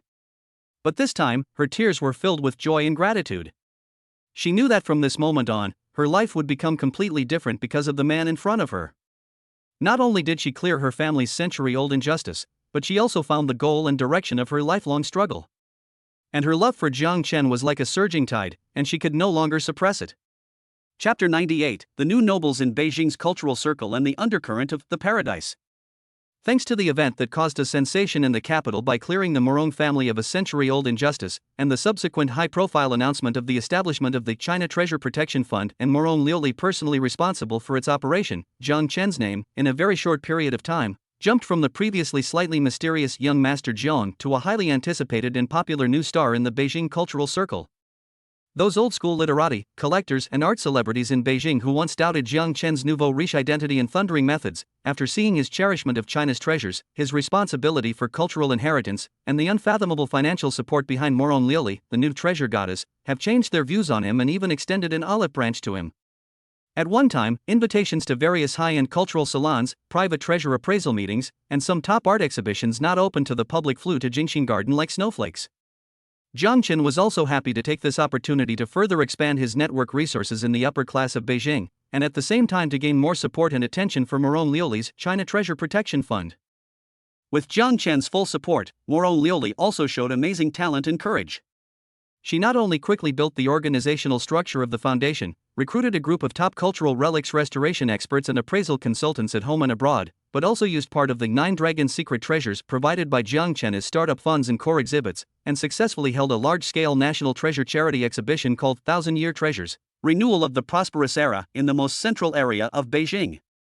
This exhibition not only displays some of the 9 dragon secret treasures that are on display for the first time, but also artistically presents the entire story of the Morong family's century-old injustice, as well as the legendary story of Jiang Chen's keen eye for talent, spending a fortune on his beloved, and ultimately helping the Morong family clear their name. As soon as the exhibition was launched, it caused a huge sensation in Beijing and even the whole country. Countless people and cultural enthusiasts came to see the national treasure and praised Jiang Chen and Morong Liuli for their righteous deeds. Morong Liuli has thus become the most dazzling star in the cultural circle of Beijing. She is not only beautiful and elegant, but also has a deep family background and a sincere heart for the protection of cultural relics. She has become the cultural goddess in the minds of countless people. And the story between her and Jiang Chen, hero saves beauty, discerns treasures, and joins in the celebration, has been interpreted into various versions and widely circulated among the people, winning both of them a high reputation and public favorability. Jiang Chen was happy to see this happen. He knew that a good social reputation and cultural influence were also crucial to the construction of his future business empire.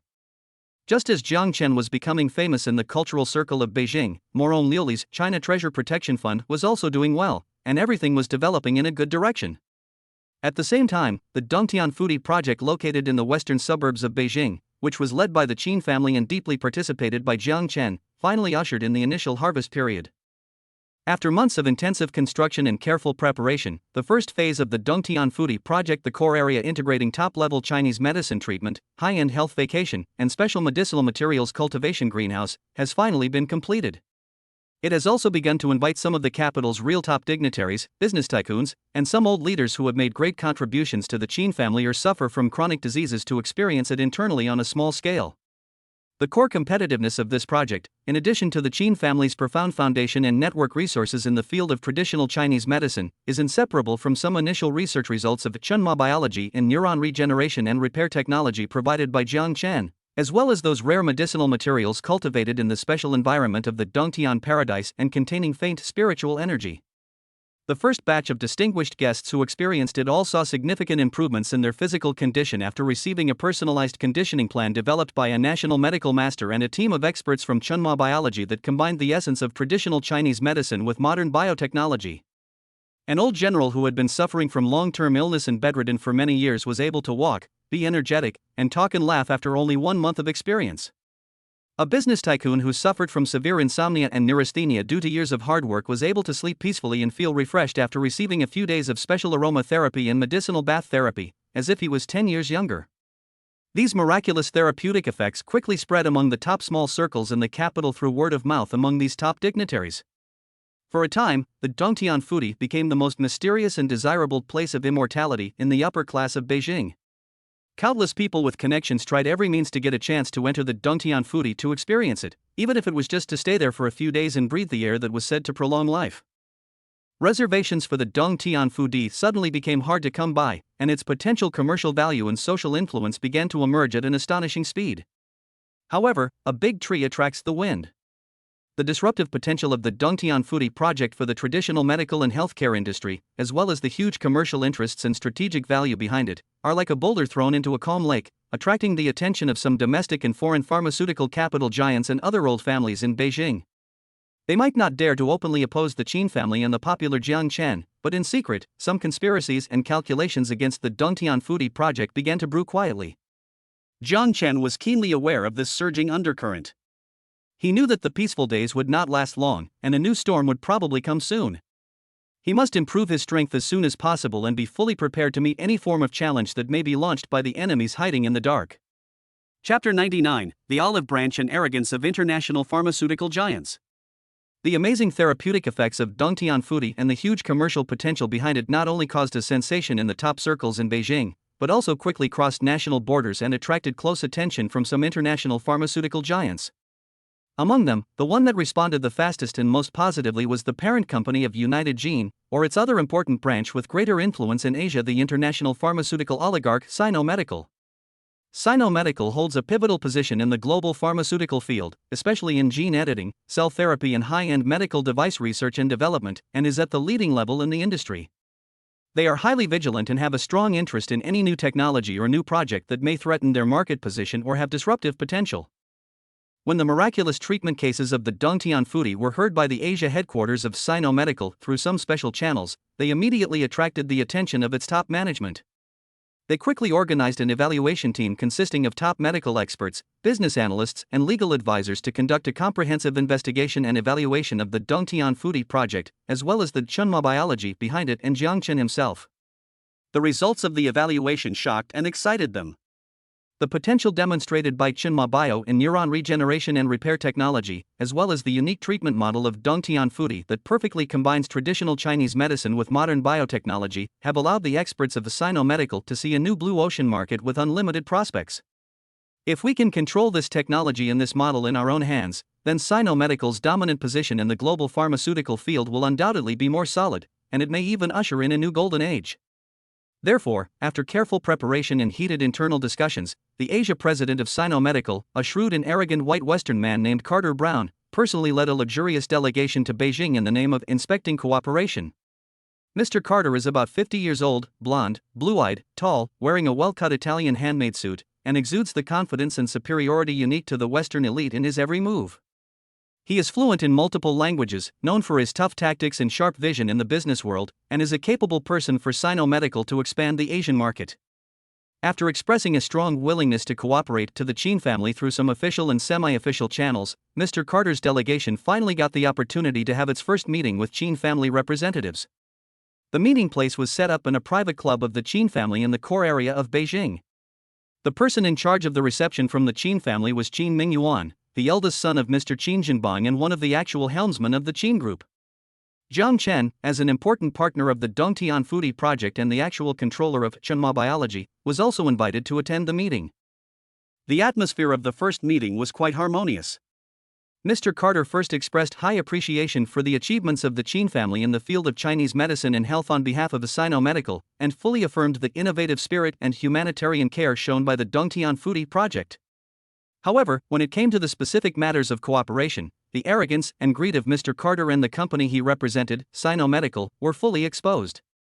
Mr. Qin, Mr. Jiang, Mr. Carter said in a condescending tone, holding a glass of champagne, we, Sino Medical, are very interested in the Dongtian Fudi project and your initial achievements in the field of neuroscience. We believe that this project has great potential. If it can be combined with our Sino Medical's global resources and top technology, it will surely create immeasurable value. He paused, a barely perceptible gleam flashed in his eyes, and continued, to show our sincerity, we, Sino Medical, are willing to provide a total of $50 million in strategic investment to the Dongtian Fudi project in Chunma Bio. At the same time, we can also open up some of Sino Medical's global or D platforms, clinical trial bases and sales channels to help your technology and products enter the international market faster. $50 million? For a pharmaceutical oligarch with a market value of hundreds of billions, this amount of money is simply a drop in the bucket. Qin Mingyuan and Jiang Chen looked at each other without saying anything, but just listened quietly as Mr. Carter continued his performance. Of course, Mr. Carter said, changing the subject and showing his true fangs.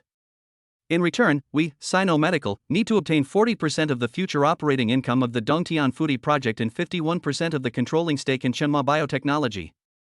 At the same time, the intellectual property rights of all core technologies of Chunma Biotechnology must also be shared with Sino Medical, and we will lead the subsequent R&D direction and commercialization process. We believe that only under the professional management and global vision of Sino Medical can this great technology truly bring out its greatest value and benefit all mankind. What do you think of my proposal?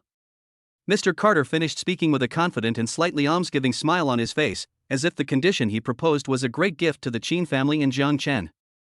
Qin Mingyuan's face darkened instantly. He had been in the business world for a long time, and had seen all kinds of greedy faces. But it was rare to see someone like Mr. Carter, who wanted to swallow up other people's core technology and controlling rights right away, and put on a savior posture. How can this be called cooperation? This is clearly plunder. Jiang Chen still had a faint smile on his face, but a hint of coldness flashed in the depths of his eyes. He could see that this Sino Medical was even more arrogant and shameless than the previous United Gene. They didn't take Chinese companies and scientific research achievements seriously at all, and only wanted to use their so-called global resources and top technology to reap the fruits of others' labor cheaply. Mr. Carter, Jiang Chen put down the teacup in his hand and said calmly, "Excuse me, your proposal does not seem to conform to the basic principles of business cooperation, right?" Oh? What do you mean, Mr. Jiang? Mr. Carter raised his eyebrows and asked in surprise, does Mr. Jiang think that our brand, technology, and global channels of Sino Medical are not worth the price? Or does Mr. Jiang lack sufficient confidence in his own technology and dare not cooperate with us at a deeper level? His words were full of provocation and incitement. Jiang Chen smiled slightly and shook his head. Mr. Carter misunderstood. I am full of confidence in the technology of Chenma Biology and the future of Dongtian Foodie. I just think that true business cooperation should be based on equality, mutual benefit, and mutual respect, rather than one party unilaterally demanding and controlling the other party. He paused, his eyes sharpened. The core technology of Chenma Biology is the result of years of hard research and development by our Chinese team of scientists. Its intellectual property rights must be firmly in our own hands. The operating model of Dongtian Foodie is also our unique innovation that combines traditional Chinese health wisdom with modern technology. We don't want anyone to dictate our actions. As for the $50 million of strategic investment you mentioned, Mr. Carter, Jiang Chen's mouth curled up with a playful arc. I'm sorry, Jiang Chen, really don't care about this little money. If Sino Medical is really sincere about cooperation, why not take out some real money in core technology? Otherwise, I think there is nothing to talk about between us. Jiang Chen's words were powerful and neither humble nor arrogant. They not only demonstrated his firm stance, but also ruthlessly hit back at Mr. Carter's arrogance and contempt. Chapter 100 Jiang Chen's Business Empire Construction Blueprint begins to show its power. The confident smile on Mr. Carter's face froze instantly, replaced by disbelief and anger. He never expected that this young rich man who he thought was just lucky would dare to reject such a generous cooperation proposal from Sino Medical in person, and even mocked their capital investment as not worth mentioning. Mr. Jiang, you. Mr. Carter took a deep breath, suppressed his unhappiness, and his tone became a little stiff. Are you sure you understand what you are saying? Refusing to cooperate with Sino Medical means to you and your Chenma Biology, have you thought it through? His words were full of threats. In his opinion, a newly emerged Chinese biotech company would not be able to survive in the fiercely competitive global market without the support of an international giant like Sino Medical, let alone challenge the technological barriers and patent moats they had already established. Qin Mingyuan's brows also knitted slightly. Although he was also dissatisfied with Mr. Carter's arrogance and greed, he had to admit that the influence of Sino Medical in the global pharmaceutical field should not be underestimated. If Jiang Chen really offended them completely because of this, it might indeed bring some unnecessary troubles to the Dongtian Foodie project and the future international development of Chenma Biology. He was about to open his mouth to smooth things over, but Jiang Chen stopped him with a look. Jiang Chen still had that nonchalant smile on his face, as if he didn't feel the threat in Mr. Carter's words at all. He picked up the teacup in front of him, blew gently on the floating tea leaves, and said slowly, Mr. Carter, I think I know the future of Chenma Biology and the development potential of the Dongtian Foodie project better than anyone else. Perhaps, in Mr. Carter's opinion, without the charity of Sino Medical, our Chinese companies can only struggle in the quagmire and will never be able to enter the Hall of Elegance. Jiang Chen's tone was still calm, but his eyes flashed with a self-confidence that made people dare not look directly at him. But what I want to tell you is that the times have changed. China's scientific and technological innovation capabilities are no longer what they used to be.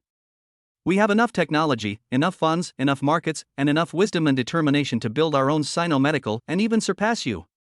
His words were so powerful and resounding that not only did they leave Mr. Carter speechless, but even Qin Mingyuan, who was standing beside him, became excited and had an even higher opinion of Jiang Chen, his young partner.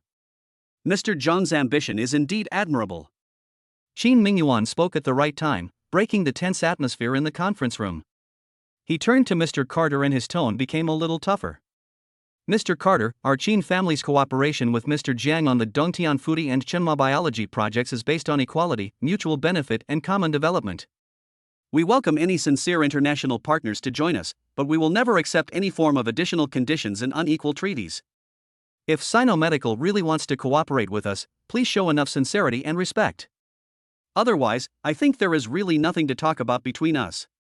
Qin Mingyuan's attitude also shows the Qin family's determination to support Jiang Chen. Mr. Carter's face turned pale and blue, looking extremely ugly.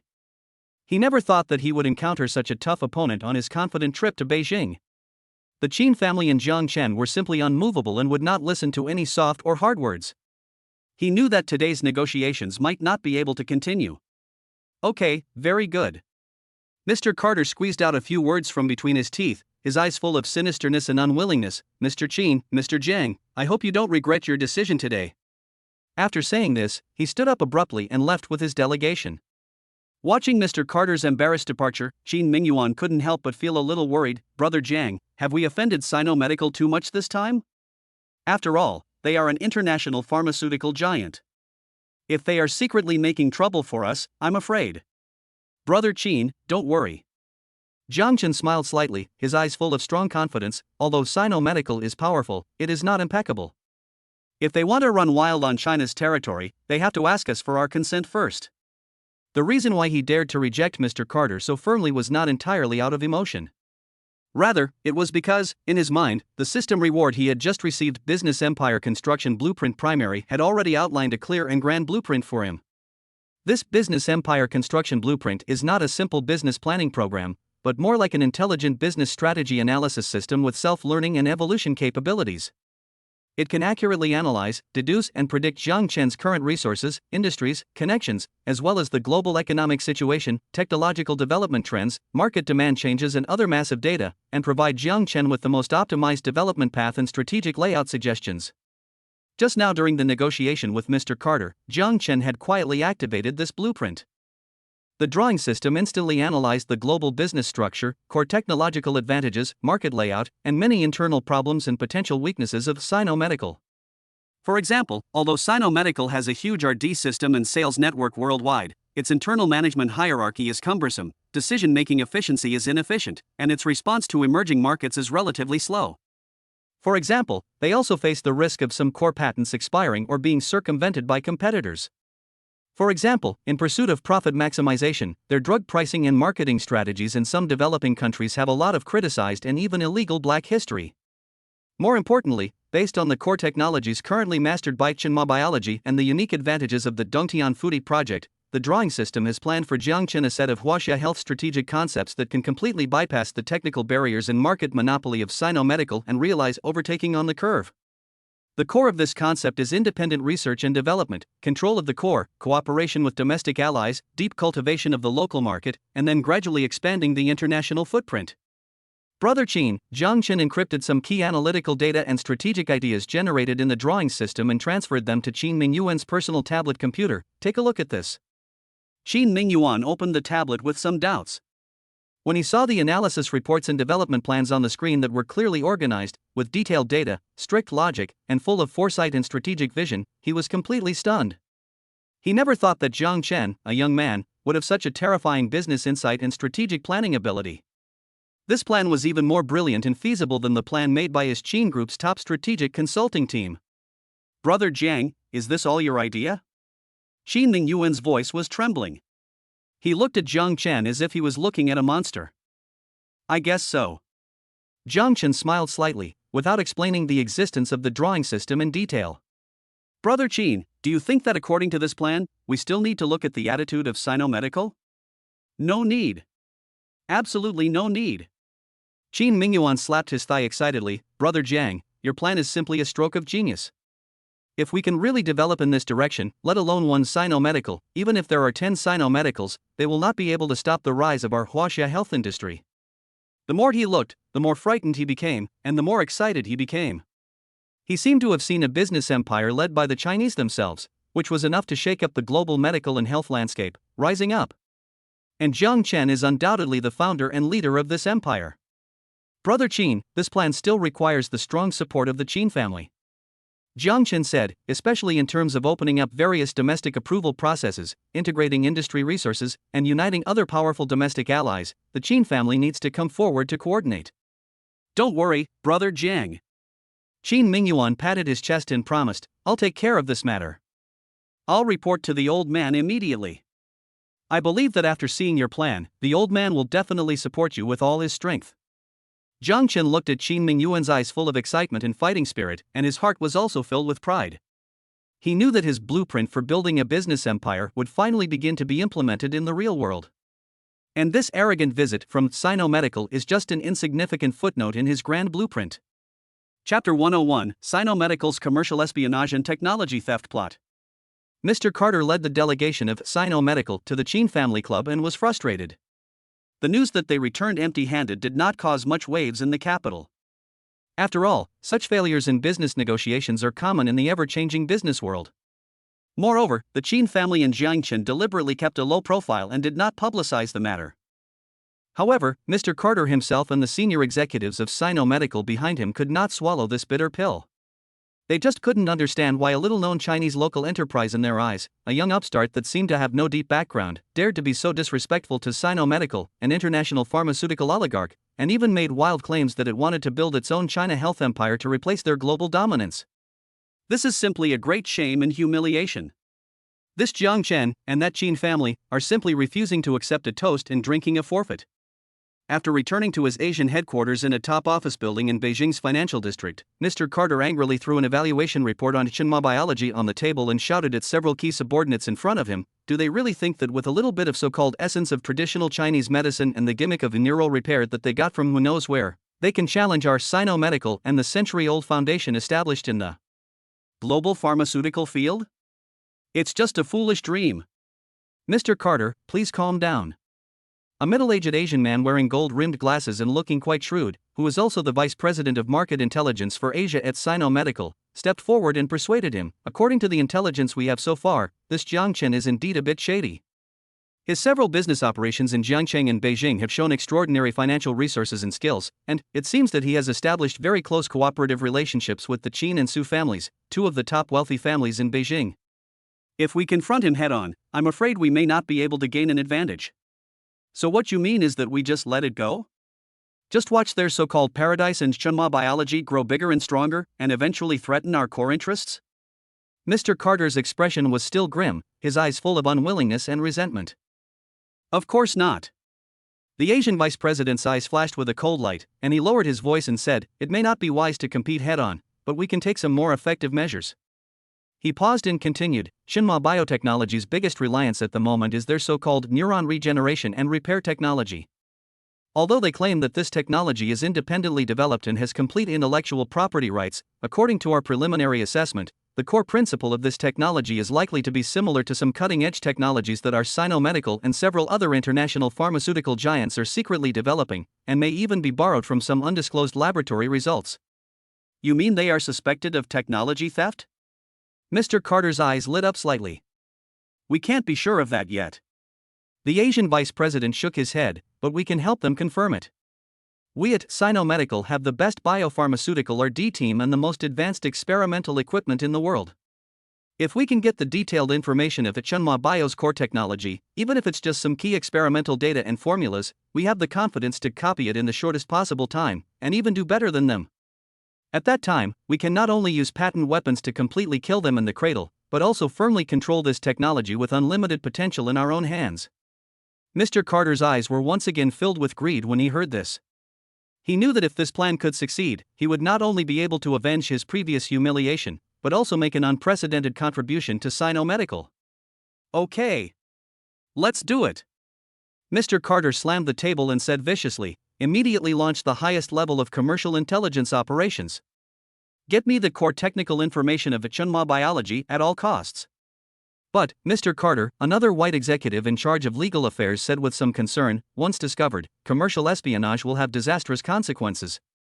Especially in a country like China, which has increasingly stringent protection of commercial secrets, we are likely to face huge fines or even criminal liability." "Humph. Risks and benefits coexist." Mr. Carter snorted coldly, with a hint of madness in his eyes. "As long as we can get that technology, all the risks are worth taking. What's more, it's not the first time that we, Sino Medical, have dealt with this kind of dirty work. Find some professional outsourcing teams to do it, and do it cleanly and neatly. Who can catch us?" What he calls outsourcing teams are naturally those gray organizations that are active in the international business battlefield and specialize in corporate espionage, stealing business secrets, and even carrying out personal attacks and sabotage activities.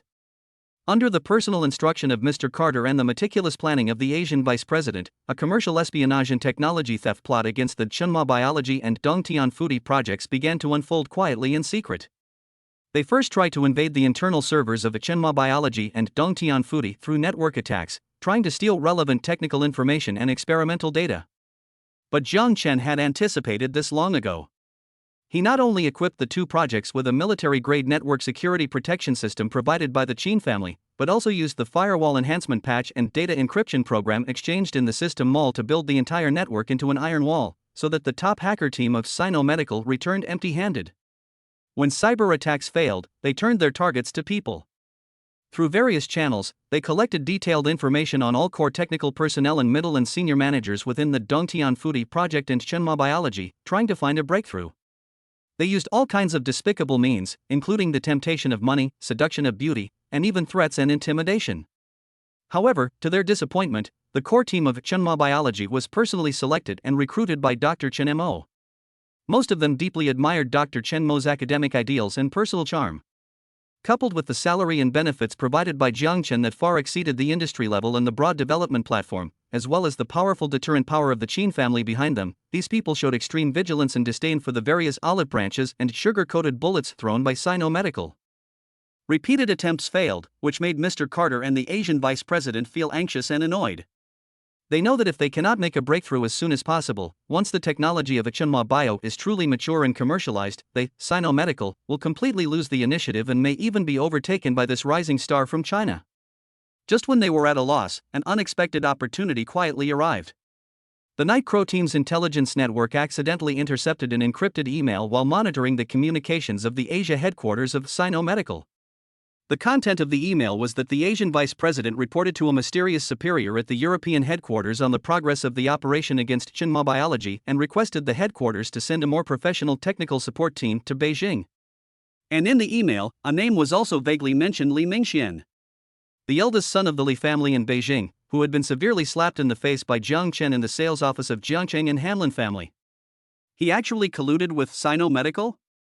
After Jiang Chen learned the news, his eyes instantly turned cold. He knew that this poisonous snake hiding in the dark would finally come out to bite people again. Chapter 102, Taking Advantage of the Situation. This idiot is still so evil that he dares to collude with international pharmaceutical giants such as Sino Medical in an attempt to trip him up in secret and even covet the core technology of Chenma Bio.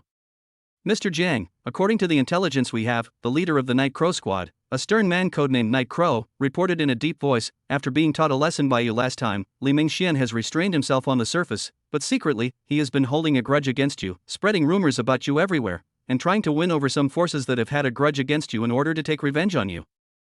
This time, the people from Sino Medical took the initiative to find him, and the two sides hit it off immediately.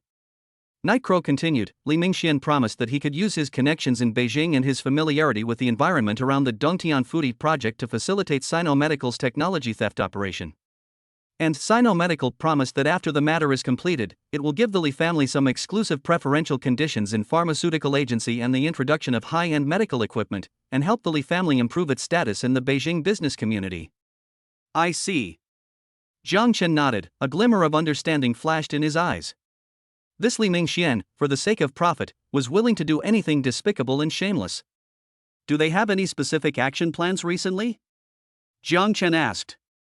According to the analysis of the content of the encrypted email, Night Crow replied, Sino Medical seems to have successfully instigated a middle-level manager of the Dongtian Fudi project's peripheral security team to defect through Li Mingxian's channel.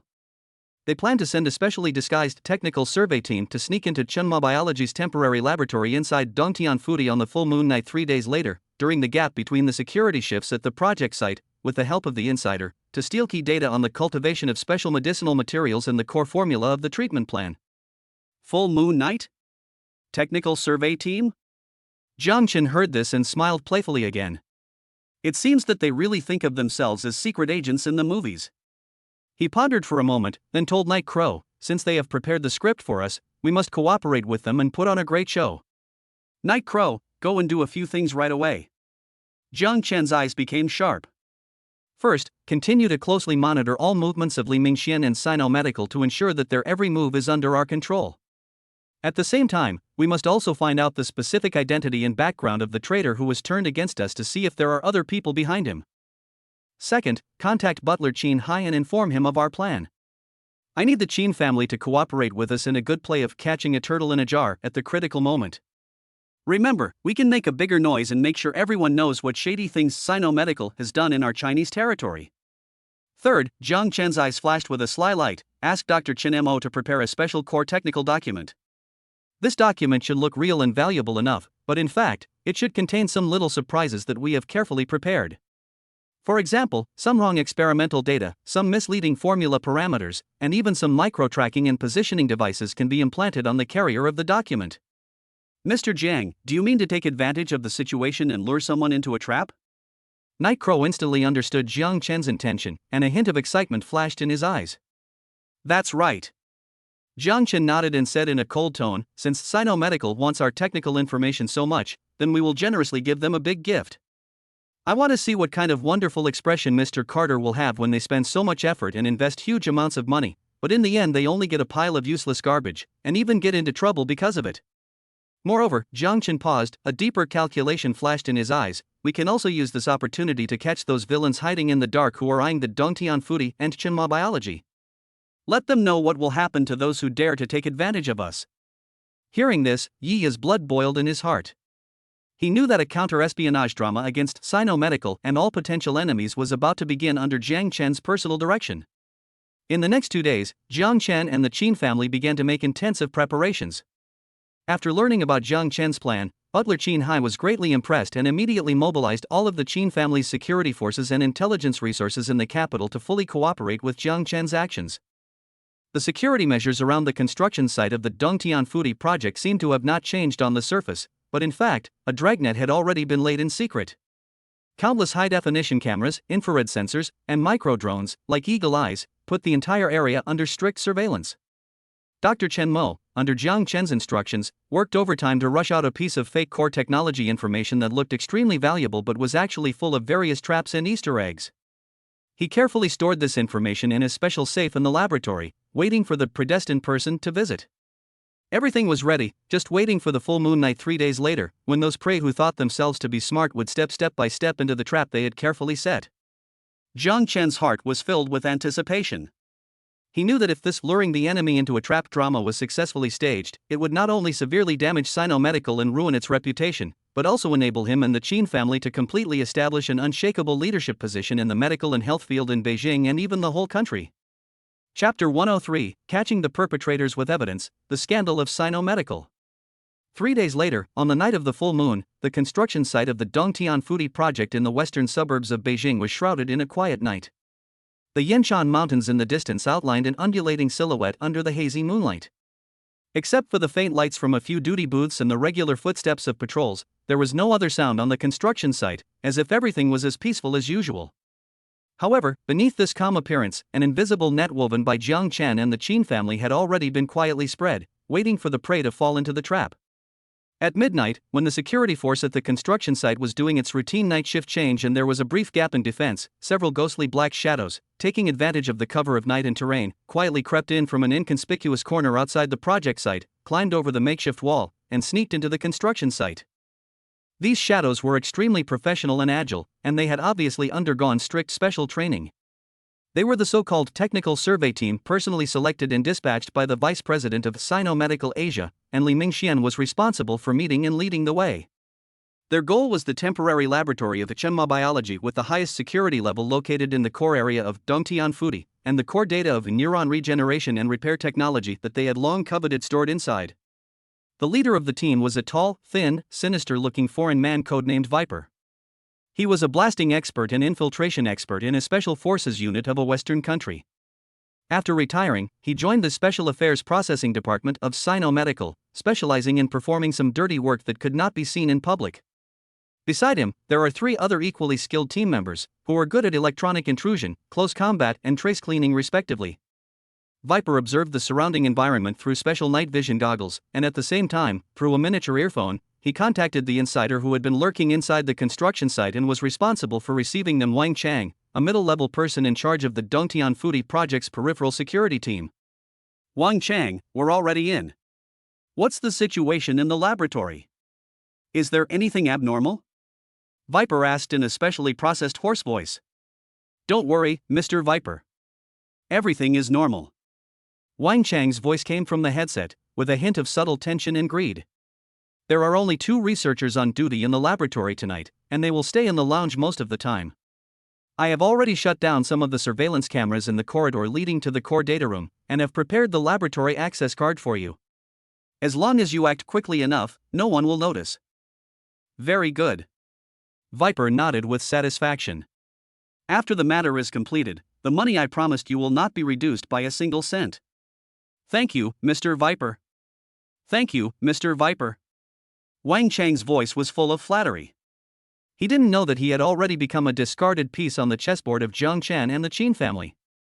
Everything he did now was under the other party's close surveillance. Under the guidance and cooperation of Wang Chang, Viper led his technical survey team and, like a ghost, shuttled through the intricate construction site, avoiding the obvious patrols and surveillance, and successfully arrived outside the independent temporary experimental building of Achinma Biology. I have temporarily disabled some functions of the lab's security system. Wang Chang's voice came from the headset again. You have 15 minutes. Remember, you must get the A-level encrypted USB flash drive stored in the safe in the core data room on the 3rd floor. In it, there is everything you want. Got it. Viper responded coldly, and then made a charge gesture to the team members behind him. A team member who was skilled in electronic intrusion immediately stepped forward and used a special decoder to silently open the electronic access control of the experimental building in just a dozen seconds. 4 black shadows, like civet cats, quickly sneaked into the dark experimental building.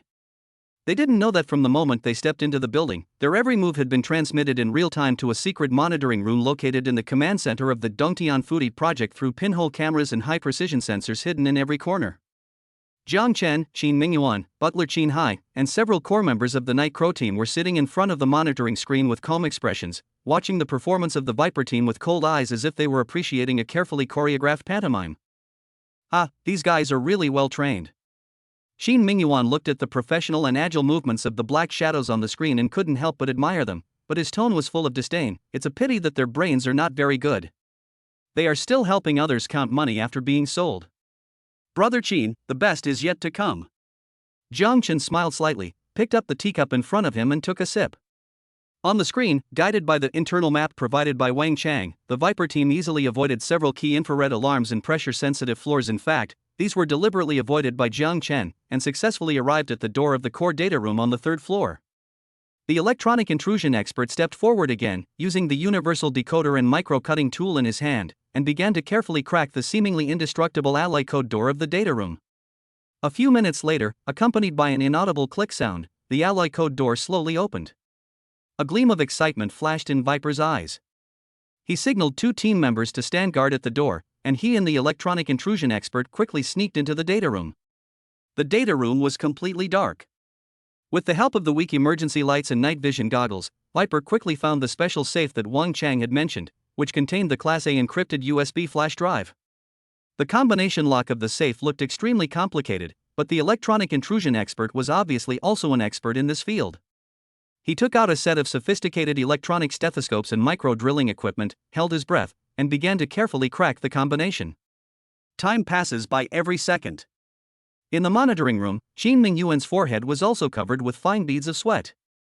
Although he knew that everything was under Jiang Chen's control, he still felt a little nervous when he saw the enemy approach the core secrets so easily. Jiang Chen, however, still had a calm expression, as if everything was within his expectations.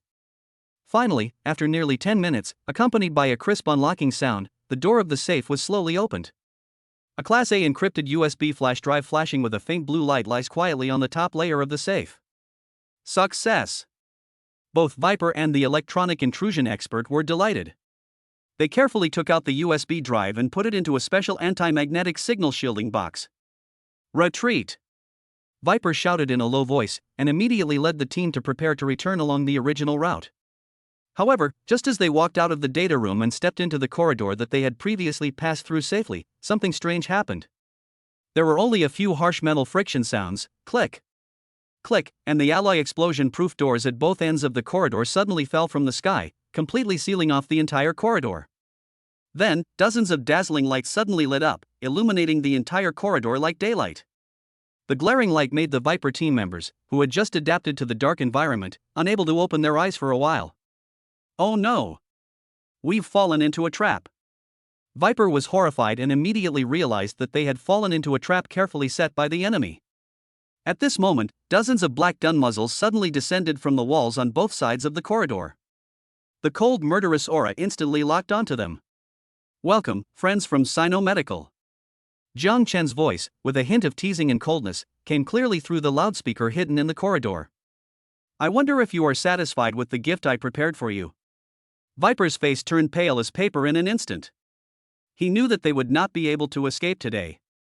At the same time, outside the construction site of the Dongtian Fudi project and downstairs of the Asia headquarters of Sino Medical in the Beijing Financial District, the Qin family's security forces, who had been waiting for a long time, and a large number of financial and industry media reporters invited by Jiang Chen through Su Wanqing and Lu Ruyan, also swarmed in like a tide. A drama of catching the criminal and the evidence in a commercial espionage operation against Sino Medical has officially begun. Chapter 104: The Qin family's thunderous counterattack and the embryo of the domestic pharmaceutical alliance. Brother Jiang, your trick of luring the enemy into a trap is really brilliant. Qin Mingyuan gave Jiang Chen a thumbs up and praised him sincerely. Not only did you catch all the commercial spies from Sino Medical and catch them red-handed, but you also exposed their despicable behavior to the sun. This battle was fought beautifully. Jiang Chen smiled slightly and said calmly, this is just the beginning. Since Sino Medical dares to extend its hands to our territory, we must make them pay a heavy price and let them know that China is not a place where they can do whatever they want. He knew that arresting a few commercial spies might only cause superficial damage to a behemoth like Sino Medical. The real counterattack had just begun. At Jiang Chen's signal, Butler Qin Hai immediately issued an action order through encrypted communication to the Qin family's legal advisory team and public relations team, who had been waiting downstairs at the Asia headquarters of Sino Medical. The first to attack were the media. Under Su Wanqing's secret operation, the breaking news that Sino Medical was suspected of sending commercial spies to steal the core technology of China's key scientific research projects and attempted to maliciously suppress local innovative companies quickly spread like a virus on major domestic mainstream media and online platforms. The news report not only described in detail the entire process of the Viper team sneaking into the Dongtian paradise to steal secrets, but also attached ironclad evidence such as special stealing tools, forged identity documents, and encrypted communication records with senior executives of Sino Medical in Asia, which were seized from the arrested spies. One stone can cause 1,000 ripples. Sino Medical, an international pharmaceutical giant that has always presented itself to the public as high-tech, saving lives, and industry leader, its glamorous coat was instantly torn to pieces. Instead, it was replaced by the image of a despicable villain who would do anything for commercial interests, even violating the laws of other countries and stealing trade secrets. The anger of the domestic public was completely ignited. On the internet, the voices of condemnation and boycott of Sino Medical were like a tsunami, sweeping across major social platforms and forums. Shameless. An international pharmaceutical giant actually did such a sneaky thing. Punish commercial spies severely. Protect national interests. We must not let these foreign capitals do whatever they want on our Chinese territory. Boycott Sino Medical. Support domestic medicine. Support our own Shenhua Biological and Dongtian Fudi. The rapid fermentation of public opinion also attracted the attention of the top officials of China. The relevant departments quickly intervened in the investigation and launched a comprehensive review of all the businesses of Sino Medical in China. Immediately afterwards, the Qin family's legal advisory team also formally filed a lawsuit on behalf of the Shenhua Biology and the Dongtian Fudi project in the Beijing local court, suing Sino Medical and its Asia president Carter Brown on multiple charges including stealing trade secrets, unfair competition, and defamation of goodwill, and demanded a sky-high claim of hundreds of billions of yuan. At the same time, the Qin family also united with several leading domestic companies and scientific research institutions in the field of medicine and health that also have strong strength and patriotic sentiments, including some families and forces that have previously cooperated with Jiang Chen or received his favors, and jointly launched a joint boycott and anti-monopoly investigation initiative against foreign pharmaceutical giants such as Sino Medical for suspected monopoly operations, price discrimination, and abuse of patent rights in the Chinese market. This initiative has received widespread response from the domestic pharmaceutical industry. Many local companies that have long suffered from the suppression and exploitation of foreign giants have come forward to expose the various illegal behaviors of companies such as Sino Medical and call on the government to strengthen supervision, maintain a fair and competitive market environment, and support the revitalization and development of the national pharmaceutical industry. For a time, Sino Medical's business in China fell into an unprecedented predicament. Plummeting stock prices, cancelled orders, partners terminating contracts, government investigations, huge claims, and a joint boycott from the entire industry. All kinds of negative news are like an avalanche, overwhelming the Asia headquarters of Sino Medical. Mr. Carter and his astute Asian vice president no longer had their previous arrogance and composure, but were replaced by endless panic and despair. They never dreamed that a seemingly foolproof technology theft operation would lead to such disastrous consequences. Not only did they underestimate Jiang Chen's wisdom and skills, they also underestimated the Qin family's energy and determination in China, and they also underestimated the strong will of the Chinese people to safeguard national interests and national dignity. While Sinomedical was exhausted and struggling to cope, Jiang Chen did not give up. He knew that to deal with an opponent of this level, he had to take advantage of his weakness and kill him. He keenly realized that the industry shock and public sentiment caused by the Sinomedical commercial espionage incident was a once-in-a-lifetime opportunity. An excellent opportunity to integrate the strength of the domestic pharmaceutical and health industry, break the monopoly of foreign capital, promote local innovation, and ultimately realize the strategic concept of Huaxia Health. Therefore, with the strong support and active efforts of the Qin family, Jiang Chen timely issued a far-reaching proposal to his colleagues in the domestic pharmaceutical industry. It is proposed to establish a China Big Health Industry Alliance with the purpose of independent innovation, joint development, mutual benefit and win-win, and serving the people.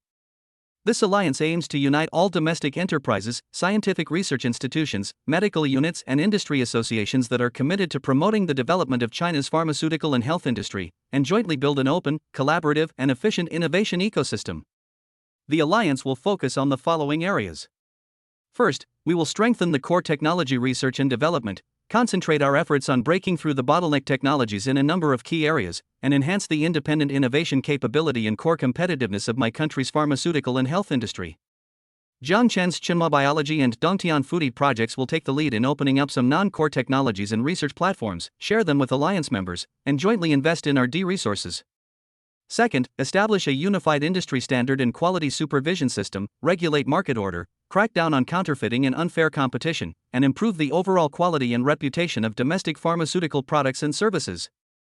Third, integrate domestic production, sales and distribution channels, reduce operating costs, break the channel monopoly of foreign brands, and allow more high-quality and affordable domestic pharmaceutical products and services to benefit the general public. Fourth, actively participate in international competition and cooperation, represent the overall interests of China's pharmaceutical and health industry, engage in equal dialogue and competition with international pharmaceutical giants, and strive for a broader international market and fairer trade rules. Jiang Chen's initiative was like dropping a huge rock into a calm lake, once again causing a huge response and resonance in the entire Chinese pharmaceutical and health field.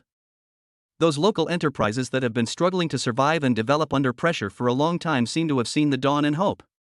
They have responded to Jiang Chen's call and actively applied to join this industry alliance that aims to hold together for warmth and common development. The Qin family, relying on its profound influence in both the political and business circles, also provided strong support and endorsement for the smooth formation of this alliance.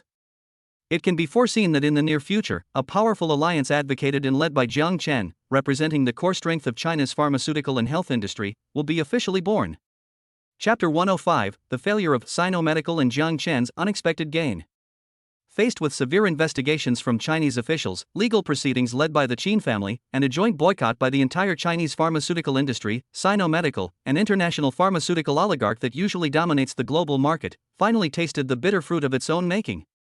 All of their businesses in China were completely paralyzed almost at the same time. First, all its branches and offices in China were subjected to surprise inspections and strict scrutiny by relevant departments. Taxation, industry and commerce, drug supervision, customs, and almost all regulatory departments that can be thought of have launched a carpet-style investigation on Sinomedical. For a time, various black materials such as illegal operations, tax evasion, data falsification, and suspected commercial bribery were constantly dug up and made public. Secondly, all its drugs and medical devices sold in the Chinese market are facing unprecedented strict review and re-evaluation. Many products that had previously barely passed the approval by relying on their international brand halo and some special public relations methods or had potential safety hazards and controversial efficacy were ordered to be removed from the shelves, sales were suspended, and even the production and sales licenses were directly revoked. To make matters worse for Sinomedical, those partners that used to have close relations with them, including some large public hospitals, drugstore chains, and local government procurement departments, have, under tremendous pressure from public opinion and goodwill reminders from the authorities, also distanced themselves from them, terminated all cooperation agreements, and demanded compensation for the economic losses caused thereby. For a time, the sales of Sinomedical in China plummeted, the market share shrank sharply, and the brand image that had been painstakingly cultivated for many years completely collapsed, and it became a rat crossing the street that everyone wanted to beat. The tens of billions of dollars in lawsuits filed by the Qin family on behalf of Tsinghua Biology and the Dongtian Fudi project were like the last straw that broke the camel's back, plunging the financial situation of Sino Medical into an unprecedented crisis. Faced with such a tragic situation, the global headquarters of Sino Medical, far away in Europe, finally could no longer sit still. They held an emergency board meeting, and after some fierce arguments and buck passing, they finally had to make the decision to cut off the arm to survive. Mr. Carter Brown, the Asia president who planned and led the technology theft operation, was naturally the first to be abandoned as the scapegoat. He was dismissed from all positions on the spot by the board of directors for serious dereliction of duty and damage to the interests of the company, and was required to bear part of the economic losses caused by the incident. This once arrogant Western elite fell from heaven to hell overnight and became the laughingstock of the entire industry.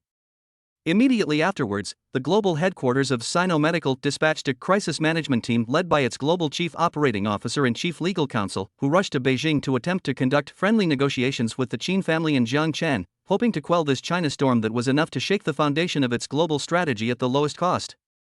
However, the answer they received was cold and tough. The Qin family and Jiang Chen made it clear that they would never tolerate the commercial espionage of Sino Medical and the malicious suppression of Chinese enterprises.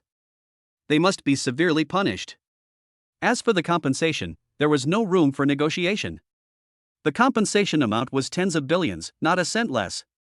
In the end, under pressure from all sides and facing overwhelming evidence, Sino Medical had to lower its proud head and accept almost all the harsh conditions.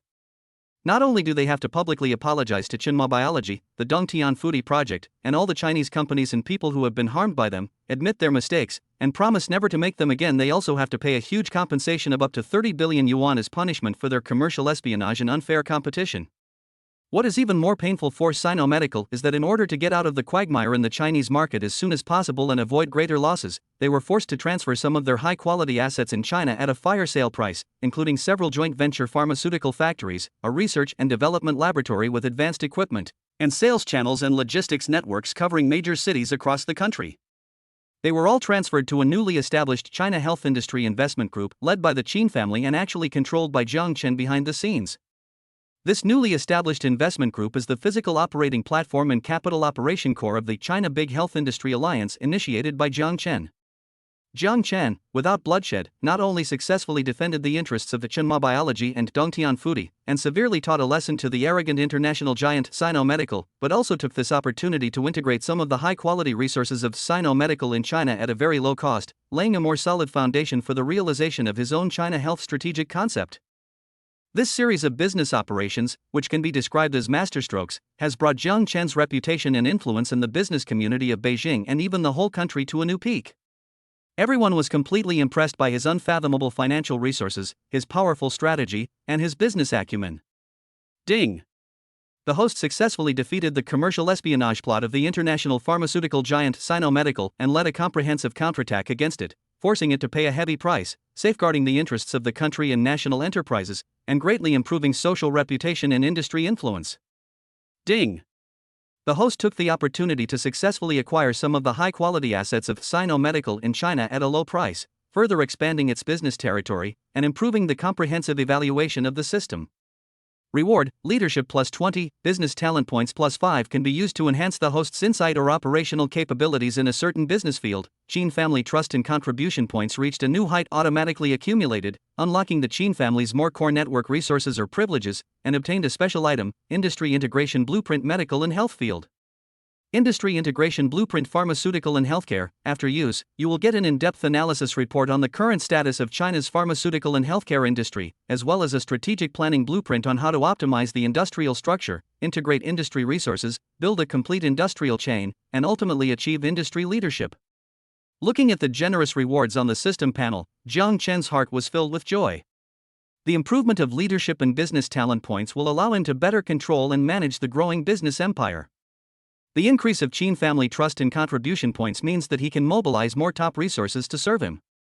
And the Industry Integration Blueprint Medical and Health Field was like timely rain, providing him with the most professional guidance and the clearest path for the subsequent integration of Sino Medical's assets in China and the promotion of the development of the China Big Health Industry Alliance.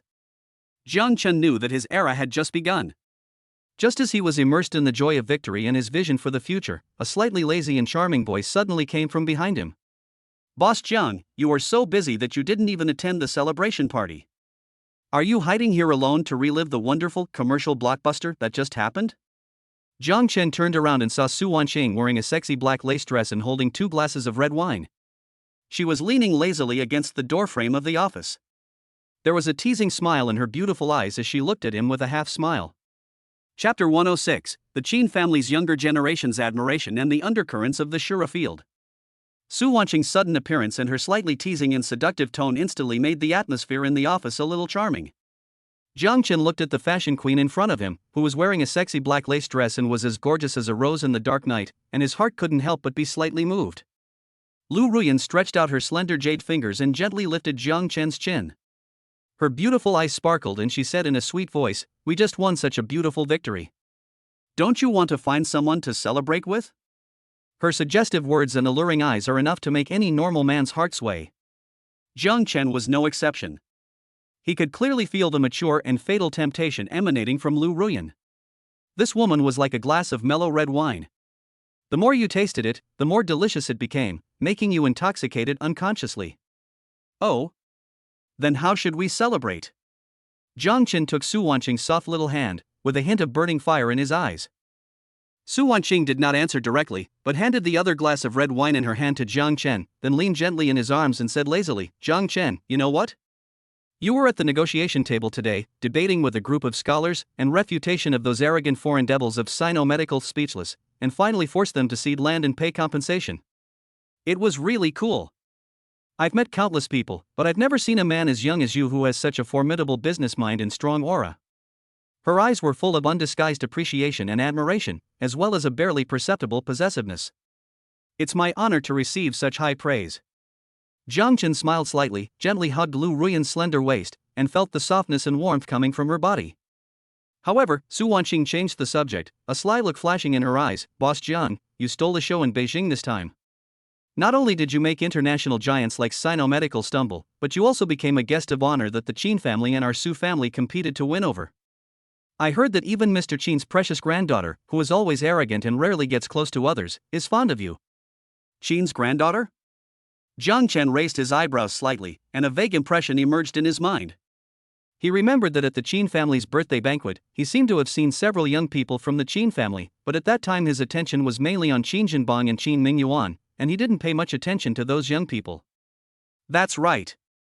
Su Wanqing's tone was full of an inexplicable meaning. Qin Yutong, the only daughter of President Qin Mingyuan, just graduated from a top business school abroad this year. Whether it's her appearance, talent, or family background, she is one of the best in the entire Beijing socialite circle. Moreover, I heard that this Miss Qin is also quite arrogant. She usually doesn't say a word to those playboys who pursue her." "But," Su Wanqing paused, looking at Jiang Chen with a half smile, "ever since you showed your extraordinary strength and charm at the Qin family's birthday banquet last time and in this cooperation on the Dongtian Foodie project, Miss Qin seems to have a different eye for you." Just at the celebration banquet, Su Wanqing continued, "Qin Yutong took the initiative to ask me a lot about you." In her words, the curiosity and admiration were not concealed at all. "Boss Jiang, you are really lucky in love." Jiang Chen couldn't help but smile when he heard this. He knew that although Su Wanqing's words were a bit teasing, they were not groundless. Ever since he came to prominence in the capital, especially after he demonstrated strong strength and influence in the Dongtian Foodie project and the incident against Sino-Medical, many famous ladies in the capital have shown great interest and affection for him. Among them, of course, is the Qin family's proud daughter Qin Yutong. Jiang Chen didn't have a very deep impression of Qin Yutong. He only remembered that she was indeed a lady from a noble family with outstanding appearance and extraordinary temperament. However, he always kept a distance from such peach blossoms that came to his door on their own initiative. He didn't want these unnecessary emotional entanglements to affect the overall cooperation between him and the Qin family. What's more, he already has Su Wanqing, Lin Shuiyao, Moron Liuli, and other beautiful women around him, each of whom has a special emotional entanglement with him. He doesn't want to easily cause new trouble. "Wanqing, are you jealous?" Jiang Chen pinched Lu Ruyan's smooth chin and teased. "Jealous?" Su Wanqing rolled her eyes at him coquettishly. "In my Lu Ruyan's dictionary, there is no word like jealous. I just want to remind Boss Jiang that the waters of Beijing are very deep, and some peach blossoms are not so easy to pick." Especially for top wealthy families like the Qin family, their marriages are often closely related to family interests and political considerations. If Boss Jiang wants to be the son-in-law of the Qin family, I'm afraid the price he has to pay will not be small. Although she said this lightly, Jiang Chen could detect a subtle hint of sourness and worry. He knew that although Su Wanqing looked strong and independent on the outside, deep down in her heart, she had an inseparable true love for him. Don't worry.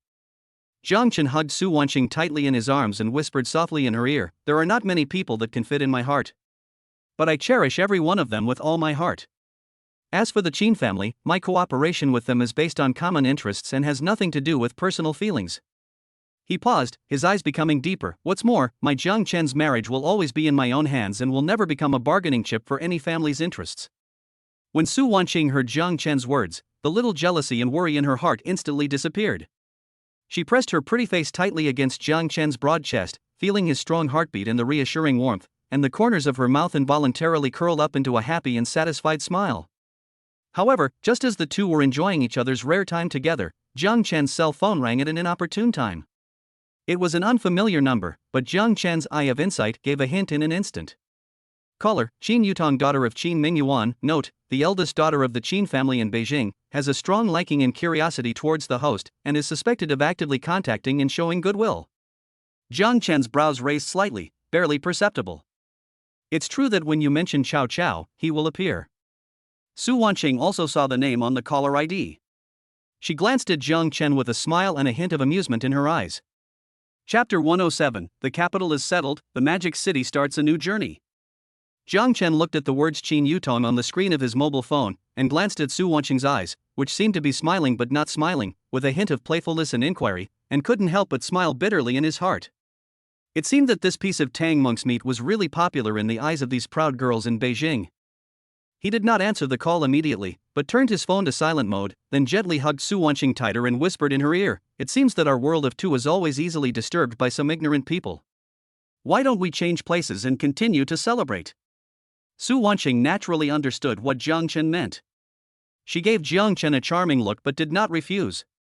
She knew that a man like Jiang Chen would always be surrounded by excellent women. Although she was confident, she also understood that if she wanted to truly keep this man's heart, she needed not only beauty and means, but also wisdom and tacit understanding. During his time in Beijing, Jiang Chen's life was colorful and fruitful. In his career, he not only successfully thwarted the commercial espionage plot of Sino Medical, but also took this opportunity to integrate some of its high-quality assets in China, and advocated the establishment of the China Health Industry Alliance, which initially established his leadership in the domestic medical and health field. With sufficient funds and top talents, the core technology research and development of Chunma biology has also made breakthrough progress, and it is not far from real commercial application. The Dongtian Foodie project has become a health sanctuary that the top circles in Beijing are flocking to, and the huge commercial value and social influence behind it are also beginning to emerge. In the cultural field, he helped Moron Lioli to redress the injustice of her family for a century, and led the establishment of the China Treasure Protection Fund, which not only won him a high social reputation, but also expanded his network of contacts from the business world to the cultural and art world. Moron Lioli, the treasure goddess with both talent and beauty, also became a capable general under his command, and a confidant who secretly fell in love with him. In terms of personal connections, through deep cooperation and interest binding with the Qin family, Jiang Chen has firmly established his foothold in Beijing, the center of power in China. The appreciation and respect of old man Qin Jinbong, the trust and support of Qin Mingyuan, and the admiration and following of the younger generation of the Qin family such as Qin Yutong all give him a strong backing to fight against any potential enemies. And Su Wanqing, the smart female president of the Su Group, has formed the most stable business ally and tacit confidant with him. The storms that the two have jointly set off in the business world of Beijing are enough to scare all opponents. Emotionally, the relationship between Jiang Chen and the top beauties in Beijing, such as Su Wanqing and Moron Lioli, has become more stable and tacit. Although they have different personalities, they get along well with Jiang Chen's strong personal charm and superb balance art, and even in some aspects, they can cooperate with each other and contribute to Jiang Chen's career. Lin Shuiyu has always maintained close contact with Jiang Chen. Under her management, the Shuiyu brand has also flourished and become a rising star in the Chinese fashion industry. Jiang Chen's harem is full of talents and beauties, which makes others envious. However, Jiang Chen was not satisfied or lazy. He knew that the situation in the capital was just an important stop on his journey of life. A wider world and more severe challenges were waiting for him in the distance. And he has already chosen his next target, the Magic City, an international metropolis located at the forefront of Asia's and even the world's economy and fashion. There is more intense business competition, more cutting-edge technology, and more complex international forces. There is a brand new battlefield where he can truly show his talents and realize his life ambitions. Jiang Chen took a deep breath and drank the red wine in the glass.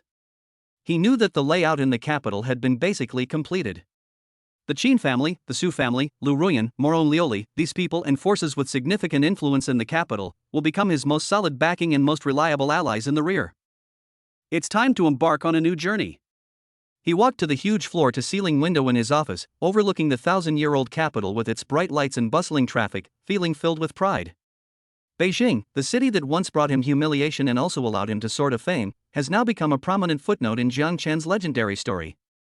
But the real-world stage is still in the distance, beckoning to him. He took out his cell phone and ignored the missed call from Qin Yutong, but directly dialed Lin Shuiyao's number.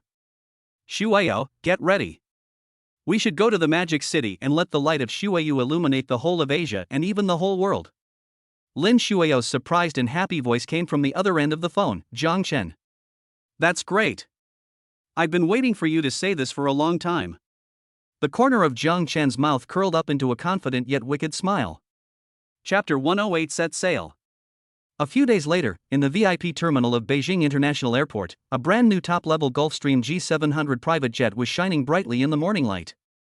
This was the latest car that Jiang Chen had purchased through the Qin family's channels at a huge expense and had been personalized for the convenience of traveling around the world for himself and his core team. Its luxury and technological configuration could be called a palace in the sky. Jiang Chen was wearing a well-tailored casual suit. He looked relaxed as he hugged and said goodbye to Qin Mingyuan, Su Wanqing, Moron Lioli and others who came to see him off. Brother Jiang, you should be more careful in everything. Qin Mingyuan warned earnestly, the Qin family also has some industries and connections in the Magic City. If you need anything, feel free to ask. Don't worry, Brother Qin. Jiang Chen smiled slightly. I, Jiang Chen, never do anything that I'm not sure of. Su Wanqing held Jiang Chen's hand, her beautiful eyes filled with reluctance and concern. Jiang Chen, when you get to the Magic City, remember to report to me as soon as possible. It's not like the capital, so be careful. The power of the United Jin is deeply rooted in the Magic City. I'm afraid you will face considerable challenges this time. Got it, Wanqing. Jiang Chen patted the back of her hand gently. Don't worry, I don't really care about a mere combined gene. But you, take good care of yourself in Beijing, and don't worry too much about the affairs of the Su group. Moron Lioli stood quietly aside, just staring at Jiang Chen with her clear eyes that were filled with a hint of worry.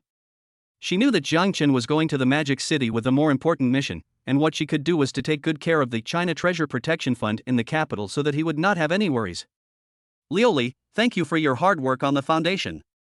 Jiang Chen walked up to Moron Lioli and said softly, if there is any problem that cannot be solved, please feel free to contact me, or ask Brother Qin and Wanqing for help. Don't worry, Mr. Jiang, Lioli will live up to your trust. Moron Lioli nodded slightly, her voice gentle but firm. After saying goodbye to everyone, Jiang Chen boarded the luxurious Gulfstream G700 with Lin Shuiao, the core members of the Night Crow team led by Night Crow himself, and several operations and marketing elites carefully selected from the Hanhai capital and Shuiyu brands. The plane took off smoothly, soared into the sky, and sped towards the Shanghai, an international metropolis known as the Paris of the East and the fashion heart of Asia. Inside the cabin, the specially modified interior space is comparable to a top-level presidential suite, with leather sofas, advanced audio-visual systems, independent conference rooms, and even a small skybar, all of which are extremely luxurious. Lin Shuiao sat on the soft and comfortable sofa, looking through the porthole at the rapidly shrinking outline of the capital city below and the endless sea of clouds outside the window. Her heart was filled with excitement and anticipation for the future, but also with a hint of nervousness and uneasiness about the unknown challenges. She knows that Shanghai is the place where the competition among global fashion brands is the most intense, and it is also the top stage that all designers dream of. And Shuiyu, the original brand that carries all her dreams and efforts, will soon face a real test there. What are you thinking about?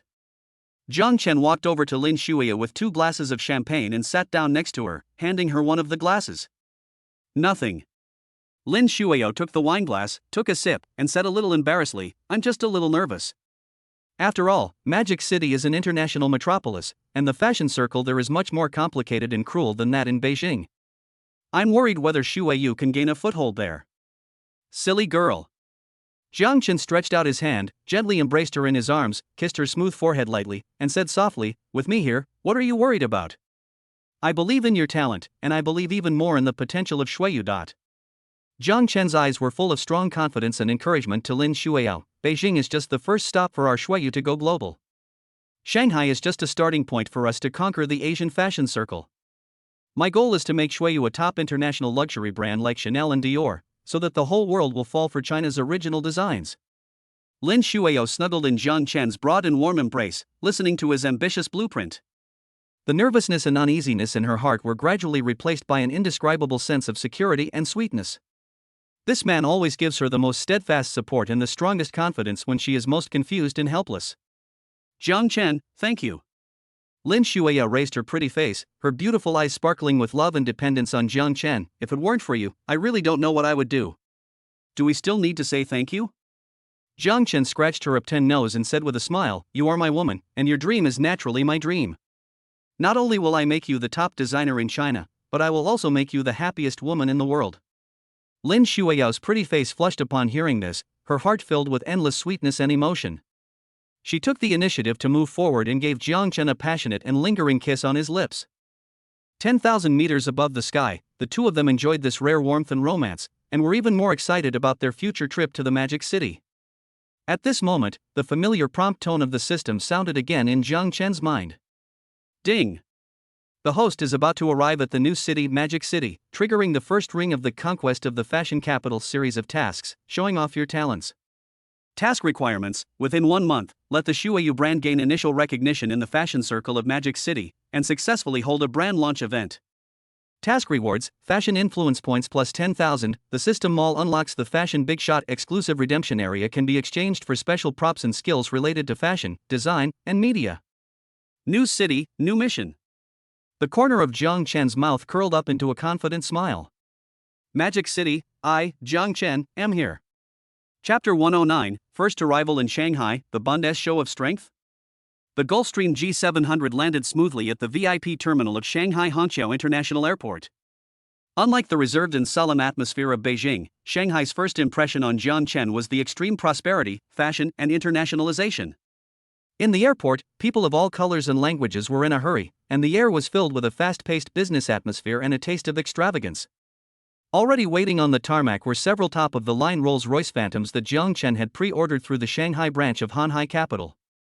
The motorcade was in good order, and the well-trained drivers and security personnel respectfully opened the doors for Jiang Chen and his party, showing off their pomp and circumstance. Jiang Chen did not choose to stay in a hotel, but had already purchased a century-old mansion with a river view in the most central area of the Bund at a jaw-dropping, super-rich price as their base in the Magic City. The mansion overlooks the magnificent scenery of the Huangpu River and serves as their base. This mansion was originally the private residence of a wealthy man in Shanghai during the Republic of China. After several changes of ownership, it finally fell into the hands of Jiang Chen. Its interior decoration combines the classical European palace style with modern simplicity and luxury. It covers an area of thousands of square meters and not only has an independent sky garden, a private swimming pool, a top-level audio-visual room, but also a small private museum with a collection of many valuable antique artworks. When the convoy slowly drove into this top-notch luxury house located in the prime location of the Bund, known as the Pearl of the Bund, even Lin Shuiyao, Yiya, and others who were used to big scenes could not help but be deeply shocked by its grand momentum and ultimate luxury.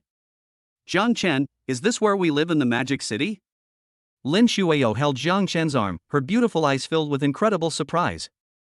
She knew Jiang Chen was rich, but she didn't expect that he would own such an amazing property in the Bund where every inch of land is worth a lot of money. Well, do you like it? Jiang Chen smiled and gently scratched her nose. From now on, this will be our home in the Magic City. Just as Jiang Chen and his companions were about to get off the car and step into their Bund palace, a shrill engine roar suddenly came from not far away. I saw several brightly colored, exaggeratedly shaped top-of-the-line sports cars rushing over like mad beasts, blocking the way of Jiang Chen's motorcade.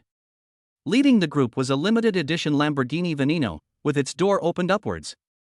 A young man wearing a fancy Armani custom suit, sunglasses, shiny hair and a wicked smile on his face got out of the car. Behind him, there were several rich young men who were also dressed in fancy clothes and looked lazy. These people were the notorious 4 young masters of Shanghai in Shanghai Circle. They relied on their family's power and money to act tyrannically and lawlessly in Shanghai. The young man leading the group and driving the Lamborghini Veneno was the leader of the 4 young masters of Magic City, the eldest son of the Liu family, Liu Zhanbo. Although the Liu family's influence in Shanghai is not as strong as that of the Qin family and the Su family in Beijing, it is still one of the top families in Shanghai. It is mainly involved in real estate, shipping and entertainment industries, and has close connections with both the black and white worlds. Liu Zhanbo is a well-known playboy in the circle. He has a flamboyant and arrogant personality, and he likes to stir up trouble and bully men and women.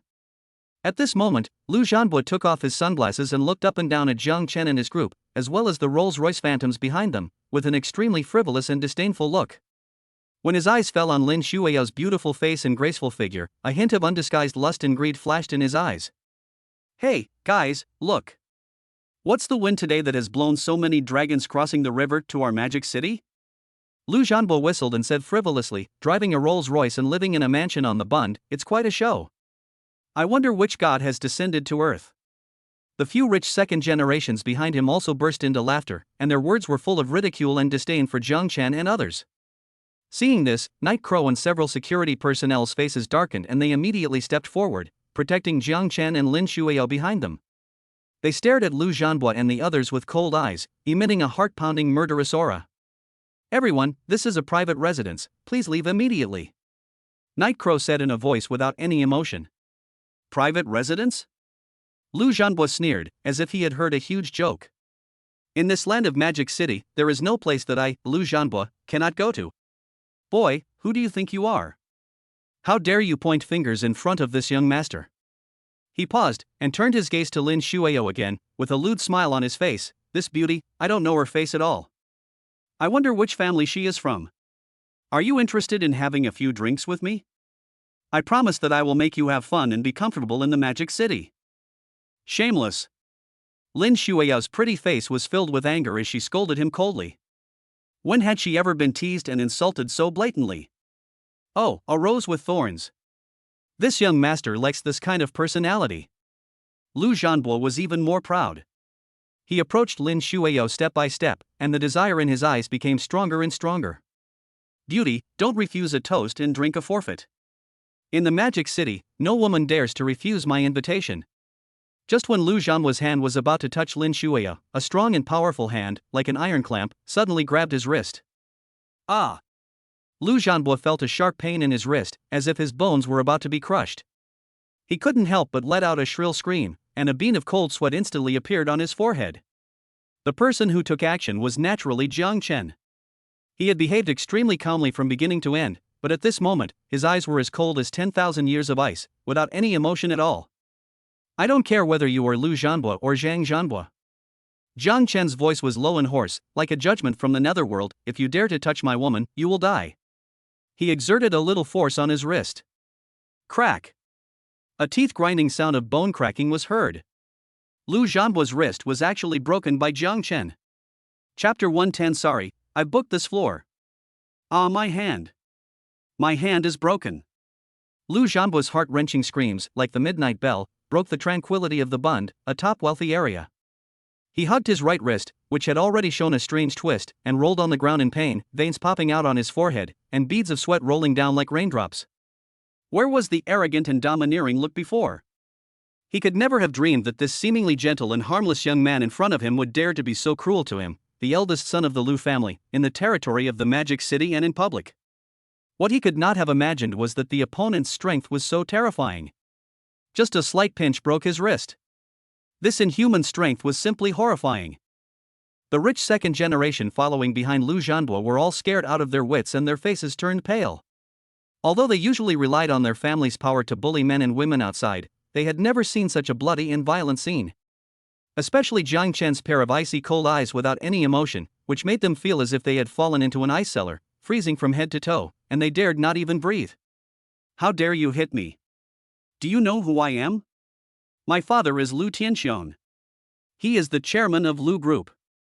You are dead. You are dead. Liu Zhanbo endured the severe pain and roared at Jiang Chen in a cowardly manner, trying to intimidate the other party with his family background. However, Jiang Chen was too lazy to even lift his eyelids. He loosened his hand, letting Lu Zhanbo's broken wrist fall limply, then took out a clean white handkerchief from his pocket and slowly wiped his fingers, as if he had just crushed an insignificant ant, and said calmly, "Lu Tianxiong? Lu Group? Is it that great?" He paused, a sneer of disdain flashed in his eyes. "I don't care whether your father is Lu Tianxiong or Li Tianxiong. Today, you touched someone you shouldn't have touched and said something you shouldn't have said. You must pay the price." "Night Crow!" Jiang Chen shouted in a deep voice. "Here!" Night Crow appeared silently behind Jiang Chen like a ghost, his voice cold and crisp. "Throw these ignorant bastards out." Jiang Chen pointed at Lu Zhanbo and his companions who had already been frightened and said indifferently, "Remember, throw them out. If they dare to step into this place again, or dare to say another word of nonsense in front of me, I will break their legs." "Yes." A cold light flashed in Night Crow's eyes, and without the slightest hesitation, he immediately winked at his security guards who were also very skilled. Those security guards rushed forward like wolves and tigers, not giving Lu Zhanbo and the others any chance to resist or beg for mercy. They simply picked them up and dragged them towards the gate of the mansion like dead dogs. "Let me go.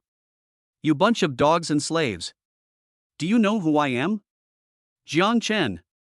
Just wait for me. My Lu family will never let you go. Help! Someone is killing me." Lu Zhanbo and the others screamed and cursed like pigs being slaughtered, but were soon dragged out of the courtyard of the mansion, and then were mercilessly thrown onto the cold and hard road of the Bund. Some passers-by and vehicles passing by were stunned by this sudden scene and didn't know what was going on. After dealing with these jumping clowns, Jiang Chen turned around and looked at Lin Shuao, who was still a little frightened, and the housekeeper and servants of the mansion who rushed over after hearing the news. His face returned to its previous calm expression. "Sorry to scare you all." Jiang Chen smiled apologetically. "It seems that we have encountered some unfriendly welcome ceremonies as soon as we arrived in the Magic City. Jiang Chen, are you okay?" Lin Shuao walked to Jiang Chen, her beautiful eyes full of worry and fear. She was really frightened by Lu Zhanbo's arrogant and unscrupulous look, and was afraid that Jiang Chen would suffer. But she didn't expect that Jiang Chen's counterattack would be so simple and crude, but so satisfying.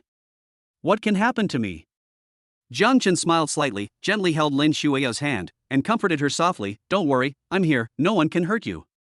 He paused, glanced at the mansion's housekeeper and servants present, and said calmly, "From today on, this is our home in the Magic City. I don't want any irrelevant people to disturb our peace and quiet." "Yes, Mr. Jiang." The experienced old butler, who was over 50 years old, bowed and responded quickly, with a trace of cold sweat oozing from his forehead. He was also shocked by Jiang Chen's thunderous means. He knew that this new young master was no ordinary person. At this moment, a burst of hurried footsteps was heard. A middle-aged man in his 40s, wearing a hotel manager's uniform, ran over breathlessly with several security guards. The hotel manager was the person in charge of a nearby 5-star hotel that had some connection with the property rights of Jiang Chen's mansion. For example, the mansion itself was the exclusive property for the hotel's top VIPs, or Jiang Chen bought it through the hotel's channels. He had obviously heard the noise just now, or received a report from his subordinates, and then hurried over to check the situation. "Hello, Mr. Jiang." When the hotel manager saw Jiang Chen and the imposing security guards behind him, his heart suddenly tightened. He quickly stepped forward and greeted them respectfully. "I am the general manager of this Grand Hyatt Hotel. My name is Wang Hao. Did something unpleasant happen outside just now?" "I am very sorry, our hotel's security work was not done well, and I disturbed you. Please forgive me, Mr. Jiang." As he spoke, he secretly looked at Jiang Chen, his heart full of curiosity and awe. He only knew from the records of property transactions that this top luxury house worth billions was bought in full by a mysterious young rich man at a staggering price. But he didn't expect that this young rich man was so unfathomable and seemed to be difficult to mess with. He saw clearly the miserable state of Lu Zhanbo and others when they were thrown out just now. The person who could make the young master of the Lu family suffer such a big loss must have an extraordinary identity and background. "Manager Wang, you're too polite." Jiang Chen nodded calmly. "They are just some blind flies. They have been dealt with. However, I am a little curious. The public security in this magic city does not seem to be as good as the legend says. In broad daylight, how dare someone openly harass and extort in a place like the Bund?" Wang Hao's forehead was sweating even more when he heard this. He knew that Jiang Chen's words seemed to be a complaint, but in fact they were a warning to him, the hotel group behind him, and even certain aspects of the magic city. "Mr. Jiang, please calm down. Mr. Jiang, please calm down. Wang Hao explained quickly, this was indeed an oversight on our part. Don't worry, I will immediately increase security patrols around the hotel after I return, and will never let something like this happen again. At the same time, I will report this matter to the relevant departments, and will give you, Mr. Jiang, a satisfactory explanation. No need to explain. Jiang Chen waved his hand and said calmly, I just hope that during the time I live here, no unpleasant things will happen and affect the mood of me and my family. He paused, glanced at Wang Hao and the security guards behind him, and suddenly changed the subject, saying, By the way, Manager Wang, is there any vacancy in the presidential suite of your hotel tonight? Wang Hao was slightly startled when he heard this. He didn't quite understand what Jiang Chen meant, but he quickly replied, Yes. The 3 presidential suites on the top floor of our hotel are all available tonight. Mr. Jiang, do you want to? Very good. Jiang Chen smiled slightly, and said in a calm but unquestionable tone, I'm sorry, Manager Wang. From now on, all the remaining suites on the top floor of your hotel, as well as those limited edition sports cars that look pretty good in the parking lot downstairs, I will take care of them all. Tonight, I'm going to hold a small welcome party for my friends here. I don't want to see any strangers appear in my sight. Jiang Chen said this lightly, but it was like a bolt from the blue, shocking everyone present again. Chapter 111, Fashion Queen Lu Ruyan's attention. Wang Hao was completely stunned by Jiang Chen's sudden and inhumane operation. Book all the presidential suites on the top floor of the Grand Hyatt Hotel? And also book the limited edition sports cars in the parking lot that were originally displayed and rented exclusively for the hotel's top VIPs? And from the tone of it, it seems that it's just for a small welcome party? Who is this Mr. Jiang? Although he had received many wealthy and powerful people from all over the world before, some of them were spendthrifts, but it was the first time he had met someone like Jiang Chen, who wanted to book the entire top floor of the hotel and even clear out the limited edition sports cars in the parking lot. This is not just about being rich, this is simply treating money as dirt. Mr. Jiang, you are not kidding, are you? Wang Hao's voice was a little stammering. He looked at Jiang Chen carefully, trying to find even the slightest sign of a joke on his face. However, Jiang Chen's expression remained calm, his eyes were deep and confident, and he didn't seem to be joking at all. Manager Wang, do you think I'm joking? Jiang Chen asked calmly. No, of course not. Wang Hao waved his hands quickly, and the cold sweat on his forehead broke out even more. Mr. Jiang, you misunderstood. I was just a little too surprised. Don't worry, I will arrange it immediately. I guarantee that all the suites on the top floor will be reserved for you in the shortest possible time, and those sports cars in the parking lot will be cleared out for you and your friends to use. He knew that a super rich man like Jiang Chen was someone he couldn't afford to offend. Not to mention just booking a penthouse and a few sports cars, even if Jiang Chen said he wanted to buy the entire Grand Hyatt Hotel, he would probably have to call the board of directors immediately to discuss whether he could give up it. Very good. Jiang Chen nodded with satisfaction. As for the expenses, just deduct them from my card. The password is 6/8. I don't want any unnecessary troubles to bother me before the party starts. Do you understand? As he spoke, he once again took out the black bank card that symbolized endless wealth and supreme status. I understand. Mr. Jiang, don't worry. I promise that tonight's party will definitely be the most unforgettable and enjoyable experience for you and your friends in Shanghai. Wang Hao took the bank card as if he had taken over a hot potato, and nodded and bowed repeatedly to assure him. Then, not daring to be negligent in the slightest, he immediately turned around and went to arrange the relevant matters himself. Looking at Wang Hao's hurriedly leaving back, Lin Shuiao, Yi and others were once again deeply shocked by Jiang Chen's inhumane gesture. Especially Lin Shuiao, although she knew that Jiang Chen was very rich, she never expected that he would spend so much money to welcome her in the team. This attention and love filled her heart with indescribable sweetness and touching. Jiang Chen's domineering CEO style of behavior and super rich style of doing things at the entrance of this top luxury house on the Bund and at the Grand Hyatt Hotel were like wings. They spread to all circles of the upper class in Shanghai through various channels at an astonishing speed. For a time, the identity and background of the mysterious young Master Jiang from the capital became the hottest topic of discussion among the wealthy and powerful families and celebrities in Shanghai. Some people say that he is the heir of a hidden wealthy family in Beijing, and that he came to Shanghai this time to expand his territory. Some people say that he is actually the spokesperson of a mysterious international consortium, and that he controls wealth and resources that rival that of a country. Some people even connect him with the China Treasure Guardian Fund and Qinma Biology that were previously famous in Beijing, and speculate that he is the mysterious boss who is strategizing and stirring up the storm behind the scenes. Various speculations and rumors spread like wildfire, making Jiang Chen's image even more mysterious and powerful. Naturally, these rumors were also spread to the ears of Lu Ruyan, the real top figure in the Magic City fashion circle, the iron-fisted female editor-in-chief of the top international fashion magazine Myingui at the fastest speed. At this moment, in the luxurious office of Phantom Club located on the top floor of a skyscraper in the most prosperous financial center of Shanghai, Lu Ruyan was lazily leaning on a valuable Italian leather sofa, holding a glass of top-grade burgundy red wine, listening to her shrewd and capable chief assistant reporting the latest developments about Jiang Chen. Today, Lu Ruyan wore a boldly cut, highly designed black deep V dress, which outlined her hot and sexy devil figure. Her slender and fair legs were casually crossed, exuding a fatal temptation. Her gorgeous face was painted with delicate and slightly aggressive makeup, her red lips were like fire, her eyes were narrow and long, and her eyes were full of the confidence, control, exploration and curiosity that are unique to mature women. As a former international supermodel and now the queen of media, Lu Ruyan has a pivotal position and influence in Shanghai and even the entire Asian fashion circle. Her words are enough to make a little-known brand become popular overnight, and can also make a popular international brand fall into the whirlpool of public opinion. She had seen many talented young men and rich young men, but she was very interested in Jiang Chen, who was so high-profile, so domineering, and a bit mysterious when he first appeared.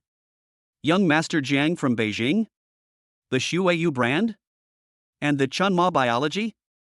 Lu Ruyan gently shook the wine glass in her hand, her red lips slightly parted, her voice carrying a unique hoarseness and magnetism. Interesting. It seems that the fashion circle of our Magic City, which has been calm for a long time, will soon become lively because of the arrival of this dragon crossing the river. Editor-in-chief, the chief assistant said respectfully, according to the information we have so far, this Jiang Chen is indeed not a simple person.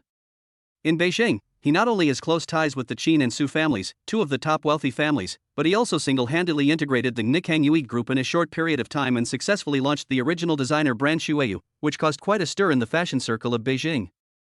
Moreover, the assistant paused and continued, it is said that his visit to the Magic City this time, in addition to expanding the market for the Shuiyu brand, seems to be related to the upcoming Artificial Intelligence and Life Science Summit Forum. His Chunma biology has made some breakthroughs in the field of neuron regeneration and repair technology that have attracted the attention of the international medical community. Oh? He understands fashion and technology? Lu Ruyan's eyes flashed with a strange light. It seems that this Jiang Xiao is really a versatile cross-border genius. She pondered for a moment and instructed her assistant, keep a close eye on Jiang Chen and all the movements of his Shuiyu brand in the Magic City. I need to know whether he is a real fierce dragon or a bluffing loach. Also, Lu Ruyan's lips curled up into an unfathomable smile, please help me check all the information about the Shuiyu brand's press conference in Beijing, including the design concept, model lineup, and the detailed background of the chief designer named Lin Shuiya. I want to see what is so special about this designer that the mysterious Jiang Xiao is so devoted to supporting. Yes, editor-in-chief, the chief assistant responded respectfully and then quietly left. Lu Ruyan was the only one left in the office. She picked up her wineglass and walked to the huge French window, overlooking the glittering and bustling city that never sleeps. Her beautiful eyes sparkled with excitement and a hint of challenge. Jiang Chen, Shuiyu. She murmured to herself, her red lips curled up in a heart-warming arc, I hope you won't let me down. Otherwise, the water of this Magic City fashion circle is much deeper than you think. Chapter 112, The Venue Problem of Snow Language's First Show in the Magic City. After the extremely luxurious welcome party on the top floor of the Grand Hyatt Hotel, Jiang Chen and Lin Shuiya devoted themselves to the preparations for the Shuiyu brand's debut in Shanghai. They know that Shanghai, as the fashion heart of Asia, has a status and influence far beyond that of Beijing. It is not easy to become famous here and gain recognition from the fashion circle. A high-standard and high-quality show that can fully demonstrate the unique charm of the Shuiyu brand is essential. The venue is undoubtedly one of the key factors in the success of this show. Jiang Chen and Lin Shuiya's goal is to find a top venue that can not only highlight the unique temperament of the Shuiyu brand that combines Oriental aesthetics with modern fashion, but also attract enough media attention and industry vision. They first set their sights on the century-old international architectural expositions along the Bund. These buildings are symbols of the history and culture of Shanghai, and their unique architectural style and profound historical heritage coincide with the cultural connotation that the Shuiyu brand wants to convey. However, holding a large-scale fashion show in these top historical protected buildings is much more difficult than they imagined. Jiang Chen, I contacted the current management of number 18 The Bund, the Peace Hotel, and the former British consulate, Lin Shuio said to Jiang Chen with a frown while holding the tablet in her hand. With a hint of helplessness in her tone, their replies were all similar. Either their schedules were already fully booked and we would have to wait at least half a year, or they were not interested in a new brand like us that was foreign and unknown in the fashion circle of Shanghai, and directly rejected us with reasons such as the venue does not match the purpose or application needs to be made 1 year in advance. In fact, Lin Shuio paused, a trace of indignation flashing across her pretty face. The person in charge of Bund Yuan number 1, when he heard that we are an original Chinese brand, became very arrogant and disdainful, saying that their venue only accepts events for international first-tier brands, and we at Shuiyu are not qualified. Jiang Chen's eyes turned cold when he heard this. He knew that although the Magic City was known as an international metropolis, its worship of foreign things and prejudice against local brands were still deeply rooted. It seems that these so-called historical protected buildings are nothing but snobs who only care about money and not people. Jiang Chen sneered, since they don't know how to appreciate it, there is no need for us to waste our time on them. The Magic City is so big, can't we find a venue that is worthy of our snow language? In addition to the historical buildings along the Bund, they also turned their attention to some of the artistic and fashionable landmark buildings newly built in Shanghai in recent years. For example, the Yizhong Art Museum located on the bank of the Huangpu River is known as the most beautiful art space next to the Oriental Pearl Tower. For example, the Star Art Museum located on the Suwei Riverside and designed by Japanese architect Tado Ando, and the 800 Show Fashion Show Center located in Jing'an District in the city center, which was transformed from an old factory building and is full of the collision of industrial style and modern art. These venues, whether in terms of design concept, spatial layout, fashion atmosphere, or media attention, are very much in line with the needs of the Shuiyu brand. However, when Jiang Chen and Lin Shuio's team contacted the persons in charge of these venues, they still encountered many difficulties. These top venues are all scarce resources that Shanghai's fashion circles and major brands are vying for. Their schedules have long been booked in advance by international first-tier brands and local fashion giants. Even if there are occasionally some vacant time slots, the high rents and harsh additional conditions are enough to discourage many emerging brands. More importantly, when the persons in charge of these venues learned that Shuiyu was just a foreign brand that had just entered the Shanghai market, and that although it had achieved some success in Beijing, it had no foundation or influence in the Shanghai fashion circle, most of them showed overt or covert contempt and distrust. They are worried that a new face like Shuiyu will not be able to attract enough media attention and heavyweight guests, which will lower the level and value of their venue. Mr. Jiang, Ms. Lin, a manager in charge of the venue rental for 800 shows, said in an extremely formulaic and impatient tone over the phone, "I'm very sorry, but all of our golden time slots in the second half of the year have been fully booked. If you don't mind, we can arrange for you at the beginning of next year, or during the daytime on weekdays, and maybe there will be some scattered slots." Early next year? During the day on a weekday? This is simply a perfunctory and dismissive approach. Lin Shuiao's pretty face flushed with anger, but she was helpless. She knew that this was reality. In the fiercely competitive fashion and fame fair in Shanghai, without sufficient strength and background, one could only be slaughtered and looked at by others. Jiang Chen, what should we do? Lin Shuio looked at Jiang Chen with some frustration. Is our Shuiyu debut in the Magic City really going to be shelved because of the venue problem? She has put so much effort and expectation into this show. If she can't even find a decent venue, it will be a heavy blow to her and the morale of the entire team. Jiang Chen looked at Lin Shui's lost and aggrieved look, and a surge of anger rose in his heart. He is a wealthy man with billions of wealth and a heaven-defying system.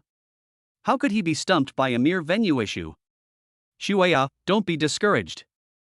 Jiang Chen reached out and gently held Lin Shui's hand, his eyes full of strong confidence and unquestionable dominance. There is nothing that I, Jiang Chen, can't do. Don't they think that we, Shuiyu, are not qualified? Don't they think that we can't invite important guests and attract media attention? Jiang Chen raised a cold arc at the corner of his mouth. Then I will let them see what real face is. What real influence is. He paused, his tone calm but with a palpitating sense of oppression. Not only will I find the best venue in the Magic City for the release of Shuiyu, I will also make those forces that once looked down on us and rejected us pay a heavy price for their arrogance and short-sightedness today. He, Jiang Chen, has never been a soft persimmon that can be bullied by others. Since these local bosses in the Magic City want to give him a warning, he will use more powerful strength and more domineering means to completely trample them under his feet. Let them know who is the real master of the fashion circle in the Magic City. Chapter 113, Lu Ruyan's Olive Branch and Mission Impossible. Just when Jiang Chen and Lin Shuya were at a loss as to the venue for the Shuiyu debut in Shanghai, and Jiang Chen was even ready to use some unconventional means to solve this problem, an unexpected phone call suddenly came in. The person who called was none other than Lu Ruyan, the true queen of Shanghai's fashion world and the iron-fisted female editor-in-chief of the world's top fashion magazine Maingui. Boss Jiang, I heard that you've run into a lot of difficulties in Shanghai recently because of the venue issue? From the other end of the phone came Lu Ruyan's unique laughter, which was a little hoarse and magnetic, full of laziness and charm. Jiang Chen raised his eyebrows slightly, but he was not surprised. With Lu Ruyan's connections and power in the fashion circle of Magic City, the difficulties he encountered could not be hidden from her eyes. Editor-in-chief Lu was really well informed. Jiang Chen smiled faintly and said calmly, "The Magic City is indeed a place of xenophobia. It's not easy for a cross-river dragon like me to get something done here." He. Lu Ruyan laughed sweetly, her voice full of amusement. Boss Jiang is too modest. With your strength and skills, a mere venue problem should not be a problem for you. However, I can point out a way for you, or do you a favor. I wonder if Boss Jiang is interested? Oh? Please go ahead, Editor-in-Chief Lu. Jiang Chen's tone remained calm, but he had already guessed Lu Ruyan's intentions. This woman would never show her kindness to him for no reason. It's very simple. Lu Ruyan's tone became more direct. Phantom Club can be the co-organizer of the first show of the Snow language brand in Shanghai. As for the venue issue, I, Lu Ruyan, can naturally help you solve it. Whether it's those self-righteous antiques on the Bund or those high-profile new landmarks, as long as I like the place, there is nothing I can't get. She said this lightly, but it was full of unquestionable confidence and dominance. Jiang Chen's heart was slightly moved when he heard this.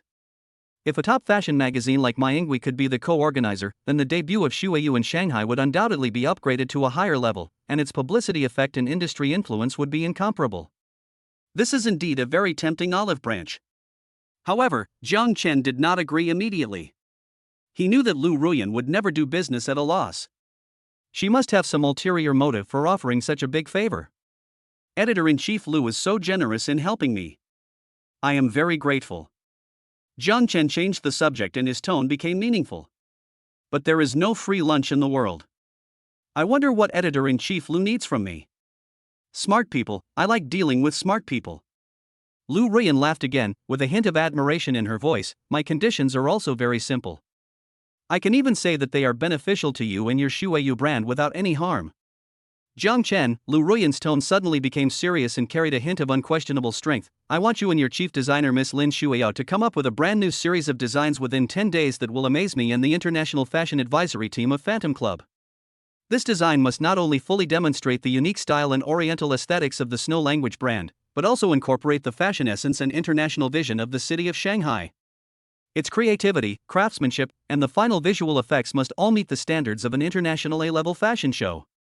If you can do this, then Phantom Hui will not only fully support your debut in Shanghai, but I, Lu Ruyan, can even personally endorse you and invite the world's top fashion media and buyers to come and watch. Let your Snow language become famous overnight. But if... Lu Ruyan paused slightly, with a hint of coldness in her voice. If you can't produce a work that satisfies me, or the effect of the press conference is unsatisfactory, then there is no cooperation. Not only that, in subsequent reports, Phantom Hui will also objectively point out that the Shuiyu brand is not suitable for the local market and has worrying prospects in the Magic City market. When the time comes, Boss Jiang, don't blame me for being unkind. Within 10 days, come up with a brand new set of designs that will amaze the International Fashion Advisory Group. And all the creativity and execution of the conference must meet international A-level standards. The condition proposed by Lu Ruyan is simply an impossible task. You know, a high-level series design usually takes several months or even longer, from inspiration and conception, design draft drawing, fabric selection, pattern making, to final modification and improvement. The planning, execution, model selection, stage lighting, media invitations and other aspects of a fashion show that meets international A-level standards require a large and professional team and weeks or even months of careful preparation. 10 days is an almost impossible challenge for any mature fashion brand.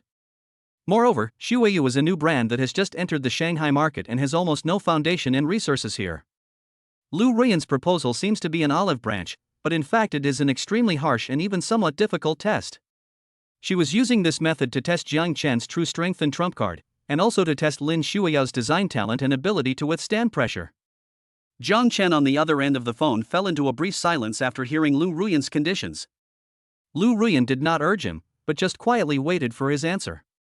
She believed that this mysterious man would definitely give her a different answer. Editor-in-Chief Lu, Jiang Chen's voice sounded again after a moment, his tone calm but with a hint of unquestionable confidence. Your task is indeed very challenging.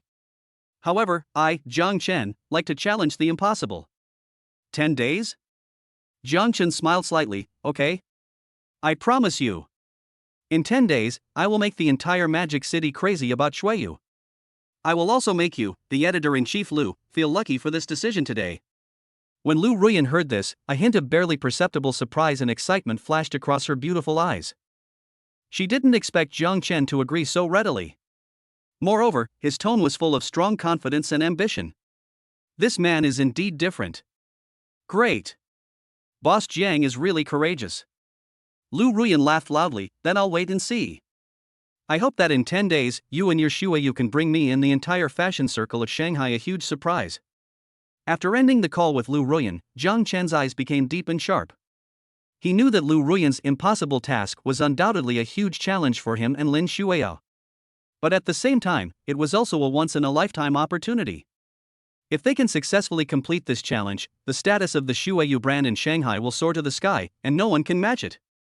He, Jiang Chen, will also completely conquer the queen of Shanghai's fashion circle and make her the most important and charming piece of the puzzle in his future business territory. He immediately told Lin Shuiyu the news and the harsh conditions proposed by Lu Ruyan. Chapter 114 Lin Shuiyu's Pressure and Jiang Chen's Stabilizing Needle. When Lin Shuiyu learned from Jiang Chen about the impossible task proposed by Lu Ruyan, her pretty face, which had originally seemed a little relaxed because of the hope of solving the venue problem, instantly became solemn, and even pale with a hint of disbelief. 10 days? A completely new collection of designs? And it has to meet the standards of an international A-level fashion show? Lin Shuiyu's voice was trembling. She looked at Jiang Chen, her beautiful eyes filled with great pressure and self-doubt. Jiang Chen, how is this possible? You know, a complete high-end fashion collection, from inspiration to final product, takes at least several months even for the top design team. What's more, planning an international A-level show is simply a fantasy. She is not self-deprecating, but is fully aware of the cruelty and hardship of the fashion design industry. Every detail needs to be repeatedly scrutinized, every piece of fabric needs to be carefully selected, every process needs to be refined. 10 days is not enough to complete the design draft for a new series, not to mention producing the finished product and preparing a high-level press conference. What made her feel even more stressed was Lu Ruyan's warning that otherwise, Phantom Hui will not be optimistic about Shuiyu's future in Shanghai.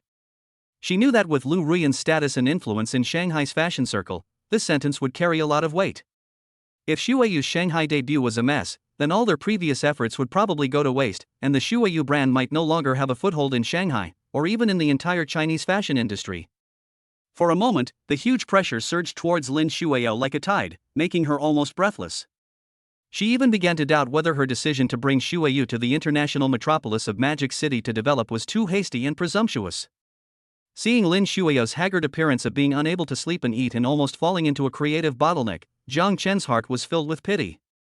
He knew that Lu Ruyan's reason for putting forward such harsh conditions was largely because of him. It was his previous high-profile behavior at the Bund and Grand Hyatt Hotel that attracted the attention and interest of the fashion queen, which made her set this seemingly impossible test. But at the same time, Jiang Chen also firmly believed that this was not only an unprecedented huge challenge for Lin Shuiyu and the Shuiyu brand, but also a once-in-a-lifetime opportunity. Once successful, the rewards and influence it could bring would be immeasurable. Shuiyu, Jiang Chen stretched out his hand, held Lin Shuiyu's slightly cold little hand tightly in his palm, and said in a gentle but powerful voice, I know this mission is difficult, and it can even be said that it is a life or death struggle. However, I believe in you, your talent, and your ability. You will definitely be able to create a miracle. He looked at Lin Shuiyu's beautiful eyes that seemed a little dim due to stress and anxiety, his eyes full of encouragement and trust. Remember when we held the first press conference of the Shuiyu brand in Zhongcheng? At that time, the difficulties we faced were no less than now, right? Didn't we also survive and achieve great success? The Magic City is indeed a broader and more cruel stage. But precisely because of this, it is more worthy of our conquest, isn't it? Jiang Chen's tone was filled with unquestionable confidence and appeal. Haven't you always dreamed of making Shuiyu a truly international brand, so that the whole world can see the charm of Chinese original design? Now, the opportunity is right in front of us. As long as we can seize this opportunity and successfully complete Lu Ruyan's test, then Shuiyu's status in the Magic City, and even the entire Asian fashion circle, will soar. Lin Shuiao listened quietly to Jiang Chen's words, feeling the warmth and strength coming from his palms, and the unshakable trust and support in his eyes. Her heart, which had become a little flustered and confused due to the tremendous pressure, gradually calmed down. Yes, this man always gave her the most firm support and the strongest confidence when she needed it most. From Jiangqing to Beijing, and now to the Magic City, no matter how great the difficulties and challenges were, he never let her down. But Jiang Chen, Lin Shuiao's tone still carried a hint of uncertainty. 10 days is really too short. I'm worried that No buts, and no worries. Jiang Chen interrupted her and said firmly, from today on, don't think about anything else. Just put all your energy into designing the new series. Show your understanding of the Magic City, your understanding of fashion, and your pursuit of beauty in your works. As for the rest, Jiang Chen's lips curled up with a confident smile. Venue, models, stage design, lighting, media, guests, everything related to the press conference, leave it to me. I promise that in 10 days, when you stand on the top T stage in Magic City with your most perfect work, the whole world will cheer for you. He was not just saying empty words to comfort Lin Shuiao. After agreeing to Lu Ruyan's conditions, he immediately activated the system in his mind. Ding! It is detected that the host is facing a key challenge in the conquest of the Fashion Capital's series of tasks. The Fashion Celebrity Exclusive Redemption Area in the System Mall has opened some special props for a limited time. Jiang Chen's mind quickly entered the System Mall and saw that in the Fashion Celebrities Exclusive Exchange Area, several amazing props related to fashion design and press conferences were refreshed. Fashion Inspiration Accelerator Card Advanced. After use, it can greatly inspire the designer's creative inspiration, shorten the design cycle, and have a certain chance of producing a masterpiece that transcends the times. Price: 5,000 system points. Top Fabric Suppliers List Global Edition contains detailed information, contact information, and priority purchasing rights of the world's top rare fabric suppliers. Price: 3,000 system points. Perfect T-Stage Construction Drawings International Grade A provides a complete stage design plan, lighting and sound configuration plan, and guidance on model selection and catwalk process for an international Grade A fashion show. Price: 8,000 system credits. Fashion Media Explosion Card. One time, after use, it can trigger the global mainstream fashion media to pay close attention to and report positively on a certain event or brand. Price: 10,000 system points. Looking at these dazzling array of props with amazing effects, Jiang Chen felt at ease. He spent tens of thousands of system points without hesitation to redeem all these key items. With the support of these system plugins, plus his own cash ability and network resources, let alone 10 days, even if it's only 7 days, he has the confidence to create a top-level fashion show for Lin Shuiao that will shock the entire Magic City fashion circle. Shuiao. Jiang Chen hugged Lin Shuiao tightly in his arms and whispered softly in her ear, his tone full of unquestionable firmness and tenderness, believe in me, and believe in yourself.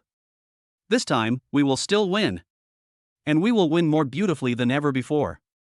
Lin Shuiao snuggled in Jiang Chen's warm and solid embrace, feeling the reassuring and powerful aura coming from him, as well as his unwavering trust and support. All the doubts, uneasiness, and pressure in her heart seemed to disappear at this moment. What replaced it was endless courage, confidence, and the love and dependence on the man in front of her that had already penetrated deep into her bones. Yes. Lin Shuiao nodded heavily, her beautiful eyes rekindled with a confident and determined light. Jiang Chen, I listen to you. From now on, I won't think about anything else, just design. I must come up with a work that will amaze Lu Ruyan and the entire Magic City. Jiang Chen looked at the beautiful woman in his arms who had regained her fighting spirit, and a gratified smile appeared on his face. Chapter 115, Retreat and Create, the Birth of the Magic City Fenghua series.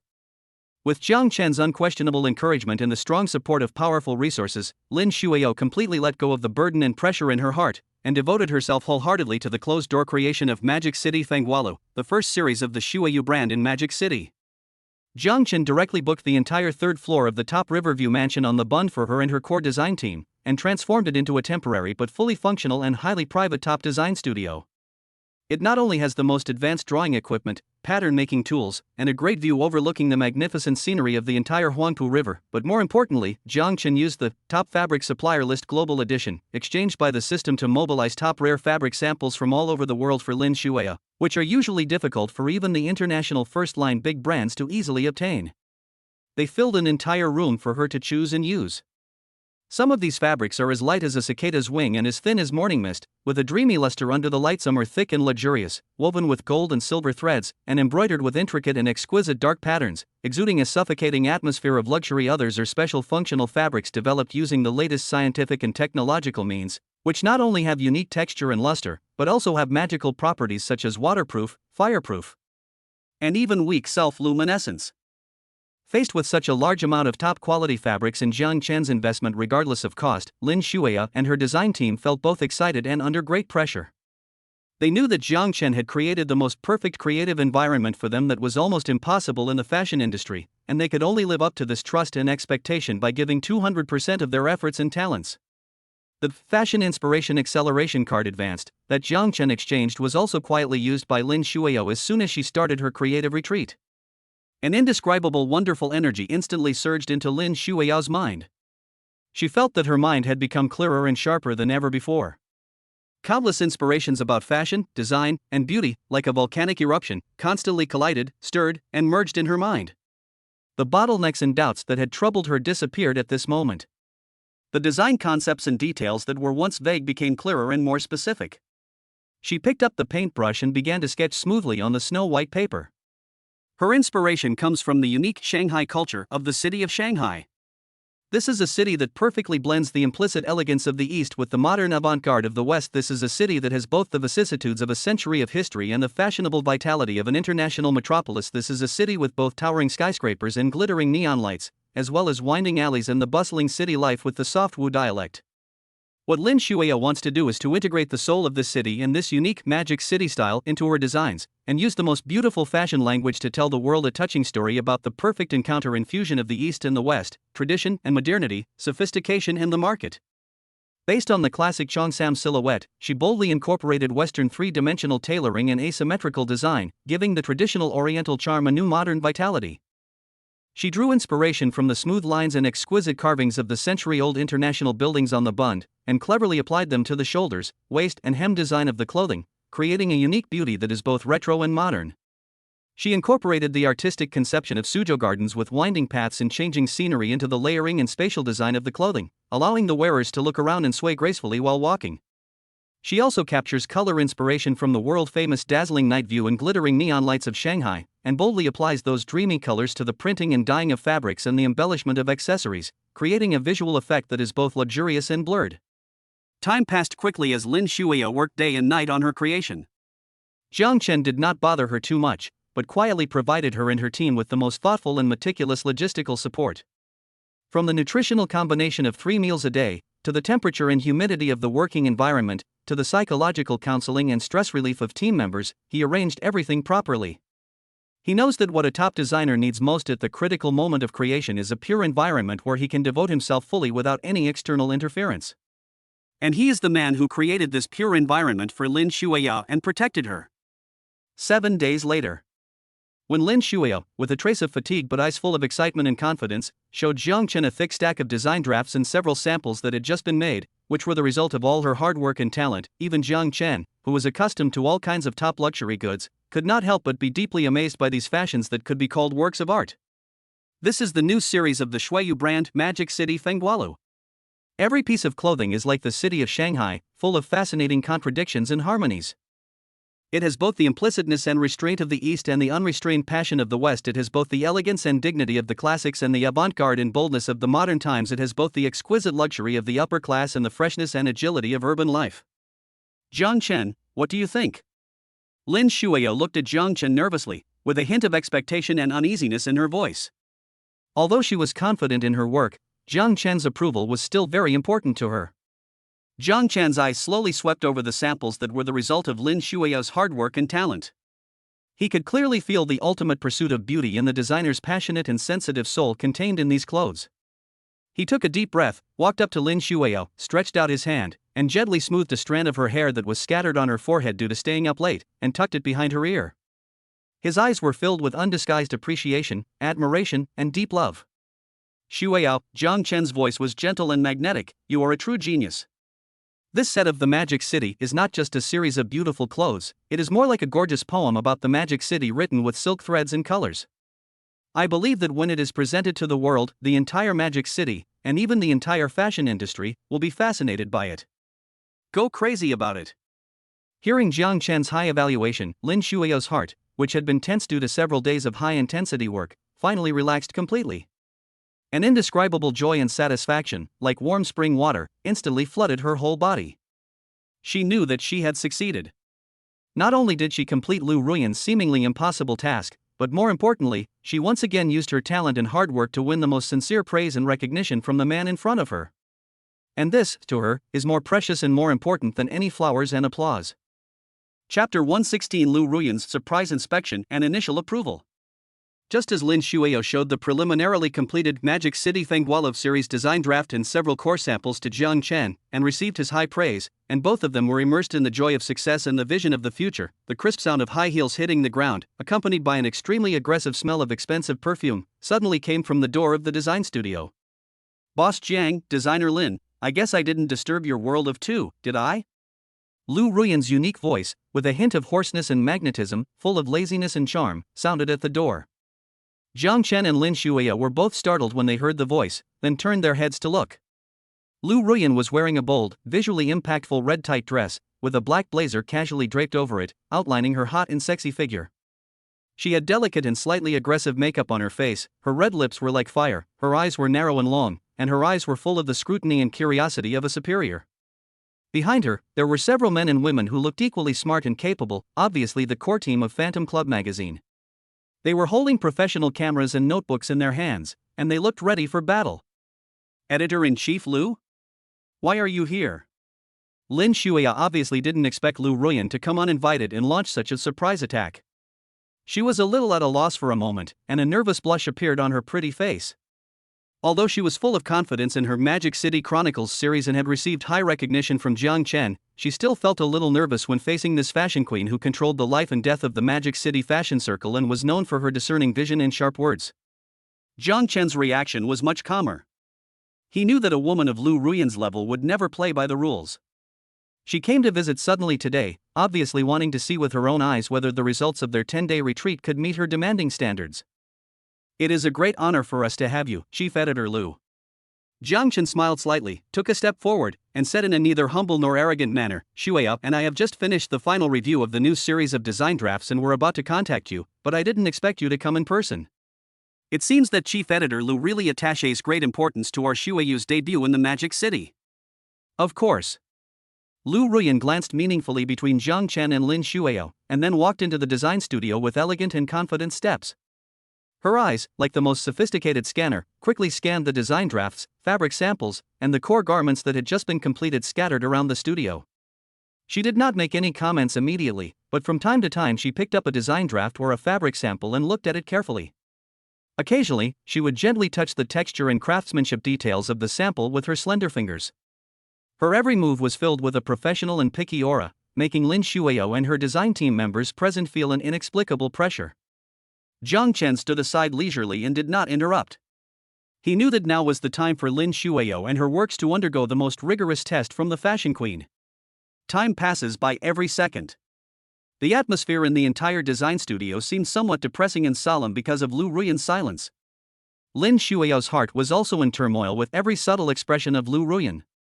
She longed for the approval of this fashion authority, but was also worried that her work would not be able to meet her almost perverted high standards. Finally, after carefully examining all the designs and samples, Lu Ruyan slowly turned around and her eyes fell on Lin Shuiao again. Ms. Lin, Lu Ruyan's red lips parted slightly, her voice calm but with a hint of unquestionable majesty, I have to admit that your design talent has indeed exceeded my expectations. After hearing this, Lin Shuiao's heart, which had been hanging in the air, finally relaxed a little. But she knew that Lu Ruyan had not finished speaking. As expected, Lu Ruyan changed the subject and her tone became sharp. However, talent is talent, and design is design. Fashion has never been a work of art for self-admiration. It is also a cruel business about the market, about business, and about human nature.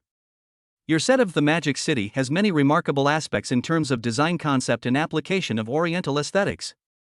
It can be seen that you have really tried your best to understand and interpret the unique charm of the city of Magic City. Lu Ruyan paused, her eyes becoming sharper.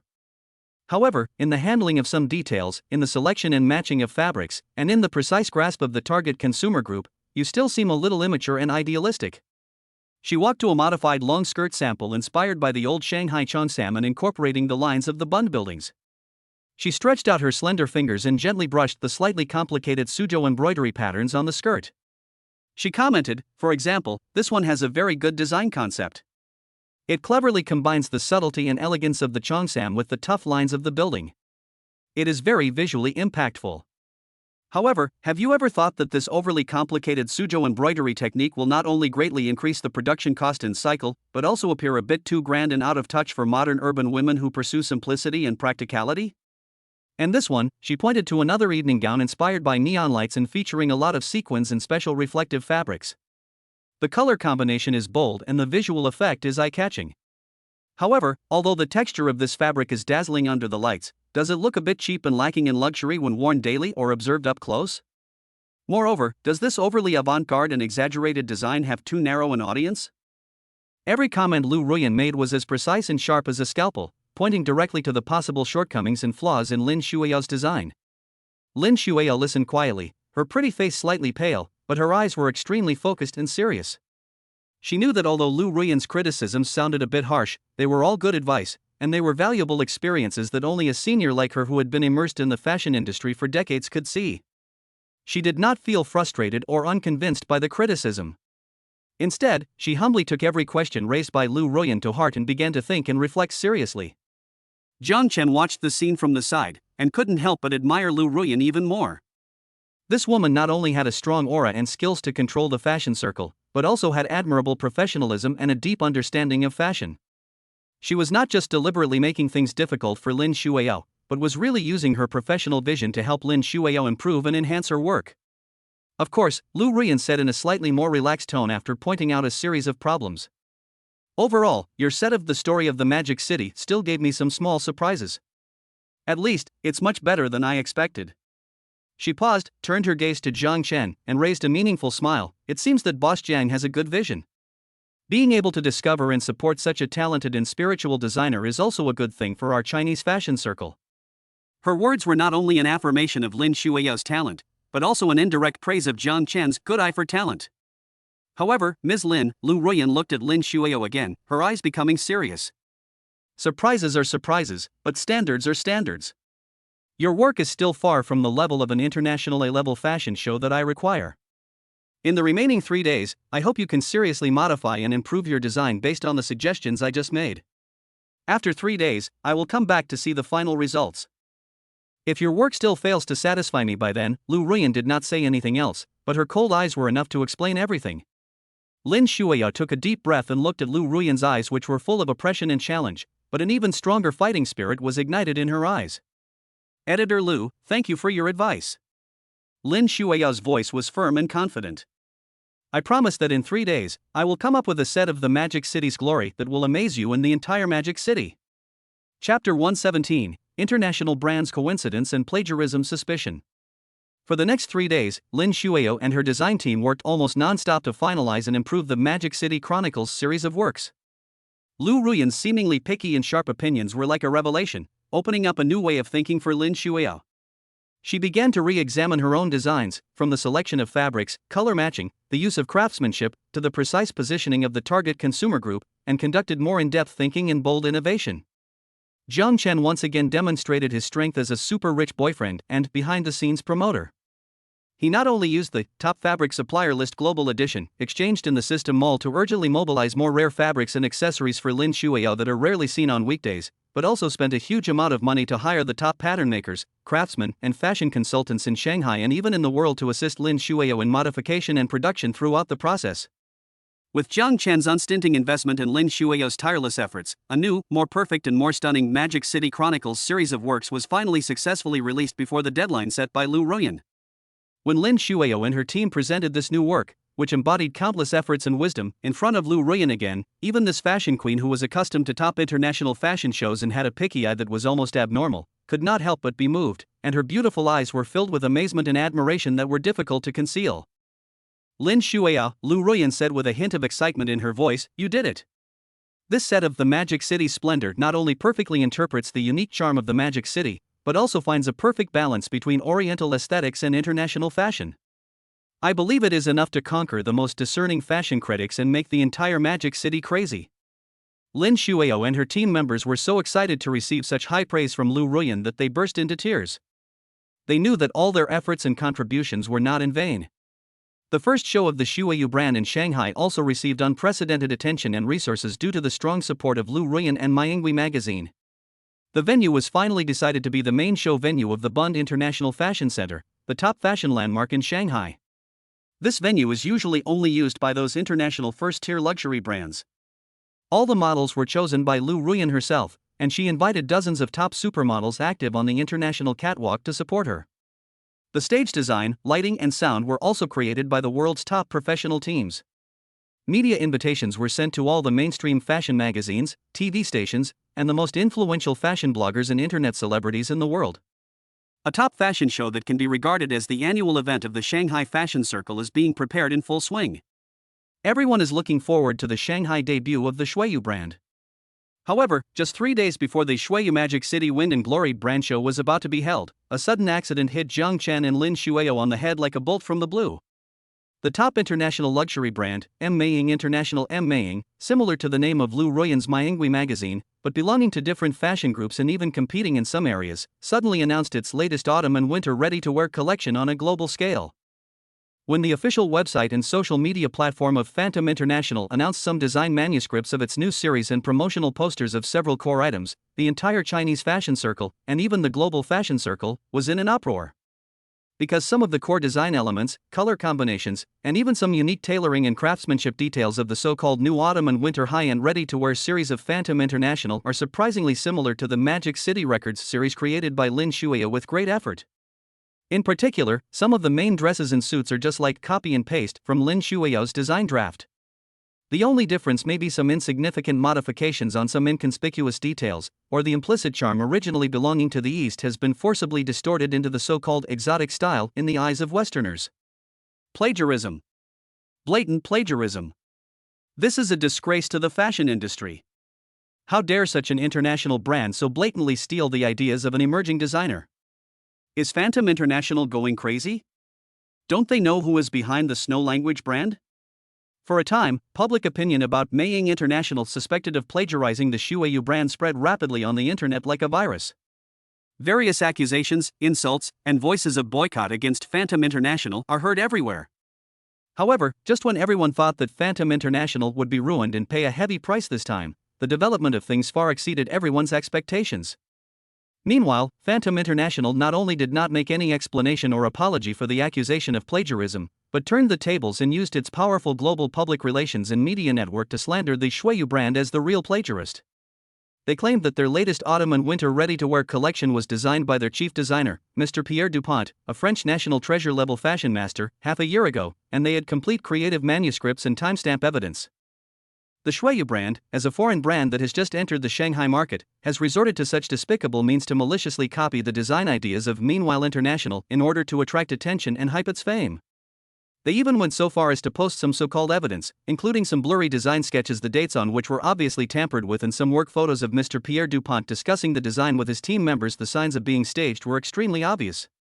The shameless behavior of Phantom International of confusing right and wrong and biting back instantly angered all the Chinese people and fashion lovers who supported Shuayu and Lin Shuao. However, in the face of Phantom International's powerful global public relations machine and media manipulation capabilities, as well as with the instigation of some Western media and fashion critics who are unaware of the truth, the direction of public opinion in the international fashion circle has begun to subtly change.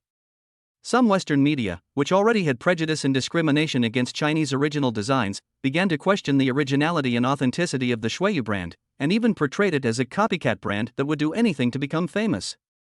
Most of the top international department stores, fashion buyers, and socialites who once had deep cooperative relationships with Phantom International have chosen to remain silent, or under pressure from Phantom International, have quietly cancelled their initial cooperation intentions with the Shuayu brand. All of a sudden, Lin Shuao and her Shuayu brand went from being a highly anticipated fashion star to being a plagiarist and scammer, and were under tremendous public pressure and malicious slander from all sides. Lin Shuao was so angry that she trembled all over, her pretty face turned pale. She never thought that the work she had worked so hard to create would be shamelessly stolen and tarnished in this way. And she had to bear the stigma of plagiarism in return. For a designer who regards design as his life, this is simply the most cruel humiliation and blow. Jiang Chen, I didn't plagiarize, I really didn't. Lin Shuao threw herself into Jiang Chen's arms, crying aggrievely, her voice full of helplessness and despair. She was not afraid of difficulties or challenges, but she couldn't stand that her hard work and talent were trampled and slandered like this. Jiang Chen tightly hugged the woman in his arms who was trembling with grievance and anger, his eyes filled with cold murderous intent. He knew that this was not just a simple design coincidence or business competition. This was clearly a long-planned sinister plot against the Shuiyu brand, Lin Shuao, and even against him, Jiang Chen. Chapter 118: The Mastermind Lu Zhanbua's Collusion with Phantom International. Jiang Chen gently patted Lin Shuao's back, which was trembling slightly due to anger and grievance. Although his eyes were full of pity and tenderness for her, deep in his heart, he had already been filled with murderous intent. He knew that Lin Shuao's Magic City Fenghualo series was the result of her hard work and sleepless creations during this period of time. Every design detail embodied her unique feelings for the city of Magic City and her ultimate pursuit of fashion art. Such a work could never contain any plagiarism. Then, the only explanation is that someone is behind this. Someone maliciously stole Lin Shuao's design draft and used the influence of international brands to slander her before she did. The sinister intention of this manipulator behind the scenes is not only to suppress the emerging Chinese original brand Shuiyu, but also to nail Lin Shuao, the talented designer, to the pillar of shame of plagiarist and make her never be able to turn over. Shuao, don't cry. Jiang Chen's voice was low and firm, with a reassuring power, I believe you. I know better than anyone that the story of the demonic city is your unique original work, and no one can steal or tarnish it. He helped Lin Shuao up and wiped the tears from her face, his eyes flashing with a cold light. Don't worry, I will get to the bottom of this matter. No matter who dares to do this kind of despicable trick behind the scenes, I will make him pay a price worse than death. After calming Lin Shuao down, Jiang Chen immediately contacted Night Crow. Night Crow, use all your strength to thoroughly investigate the truth behind this Phantom International plagiarism incident. Jiang Chen's tone was as cold as the Siberian cold current. I need to know who stole Miss Lin's design draft, when, and through what channel. And what role did Pierre Dupont, the chief designer of Phantom International, and their company's senior executives play in this matter? Also, Jiang Chen paused, a hint of ruthlessness flashing in his eyes. Keep a close eye on Lu Zhanbua. I feel like he has something to do with this. Although he has no direct evidence yet, his intuition tells him that international brands like Phantom International usually cherish their reputation and will not easily do such a self-destructive plagiarism stupid thing, unless they are bewitched, induced, or coerced by someone. Lu Zhanbua, a dandy boy who was arrogant and domineering in Shanghai and had a grudge against him, was undoubtedly one of the people with the greatest motive and the greatest possibility of committing such a despicable act. Yes. Mr. Jiang. Night Crow's voice was still short and crisp, but Jiang Chen could hear the wrath in it. He knew that most of the members of the Night Crow team were selected from orphans or retired Special Forces soldiers, and they had an almost blind loyalty and admiration for Jiang Chen. Jiang Chen's woman had suffered such a great injustice and humiliation, so they naturally felt the same way, and they wished to tear the mastermind behind the scenes into pieces immediately. The efficiency of the Night Crow squad did not disappoint Jiang Chen. In just less than 12 hours, a detailed investigation report on this plagiarism incident was placed on Jiang Chen's desk. The content of the report is almost completely consistent with Jiang Chen's previous speculation. The mastermind behind this is indeed the ignorant Lu Zhanbua. It turned out that Lu Zhanbua had been holding a grudge against Jiang Chen since he had his wrist broken in public by Jiang Chen last time and was thrown out of the Bun mansion in a miserable state. He regarded Jiang Chen as a great humiliation and vowed to make Jiang Chen lose his reputation in the Magic City and pay a heavy price. But he knew that Jiang Chen was not only skilled, but also financially strong, and seemed to have an unfathomable background. He was no match for him in a head-on confrontation. So he came up with this sinister and vicious plan of killing with a borrowed knife.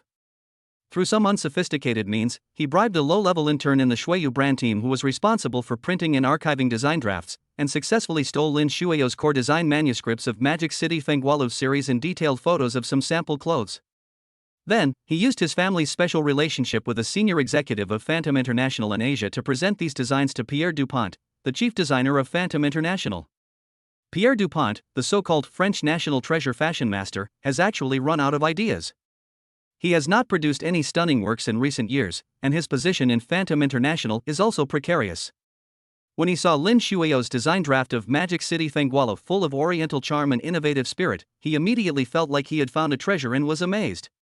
Under the instigation of Lu Zhanbo and the pillow talk of his executive lover, as well as concerns about his own career and driven by greed for profit, Pierre Dupont finally went against his conscience and took Lin Shuiao's design for himself. He then had his team work overtime to imitate and modify it, and before the Shuiyu brand launch conference, he announced the new series of Phantom International in a high-profile manner. Lu Zhanbo not only took this opportunity to take revenge on Jiang Chen and Lin Shuiao, but also obtained a lot of business benefits and promises from his lover, a senior executive of Phantom International. He killed two birds with one stone and became too proud of himself. Looking at the shocking information in the investigation report and the ugly faces of Lu Zhanbo, Pierre Dupont and others, Jiang Chen's eyes were burning with rage. He never imagined that human greed and meanness could reach such a point. For a little personal gain and vanity, one can steal other people's hard work, trample on other people's dreams, and even destroy a rising Chinese original brand without hesitation. Lu Zhanbo, Pierre Dupont, Phantom International. Jiang Chen read out these names word by word, his voice as cold as a judgment from the netherworld. You are good. Really good. He slammed his fist on the hard mahogany desk, making a dull loud noise. The entire desk trembled slightly. Night Crow! Jiang Chen's voice was filled with uncontrollable rage. Immediately back up and notarize all the evidence. At the same time, find out the detailed records of the financial transactions and interest transfers between the so-called senior executive lover of Phantom International and Lu Zhanbo and them. Not only will I bring disgrace upon them, I will also make them lose everything and spend the rest of their lives in prison. Yes. Mr. Jiang. Night Crow felt the terrifying murderous aura from Jiang Chen, and his heart trembled. He immediately took the order and left. He knew that Mr. Jiang was really angry this time. Enemies who anger Mr. Jiang usually suffer a miserable end. Very miserable. Chapter 119 Lu Ruyan's choice and Jiang Chen's evidence. Faced with the shameless counterattack of Meiying International that turned black into white, and the subtle shift in the direction of public opinion in the international fashion circle, Maingui magazine and its female editor-in-chief Lu Ruyan, as co-organizers of the Shuiyu brand's first show in Shanghai, are undoubtedly under tremendous pressure. The fashion industry is a place of fame and fortune, and it is also a cruel world where everyone pushes down the powerful. Under the strong public relations offensive and interest binding of international brands such as Meiying International, many brands, designers, and fashion media that were originally closely related to Meiying Club began to put pressure on Lu Ruyan, either explicitly or implicitly, asking her to distance herself from Shuiyu, a problematic brand caught in the plagiarism scandal, so as not to affect the reputation and status of Meiying Club itself. Even within the board of directors of the parent company of Phantom Club, some different opinions emerged, believing that Lu Ruyan's choice to cooperate with a little-known Chinese new brand was a bit risky. Now that Shuiyu is embroiled in such a serious plagiarism scandal, if it is not handled properly, it is likely to bring immeasurable negative impact to Phantom Club. For a time, Lu Ruyan, the fashion queen who usually calls the shots and has the final say in the Shanghai fashion circle, was caught in a dilemma. She knew that if she chose to protect herself and draw a clear line between herself and Jiang Chen and Shuiyu, it would undoubtedly be the most safe and commercially beneficial choice. She could easily push all the responsibility onto Shuiyu and even use this incident to hype up the positive image of Phantom Club as having a keen eye for gems and the courage to fight against counterfeiting. However, deep down in her heart, there was a voice telling her that she couldn't do this. Not to mention the ambiguous feelings between her and Jiang Chen that had long surpassed ordinary business cooperation, her appreciation of Lin Shuiao's design talent and her contempt and disdain for Phantom International's bullying and confusion of right and wrong made it impossible for her to do such a treacherous and mischievous thing. More importantly, she, Lu Ruyan, has never been a woman who would easily bow to power in public opinion.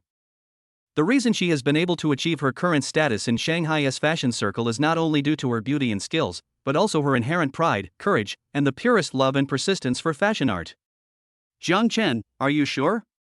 In the luxurious office on the top floor of Phantom Club that overlooks the entire night view of the Magic City, Lu Ruyan looked at the young man in front of her who was still as calm as water and seemed to be unaffected by the outside public opinion, with a barely perceptible solemnity in her voice.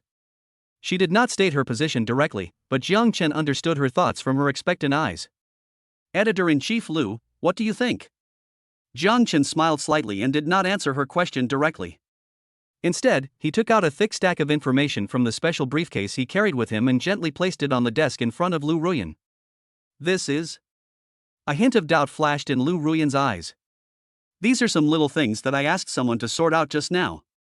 Jiang Chen's mouth curled up with an unfathomable arc. Maybe it can help editor-in-chief Lu make a more wise decision. Lu Ruyan stretched out her slender jade fingers and opened the stack of information with some curiosity. After just reading a few pages, an expression of incredible shock appeared on her beautiful face. This information was collected and compiled overnight by the Night Crow Squad at the instruction of Jiang Chen. It was a detailed record of all the improper transfer of benefits between Lu Zhanbo and a senior executive of Phantom International in Asia. Among them, there are not only a large number of private communication records between the two. The content is explicit and explosive, enough to ruin the reputation of the senior executive lover within Meanwhile International, but also clear bank transfer records, secret account information, and direct evidence that Lu Zhanbo used his family power to provide convenience for certain business projects of Meanwhile International in Shanghai and made huge profits from it. What made Lu Ruyan even more frightened was that in this file, there were actually several secretly filmed videos that had been processed with special techniques showing Lu Zhanbo, his senior executive lover, and Pierre Dupont himself in a private room of a private club, drinking and having fun while proudly discussing how to steal the design draft of Shuiyu and carry out reverse slander. In the video, Lu Zhanbo's arrogant face, Pierre Dupont's greedy and shameless smile, and the dissolute behavior of the executive lover were all recorded clearly. This evidence is as solid as a mountain. It is enough to completely nail Lu Zhanbo, Phantom International and Pierre Dupont to the pillar of shame, and they will never be able to stand up again. Where did you get these things? Lu Ruyan's voice trembled. Although she knew that Jiang Chen had some mysterious methods, she didn't expect that he could collect such deadly evidence in such a short time. This intelligence-gathering capability is comparable to that of a national-level spy organization. Editor-in-Chief Lu, you don't need to know the origins of these things. Jiang Chen smiled slightly and said calmly, you only need to know that these things are true and reliable, enough to make Phantom International and Lu Zhanbo pay the price they deserve. He paused, his eyes sharpened. Now, Editor-in-Chief Lu, do you still think that cooperating with our Shuiyu is a risky thing? Lu Ruyan took a deep breath and suppressed the shock and excitement in her heart. She looked at Jiang Chen's eyes as deep as the starry sky, and for the first time she felt that she seemed to be completely unable to see through this man who was a few years younger than herself. How many unknown secrets and trump cards are hidden in him? However, she knew that now was not the time to think about these things. Since Jiang Chen could show her such important evidence without reservation, it was enough to show his trust in her and his determination to fight back. And she, Lu Ruyan, is definitely not a villain who would retreat at the critical moment or forget her principles when seeing profit. Jiang Chen, Lu Ruyan's eyes rekindled the familiar, queen-like confidence and domineering, you win. From now on, I, Lu Ruyan, and the Phantom Club behind me will be your most solid allies. We will also be the sharpest knife in your hand. She stood up suddenly, walked to her desk, picked up the internal communicator on the desk, and issued a series of instructions to her chief assistant in an unquestionable tone. Notify the legal department of Phantom Club immediately to prepare defamation and unfair competition lawsuits against Phantom International and Pierre Dupont. Notify the new media department to organize and package the evidence provided by Mr. Jiang in the most professional way. I want the whole world to know within 24 hours what an ugly face Phantom International has. Notify the group public relations department to immediately contact all international mainstream fashion media, fashion bloggers, and industry associations that have cooperative relations with our Phantom Club. I want them to speak out together to resist the shameless plagiarism and bullying of Phantom International. In addition, notify my private lawyer team to prepare a report on the Lu family's commercial fraud and improper profit transfer. I want to make that ignorant Lu Zhanbo pay a price he cannot afford for his stupidity and arrogance. Every word Lu Ruyan said was as powerful as thunder, full of unquestionable determination and decisive murderous arrogance. At this moment, she is no longer the mature and charming lady in front of Jiang Chen, but the iron-fisted queen who truly controls the power of life and death in the fashion circle of Magic City. Jiang Chen looked at the woman in front of him who instantly entered combat mode and exuded a powerful aura, his eyes full of admiration and a hint of imperceptible love. He knew that with the full support of Lu Ruyan and that aircraft carrier Phantom Club, his subsequent counterattack plan would become smoother and more exciting. A storm of public opinion and legal sniping war against Phantom International and Lu Zhanbo is about to begin violently in Shanghai and even in the global fashion circle. Chapter 120, Exclusive Revelations from Phantom Club, Shocking Reversal of Public Opinion. Once Lu Ruyan makes up her mind, her efficiency and execution ability are absolutely swift and terrifying. Less than 6 hours after Jiang Chen provided the fatal ironclad evidence, a public opinion storm led by Maingui magazine against Meiying International and Lu Zhanbo swept through the entire fashion circle and social media platforms in Shanghai and even the world with a devastating force. The first to launch the attack were the official website of Maingui magazine and its official account on the new media platform, which has tens of millions of fans.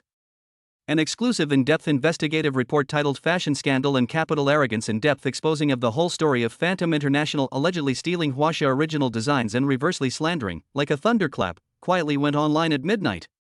This report was written by Lu Ruyan herself. It has sharp writing, solid evidence, and tight logic. It exposes the whole story of the incident, as well as the disgraceful roles played by Phantom International and Lu Zhanbo in it, thoroughly and completely.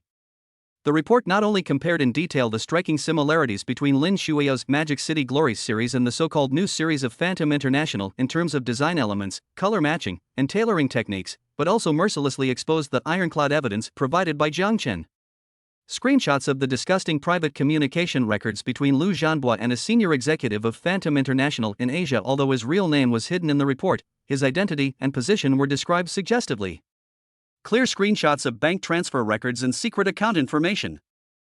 And those secretly filmed videos that were enough to ruin the reputation of the parties involved and make them lose all hope of recovery, in which they were in a private clubroom, drinking and having fun while proudly discussing how to steal the design draft of Shuiyu and conduct reverse slander.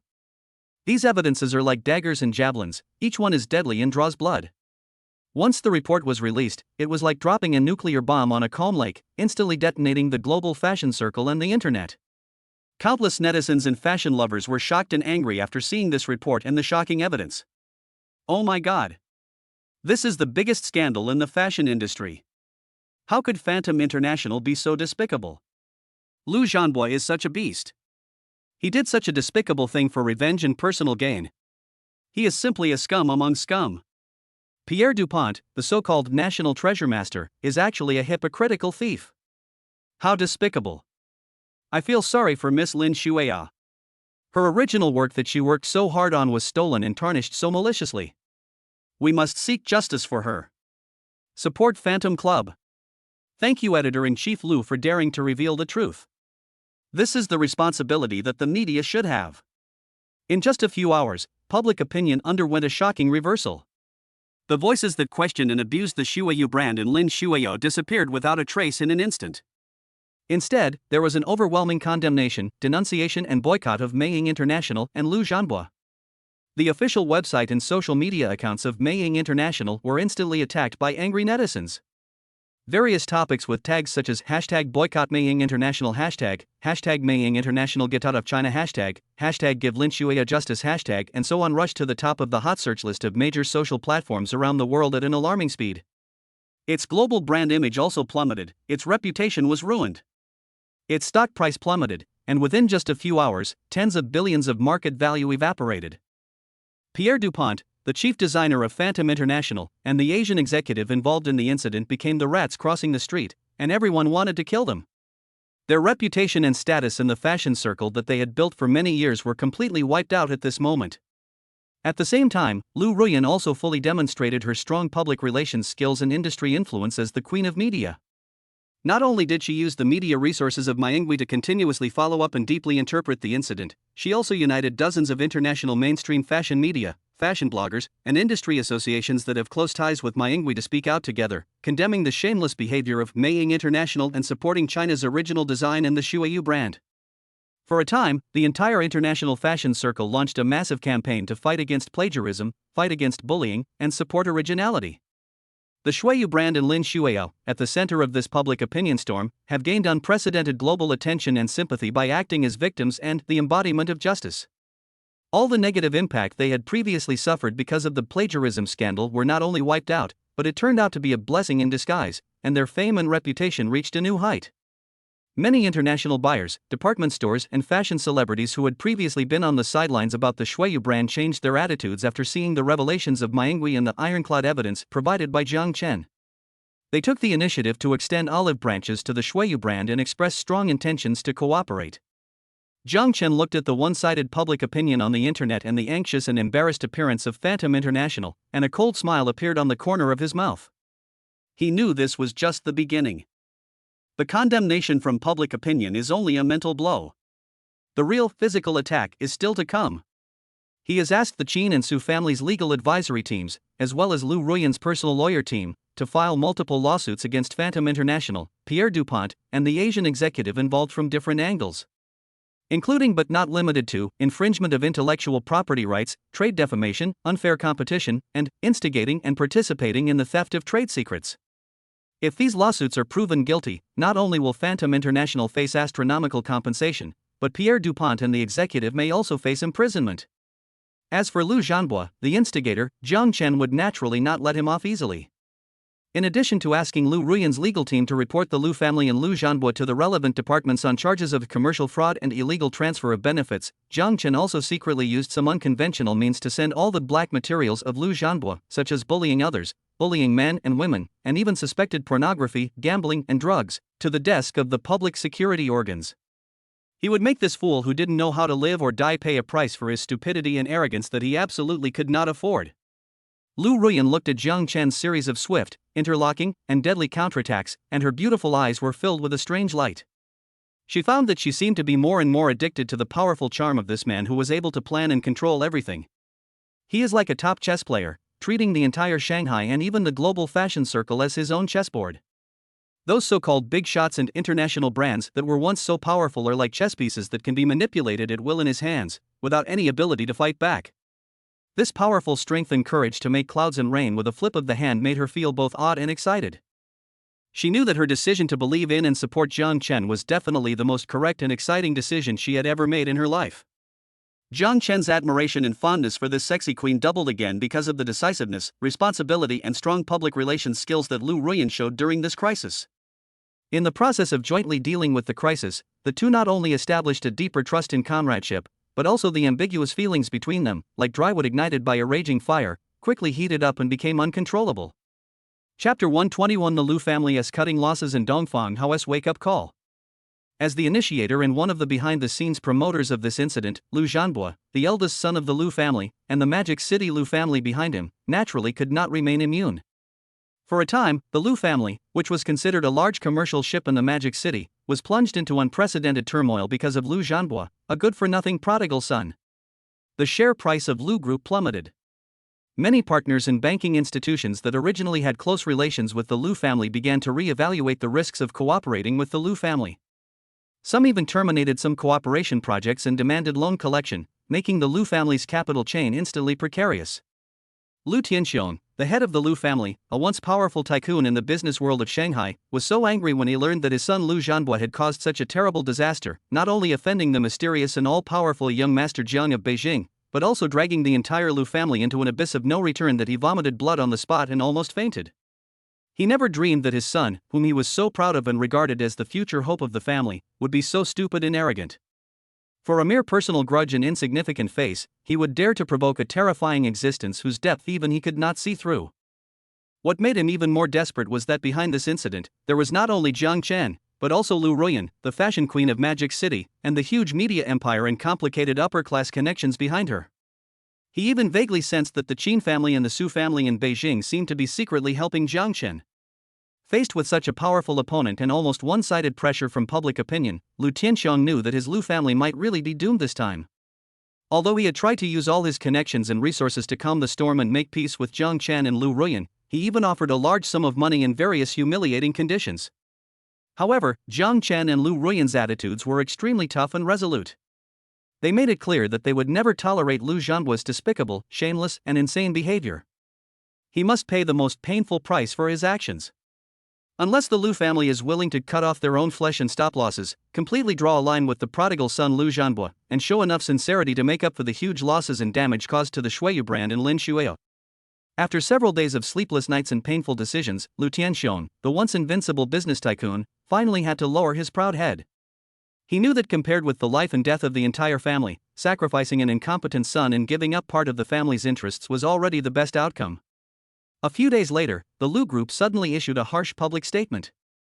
In the statement, Liu Tianxiong, in the name of the chairman of the Liu Group, denounced the serious mistakes and despicable behavior committed by his son Liu Zhanbo in this plagiarism incident, saying that he was morally corrupt, lawless, and seriously damaged the reputation and interests of the Liu Group, and announced: First, immediately dismiss Liu Zhanbo from all positions in the Liu Group and all its subsidiaries, and expel him from the family's core management and never hire him again. Second, the Lu Group will actively cooperate with relevant departments to investigate Lu Zhanbo's suspected illegal and criminal acts, and will never condone them. Third, the Lu Group will publicly apologize for the reputation damage and economic losses caused to the Shuiyu brand and Miss Lin Shuiyu by this incident, and is willing to bear the corresponding legal responsibilities and economic compensation. Once this public statement was issued, it immediately caused an uproar in the business community of Shanghai and even across the country. Everyone was shocked by Lu Tianxiong's ruthlessness and decisiveness of killing relatives for the sake of justice and cutting off one's own arm to save a man. They knew that this time, the Lu family was really seriously injured and their vitality was seriously damaged. Lu Zhanbo, the once overbearing and arrogant young man in Shanghai, has completely become a stray dog abandoned by his family. What awaits him will be severe punishment from the law and endless regret.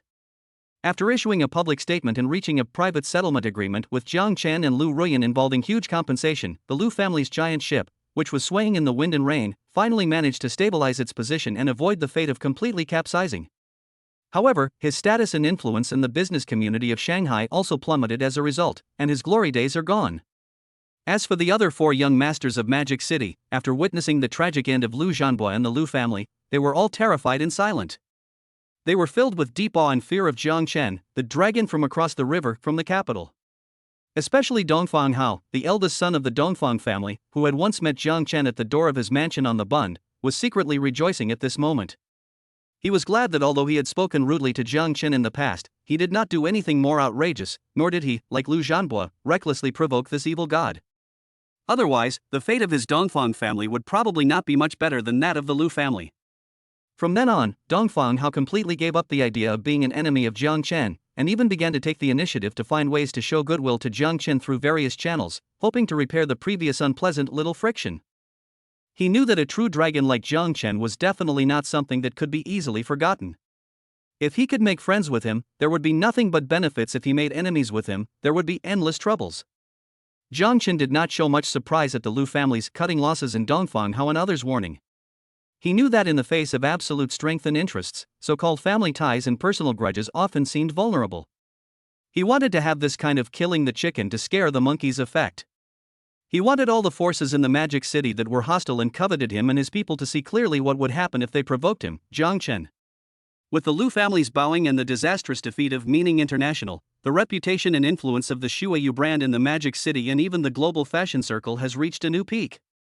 A plagiarism crisis that was enough to completely destroy it was miraculously transformed into a brand marketing feast that swept the world under the joint counterattack of Jiang Chen and Lu Ruyan.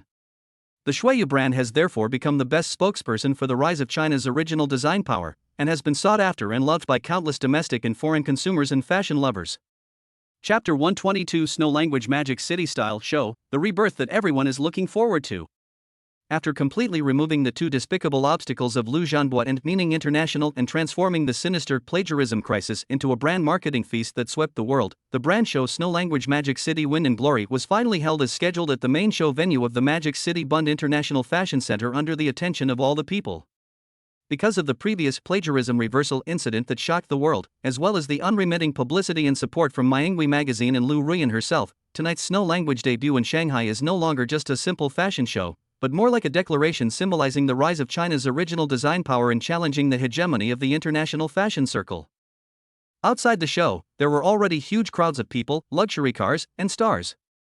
Top fashion media reporters, fashion bloggers, international buyers from all over the world, as well as local celebrities, business tycoons, and wealthy ladies from Shanghai all attended the show in their best attire, hoping to witness with their own eyes what kind of surprise and legend this original Chinese brand, which was reborn from the ashes at the height of the storm, would bring about at its Shanghai debut. The show was packed with people. Those who could get tickets tonight were all influential figures in the fashion, business, or entertainment circles. Jiang Chen naturally sat firmly in the center of the guest seats. Next to him, on his left hand was the still beautiful and powerful fashion queen Lu Ruyan, and on his right hand was the gentle and elegant female president of the Su Group Su Wanqing, who came all the way from Beijing to support him.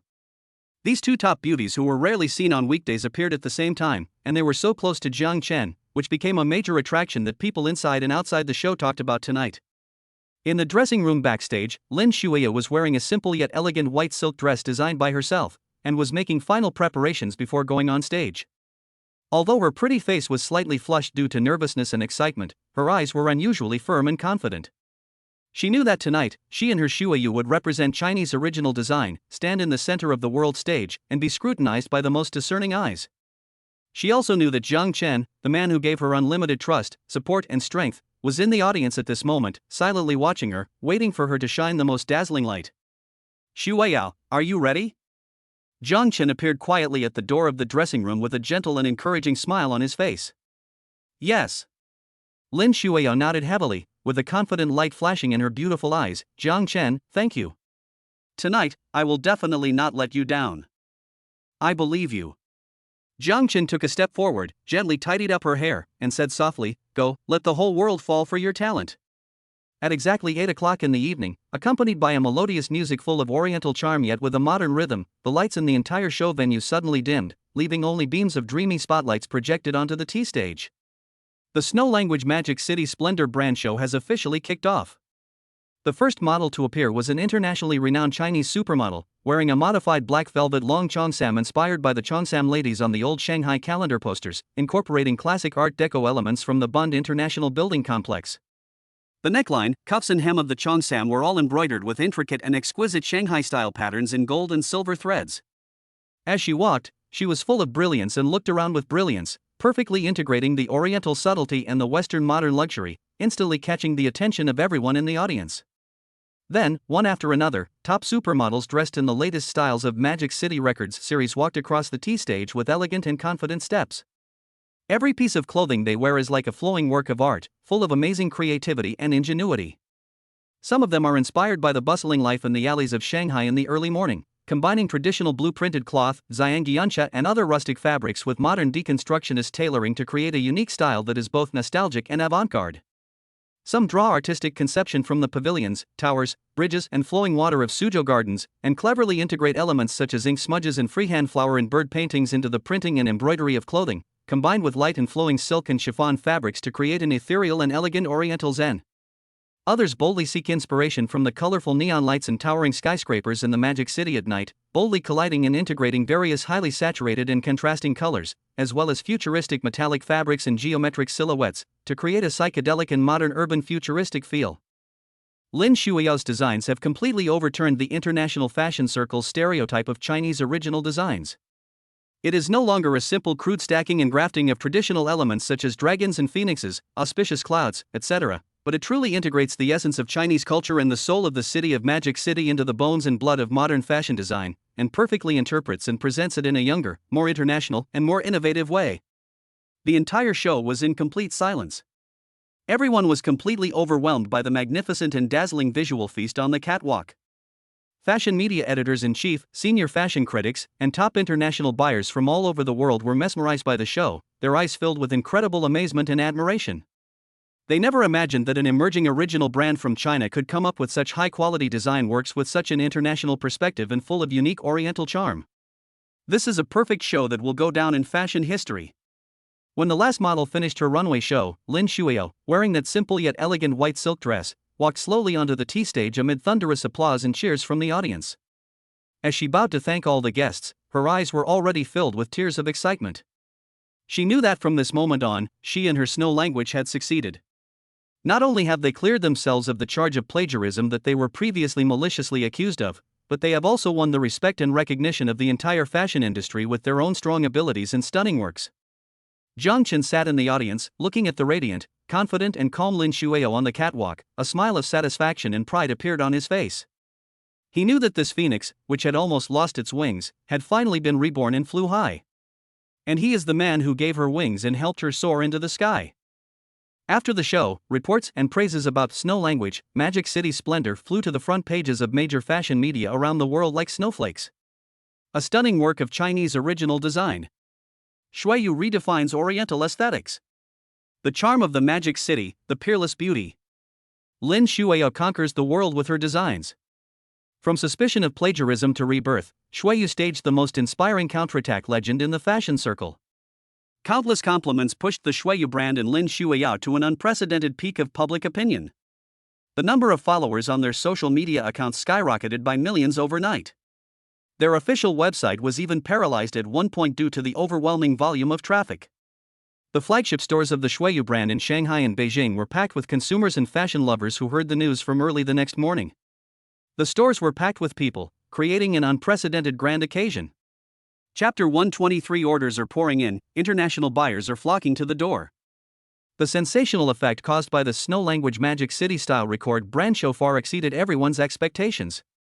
In the following days, its popularity did not subside at all, but instead snowballed, continuing to ferment in the Magic City and even the global fashion circle, becoming more and more intense. Almost overnight, Lin Shuiyu and her design team went from being unknown newcomers to becoming the most sought-after fashion darlings. Various interview invitations, cooperation intentions, and praise and congratulations from all over the world came to them like snowflakes, making them overwhelmed and making them deeply understand what it means to be famous overnight. The temporary exhibition hall of the Shuiyu brand in the Bund International Fashion Center in Shanghai has been crowded with purchasing representatives from top department stores, well-known fashion buyers, and wealthy private collectors from all over the world since the morning of the second day after the show. Its popularity is even comparable to the top VIP pre-sale events of some international first-line luxury brands. Ms. Lin, we are the purchasing team from Galeries Lafayette in Paris, France. We are very interested in the Magic City Chronicles series you released this time, and hope to reach an exclusive cooperation agreement with the Shuiyu brand and introduce your works to our European flagship store. A blonde, blue-eyed, well-dressed, and very aura-filled middle-aged French woman spoke fluent Chinese to Lin Shuiyu sincerely. Hello, designer Lin. I am the chief buyer for Asia from Harrods in the UK.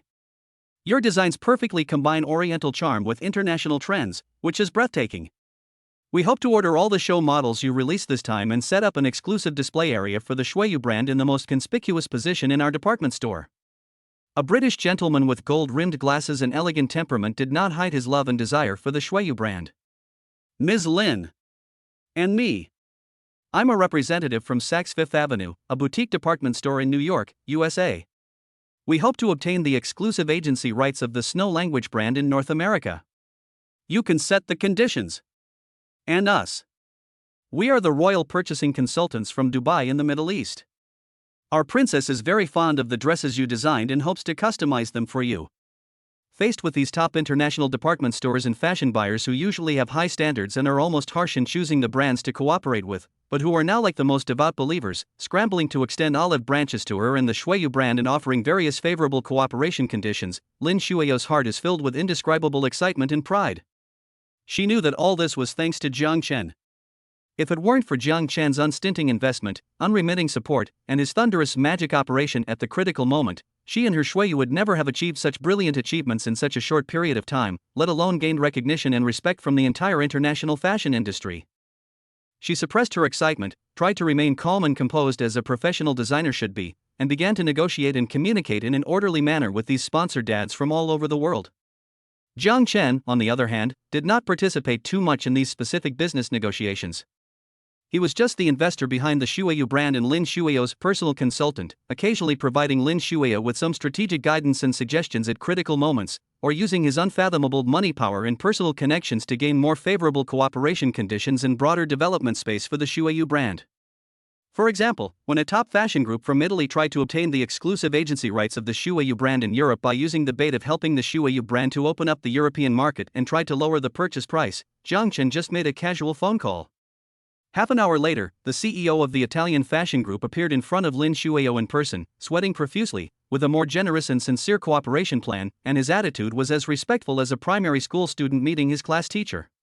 For example, when a top American fashion magazine, known for its harshness and pickiness, reported on the Shuiyu brand with a hint of prejudice and doubt between the lines, Lu Ruyan's Maingui magazine would be the first to publish a sharp and clear-cut rebuttal article in a more authoritative, professional, and unquestionable manner, criticizing the shallowness and ignorance of the American magazine.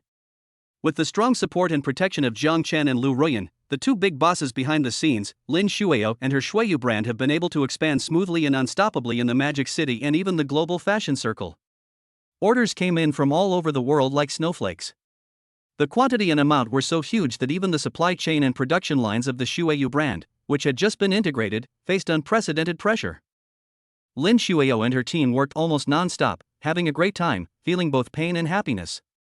Not only do they have to handle massive orders from all over the world, but they also have to make some subtle adjustments and optimizations to the Magic City Records series based on the market characteristics of different countries and regions at the same time. They also have to start preparing for the design and development of new products for the next season in order to maintain the brand's innovative vitality and market competitiveness.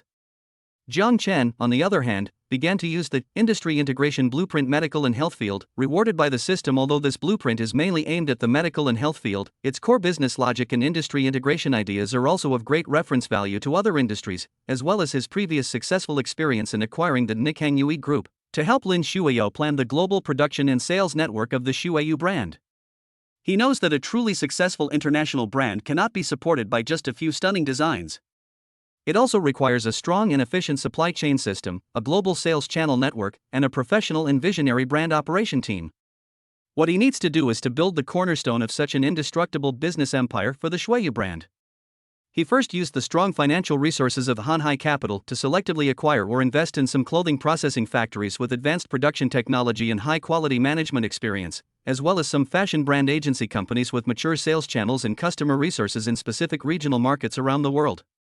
Then, he hired a group of experienced professional managers and brand operation experts from top business schools and fashion groups at home and abroad at high salaries, and formed a luxury international operation team, which was fully responsible for the global market promotion, channel expansion, and daily operation management of the Shuiao brand.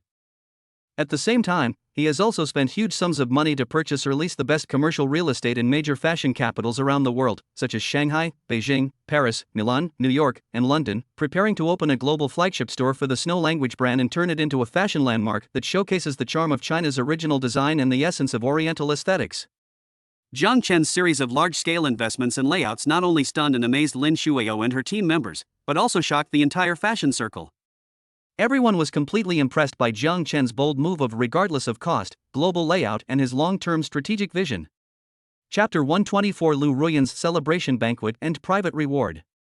After the unprecedented success of the Snow Language, Magic City Splendor brand show and the conclusion of a series of subsequent commercial operations, Lu Ruyan, the queen of the Magic City fashion circle, finally had time to hold a private celebration banquet for Jiang Chen and Lin Shuiao, the two biggest contributors of this event. The venue of the banquet was not chosen from those crowded public places, but was set up in the revolving restaurant on the top floor of Lu Ruyan's top private club located on the bank of the Huangpu River, which has an excellent view and extremely strict security measures. This revolving restaurant is usually open only to Lu Ruyan and her closest friends. Its luxury and privacy are even better than the century-old mansion that Jiang Chen bought on the Bund. The restaurant uses a 360-degree panoramic floor-to-ceiling window design, overlooking the dazzling and dreamy night scene on both sides of the Huangpu River, as if you were in a fairyland in the clouds. Lu Ruyan was obviously dressed up tonight. She was wearing a tailor-made dark purple backless evening gown, with countless tiny Swarovski crystals dotted on the hem. Under the soft and somewhat ambiguous lighting in the restaurant, she was like the most dazzling star in the night sky, exuding a fatal temptation. Her beautiful face was painted with delicate and somewhat lazy makeup, her red lips were like fire, her eyes were full of spring, and her every move was full of the unique charm and heart-pounding charm of a mature woman. Lin Shuiao also attended the event in a gorgeous outfit.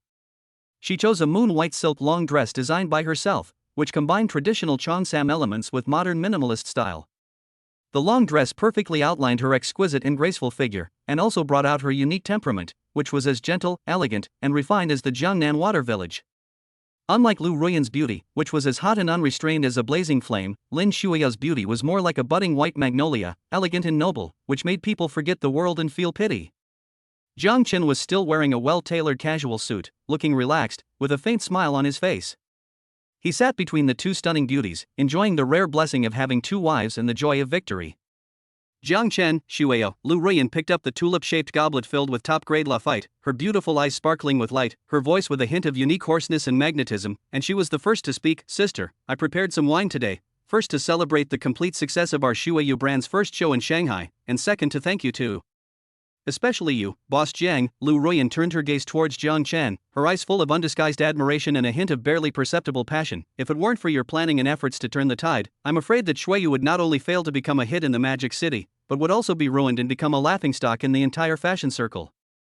Sister, let me toast to you." As she spoke, she drank the red wine in the glass in one gulp. Her movements were bold and yet carried a certain indescribable sexiness. Editor-in-Chief Lu, you are too polite. Jiang Chen smiled and raised his glass, clinking it with Lu Ruyan and Lin Shuya. The success of Shuiyu this time is the result of everyone's joint efforts. Shuiya's talent, your strong support, and the hard work of the entire team are all indispensable. As for me, Jiang Chen paused, with a hint of amusement in his tone. I was just cheering behind the scenes and throwing out a little money. He. Lu Ruyan was amused by Jiang Chen's Versailles remarks, and the breathtaking fullness of her chest rose and fell slightly, making Jiang Chen and Lin Shuya beside him feel a little dry in the mouth. Boss Jiang is really good at joking. Lu Ruyan rolled her eyes at Jiang Chen in a charming manner. You didn't just spend a little money, you simply used money to create a smooth road. I have been in the fashion circle for so many years, and I have never seen a young person like you who is so rich and inhumane and has such a business mind. Lin Shuya nodded in agreement, looking at Jiang Chen with eyes full of gratitude and admiration. Yes, Jiang Chen, if it weren't for you, I really don't know what to do. You not only gave me the stage to realize my dreams, but also gave me the most steadfast support and the strongest confidence when I was in the most difficult and helpless time. I will never forget this kindness. As she spoke, her eyes became slightly moist. Okay, today is the day for us to celebrate, so don't cry. Jiang Chen reached out his hand and gently scratched the tip of Lin Shui's upturned nose, and comforted her softly. Shuio, I said, you are my woman, and I should do anything for you. He paused, then turned his gaze to Lu Ruyan, with a meaningful smile on his face. Editor-in-Chief Lu, you specially held the banquet here today, and you dressed so brightly. Is it just to treat us to a few glasses of celebratory wine? Lu Ruyan blushed slightly when she heard this, but soon returned to normal. She raised her wine glass and gestured to Jiang Chen again, with a hint of laziness and charm in her voice. Boss Jiang is indeed a smart man. Nothing can be hidden from your eyes. That's right, her eyes became a little blurry, and her voice lowered a bit. Sister, today, in addition to thanking you, I also want to give you a special, personal reward. It depends on you, Boss Jiang, whether you dare to accept it. Oh? A personal reward? Jiang Chen raised his eyebrows, a fiery light flashed in his eyes. I wonder what kind of surprise Editor-in-Chief Lu has prepared for me. I've always been a bold person, there's really nothing I dare not accept. Lu Ruyan chuckled and did not answer directly. Instead, she took out a peculiarly shaped golden key from the limited edition Hermes handbag she was carrying and gently placed it on the dining table in front of Jiang Chen. The key was made entirely of pure gold and inlaid with tiny diamonds. A lifelike phoenix pattern was carved on the top of the key. It looked luxurious and full of mystery. This is? A hint of doubt flashed across Jiang Chen's eyes. This is the key to my favorite and most private secret garden in this city. Lu Ruyan put her red lips close to Jiang Chen's ear and whispered softly, her voice full of indescribable temptation, I am the only one who knows about that place. Tonight, I want to invite Mr. Jiang to sit in my secret garden, drink a cup of tea, chat, and enjoy the most beautiful night view of the Magic City. I wonder if Mr. Jiang would be willing to honor me with a visit. Her warm breath gently blew on Jiang Chen's earlobes, bringing waves of palpitating tingling sensations. Her phoenix eyes, full of hints and teasing, were like two burning flames, as if they were going to swallow Jiang Chen whole. Jiang Chen's heart began to beat faster and faster. He knew what this personal reward from Lu Ruyan meant. This woman who controls the fashion circle of Shanghai and is usually high and mighty like a queen, is now launching the most deadly emotional offensive against him in the most direct and irresistible way. He looked at the sexy, charming, and stunning beauty in front of him, and the golden phoenix key in her hand, which symbolized invitation and hint, and his throat rolled unconsciously. He knew that if he took the key, tonight would be a sleepless night. Lin Shuio, who was standing by, had a complicated expression on her pretty face when she saw Lu Ruyan take out the golden phoenix key and say those suggestive words to Jiang Chen. Although she had long guessed that the relationship between Jiang Chen and Lu Ruyan was unusual, and had prepared herself mentally to accept it all, when this scene really happened in front of her, she couldn't help but feel an indescribable bitterness and loss in her heart. After all, no woman wants to share her beloved man with others. However, she also knew that a man as outstanding and powerful as Jiang Chen would always be surrounded by women who admired him. If she wanted to stay with him for a long time, she had to learn to be tolerant and understanding. What's more, Lu Ruyan has indeed given a new life to the Shuiyu brand and to herself. Thinking of this, Lin Shuiyu took a deep breath, tried to suppress the unhappiness in her heart, forced a slightly forced smile on her face, and said to Jiang Chen and Lu Ruyan, Jiang Chen, Editor Lu, you guys chat. I suddenly remembered that there are still some things in the company that have not been dealt with, so I will go back first. After saying that, she got up and left. Shuiya. Jiang Chen grabbed her hand. Chapter 125, Conquering the Queen of Fashion, Tenderness in the Magic City Night. Jiang Chen held Lin Shuiao's hand tightly, not letting her leave. He turned his head and looked at Lu Ruyan, who was slightly startled by his action, and then a complex emotion flashed in her eyes. He then looked at Lin Shuiao, whose pretty face had a hint of loss and a forced smile, and couldn't help but sigh inwardly. He knew that his blessing of having two women on both sides was not so easy to enjoy. Especially when facing a woman like Lu Ruyan who had a strong desire for control and showed such a straightforward offensive towards him, how to balance the relationship with Lin Shuiao was indeed a big test. Shuiao, Jiang Chen looked at Lin Shuiao gently but firmly, with a hint of apology in his voice. Tonight is our celebration banquet, and the protagonist is you and Editor-in-Chief Lu. You are not allowed to go anywhere, just stay here, accompany me, and thank Editor-in-Chief Lu for his strong support for our Shuiao brand. He paused, then turned to look at Lu Ruyan, with a meaningful smile on his face. As for this personal reward from Chief Editor Lu, I, Jiang Chen, will naturally refuse it. However, how can one person enjoy such a beautiful scenery and beautiful women alone? Why not let me, Jiang Chen, host you tonight and invite you two beauties to Chief Editor Lu's secret garden to talk about life and enjoy the most beautiful night view of the Magic City together. Wouldn't it be more interesting? Jiang Chen's words were flawless. He did not directly reject Lu Ruyan's suggestive invitation, but also cleverly pulled Lin Shuiao in to avoid making her feel left out and embarrassed. More importantly, he also took this opportunity to send a clear signal to Lu Ruyan. He, Jiang Chen, has more than one woman. He can accept her good intentions, but he will never ignore the others around him. Lu Ruyan was so smart that she naturally understood the deep meaning of Jiang Chen's words. Her narrow and long phoenix eyes narrowed slightly, and she looked at Jiang Chen carefully, as if she wanted to see something from his face. After a moment, she suddenly giggled, and the laughter was as pleasant as a silver bell, but with a hint of inexplicable charm. Boss Jiang is indeed a man of temperament, and he is first-rate in treating women with sympathy. Lu Ruyan gave Jiang Chen a charming look. She was not angry at Jiang Chen's lack of understanding of romance. Instead, she admired and was curious about his methods of being both domineering and knowing how to balance. She reached out her hand and gently took back the golden phoenix key that symbolized invitation from Jiang Chen's hand, then took Jiang Chen and Lin Shuiao's hands respectively, and folded their hands in her warm and soft palms, and said with a smile, "Since Boss Jiang is so interested, then I am naturally happy to accompany you. Tonight, let the three of us, under the bright starry sky of this magic city, have a good chat about our ideals in life." She deliberately emphasized the word chat freely, and her eyes were full of heartwarming ambiguity. Lin Shuiao blushed at Lu Ruyan's sudden action and bold words, and her heart was pounding. She didn't know what to say for a moment. She could clearly feel the warmth and the faint current coming from Lu Ruyan's palm. Jiang Chen laughed loudly, tightly held the hands of the two beauties, and said loudly, "Great! Beautiful scenery, beautiful women as company, such a feast, is a great pleasure in life. Tonight, let's not go home until we are drunk." Lu Ruyan's so-called secret garden is a specially modified top-level luxury yacht that is moored at the most central and secret private dock on the Huangpu River. The yacht, named Phantom, adopts a streamlined black design, full of futuristic and technological sense. Its interior decoration is extremely luxurious, comparable to a mobile palace on the sea. On the top floor of the yacht, there is an open-air bar and hot spring massage pool with a 360-degree view of the night view of both sides of the Huangpu River. It is extremely private and is an exclusive place for Lu Ruyan to relax or get together with her closest friends. As Jiang Chen, Lin Shuiao and Lu Ruyan, in the night in the river breeze, held champagne and soaked in the warm and comfortable open-air hot spring massage pool together, admiring the glittering and dreamy night view on both sides of the Huangpu River, an indescribable, ambiguous and charming atmosphere quietly spread among the three. Lu Ruyan was indeed an old hand in the love field. She did not hold back at all because of Lin Shuiao's presence. Instead, she became more bold and proactive.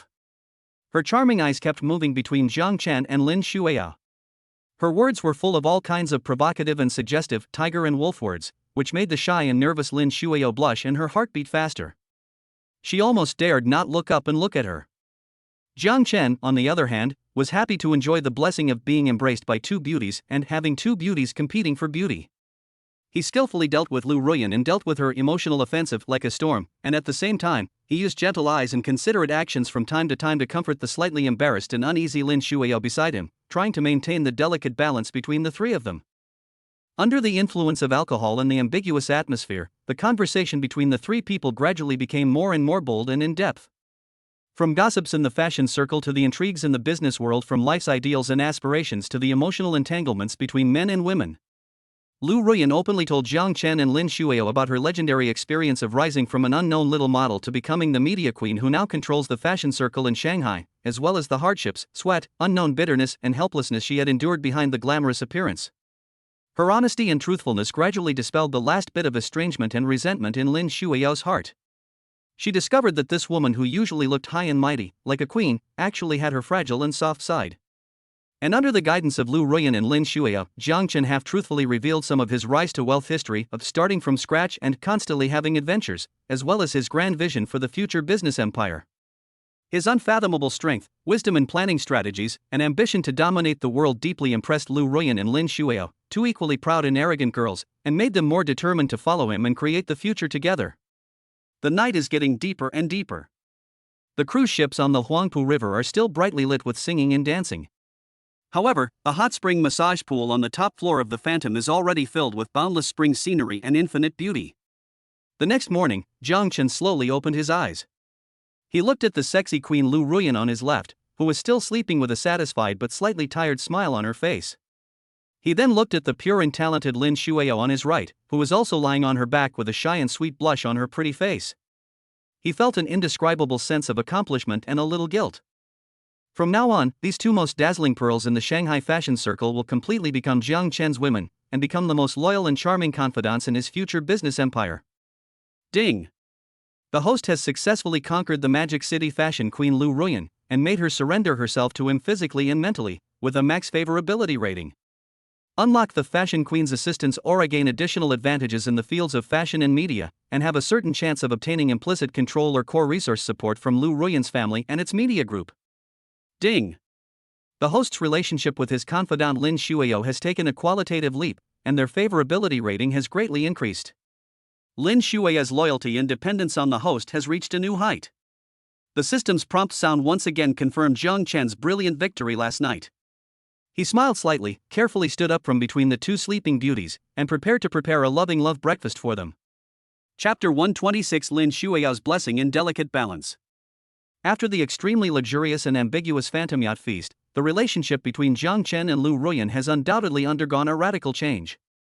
This fashion queen, who usually controls the life and death of the fashion circle in Shanghai, now shows unprecedented gentleness, obedience, and even the charm and dependence of a little woman in front of Jiang Chen.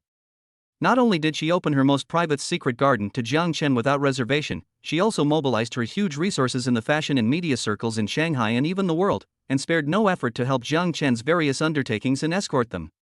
Whether it was the global promotion of the Shuayu brand, the publicity campaign of Chunma Biology, or Jiang Chen's layout in other business fields in Shanghai, Lu Ruyan handled everything for him in an orderly manner, like the most virtuous and capable good wife. As for Lin Shuao, she knew that a man as outstanding and powerful as Jiang Chen was destined to have more than one woman by his side. She also knew that Lu Ruyan had advantages that she could not match at present, whether in terms of personal charm, social status, or support for Jiang Chen's career. She did have feelings of loss and insecurity in her heart.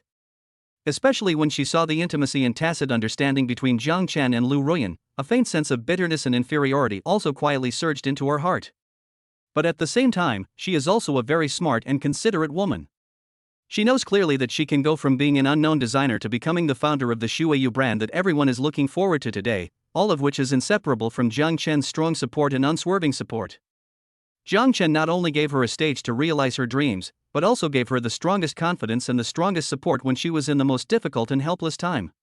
This kindness and love have long been deeply rooted in her bones, making her unable to extricate herself. She knew that Jiang Chen had her in his heart, and her place in his heart could not be replaced by anyone. That's enough. Instead of yearning for those unrealistic only and exclusive, it is better to cherish the happiness in front of you, work hard to improve yourself, and become the woman who can fight side by side with him and create the future together. So, after Lu Ruyan officially became Jiang Chen's woman and began to frequently enter and exit the top Riverview mansion on the Bund and stay in the same room with Lin Shuao did not show any jealousy or dissatisfaction. On the contrary, she took the initiative to express her sincere respect and blessings to her sister Lu Ruyan, who can be regarded as a senior in the fashion circle and business world. Editor-in-Chief Lu, no, should I call you Sister Ruyan from now on? On a sunny afternoon, Lin Shuao brought 2 cups of coffee she had prepared herself and walked to Lu Ruyan, who was leisurely flipping through a fashion magazine on the terrace of the mansion, with a sincere and gentle smile on her face. Lu Ruyan put down the magazine in her hand and looked at the young woman in front of her who had an elegant temperament and a hint of heroism between her brows. A hint of admiration flashed in her beautiful eyes. She knew that Lin Shuia's importance in Jiang Chen's heart was no less than hers. In fact, in some ways, the seemingly weak woman could touch Jiang Chen's inner tenderness and protective desire more than she, the fashion queen. "You're too polite, Sister Shuio." Lu Ruyan smiled, took the coffee and took a sip. "We're all family from now on, there's no need to be so formal. "If you don't mind, call me sister, I'll be happy to do so." Her words were not only an attempt to get closer to Lin Shuio, but also a silent declaration of her sovereignty and status. Lin Shuio was very smart and naturally understood the deep meaning of Lu Ruyan's words. She smiled slightly and did not dwell on this issue too much. Instead, she said sincerely, "Sister Ruyan, I know that you are much better than me in terms of experience and connections in the fashion circle, as well as business operations and media public relations. In the future, please give me more guidance and support. The Shuiyu brand is what it is today, and it is inseparable from your strong support. In the future, I also hope to join hands with you to promote our original Chinese designs to the world." Her words were flawless, expressing her respect and gratitude for Ruyan Lu, demonstrating her own vision and ambition. She also cleverly transformed the relationship between the two from potential rivals in love to business partners who could fight side by side. Lu Ruyan couldn't help but flash a trace of approval when she heard this. She knew that Lin Shuio was no ordinary woman. Not only did she have extraordinary design talent, she also had a delicate and considerate heart. She must have something extraordinary to be able to receive such favor and support from Jiang Chen. "Sister Shuio, you are too modest." Lu Ruyan put down her coffee cup, reached out her hand, and gently held Lin Shuio's hand. Her tone became more sincere. "Your design talent is so great that even I am ashamed of myself. The future of the Shuiyu brand is limitless. All I can do as a sister is to add icing on the cake and cheer for you." As for Jiang Chen, Lu Ruyan's eyes inadvertently glanced at the tall figure standing in front of the French window not far away, with his hands behind his back, gazing at the view of the Huangpu River. The corners of her mouth curled up into a smile that was both admiring and a bit helpless. That man is like a mystery, and also like a ball of fire. He is destined to soar into the sky and conquer the world. All we can do is work hard to make ourselves better so that we can keep up with him and not be left too far behind by him." Lin Shuio nodded in agreement after hearing this. She knew that what Lu Ruyan said was also her true thoughts deep in her heart. Jiang Chen is the brightest star that they all admire and pursue. At this moment, two equally outstanding and proud women reached a subtle and harmonious understanding and balance because of the same man. Jiang Chen, after keenly sensing the change in the atmosphere between his two close female friends behind him, couldn't help but smile with relief. He knew that it was not easy to build a stable and harmonious harem. It required not only money and strength, but also wisdom and emotional intelligence. He was glad that the women he met were not the kind of mediocre women who only knew how to fight for favors and were short-sighted. Each of them had their own unique talents, charms and pursuits. The reason why they were willing to stay with him was not only because they loved him, but also because he could give them what they really wanted. For example, what Lin Shuio wants is a stage to realize her dream of designing and the freedom of creation without any constraints. For example, what Lu Ruyan wants is to create a more magnificent career with a strong man who can truly stand shoulder to shoulder with her and even make her look up to him. For example, what Su Wanqing wants far away in the capital is to get rid of the shackles of her family, control her own destiny, and prove her value in the business world. For example, what Moron Liuli wants is to vindicate the family's injustice, protect the treasures of China, and realize her life ambitions. And Jiang Chen just happens to be able to satisfy them. Therefore, he can move easily among these equally outstanding and proud women, and make them willingly give to him and wait for him. Of course, this delicate balance also requires him to manage and maintain it carefully at all times. He knows that he must not favor one over the other, and he must not neglect his old confidant just because he has a new lover. He must use his unique love and commitment to nourish the hearts of every woman who loves him, so that they can feel that they are unique and irreplaceable in his heart. Chapter 127, Snowy Language S Asian Expansion and the Tentacles of the Media Empire. With the unremitting support of Lu Ruyan, the fashion queen of Shanghai, and the comprehensive promotion of the powerful resources of the Miangui Media Empire, the success of the Shuiyu brand in Shanghai, like a spark that set a prairie fire, quickly ignited the enthusiasm of the fashion circles throughout Asia and even the world.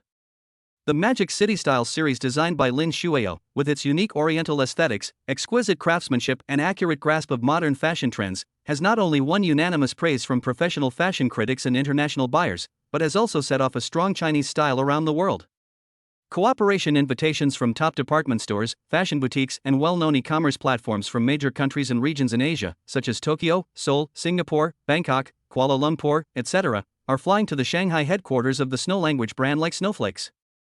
They all hope to introduce this hot Chinese original brand into their own market as soon as possible to meet the strong demand of local consumers for high-quality and high-grade oriental fashion. Faced with such a hot market and a once-in-a-lifetime development opportunity, Jiang Chen and Lin Shuya would naturally not miss it. With Lu Ruyan's help and professional advice, they quickly developed a detailed expansion plan for the entire Asian market. First, the brand will open flagship stores of the Snow language brand as quickly as possible in major fashion capitals in Asia, such as Ginza in Tokyo, Gangnam District in Seoul, and Orchard Road in Singapore. The location, design, and decoration of these flagship stores will continue the high standards and unique style of the Shanghai flagship store, and strive to build them into new fashion landmarks that showcase the charm of Chinese original design and the essence of Oriental aesthetics. Secondly, we will establish close strategic partnerships with the most powerful and influential local fashion groups, department stores, and e-commerce platforms in Asia. Through brand authorization, joint cooperation, channel sharing, and other means, we will quickly bring the products and services of the Shuiyu brand to a wider range of consumer groups.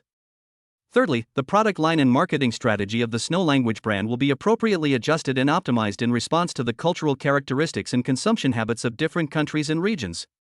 For example, in response to the Japanese market's extreme pursuit of refinement and details, they will launch some special styles with more ingenious craftsmanship and limited collection value. In response to the Korean market's fanatical pursuit of trends and celebrity effects, they will actively seek cooperation with local top stars and internet celebrities, using the fan economy to ignite the market. And in response to the Southeast Asian market's preference for tropical style and holiday leisure style, they will also launch some special series with more island style and light luxury holiday feeling.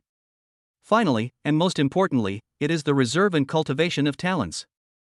Jiang Chen knows that the success of a brand is inseparable from an excellent team of talents. He not only hired a group of experienced professional managers and brand operation experts from major domestic top business schools and fashion groups at high salaries, but also planned to establish the Shuiyu Fashion Academy in Shanghai and other core cities in Asia to cultivate Chinese local fashion design talents, brand management talents, and marketing talents with international vision and local sentiment, so as to reserve a steady stream of fresh blood for the future global development of the Shuiyu brand. With the full support and protection of Lu Ruyan's media empire, the Myingui Group, Jiang Chen's grand blueprint is becoming a reality step by step at an astonishing speed. The Myingui Group not only uses its strong influence in the global fashion and media circles to carry out all-round and comprehensive publicity and promotion for every important event and new product launch of the Shuiyu brand, but also unreservedly tilts its top model agency, fashion photography team, public relations event planning team and other high-quality resources towards the Shuiyu brand. Lu Ruyan even took the initiative to suggest that the Myingui Group's media distribution channels and advertising networks in Asia and around the world could be used to tailor an integrated marketing plan covering both online and offline channels for the Shuiyu brand, helping it to establish strong brand awareness and reputation in the target market as quickly as possible. Jiang Chen was naturally grateful for Lu Ruyan's generous help that she spared no effort to do. He knew that the reason why this sexy lady was so hardworking was not only because of the special friendship between the two of them that had long surpassed ordinary business cooperation, but more importantly, she was also keenly aware of Jiang Chen and the unfathomable strength and potential behind him, as well as the huge commercial value that the Shuiyu brand might bring in the future. She is making an emotional investment and business investment with a very high return rate. Jiang Chen did not just accept Lu Ruyan's good intentions unilaterally. In a way of returning favors, he also began to consider formally acquiring shares or conducting deeper strategic cooperation with the Myingui Group through the Hanhai Capital channel, jointly controlling some media resources, and building an indestructible public opinion position and cultural influence for his future business empire. He knows very well that in modern business competition, the guidance of public opinion and the control of discourse power are no less important than capital and technology. A powerful media empire can not only protect his business territory, but also send out the loudest and most unquestionable voice of Jiang Chen when he needs it. He and Lu Ruyan, two equally ambitious heroes and queens who also possess great strength and skills, began to be closely tied together at an extraordinary speed because of their common interests and indescribable feelings. The relationship between them has long surpassed simple lovers or allies and is more like a pair of tacitly understanding and well-cooperative business accomplices and soulmates. It can be predicted that in the near future, a super business consortium spanning multiple fields such as fashion, media, and finance, controlled by Jiang Qin behind the scenes and led by Liu Ruyan in the front, will rise in Shanghai and even in the whole of Asia, and will have a profound and significant impact on the existing business landscape. While Jiang Chen and Liu Ruyan were planning their respective business empires and media empires, and Lin Shuya was busy with the Asian expansion of the Shuyu brand, a gold-stamped invitation letter from the Science and Technology Innovation Promotion Association with the background of the Magic City government was quietly delivered to Jiang Chen's desk.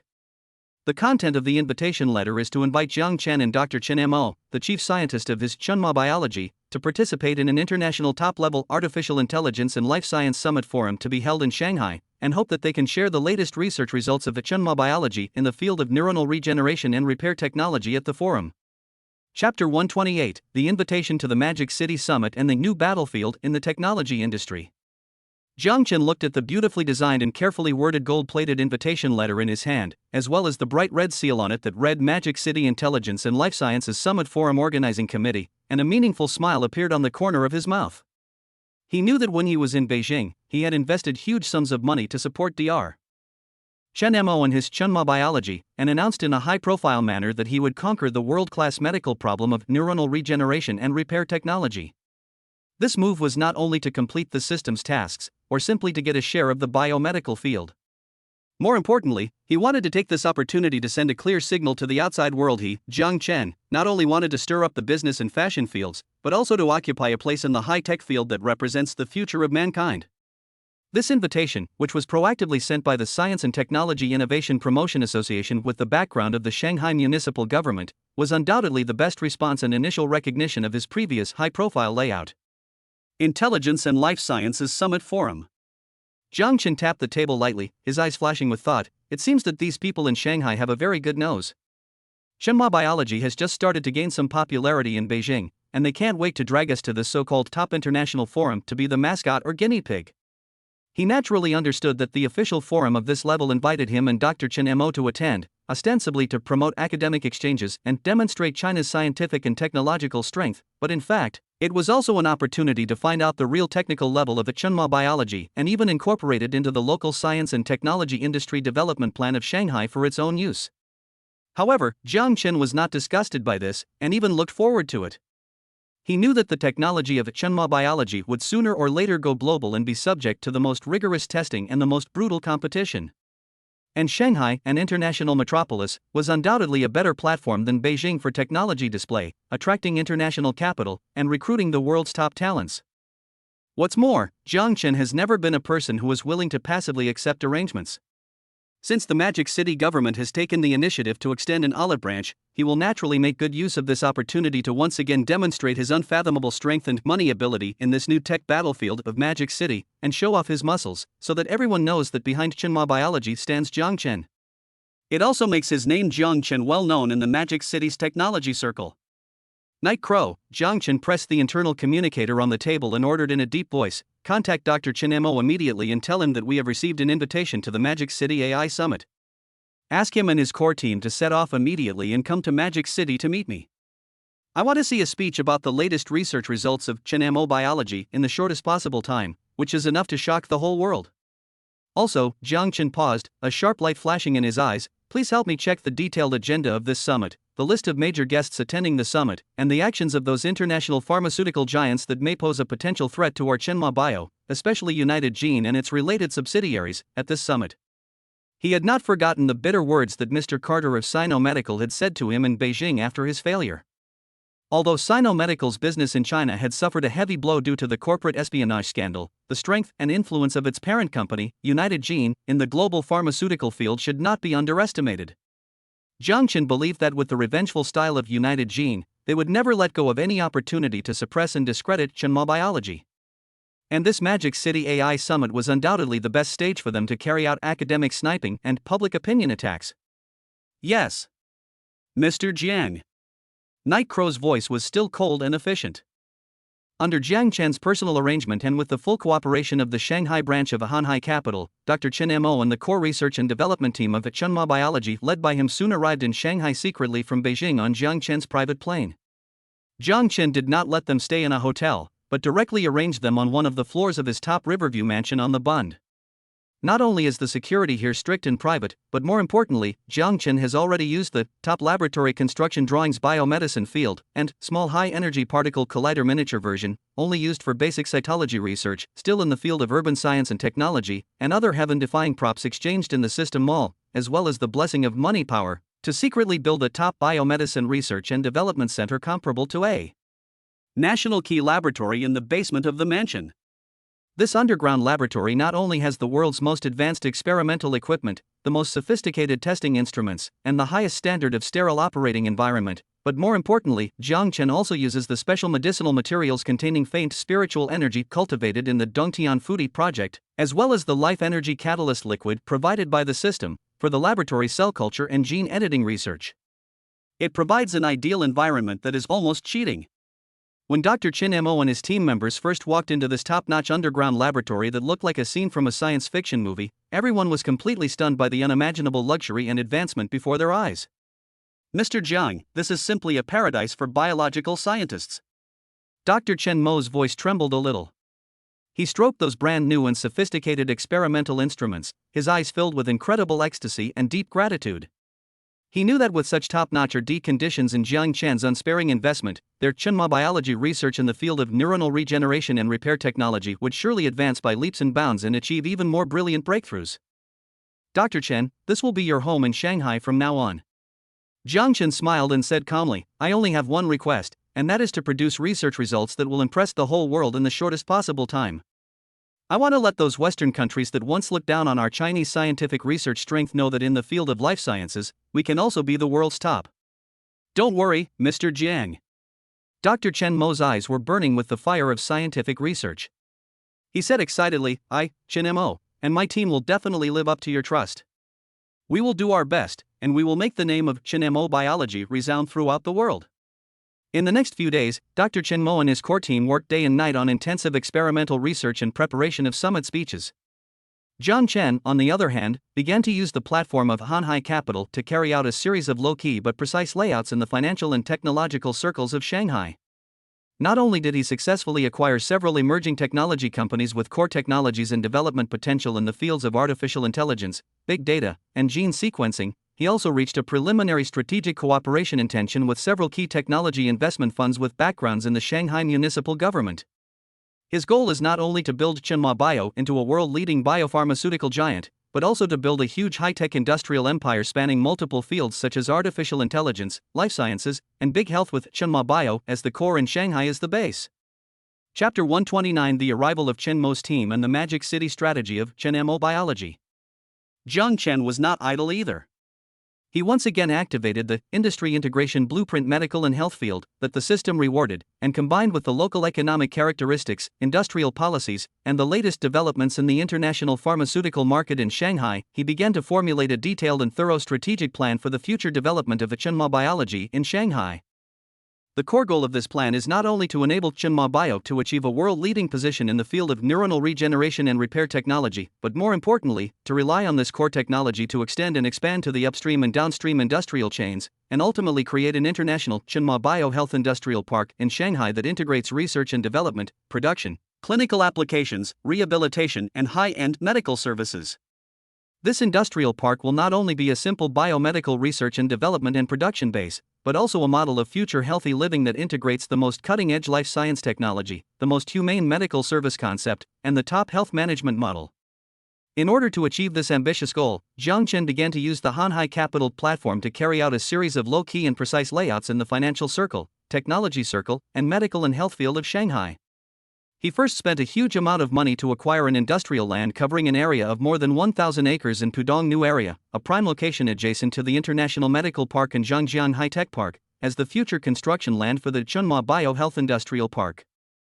Then, he hired a group of top professional managers and professional and technical personnel with rich experience in drug research and development, clinical trials, production management, marketing, and hospital operations from major domestic and foreign pharmaceutical companies, research institutions, and well-known medical schools through various channels such as headhunting companies and internal recommendations, and built a luxurious management and operation team for the rapid development of Chenma biology in Shanghai. At the same time, he also actively communicated and coordinated with the relevant departments of the Magic City government, striving to obtain the greatest support and convenience in terms of policy support, talent introduction, and land approval. The Magic City government naturally welcomed Jiang Chen and Chenhua Biology, a high-tech enterprise with core technology, strong capital, and willingness to make large-scale investments in Magic City, and made a decision on the spot, granting a series of extremely attractive preferential policies and green channel treatment. Jiang Chen even used his good relationship with the Qin and Su families, as well as Lu Ruiyan's influence in the media, to begin laying the groundwork and building momentum for the future financing and brand promotion of the Chenhua Bio-Health Industrial Park. His goal is to build the Chenhua Bio-Health Industry Park into a new business card for Shanghai and even the entire China in the field of life science and health industry. An Oriental Health Silicon Valley comparable to the world's top biopharmaceutical industry clusters such as Silicon Valley and Boston. The upcoming Artificial Intelligence and Life Science Summit Forum will undoubtedly be the best stage for Jiang Chen to showcase the technological strength of the Chenhua Biology to the whole world, announce its grand strategy, and attract the attention of the world's top talents and capital. Jiang Chen knew that this road was not destined to be smooth sailing. He would inevitably face fierce challenges from domestic and foreign competitors, as well as various unpredictable difficulties and obstacles. But he is fearless. Because he possesses a heaven-defying system, the blessing of money power, and a strong heart that dares to challenge and conquer everything. Shanghai, this phantom city full of opportunities and challenges, will surely set off a technological and commercial storm sweeping the world because of the arrival of Jiang Chen.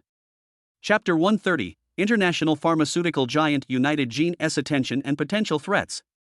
Just as Jiang Chen and Dr. Chen Mo were leading the Chenhua Biology team in the heavily guarded underground laboratory on the Bund in Shanghai, making the final sprint for their stunning appearance at the Artificial Intelligence and Life Sciences Summit Forum, a conspiracy against them was quietly brewing in the top decision-making meeting room of a global pharmaceutical oligarch on the other side of the ocean.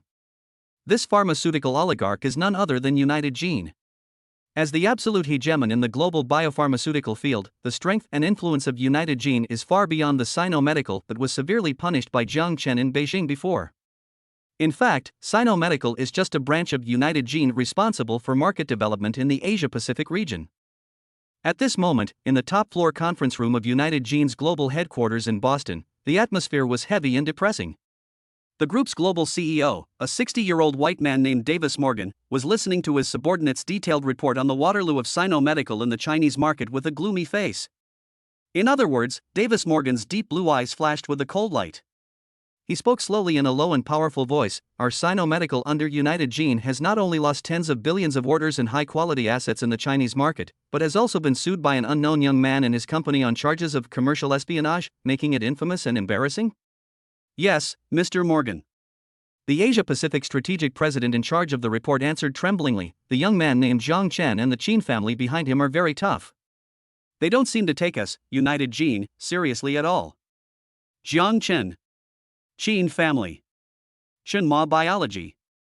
Davis Morgan's fingertips tapped gently on the smooth conference table, making a very regular sound. He was not as furious as Carter Brown, but everyone in the conference room could feel the suffocating and powerful sense of oppression emanating from him. He knew that the disastrous defeat of Sino-Medical in China was no accident. There must be deeper reasons and threats behind it.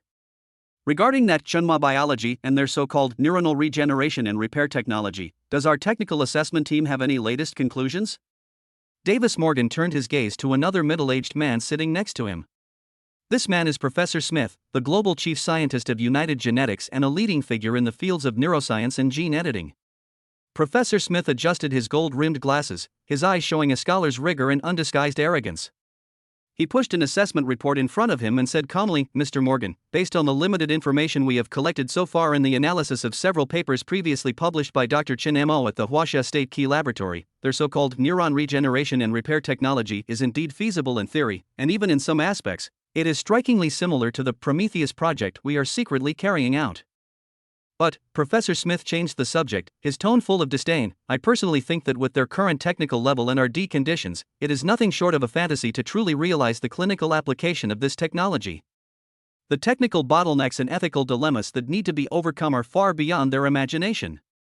I am more inclined to believe that they have only mastered some early theories that we have long eliminated or failed to verify, and then used some Chinese-specific Chinese medicine metaphysics and capital speculation methods to exaggerate and promote them, trying to attract investment or steal our real core technology.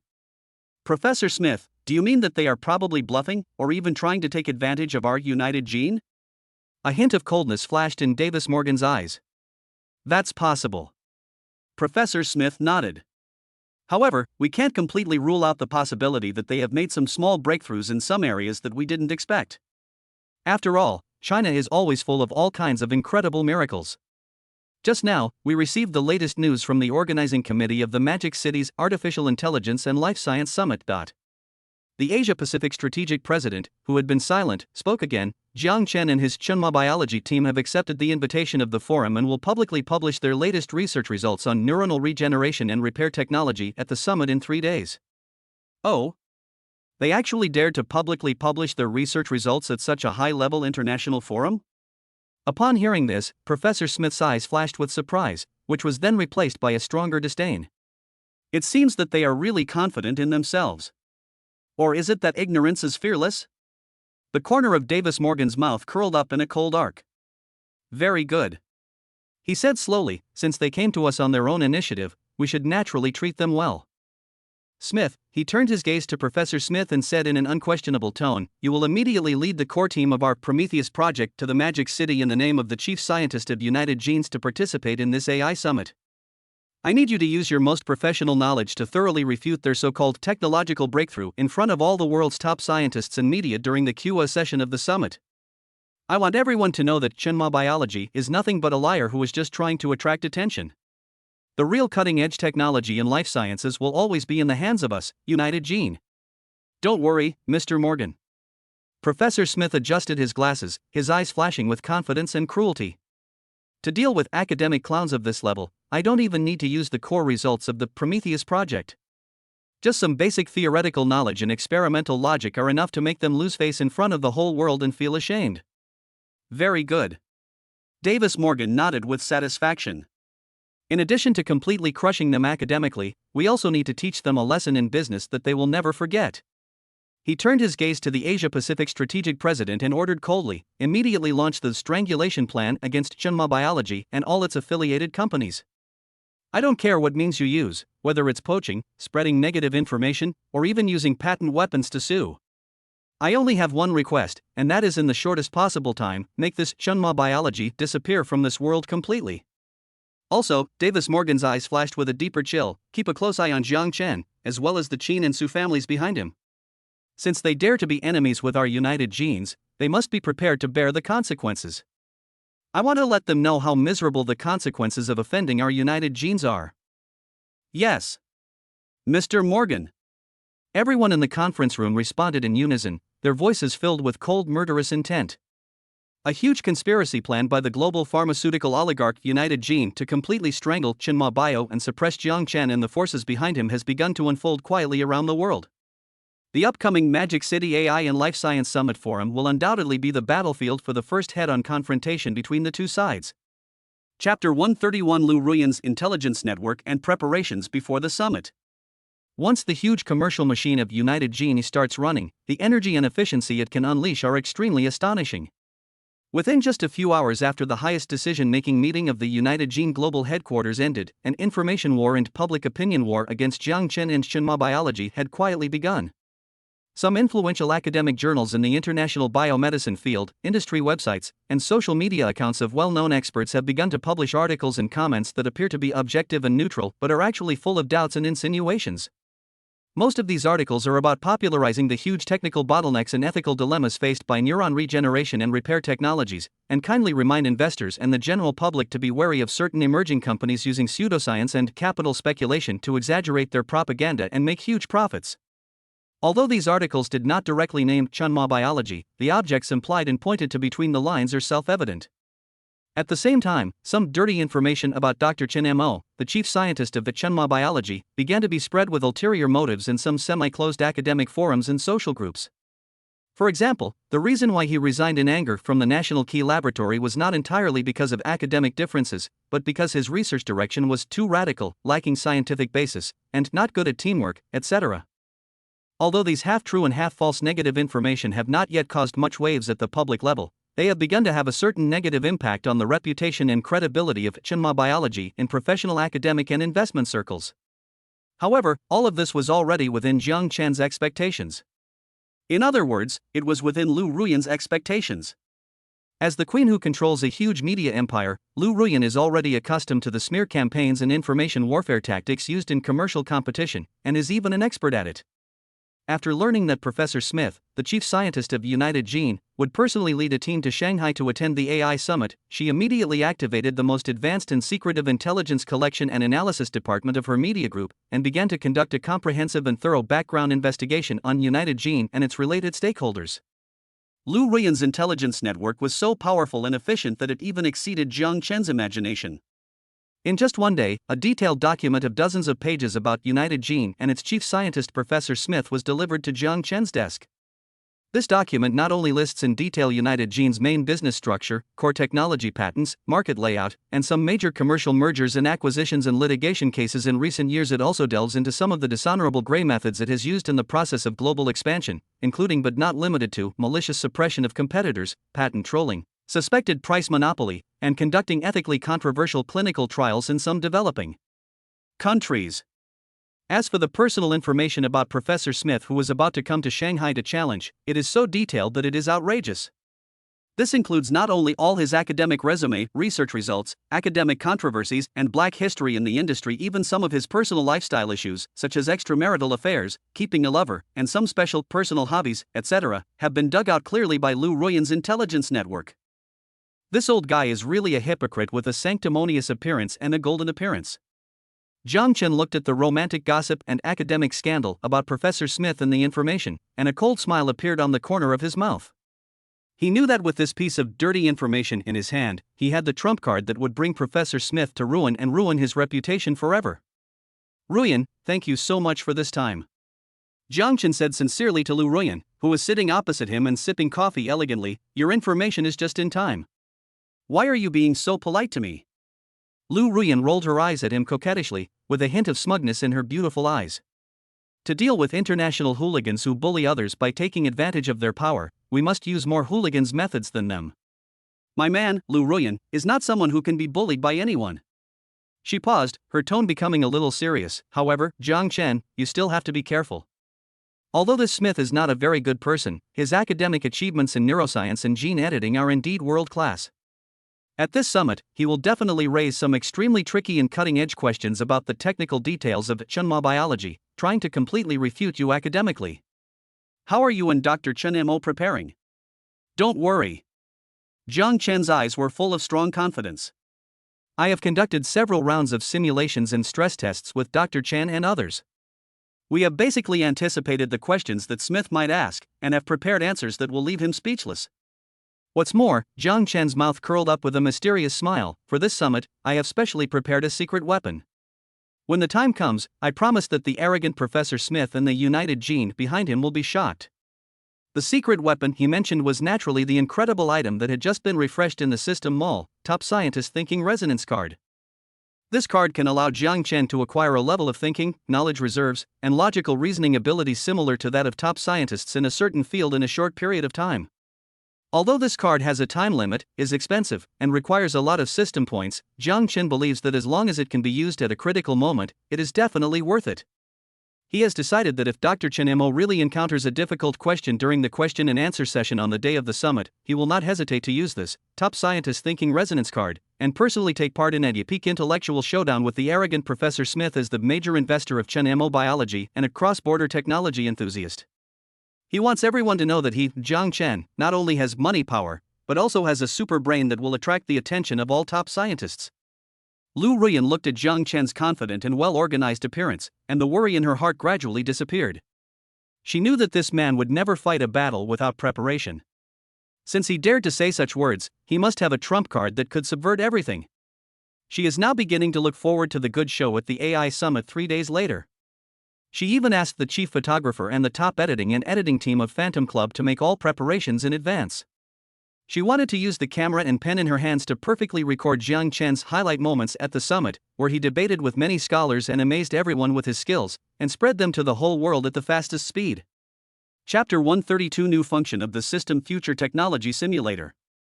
After Lu Ruyan left with satisfaction, carrying the black material that was enough to make United Gene anxious. Jiang Chen stood alone in front of the huge floor-to-ceiling window of the Bun Mansion, overlooking the prosperous city that never sleeps beneath his feet, his eyes deep and sharp. He knew that although Lu Ruyan's intelligence network was powerful, it could only be used as a deterrent and a weapon for public opinion counterattack. At the upcoming Artificial Intelligence and Life Science Summit Forum, the real winner would be Chenma Biology's own technical strength and on-the-spot performance. As the global chief scientist of United Gene, Professor Smith's academic achievements and influence in the field of neuroscience are well-deserved. He will certainly question and challenge Dr. Chen Mo's research results from the most professional, cutting-edge and tricky perspective. Although Jiang Chen and Chen Mo's team have conducted multiple rounds of simulations, facing a top-level competition of this level, any negligence or lack of preparation could lead to a complete loss.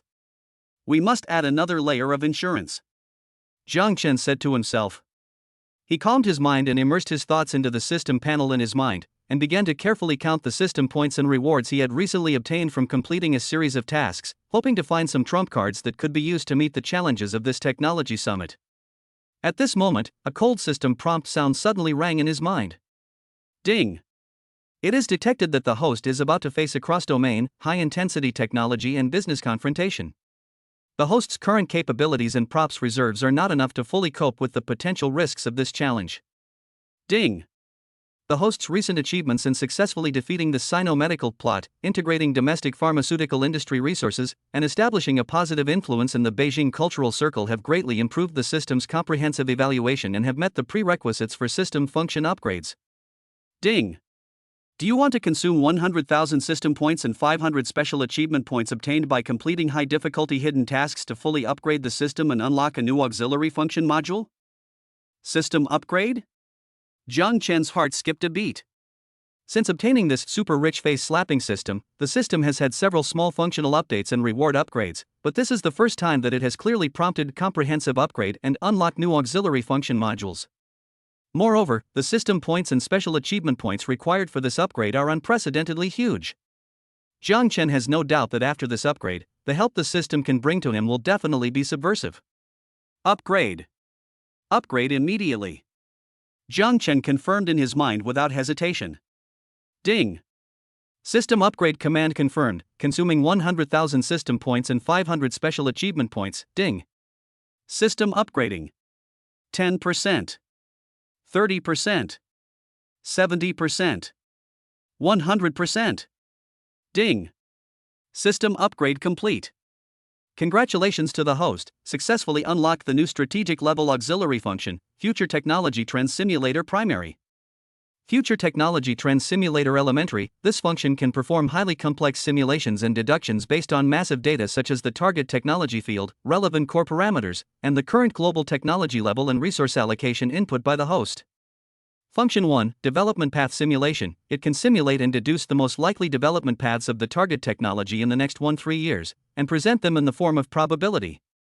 Function 2, Bottleneck and Risk Warning. It can warn in advance the most likely technical bottlenecks, ethical risks, and potential threats from competitors that the target technology will encounter during the research and development process. Function 3, Breakthrough Direction Guidance. Based on the results of the simulation, it can provide the host with several most promising technical breakthrough directions and innovative ideas, but it will not directly provide a complete technical solution. Note, this function is currently in its primary state.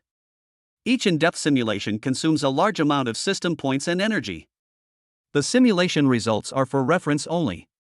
The specific decision still needs to be made by the host. Looking at the detailed introduction of the Future Technology Trend Simulator on the system panel, Jiang Chen's breathing became a little rapid. This is simply a powerful plug-in tailor-made for him to deal with the AI summit. With this simulator, he can not only predict in advance the difficulties and risks that Chenma Biology may encounter in the future research and development process, but also gain insight into the future development trends and technological breakthroughs in the entire field of neuroscience. He could even input relevant information about United Gene and Professor Smith to simulate and deduce from which angles and with which technical arguments they would most likely attack Chenma Biology at this summit. This is no longer a simple matter of knowing yourself and knowing your enemy. This is simply opening a goddess perspective and getting the opponent's test answers in advance. Ha ha ha. Good. That's great. Jiang Chen's eyes burst with unprecedented brilliance and confidence. He suppressed the ecstasy in his heart and immediately contacted Dr. Chen Mo, who was far away in the underground laboratory, still pondering over the summit speech and unable to sleep or eat. Dr. Chen, gather all core team members immediately and have a meeting in the main conference room. I have some new ideas about the response strategy for this summit that I want to discuss with you. Half an hour later, in the top-level confidential conference room filled with futuristic technology in the underground laboratory of Chen Mo Biology in Shanghai, Dr. Chen Mo and a dozen core scientific research elites led by him were sitting at the conference table with solemn expressions. Each of them looked a little tired and anxious.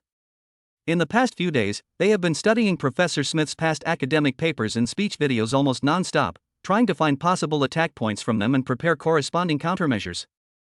However, Professor Smith's academic attainments are so high, his knowledge system is so vast, and his logical thinking is so rigorous that even these team members, who are also top scientists, feel under great pressure and as if they are facing a great enemy. Everyone, Jiang Chen sat in the main seat, looking at the slightly haggard scientific research elites in front of him with a confident smile on his face. I know that everyone has worked hard these past few days. I also know that everyone feels a lot of pressure for the upcoming academic showdown with Professor Smith. However, from now on, everyone can put their hearts back in their stomachs. Jiang Chen smiled slightly, his tone calm but full of powerful appeal, because I have already predicted all of Professor Smith's predictions in advance. As he spoke, he projected a report on Professor Smith's 10 most likely attack points and countermeasures analysis report that he had compiled overnight using the Future Technology Trend Simulator onto the giant holographic screen in the conference room. When Dr. Chen Mo and his team members saw the extremely accurate and incisive analyses on the screen, as well as the logically rigorous and even dimensionality reduction response strategies, everyone was completely stunned. How is this possible? A young doctor in charge of gene sequence analysis looked at the content on the screen in disbelief and exclaimed, "Mr. Jiang, how did you know that Professor Smith secretly conducted a study on the off-target effects of retroviral vectors in neuron-targeted delivery 3 years ago? The data of this study has never been published publicly because the results were not ideal. And the response strategy you listed here can use the failed data of this study to refute his possible doubts about the safety of our technology." And this? Another senior expert in cell culture and preclinical research pointed at another analysis on the screen in shock. The telomere loss problem during in vitro differentiation of neural stem cells has always been a problem that has plagued the entire industry. Professor Smith will certainly attack the long-term effectiveness of our technology from this perspective. And the solution you proposed here using CRISPR-Cas9 gene editing technology to activate telomerase at a specific site. My God! This idea is simply genius. Not only can it perfectly solve the problem of telomere loss in theory, it can even open a new door for our subsequent anti-aging research. In the conference room, exclamations, praises, and incredible discussions rang out one after another. Dr. Chen Mo was stunned and his heart was filled with emotion. He looked at the theoretical ideas and response strategies on the screen that were full of foresight and creativity that he had never thought of before, and then looked at the young boss sitting in the main seat with a calm expression and an unfathomable smile on his lips. The awe and admiration in his heart had reached an unprecedented peak.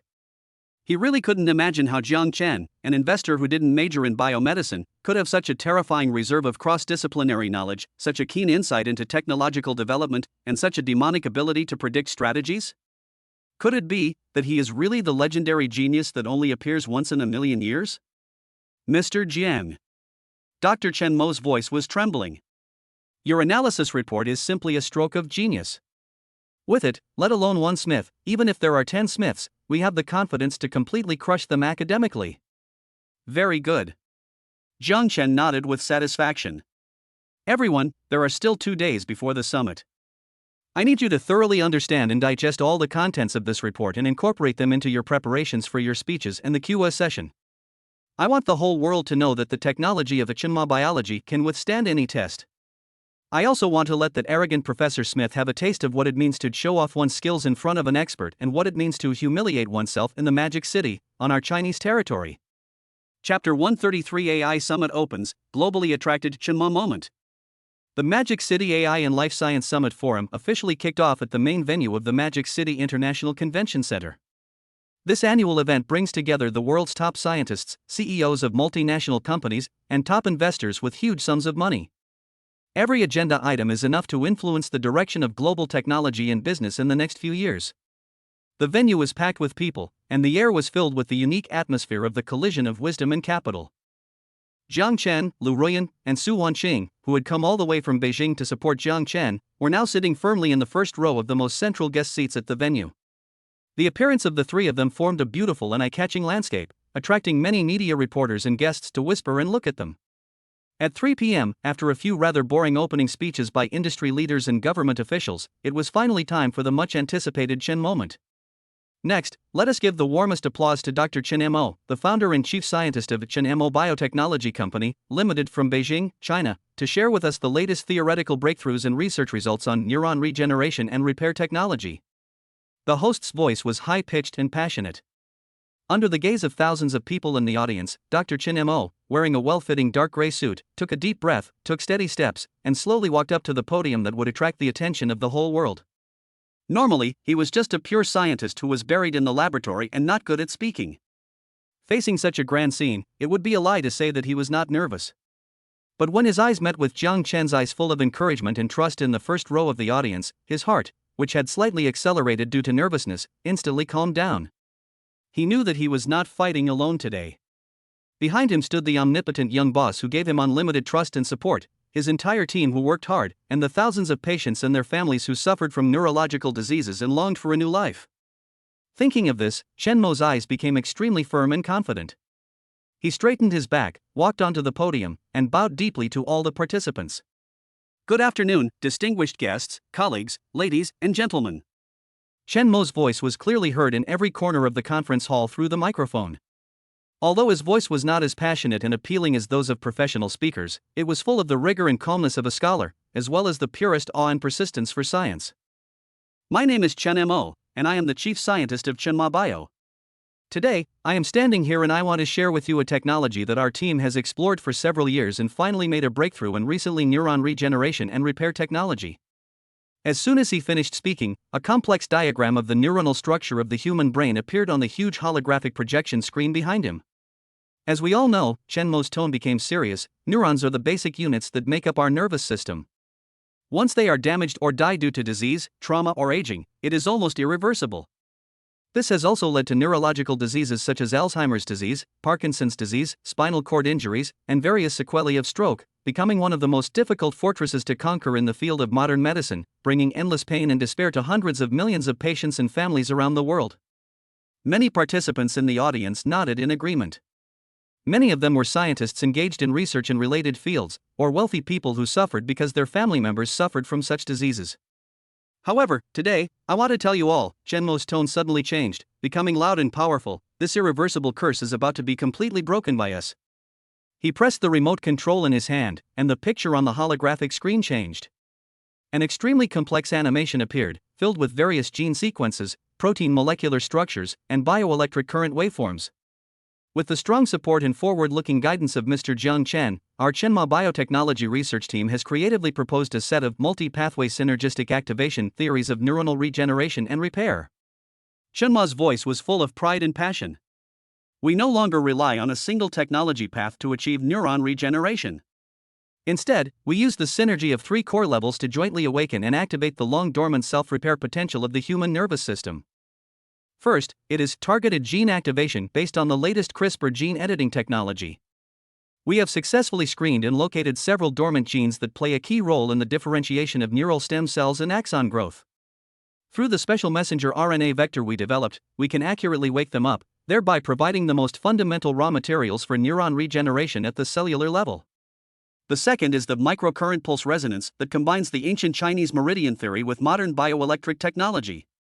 We found that using microcurrents of specific frequencies and waveforms to pulse stimulate specific acupoints or nerve nodes around the damaged nerve area can greatly improve local microcirculation, reduce inflammatory responses, and create an ideal microenvironment for the growth and connection of new neurons.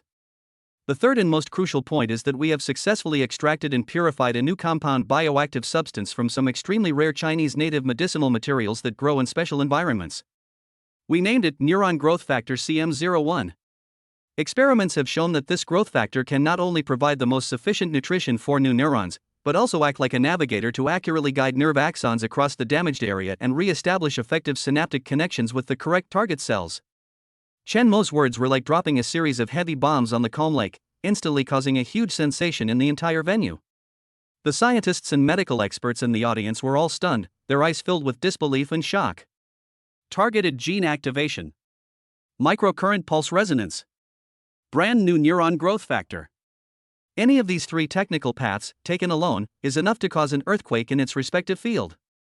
However, Chenma biology has perfectly integrated them together to form a systematic and subversive theoretical system. This is simply a genius idea. Professor Smith, who was sitting in the audience, had a rather ugly expression on his face. He originally thought that Chenma biology only had some superficial technologies and was just being mysterious.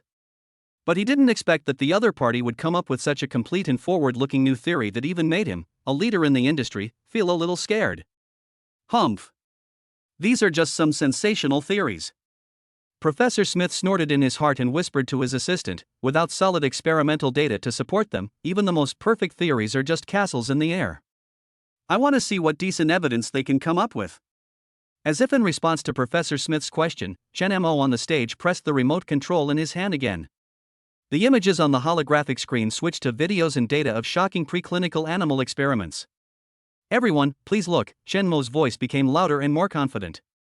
This is a spinal cord injury repair experiment we conducted on non-human primates rhesus monkeys.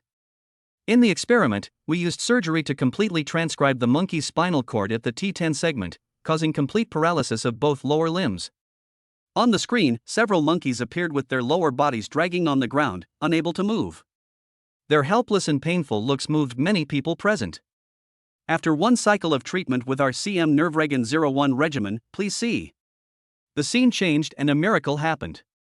Those monkeys that were originally paralyzed actually began to try to shake their legs with the help of therapists. 2 months later, they were able to barely support their bodies. After 4 months, they were able to crawl slowly with the help of a stent.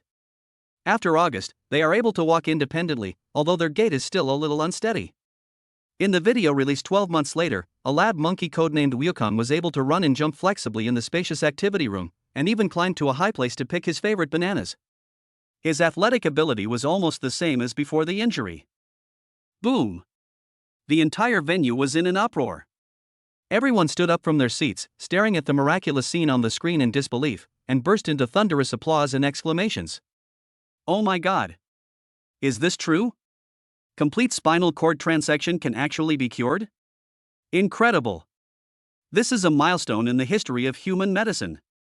Chenma biology. They created a miracle. Lu Ruiyan and Su Wanqing also stood up excitedly and applauded loudly for the man who had created a miracle on the stage, and also for the man they both loved deeply who was planning everything behind the scenes.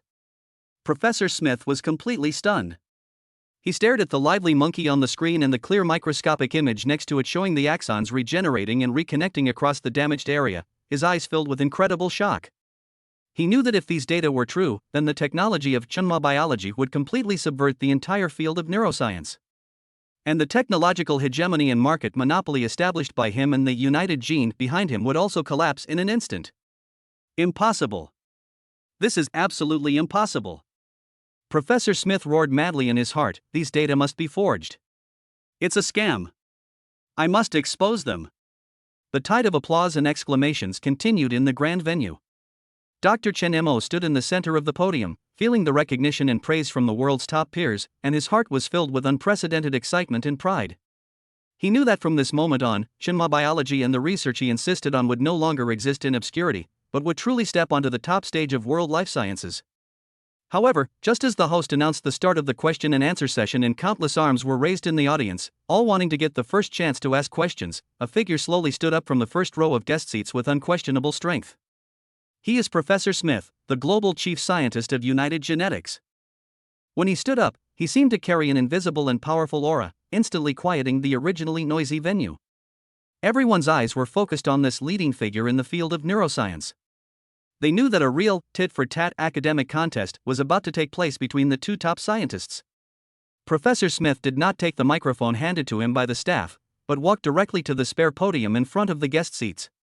His deep blue eyes looked at Chen Mo on the stage through his gold-rimmed glasses, with a hint of condescending scrutiny and undisguised provocation. Congratulations, Dr. Chen Mo. Professor Smith's voice was heard throughout the room through the microphone. His English pronunciation was standard and elegant, but there was a hint of sarcasm in his tone. I have to admit that you just put on a very wonderful science show for us. Especially the experimental videos you showed on the repair of primate spinal cord injuries, which were really very entertaining. He deliberately emphasized the words wonderful and entertaining, and the implication of his words is self-evident. Chen Mo frowned slightly, but he was not angered by the other party's provocation. He just responded calmly, "Thank you, Professor Smith, for your compliment. I wonder if you have any questions for my speech just now? It's not really about giving me advice, I just have a few small academic questions that I'd like to discuss with Dr. Chen Mo." Professor Smith raised the corner of his mouth with an icy arc, and then threw out his first question, like a sharp sword drawn from its sheath, pointing directly to the vital point. "Dr. Chen, the primate experimental data you just showed are indeed impressive. However, I noticed that you seem to deliberately avoid several key experimental design issues throughout your report." Professor Smith's tone became aggressive. First, you did not explain in detail what specific statistical methods you used in the data analysis to exclude those confounding variables that may affect the experimental results, such as individual differences in animals, postoperative infection risks, and rehabilitation training intensity. Second, for this level of preclinical research, a rigorous double-blind control experimental group is essential. But I did not see any detailed data and comparative analysis of the control group in your report. Third, and most importantly, the resolution and clarity of the microscopic images of axon regeneration you showed do not seem to be sufficient to completely exclude the artifact interference caused by the proliferation of glial scars. How can you guarantee us 100% that what you see is real, functional nerve regeneration, rather than a self-deceiving illusion? Professor Smith's question was extremely sinister. He did not directly question the authenticity of the data, but started from the rigor of the experimental design and the standardization of scientific methods, trying to fundamentally shake the credibility of Chen Mo's entire research. Each of the three questions he raised directly points to the core and pain points of modern biomedical research.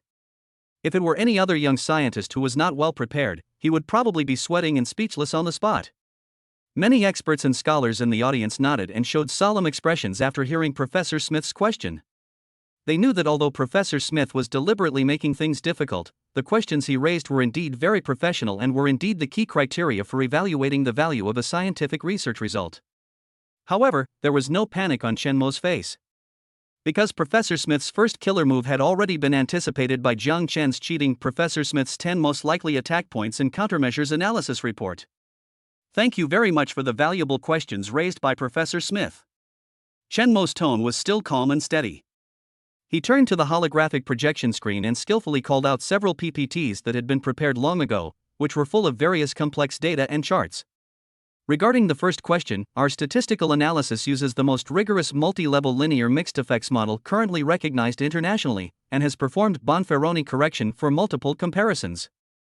All confounding variables have been included in the model as covariates for analysis, and their impact on the final experimental results has been reduced to the lowest level in statistical significance. After the meeting, we will publish the detailed statistical model and original data in the form of an attachment on the official website of Chenma Bio for review and supervision by all colleagues. Regarding the second question, double-blind control. Professor Smith should know better than me that for severe injuries such as complete spinal cord transection, from an ethical point of view, we cannot set up a control group that only receives placebo treatment and watch those poor experimental animals spend the rest of their lives in pain. Therefore, we used a historical control research method that is also widely recognized internationally. Our experimental results are obtained after a strict comparative analysis with the efficacy data of other treatment plans for similar spinal cord injury models published worldwide in the past 5 years. As for the results of the comparison, I think I don't need to say more, right? Chen Mo's words were well-reasoned and neither humble nor arrogant. He not only explained the rationality of his experimental design, but also quietly defeated Professor Smith. There was another round of whispers and approving glances from the audience.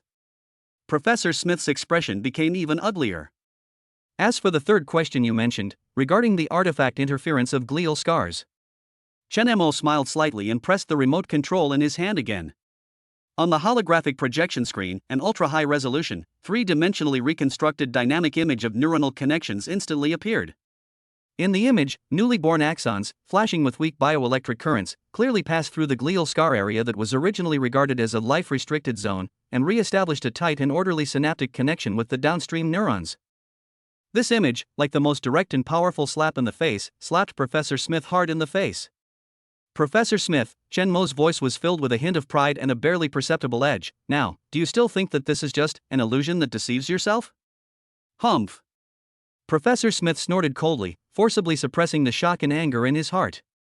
He knew that he had completely fallen into a disadvantage in the first round of confrontation. But he did not give up. He knew that the real killer move was still to come. Very good, Dr. Chen, it seems that you have really put a lot of effort into the experimental design and data presentation. Professor Smith's tone became even colder and more dangerous.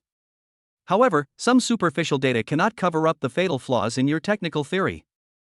I would like to ask Dr. Chen. Professor Smith stared at Chen Mo with a venomous gaze. How does your so-called targeted gene activation technology solve the off-target activation risk of more than 15% in the in vivo application of the CRISPR-Cas9 system?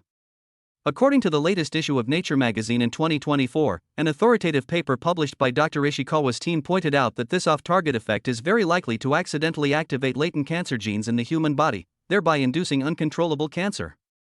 For this catastrophic risk, why did you not mention it in your report? Could it be that you are pursuing the so-called technological breakthrough and disregarding the safety of patients' lives? This question is more acute and more fatal than the previous one.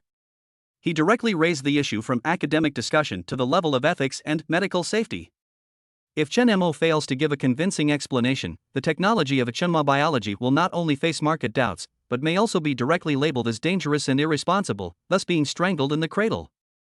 The atmosphere in the venue became tense and depressing again. Everyone's eyes were focused on Chen Mo on the stage, waiting for his answer. Chapter 134: Jiang Chen's God-level refutation, investors' professionalism. Professor Smith's question, like a poisoned blade, instantly froze the atmosphere in the entire conference hall to the freezing point. Everyone's eyes were like spotlights, locked on the slightly thin figure on the stage. This question was too deadly. It not only pointed directly to the potential safety risks of the core technology of Chenma biology, but also raised the entire topic from a simple academic discussion to a moral judgment height concerning life ethics and corporate responsibility. If Chen Mo cannot give a perfect answer, then all the efforts of Chen Mo biology and Shuayu brand will be in vain.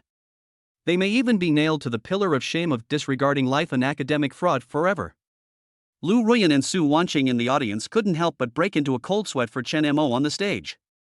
Although they had full confidence in Jiang Chen, facing such a professional academic sniping launched by a world-class scientific master like Professor Smith, their hearts were also in their throats. However, to everyone's surprise, Dr. Chen Mo on the stage calmed down quickly after the initial moment of shock. Although his face was still a bit solemn, his eyes were unusually clear and firm.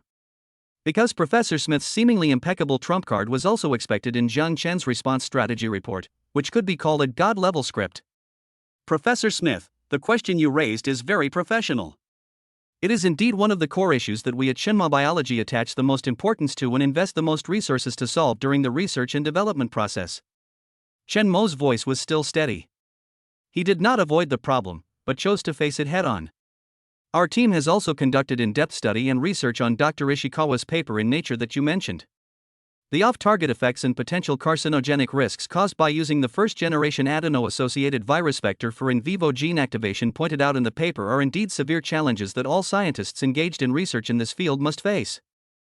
But, Chen Mo changed the subject, his tone full of confidence. I need to clarify to you and all my colleagues here that the CM Vector 3 targeted delivery system used by our Chenma Bio is no longer the first-generation technology used in Dr. Ishikawa's thesis.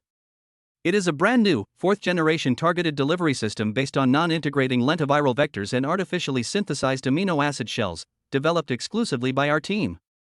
He pressed the remote control in his hand, and an extremely complex dynamic three-dimensional model composed of countless molecular structures and gene sequences immediately appeared on the huge holographic projection screen behind him.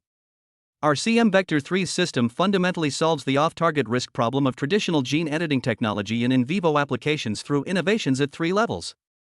Chen Mo's voice became high-pitched and passionate. He pointed to the model on the screen and introduced it like a treasure. First, we designed a brand new guide RNA-gRNA scaffold structure with triple logic gating. It will only unlock the Cas9 protein inside and perform gene activation operations when it recognizes 3 specific receptor proteins on the surface of target neuronal cells at the same time, and the pH value and bioelectric signals of the surrounding environment fully meet the preset safety threshold. This triple insurance design has reduced the probability of off-target activation to less than 1 in 10 million in theory. Second, we abandoned the traditional Cas9 protein and adopted a new high-fidelity Cas9 protein HiFi Cas9 that was artificially designed and screened through directed evolution, with its fidelity increased by hundreds of times. Its recognition accuracy for the target DNA sequence has reached an astonishing single base level. The third and most important point is that all of our delivery vectors use non-integrating lentiviral vector technology. This means that our therapeutic genes will not be integrated into the patient's own genome, thus completely eliminating the potential risk of accidental activation of oncogenes due to random insertion. Here are the detailed data from more than 5,000 in vitro cell experiments and hundreds of in vivo primate experiments we conducted. Chen Mo switched the screen again, and a PPT filled with various complex data and statistical charts was presented to everyone. The data shows that our CM Vector 3 system has not detected any statistically significant off-target activation events in all experiments. Its safety has far exceeded all similar technologies currently known in the world. Chen Mo's answer was clear, detailed, logical, and perfect. He not only responded to Professor Smith's doubts, but also took this opportunity to show the world the strong strength and leading position of Chen Mo biology in core technology, which far exceeds its peers. In the conference hall, there was once again a burst of suppressed exclamations and whispers. Oh my god! The fourth generation targeted delivery system? Triple logic gated gRNA? The technical reserves of this Chen Ma biology are too terrifying. Non-integrating lentiviral vector. This technology is extremely difficult, and I didn't expect them to actually overcome it. It seems that we really underestimated this company from China before. Professor Smith's face had turned livid. He had never expected that academic sniper he had carefully prepared, which he thought was a sure kill blow, would be so easily resolved by the other party. Moreover, the other party also showed off his more advanced and more powerful technical muscles. This was simply a slap in his face in front of the whole world. He was about to speak again, trying to find new flaws in Chen Mo's answer and fight back. However, at this moment, a voice that was slightly lazy but full of unquestionable penetrating power suddenly sounded from the first row of the guest seats.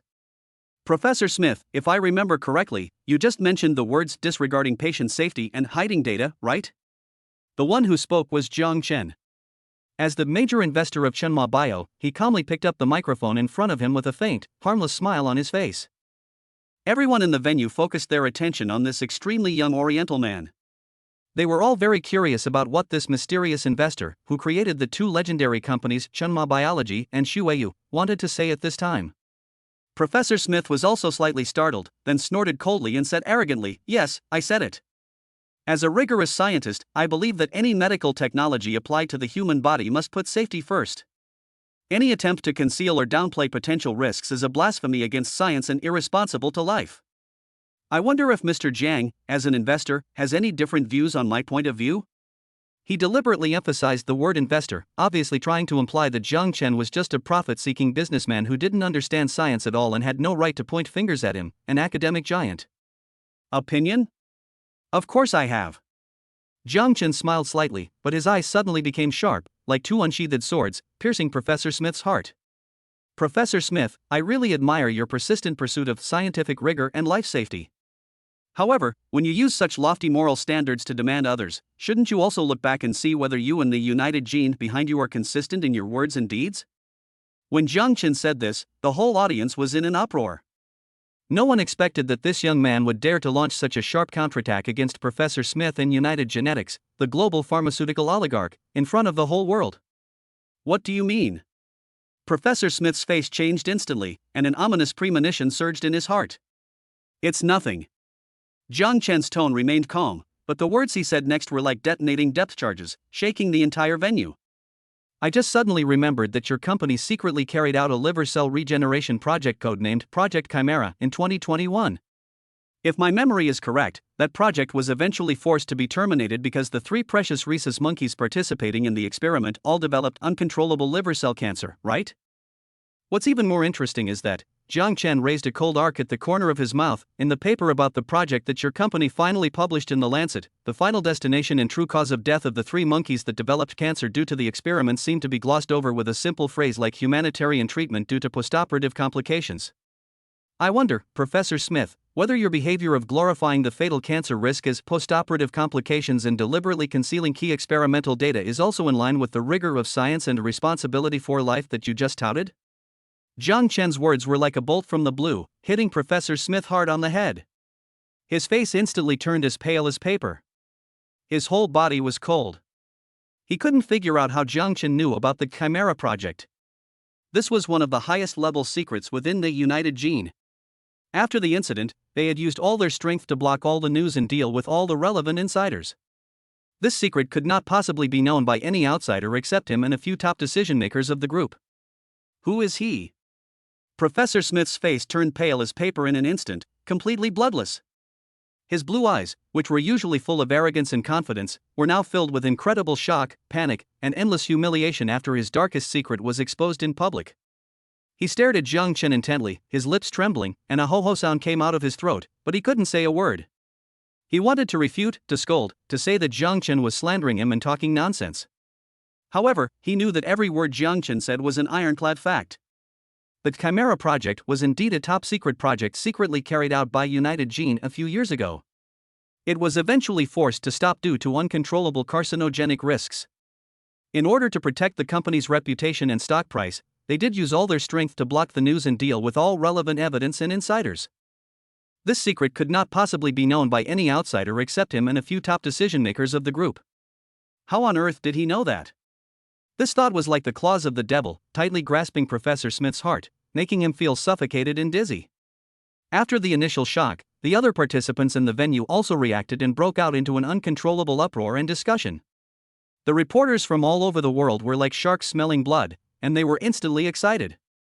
The flashlights of their cameras flashed wildly, clearly recording Professor Smith's pale, panicked face. They knew that the headlines of the science and technology editions of all mainstream media in the world tomorrow had already been booked. Oh my God! Is this true? United Gene has actually done such a thing? Falsifying experimental data and concealing carcinogenic risks. This is simply the biggest scandal in the academic world. How terrible! They are playing with their lives.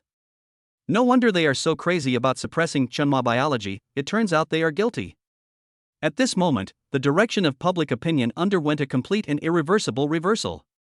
Jiang Chen ignored the commotion around him and did not look at Professor Smith, who had already lost his soul like a lost dog. He just turned his gaze back to the host on the stage, who was still a little confused, with an apologetic smile on his face, and said calmly, "Mr. Host, I'm very sorry. It seems that I lost my composure just now because of my excitement. I don't have any personal prejudice against Professor Smith. I just want to take this opportunity to clarify a point of view to all my colleagues here. Science cannot tolerate any falsehood or concealment.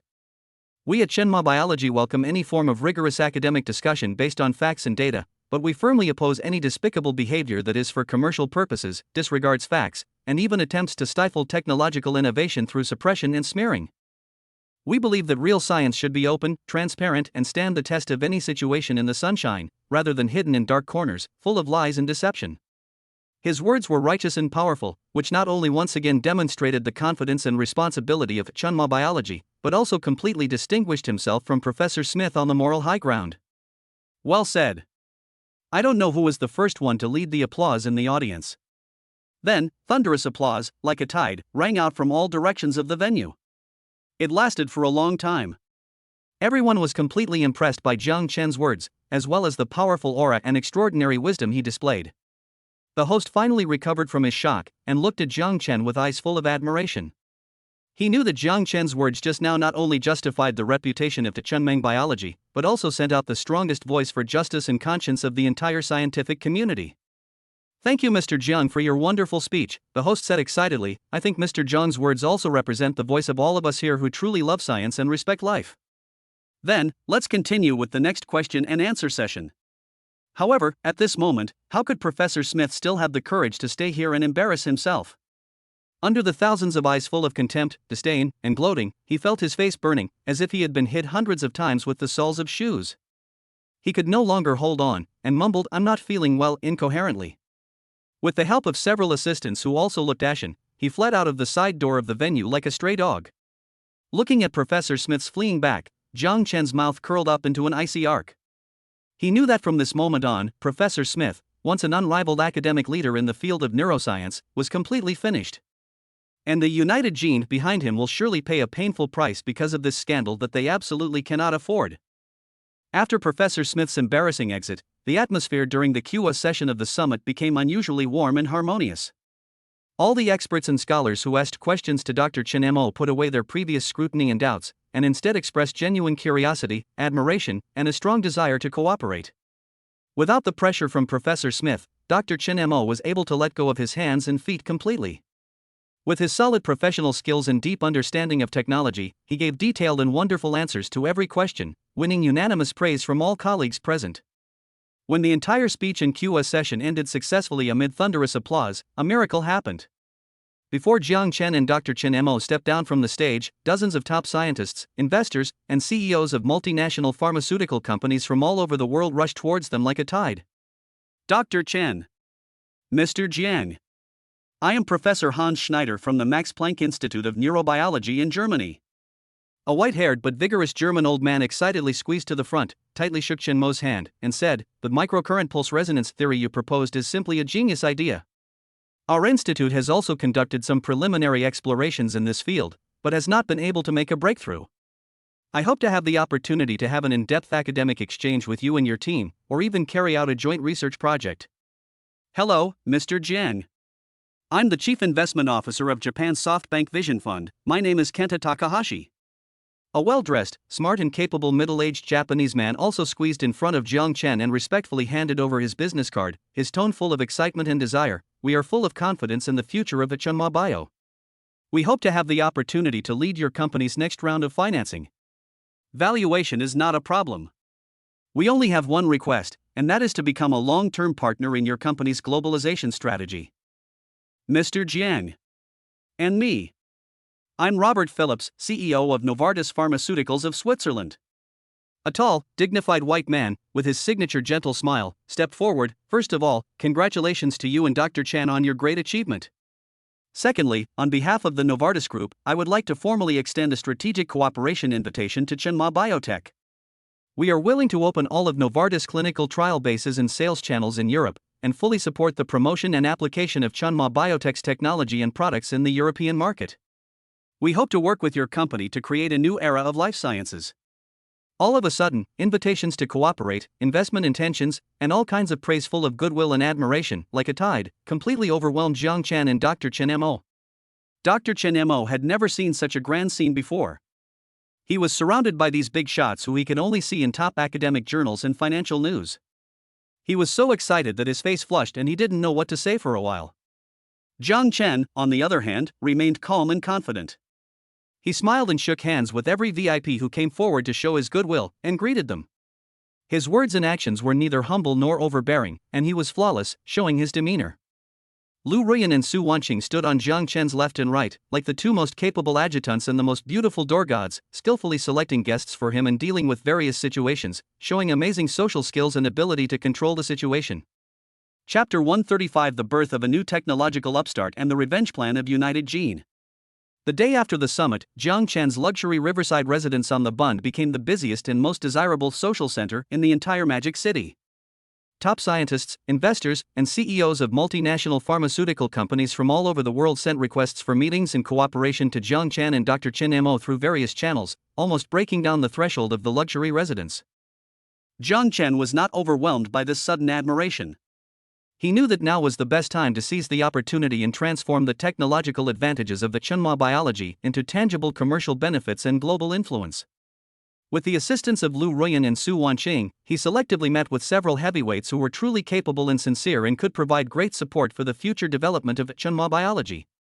He first met with Professor Hans Schneider from the Max Planck Institute of Neurobiology in Germany. The two had an in-depth discussion for 3 hours on the theory of microcurrent pulse resonance and the deep biophysical mechanism of neuronal regeneration. Jiang Chen, relying on the residual power of the top scientist thinking resonance card and the flexible use of the analysis results of the Future Technology Trend Simulator, put forward some very forward-looking and creative ideas, which impressed Professor Schneider, a German academic master. In the end, the two sides reached a preliminary strategic cooperation intention on the spot. The two sides will jointly establish 2 world-class joint laboratories in Shanghai and Munich, Germany, and jointly commit to the research and development of cutting-edge neuroscience technologies. Jiang Chen promised to provide up to €100 million in initial research and development funds for this project. His boldness and emphasis on basic scientific research once again won Professor Schneider's high praise and respect. Then, Jiang Chen met with Mr. Robert Phillips, the CEO of Novartis Pharmaceuticals from Switzerland. Facing this man who was also the helmsman of an international pharmaceutical giant, Jiang Chen showed his unquestionable strength and shrewdness as a top businessman. Although he welcomed Novartis' proposal to open its clinical trial bases and sales channels in Europe, he refused to give in and argued on key issues such as core technology patents, market regional divisions, and future profit distribution. He used Lu Ruyan's intelligence network and the business analysis data provided by the system to accurately point out Novartis' competitive disadvantages against United Gene in certain product lines, as well as their urgent need for Chenma Bio as disruptive technology. In the end, at the negotiation table, he won an extremely generous strategic cooperation agreement for Chenma Bio with absolute dominance. This series of business operations and academic exchanges not only brought unprecedented enhancement to the international status and influence of the Chenma Bio, but also made Jiang Chen himself deeply imprinted in the hearts of all participants with the image of an all-round technology upstart who understands technology, capital, and strategy. However, just as Jiang Chen was in high spirits in the Magic City, making plans and laying a solid foundation for his future high-tech industrial empire, a more sinister and vicious revenge plan against him and Chenma Biology was quietly unfolding on the other side of the ocean, at the global headquarters of United Gene. Trash. A bunch of trash. In the top-floor conference room of United Gene in Boston, Global CEO Davis Morgan looked at Professor Smith's face full of humiliation and unwillingness on the screen, as well as the detailed report on the scene of the Shanghai AI Summit. He was so angry that he slammed a document in his hand on the table with a dull thud. A little-known Chinese kid and a theory that we have long eliminated can actually make you, the world's chief scientist of United Genes, lose face in front of the whole world and flee in embarrassment? Smith, you still have the nerve to report to me? Davis Morgan's voice was cold and angry, like a Siberian cold current, which made everyone in the conference room silent. Mr. Morgan. Professor Smith on the other end of the video was pale and his lips were trembling, but he couldn't refute a word. He knew that he had really failed this time, and he had failed completely. Enough. Davis Morgan didn't want to listen to any more explanations and nonsense. He stood up suddenly, his eyes like a hungry wolf, sweeping over all the core executives present, and issued a series of instructions in an unquestionable tone. I don't care who Jiang Chen is.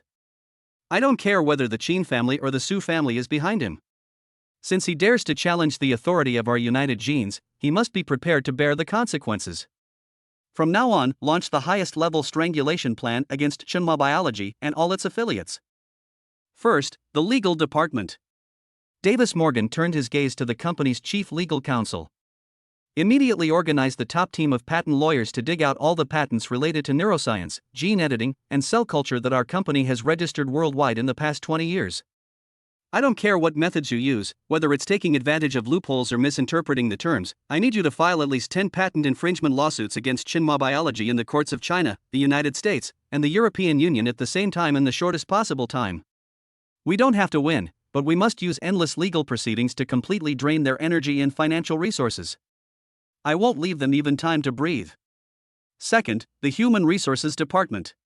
His gaze turned to another blonde female executive, immediately launched the targeted poaching plan. Find out for me every single person in Dr. Chen Mo's core team. Their family background, educational experience, financial status, and even their personal ambitions and weaknesses. I want you to poach these people from Chen Mo Biology one by one, at all costs. You can triple or quintuple their salaries. You can even promise them independent laboratories and the title of chief scientist. I want Jiang Chen and Chen Mo to eventually become commanders without troops. Third, the PR and marketing department. Davis Morgan's tone became even colder and more vicious. Our previous method of academic questioning was too low level. Now, we need to change our tactics. From today on, I want you to quietly spread a kind of public opinion around the world that is, all emerging gene activation technologies that have not been clinically verified for a long time may have unknown and catastrophic long-term safety risks. We can secretly fund some so-called independent scientific research institutions and patient rights protection organizations and let them come forward to question the safety of Chenma biological technology in the name of science and humanity. We want to portray them as a mad scientist who disregards the ethics of life in pursuit of technological breakthroughs. I want all potential partners and consumers to stay away from them.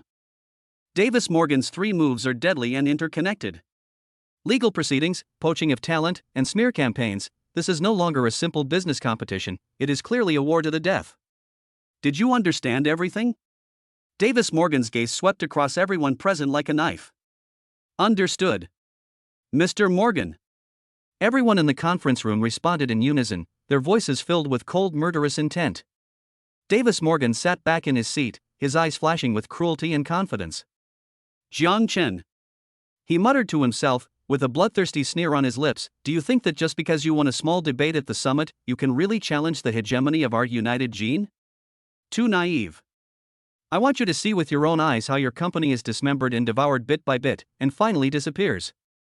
I want you to know that in this world, there are some people you can never afford to offend. This war has just begun. Just as Jiang Chen and Liu Ruyan were working together to make precise arrangements for the upcoming commercial and public opinion war with United Gene, a call from the capital brought him unexpected news on another front, adding a new and mysterious variable to his already complicated trip to the Magic City. The person who called was Morone Lioli. Jiang Chen, I have a major discovery. Morone Lioli's voice on the other end of the phone was filled with irrepressible excitement and a hint of urgency, which was completely different from her usual cold and aloof temperament. Jiang Chen's heart moved slightly. He could feel that the significant discovery that Morone Lioli mentioned was by no means a trivial matter. He walked to a secluded corner of the study and asked in a deep voice, Lioli, don't be anxious, tell me slowly, what happened?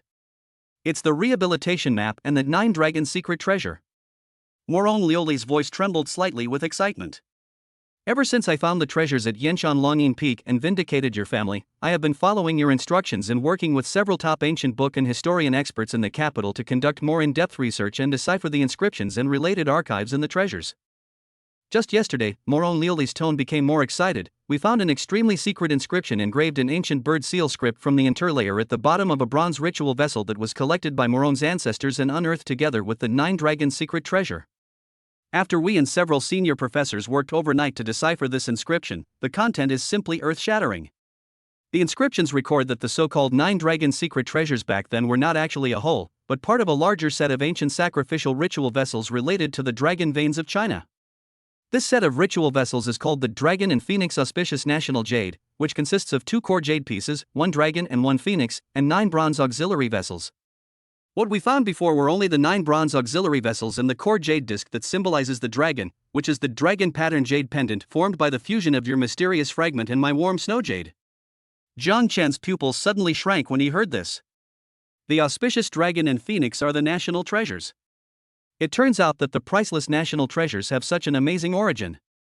And the 2 pieces of jade he got by chance turned out to be one of the core components of this set of national treasures. What about the other piece? Jiang Chen immediately asked, where is the core jade disc that symbolizes the phoenix? This is the great discovery I want to tell you about. Morone Lioli's voice was full of affirmation, according to the records in that inscription, and my mutual verification of some incomplete ancient books of the Morone family, the core jade disc that symbolizes the phoenix is named Yulinglong. And this piece of Yulinglong was stolen along with the 9 Dragons secret treasure during the turmoil more than 100 years ago. Its last trace pointed to the magic city known as Shanghai at that time. Magic City? Jiang Chen's heart skipped a beat. He never thought that this clue that had been broken for 100 years would intersect with his current trip to the Magic City in this way. According to a torn travelogue left by one of my ancestors, Morone Lioli continued, he was ordered to secretly track down the whereabouts of the stolen national treasures. He tracked them all the way and finally found out that the Yulinglong seemed to have fallen into the hands of a wealthy salt merchant in the Magic City who had close business dealings with foreigners at the time. But later, the salt merchant died suddenly and his family quickly fell into decline. The whereabouts of the Yulinglong has been unknown since then, and the clues have been cut off since then. Jiang Chen, Morone Lioli's tone became extremely solemn and earnest. This Yulinglong is the key to collecting the entire set of Dragon and Phoenix Auspicious National Jade and uncovering the greater secrets behind it. Its importance may even be far greater than the 9 Dragons secret treasure. I must find it. So, Jiang Chen, I want to come to the Magic City to find you. I hope to work with you to trace the whereabouts of Yulinglong again in this bustling city. I know this request may bother you, but apart from you, I don't know who else I can trust. Morone Lioli's words were full of trust in Jiang Chen and an unconscious dependence on him. After listening to Morone Lioli's narration, Jiang Chen's heart was already filled with emotions. Yulinglong. Another core prop related to the clue of the temple is actually in the Magic City. This is simply God's will. He knew that his trip to the Magic City, in addition to expanding the territory for the Shuiyu brand and engaging in a commercial and technological showdown with United Gene, also added a more important and challenging task, that is, to find the Yu Linglong, collect the dragon and phoenix Bai, and uncover the ultimate secret that has been sealed for 100 years. Liuli, you don't have to beg. Jiang Chen's tone became gentle but firm. You forgot that we are partners. Your business is my business. What's more, my interest in this Yu Linglong is no less than yours. Get ready immediately. I will arrange my private plane to pick you up in Beijing. Bring along all the relevant research materials, ancient book rubbings, and the dragon pattern jade pendant. We need to reconnect this thread that has been interrupted for 100 years right here in the Magic City. Really? Jiang Chen. That's great. Moron Liuli was overjoyed, her voice filled with indescribable gratitude and joy. Wait for me. Jiang Chen said and hung up the phone. He stood in front of the huge floor-to-ceiling window, looking at the night view of the Magic City outside the window, which was as bright as the stars in the sky, with excitement and sharp light flashing in his eyes. He knew that with the arrival of clues about Moron Liuli and Yu Linglong, his trip to the Magic City would become even more exciting and more treacherous. That night, in the luxurious restaurant of the mansion, Jiang Chen told Lin Shuiyu and Lu Ruyan that Moron Liuli would soon come to the Magic City and work with him to track down an extremely important family token. When Lin Shuiyu heard the name Moron Liuli, her hands, which were cutting steak, paused slightly. She naturally still remembered this treasure goddess who had an indissoluble bond with Jiang Chen in Beijing, with a cold and aloof temperament.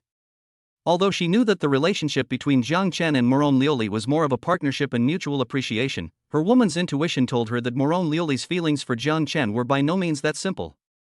However, as smart as she was, she did not show any strange emotions, but just said to Jiang Chen gently, "Really? That's great. Miss Moron is a top expert in antique identification and cultural relic restoration. Her coming to the Magic City is also a good thing for us. Jiang Chen, you can rest assured and do your business. I'm here with Shuiyu, don't worry." Her words were gentle and generous, expressing her support for Jiang Chen while also cleverly avoiding emotional topics that might cause embarrassment. Lu Ruyan's reaction was much more direct and sharp. She swung the red wine glass in her hand, her narrow and long phoenix eyes looked at Jiang Chen with a smile, her red lips slightly parted, and she teased, "Oh? The ice beauty of the Moron family is coming to Shanghai as well? Boss Jiang, your mansion on the Bund is really getting more and more lively. First it was the eldest daughter of the Su family who came from Beijing, and now it's the treasure goddess of the Moron family, plus our local Shanghai designer Lin and this idler like me. Wow, we can even get together a mahjong table." Although her words were joking and teasing, Jiang Chen keenly caught a hint of gunpowder from them. He knew that although Lu Ruyan looked charming and cynical on the surface, her possessiveness and competitiveness were no less than anyone else's. "Sister Ruyan, you're joking." Jiang Chen laughed, raised his glass, and took the initiative to signal Lu Ruyan. Liuli came to the Magic City this time to track down a token that is crucial to her family. It concerns her family's innocence and honor for 100 years. As a friend and partner, I naturally cannot stand idly by. Of course, he changed the subject, looking at Lu Ruyan and Lin Shuiyu with burning eyes, and said sincerely, "I also know that in this place where there are many hidden dragons and crouching tigers in the Magic City, if I want to accomplish this smoothly, my own strength is far from enough. I also need the full support and help of the two beautiful CEOs.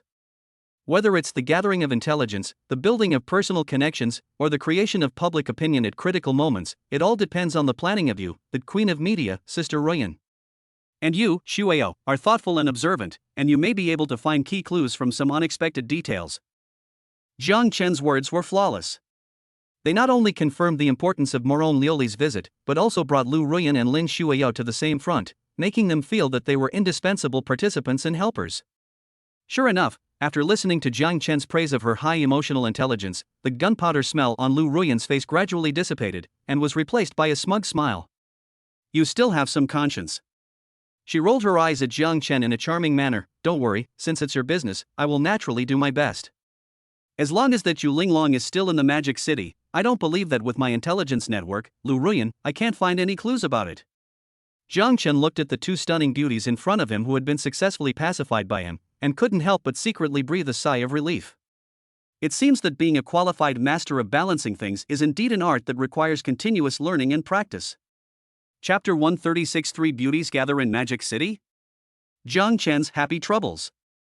Jiang Chen's private plane landed quietly at the VIP channel of Beijing International Airport. Butler Chin Hai, who had been waiting there for a long time, personally escorted Moron Lioli in several high-security cipher boxes made of special alloy materials that she carried with her onto the plane. Miss Lioli, please take care of everything that happened to Mr. Jiang in the Magic City, Butler Chin Hai said respectfully to Moron Lioli before leaving. He knew that this seemingly cold and aloof eldest daughter of the Moron family was now very important to Mr. Jiang. Butler Chin, you are too polite. Lioli will do her best. Moron Lioli nodded slightly and then boarded the Gulfstream G700, which symbolizes ultimate luxury and noble status. A few hours later, when the plane landed smoothly at Shanghai's Hangzhou International Airport, Zhang Chen and Lin Shuiao came to pick them up. Zhang Chen's move was naturally well thought out. He knew that as he had more and more female confidants around him, how to handle the relationship between them and maintain the harmony and stability of the harem would be an important issue he had to face in the future. Letting Lin Shuiao, the hostess who followed him the earliest and had the most gentle and kind temperament, to welcome Moron Lioli, the new sister, was undoubtedly a gesture to declare to everyone that we are a family. When Moron Lioli, wearing a plain and elegant moon-white dress, holding a cipher box containing core tokens such as the dragon-patterned jade pendant and the Zayak Suedo in her arms, walked down the gangway, her cool and unworldly temperament, like a solitary orchid in a valley, and Lin Shuia's gentle and elegant beauty, like that of the water towns in the south of the Yangtze River, formed two completely different but equally breathtaking beautiful landscapes. Lioli, thank you for your hard work along the way. Zhang Chen stepped forward and naturally took the password box from Moron Lioli's hand with a gentle smile on his face. It's not hard. Moron Lioli looked at Zhang Chen, and a barely perceptible warmth appeared in her cold eyes. Sister Lioli, hello, I'm Lin Shuiao. Lin Shuiao also took the initiative to step forward, with a sincere and friendly smile on her face, and stretched out her hand. Zhang Chen often mentioned you in front of me, saying that you are the most outstanding expert in cultural relic identification and restoration in the world today. Lin Shuiao's words were very clever. She not only expressed her welcome as the hostess, but also affirmed Moron Lioli's professional value, and pointed out the close relationship between herself and Zhang Chen without making a fuss. Moron Lioli was very smart, so she naturally understood the deep meaning behind Lin Shuiao's words. She stretched out her hand, shook it gently with Lin Shuiao, and responded in a cold voice, Miss Lin, you are too kind. Lioli only knows a little about the fur craftsmanship inherited from her ancestors. However, the Shuiao brand designed by Miss Lin is now well known in the capital, and it is hard to find a piece of clothing. Lioli has long heard of Miss Lin's talent. Two equally beautiful and intelligent women started a silent battle of emotional intelligence and wisdom from the moment they met for the first time. When the motorcade slowly drove into the top Riverview mansion on the Bund, the real Azura field had just begun. Lu Ruyan, who had already received the news, was now lazily leaning on the expensive Italian leather sofa in the living room of the mansion, holding a glass of deep red burgundy wine in her hand, and her beautiful eyes looked at Moron Lioli, who had just entered the room with a smile. She specially changed into an extremely slim-fitting red tight dress today, which perfectly outlined her hot and sexy devil figure, full of powerful visual impact and unquestionable home court momentum. Hey, this must be our treasure goddess from the capital, Miss Moron Lioli, right? Lu Ruyan stood up and walked in front of Moron Lioli with an elegant and confident cat-like step, with a warm but slightly scrutinizing smile on her face. Welcome, welcome. Welcome to Jiangchen, oh no, to our home in the Magic City. Jiangchen is looking forward to your visit every day. Please take a seat, I specially asked someone to prepare your favorite Westlake Longjing tea. Her words were flawless, yet full of mystery. The phrase our home in Shanghai instantly classified herself and Lin Shuiao as hostesses.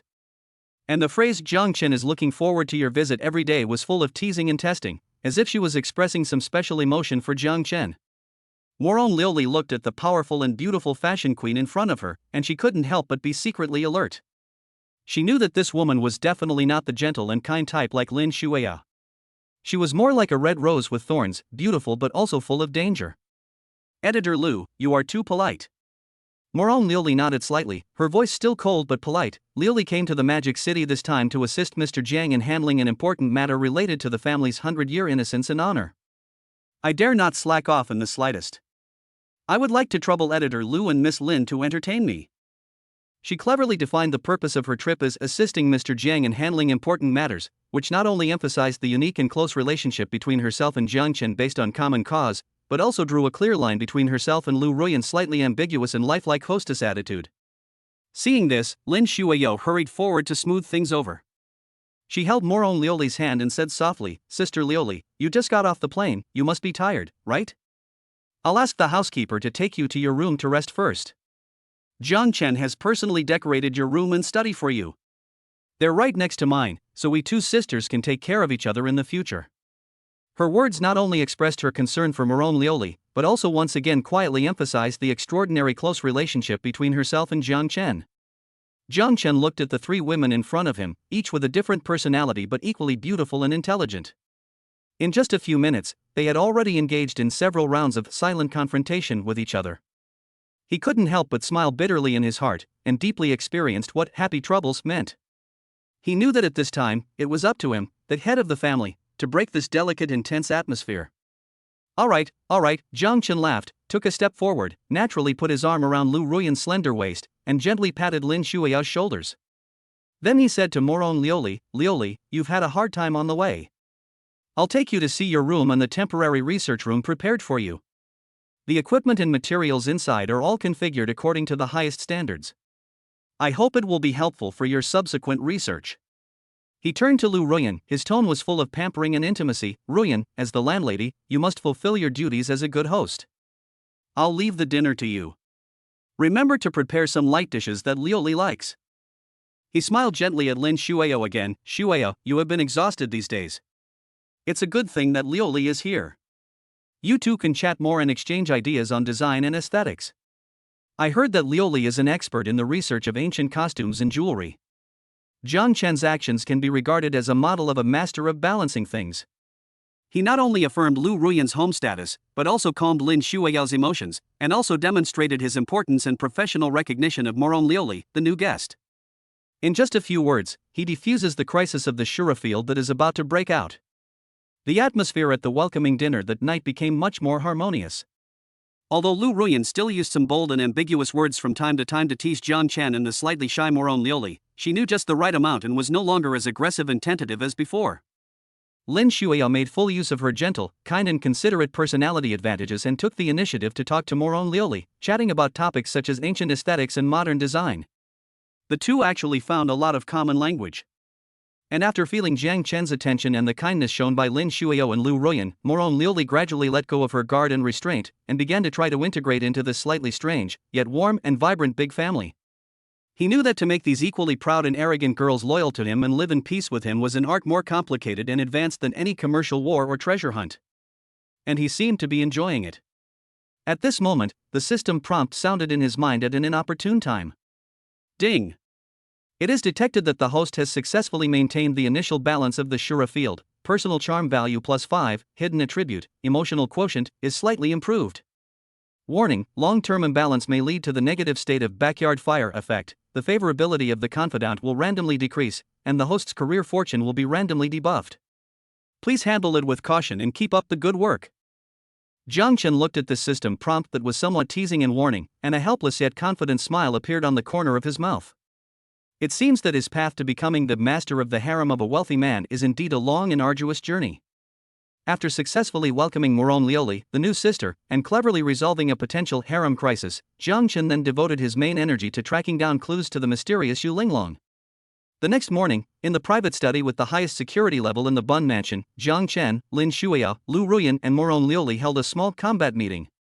The theme of the meeting was, naturally, how to find an ancient jade disc that may have disappeared more than 100 years ago in this international metropolis with a population of tens of millions. Morone Lioli first presented all the relevant material she had sorted out overnight to everyone, including the half of the restored Zheoxuetu, several broken ancient book rubbings passed down from generation to generation in the Morone family, and the dragon and phoenix jade pendant that combined the Nguanxua jade and the fragments of ancient jade. According to the travel notes left by my ancestors, Morone Lioli pointed to a yellowed map and said in a cold and focused voice, "The last time Yu Linglong appeared was at the residence of a wealthy salt merchant named Long Xiaoyun in Shanghai at that time. This Long Xiaoyun was extremely powerful at the time. He not only monopolized most of the private salt trade in Jiangnan, but also had inextricable ties with the foreign concession forces at the time. He was a master of both the black and white worlds and was one of the real underground emperors in Shanghai." My ancestor mentioned in his travel notes that Long Xiaoyun's greatest hobby in life was collecting all kinds of rare treasures, especially those ancient jades related to royal legends and myths. He once spent a huge sum of money to buy a piece of peerless jade that was said to be the incarnation of the phoenix from an old eunuch of the Qing palace who fled from Beijing. After much investigation, my great-grandfather can basically conclude that the so-called Phoenix Jade is the Yu Linglong that was stolen from our Morong family. However, Morong Lioli said with a hint of helplessness and loss, just when my ancestor was preparing to investigate further and find the Yu Linglong, Long Xiaoyun suddenly died unexpectedly, and his family quickly split apart and fell into decline.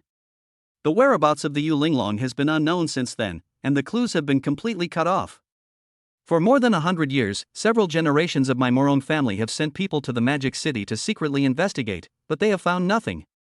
Although the name Long Xiaoyun is not uncommon in the Magic City, it is like looking for a needle in a haystack to find a descendant of a salt owl from more than 100 years ago in the vast sea of people and confirm whether Yu Linglong is still in their hands. After listening to Morong Lioli's narration, everyone present fell silent.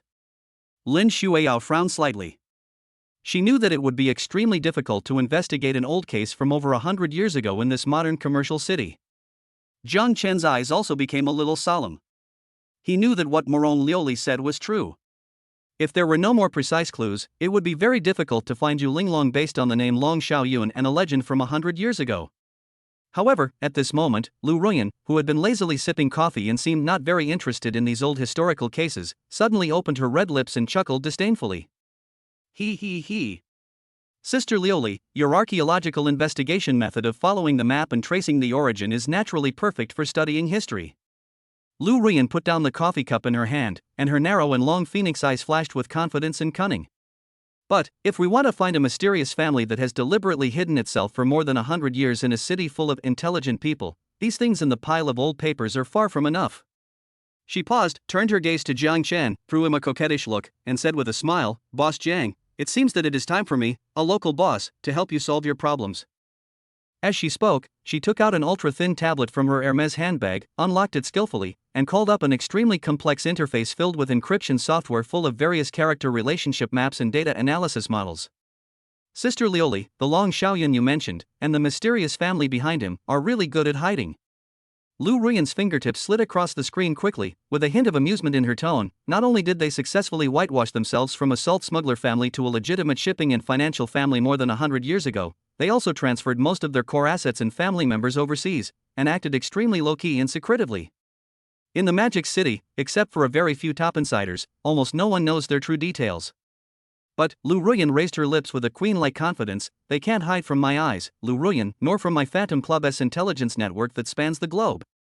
She turned the tablet towards everyone, and on the screen appeared a picture of a dignified, and distinguished white-haired old man, as well as his detailed personal information. Long Xiaotian, now 72 years old, is the behind-the-scenes controller of the Long Group in Magic City. He is also the direct descendant of Long Xiaoyun, the wealthy salt merchant in Shanghai more than 100 years ago. This person lives in seclusion, has a suspicious personality, and is ruthless. In the top circles of Magic City, he is respected as Lord Long. This Long Yi has perfectly inherited his great-grandfather's hobby. He is almost obsessed with collecting all kinds of rare treasures, especially those related to ancient Chinese legends and mysterious powers. The value and rarity of his private collection is said to be comparable to that of a national museum. And the place where he stores these treasures, and the place where he spends most of his time on weekdays, is. Lu Ruyan tapped the screen with her fingertips, and a photo of a top-notch private cruise ship anchored on the Huangpu River, which looked extremely luxurious and mysterious, appeared in front of everyone. This cruise ship named Yingzhou is the mobile palace and private kingdom of Lord Long. The cruise ship is heavily guarded, and it is said that not even a fly can fly in. And if the Yu Linglong we are looking for is still in the hands of the Long family, there is a 99% chance that it is hidden on this cruise ship. Lu Ruyan's words were like a huge rock dropped into a calm lake, shocking everyone present. Morong Lioli was so excited that she could hardly contain herself. She had never thought that the clues that had troubled her Morong family for generations and had cost countless efforts to find could be dug up clearly by Lu Ruyan's intelligence network in such a short time. Editor-in-Chief Lu, you are so awesome. Morong Lioli's voice was trembling a little. Call me sister. Lu Ruyan winked at Morong Lioli and said with a smile, we are all family from now on, there is no need to be so formal. Jiang Chen looked at Lu Ruyan's smug look, asking for credit and reward, and he could not help but have a deeper understanding of the power of this sexy queen. He knew that Lu Ruyan's intelligence network was not just a simple collection of business information, and the depth and breadth of its penetration had probably reached an awe-inspiring level. Now that we have found the target, what should we do next? Jiang Chen asked in a deep voice, should we go aboard and visit directly? Or should we think of another way? I'm afraid a direct visit won't work. Lu Ruyan shook her head, her expression becoming a little serious. As I said earlier, this dragon master lives in seclusion and is suspicious. He never interacts with outsiders easily. It's harder to board his Ingzhou than to ascend to heaven. However, she changed the subject, revealing that confident and mysterious smile again. There is always a way out. According to my intelligence, this Lord Long, in order to collect rare treasures from all over the world and communicate with the top collectors in the circle, will hold an extremely private and high-end antique appreciation and trading party on his Ingzhou every 1 to 2 years. This party is called the Treasure Gathering in the Circle. And this year's treasure gathering will be held in just 1 week. Lu Ruyan's eyes sparkled with excitement. This may be our only chance to contact Lord Long and find out the whereabouts of Yu Linglong. Chapter 137, Invitation to the Treasure Gathering. Early invitation hard to get. As soon as Lu Ruyan finished her words, this may be our only chance to contact Lord Long and find out the whereabouts of Yu Linglong, the atmosphere in the study room suddenly became solemn. Jiang Chen, Lin Shuio, and Moron Liuli all knew clearly the weight of Lu Ruyan's words. The word only itself represents great difficulty and pressure that cannot afford to make mistakes. Sister Ruyan, Lin Shuio spoke first, frowning and asking, since this treasure gathering is a private gathering of Lord Long, the threshold must be very high, right? With the current reputation of our Shuiyu brand in the Magic City, or Jiang Chen's financial resources, do we have a chance to get invited? Hearing this, Lu Ruyan slowly shook her head, and a trace of solemnity flashed across her narrow phoenix eyes. Sister Shuiyu, you think things are too simple. The threshold of this treasure gathering of Lord Long is far higher than you can imagine. It has never been a door that can be opened with money or ordinary social status. She paused, and her tone became more serious. Let's put it this way. In the eyes of Lord Long, money is perhaps the thing he has the least of. The purpose of his holding the treasure gathering is not to make a profit, but to satisfy his personal, almost paranoid desire to collect, and to communicate with insiders of the same level as him. There are usually only 2 types of people who can receive an invitation to the treasure gathering, but Lu Ruyan stretched out 2 slender jade fingers and explained, the first type is top collectors like him who have a pivotal position in the world, or representatives of some hidden families with hundreds of years of heritage and unfathomable heritage. Every time these people attend the treasure gathering, they must bring a rare treasure that will attract the attention of Lord Long as a stepping stone. The second category is people who have unique or even world-class skills in certain special fields. For example, I heard that at the last treasure gathering, Long Yi invited a top European document restoration master who was said to be able to repair any damaged ancient book with his bare hands, a mysterious feng shui master who could accurately predict the trends of the world's major financial markets in the coming year, and even a world-class art security and recovery expert who was said to have retired from Israel's Mossad. In short, Lu Ruyan concluded, if you want to get an invitation to the treasure gathering, you either need to possess a rare treasure that even Lord Long would be interested in, or you need to possess a unique skill that Lord Long would find useful.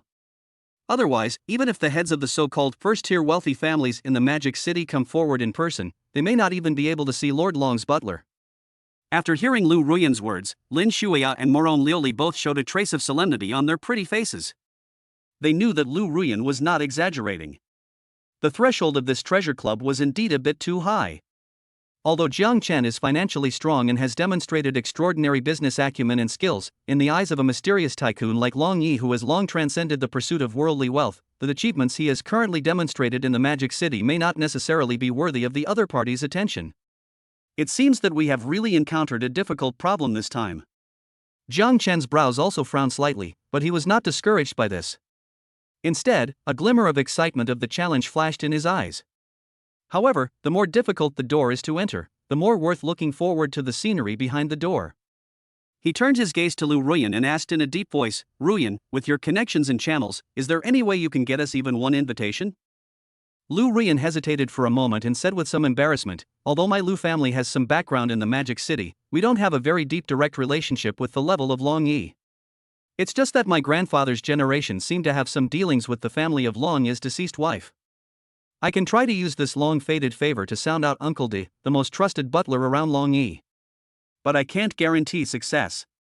After all, Long Yi has a strange temper and never plays by the rules. Moreover, it is said that he has become more reclusive than before recently and has rejected many requests for visits from top wealthy people from all over the world. Just do your best. Jiang Chen nodded. He knew that he couldn't put all his hopes on Lu Ruyan. He had to take multiple approaches and take the initiative.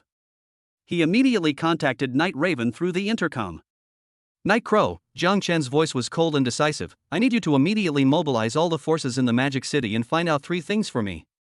First, has there been any new changes in the personal preferences and collection interests of Dragon Lord Long Xiaotian recently? What kind of treasures does he value and want the most? Secondly, the so-called butler Uncle did beside him, his detailed background, personality traits, and whether there are any weaknesses that can be exploited?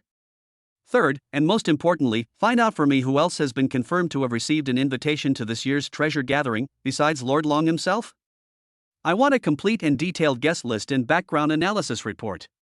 Yes. Mr. Jiang.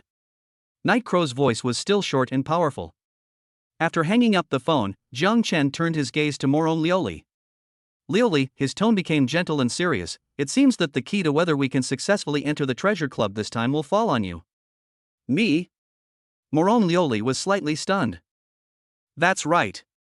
Jiang Chen nodded, his eyes full of trust and encouragement. Didn't you register and study the batch of 9 dragon secret treasures in detail when you were in the capital? Now, I need you to pick out the most special, mysterious, and rare treasure that is most likely to impress a top collector like Master Long from that batch of treasures. This treasure doesn't have to be the most valuable, but it must be unique. It must be the kind of killer weapon that he can't take his eyes off once he sees it, and he might even be willing to make an exception and send us an invitation just to get it. Morong Lioli heard this and a hint of solemnity appeared on her pretty face. She knew that what Jiang Chen had given her was an extremely difficult, yet crucial task. Although each piece of the 9 dragon secret treasures is a national treasure and is priceless, it is not easy to pick out one rare treasure that would attract the attention of collectors of the level of Dragon Lord. Don't worry, Mr. Jiang, Lioli will do her best. Morong Lioli nodded solemnly, with a determined light flashing in her eyes. In the next few days, the entire team started working at high speed around the core goal of how to obtain the invitation to the Jubawi.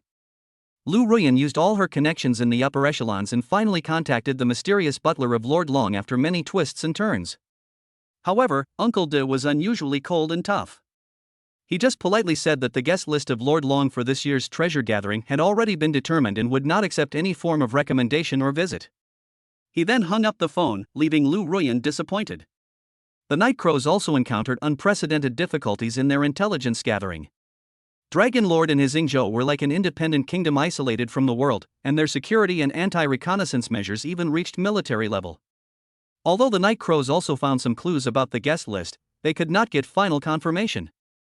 Morong Lioli, on the other hand, locked herself in the makeshift research room of the mansion, and worked day and night to read through the detailed information in catalogs of the 9 dragons' secret treasures, trying to find the stepping stone that could make the final decision. Time passes day by day. There are less than 3 days left until the Jubawi officially takes place. However, there was still no progress on the invitation issue. The entire team was shrouded in a cloud of oppression and anxiety. Although Jiang Chen's face remained calm, he began to feel an unprecedented pressure in his heart. Could it be that Jiang Chen's trip to the Magic City would really have to end here just because of a mere invitation? Just as Jiang Chen, Lu Ruyan and Morong Lioli were racking their brains for the hard-to-get invitation to the Jubawi, and the entire team was shrouded in a depressing and anxious atmosphere, a more difficult and more insidious crisis, like a poisonous snake in the dark night, quietly struck the heart of Chenma biology. That afternoon, Jiang Chen received an urgent call from Dr. Chen Mo in the underground laboratory. Chen Mo's voice on the other end of the line was filled with unprecedented anxiety, anger, and a hint of frustration that was hard to conceal. Boss Jiang. Something bad has happened. Chen Mo's voice trembled with excitement. The core members of our team, Dr. Wang, who is in charge of the neural stem cell differentiation project, and Dr. Li, who is in charge of bioinformatics data analysis, submitted their resignation letters to me at the same time this morning. What? Jiang Chen's eyes suddenly shone, and a chill rose from the bottom of his heart. Resign? Why would they resign? The treatment and research conditions I give them should be the best in the country and even the world, right? The treatment is indeed top-notch, but... Chen Mo's tone was full of helplessness and indignation. Someone offered them an offer they simply couldn't refuse. Just yesterday, Chen Mo continued, a third-party headhunting company claiming to be from Switzerland secretly contacted almost all the core members of our team. The conditions they offered were simply outrageous. Not only did they promise to give them an annual salary more than 3 times higher than their current level, they also promised to build a completely independent private laboratory named after them in Boston, USA, and provide them with at least $50 million in unconditional startup funds. What's even more abominable is that Chen Mo's voice was filled with anger. They are spreading rumors within the team, saying that our Chenma biology project is actually a castle in the air and will never succeed. They say that as an investor, you will soon withdraw your investment because you can't see a return. They even say that some of our current research results are suspected of academic fraud. Once exposed, all participants will be ruined.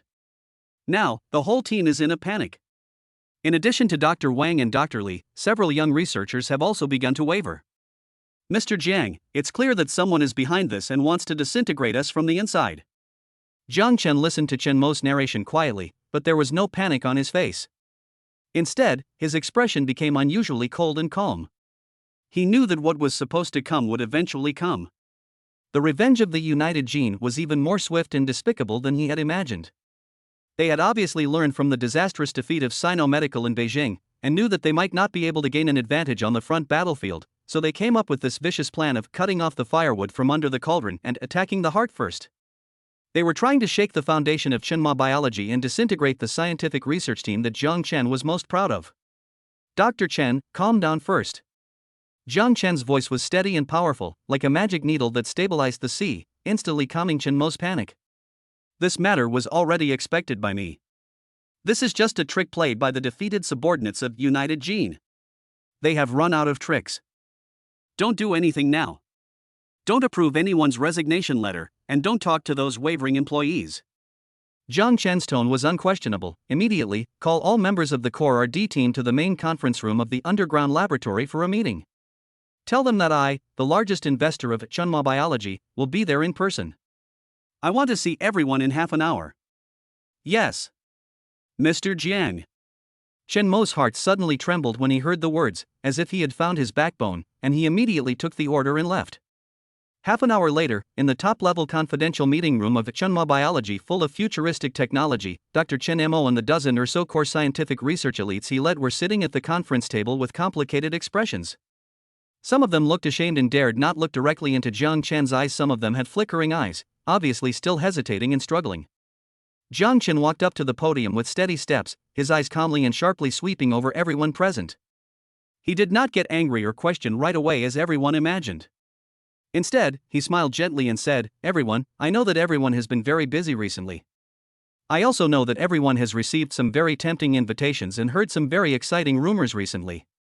Some people say that the Chenma Biology project is a scam.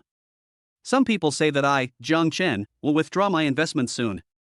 Some people even offer you a salary 3 or 5 times higher than your current salary and a bright future of establishing a private laboratory in the United States. Is that right?" Jiang Chen's words made everyone present feel depressed. They didn't expect that Mr. Jiang knew everything about this. Dr. Wang and Dr. Li, who had already submitted their resignation letters, turned pale and lowered their heads in shame.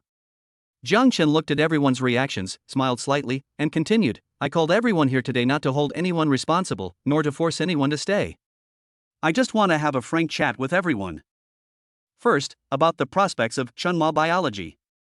Jiang Chen's tone became firm and powerful. "I can solemnly promise everyone here that the research we are conducting is real and effective. It is a great innovation that can change the history of human medicine.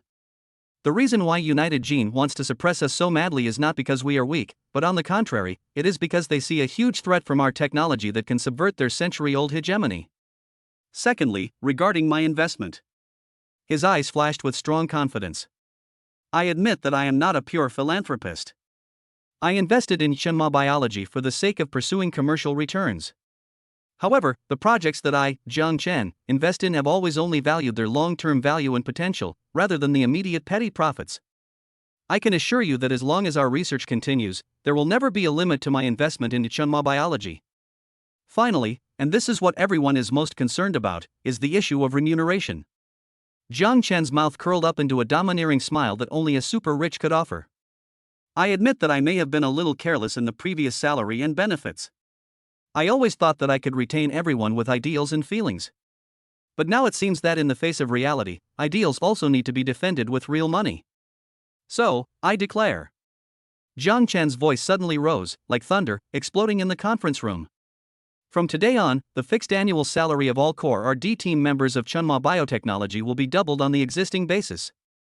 All performance bonuses tied to project development progress will be tripled. In addition, I will personally invest 2 billion renminbi to establish a stock incentive pool for the core employees of Chunma Bio.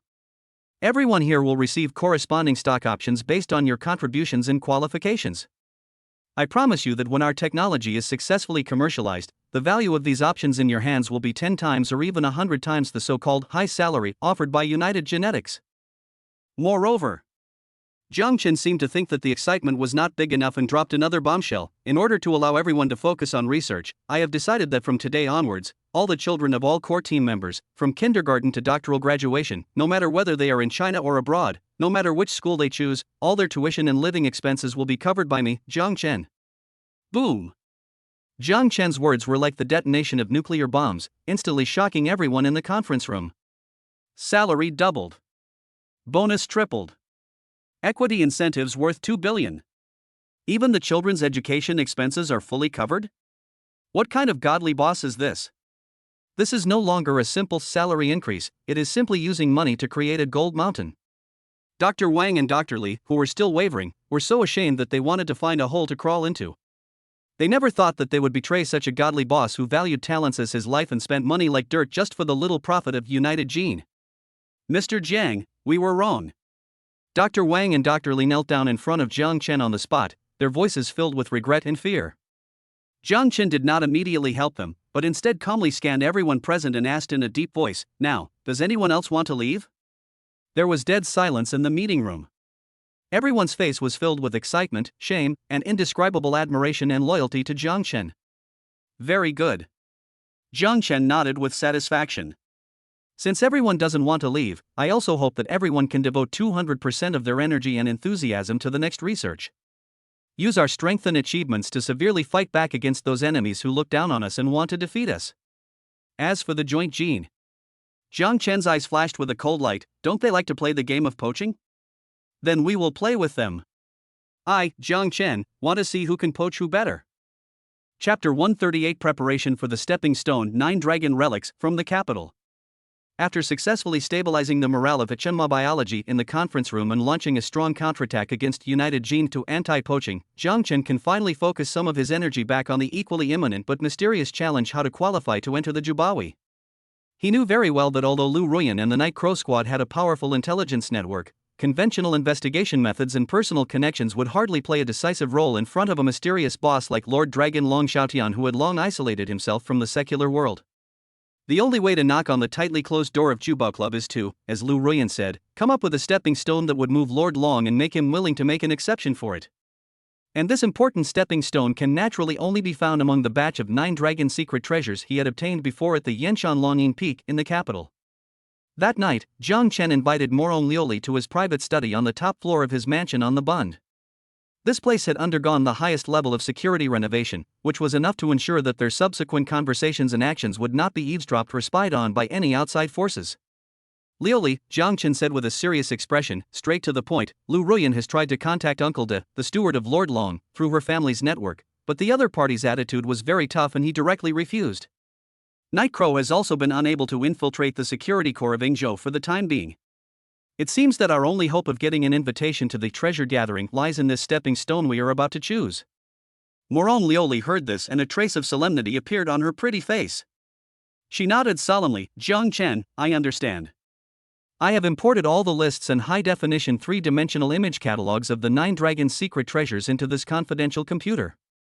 We can analyze and screen them one by one.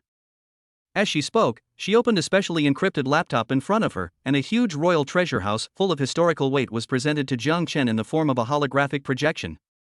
Hundreds of rare treasures slowly rotate in the soft light, each one is dazzling and priceless. There is the Prince's Jade Seal, which symbolizes the supreme imperial power. It is made of top-grade white jade, with exquisite carvings and majestic dragon patterns, exuding a palpitating kingly aura.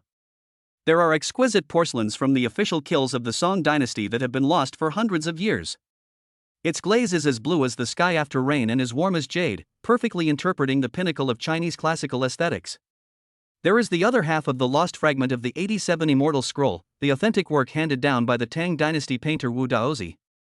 Its lines are elegant and the characters are vivid, as if they are about to break out of the painting, with an awe-inspiring fairy spirit. There are also various rui inlaid with gold and gems, ornaments carved from a whole piece of top-grade Tianhuang stone, and some ancient bronze ritual vessels with strange shapes. Any one of them would be enough to cause countless top tycoons and collectors to scramble for it at an international auction. Jiang Chen, what do you think of this white jade seal of Prince Gong? Morong Lioli pointed to the majestic jade seal first. This seal is not only made of top-grade materials and exquisitely carved, but more importantly, it was once the private seal of Prince Gongyisan, the most powerful person in the late Qing dynasty. It carries an important history, and its political significance and collection value are extraordinary. Since Lord Long loves items related to the royal family, I'm sure he won't refuse it, right? Jiang Chen's eyes fell on the jade seal, and his eye of insight quickly gave a response. It was indeed a genuine item, and its value was inestimable. But he hesitated for a moment, and slowly shook his head. Lioli, this jade seal is indeed precious, but it's not special enough. Jiang Chen's eyes were deep as he analyzed. Lord Dragon Long Xiaotian, his family has been able to stand in the Magic City for 100 years, and has collected treasures that are comparable to national museums. Do you think he would be short of a prince's jade seal? Perhaps, he has a collection of an emperor's jade seal of a higher level than this one. We can show our financial strength and sincerity by taking out this thing, but I'm afraid it's not enough for him to make an exception for us. What we need is not a simple valuable treasure, but a rare treasure that can accurately hit his soft spot and make him want to have it. Morong Lioli nodded thoughtfully after hearing this. She knew that Jiang Chen was right. A person of the level of Long Yi had long transcended the pursuit of ordinary money and power. What could move him must be something deeper, related to his personal hobbies and ultimate pursuits. What about the fragment of Wu Daozi's Immortal Scroll? She pointed to the ancient painting that was full of fairy spirit. This is the long-lost authentic work of the painting saint. Once it is released, it will surely shock the entire art history community. Its academic and artistic value are unique. The academic and artistic value is indeed unique. Jiang Chen still shook his head, with a mysterious smile on his face. But according to Lu Ruyan's information, this dragon master doesn't seem to be very interested in pure calligraphy and painting. He is more obsessed with items related to ancient Chinese legends, mysterious powers, and lost civilizations. So, this painting, although it could amaze him, was also not enough to make him open the door for us. In the next hour or so, the two of them screened more than a dozen treasures that could be called national treasures, but they were all rejected by Jiang Chen for various reasons. Morong Lioli could not help but feel a little anxious and frustrated. She did not expect that in such a huge royal treasury, she could not find a stepping stone that would satisfy Jiang Chen. Just when she was about to give up, her eyes accidentally swept to the very end of the catalog list, to the miscellaneous items marked as unknown purpose, material to be verified. Among them, a component that looked like some ancient instrument and was made up of 9 palm-sized black metal pieces covered with strange patterns suddenly caught her attention. Wait, Jiang Chen, look at this. Morong Lioli's voice trembled slightly with excitement. She quickly enlarged the holographic 3-dimensional image of the 9 black metal pieces and presented it in front of Jiang Chen. When these metal pieces were counted, all experts were unable to determine their specific age and purpose due to their peculiar materials and strange patterns, so they were classified as miscellaneous. Morong Lioli's eyes flashed with a strange light, but I just took a closer look and found that == the patterns on these metal pieces, if arranged and combined in a certain order, = they can actually be pieced together into a complete ancient star map. Moreover, her tone became even more excited. Look at the material of these metal pieces. I just checked some incomplete ancient books of my Morong family, and there were sporadic records on them. This material is as black as ink, hard, cold to the touch, and never rusts. It is very likely the legendary meteorite black iron refined from meteorites from outer space. More importantly, Morong Lioli's voice reached its peak due to excitement. She pointed to the ancient star map made of 9 pieces of metal on the holographic projection, which was full of mystery and profoundness, and said word by word, the stars depicted in this star map are not the starry sky of any era we can see now. It is much older than we imagined. And the arrangement of several companion stars around the Emperor star in the center of the star map is surprisingly similar to a mysterious symbol on the Zhaoyun map that we have repaired before, which we have never been able to decipher. Jiang Chen. Could this be what we have been looking for, the ultimate trump card that can truly impress Lord Dragon? Jiang Chen's heart began beating wildly the moment he heard Morong Liuli's words. He immediately turned on the eye of insight and focused his gaze on the 9 mysterious black metal pieces. Ding! Special plot items detected, deep analysis in progress, target, 9 stars star disk incomplete components, era, ancient times. The specific era is beyond the current measurable range of the system, material, meteorite, a special alloy containing unknown extraterrestrial elements, with extremely strong energy conduction and information recording capabilities, status, components missing, energy dormant, and contains a vast amount of encrypted information about the astronomy, geography, and energy operation laws of a lost civilization. Special reminder, this item has a very high underlying logical resonance with the astronomical navigation system of the Temple civilization. The family of Lord Dragon Long Xiaotian, whom the host had previously come into contact with, seems to be struggling to find other incomplete components of this 9-star star disk. If the host can use this item as a stepping stone, there is a high probability that he will be qualified to enter the Treasure Club and trigger a hidden plot task related to Lord Dragon. That's it. An unprecedented brilliance burst out from Jiang Chen's eyes. He knew that they had finally found the real key that could open the door to the Jibawi. Just as Jiang Chen and Morong Liuli, after a whole night of careful research and screening, finally decided that the mysterious 9-star starplate was the ultimate killer to knock on the door of the Jubo Club, and were preparing to quietly release some bait information about meteorite, black iron, and ancient star map to Uncle De, the steward of Long Yi, through the channels of the Night Crow Squad the next day to attract the other party's attention, an unexpected surprise came. Ahead of schedule, like a sweet rain from heaven.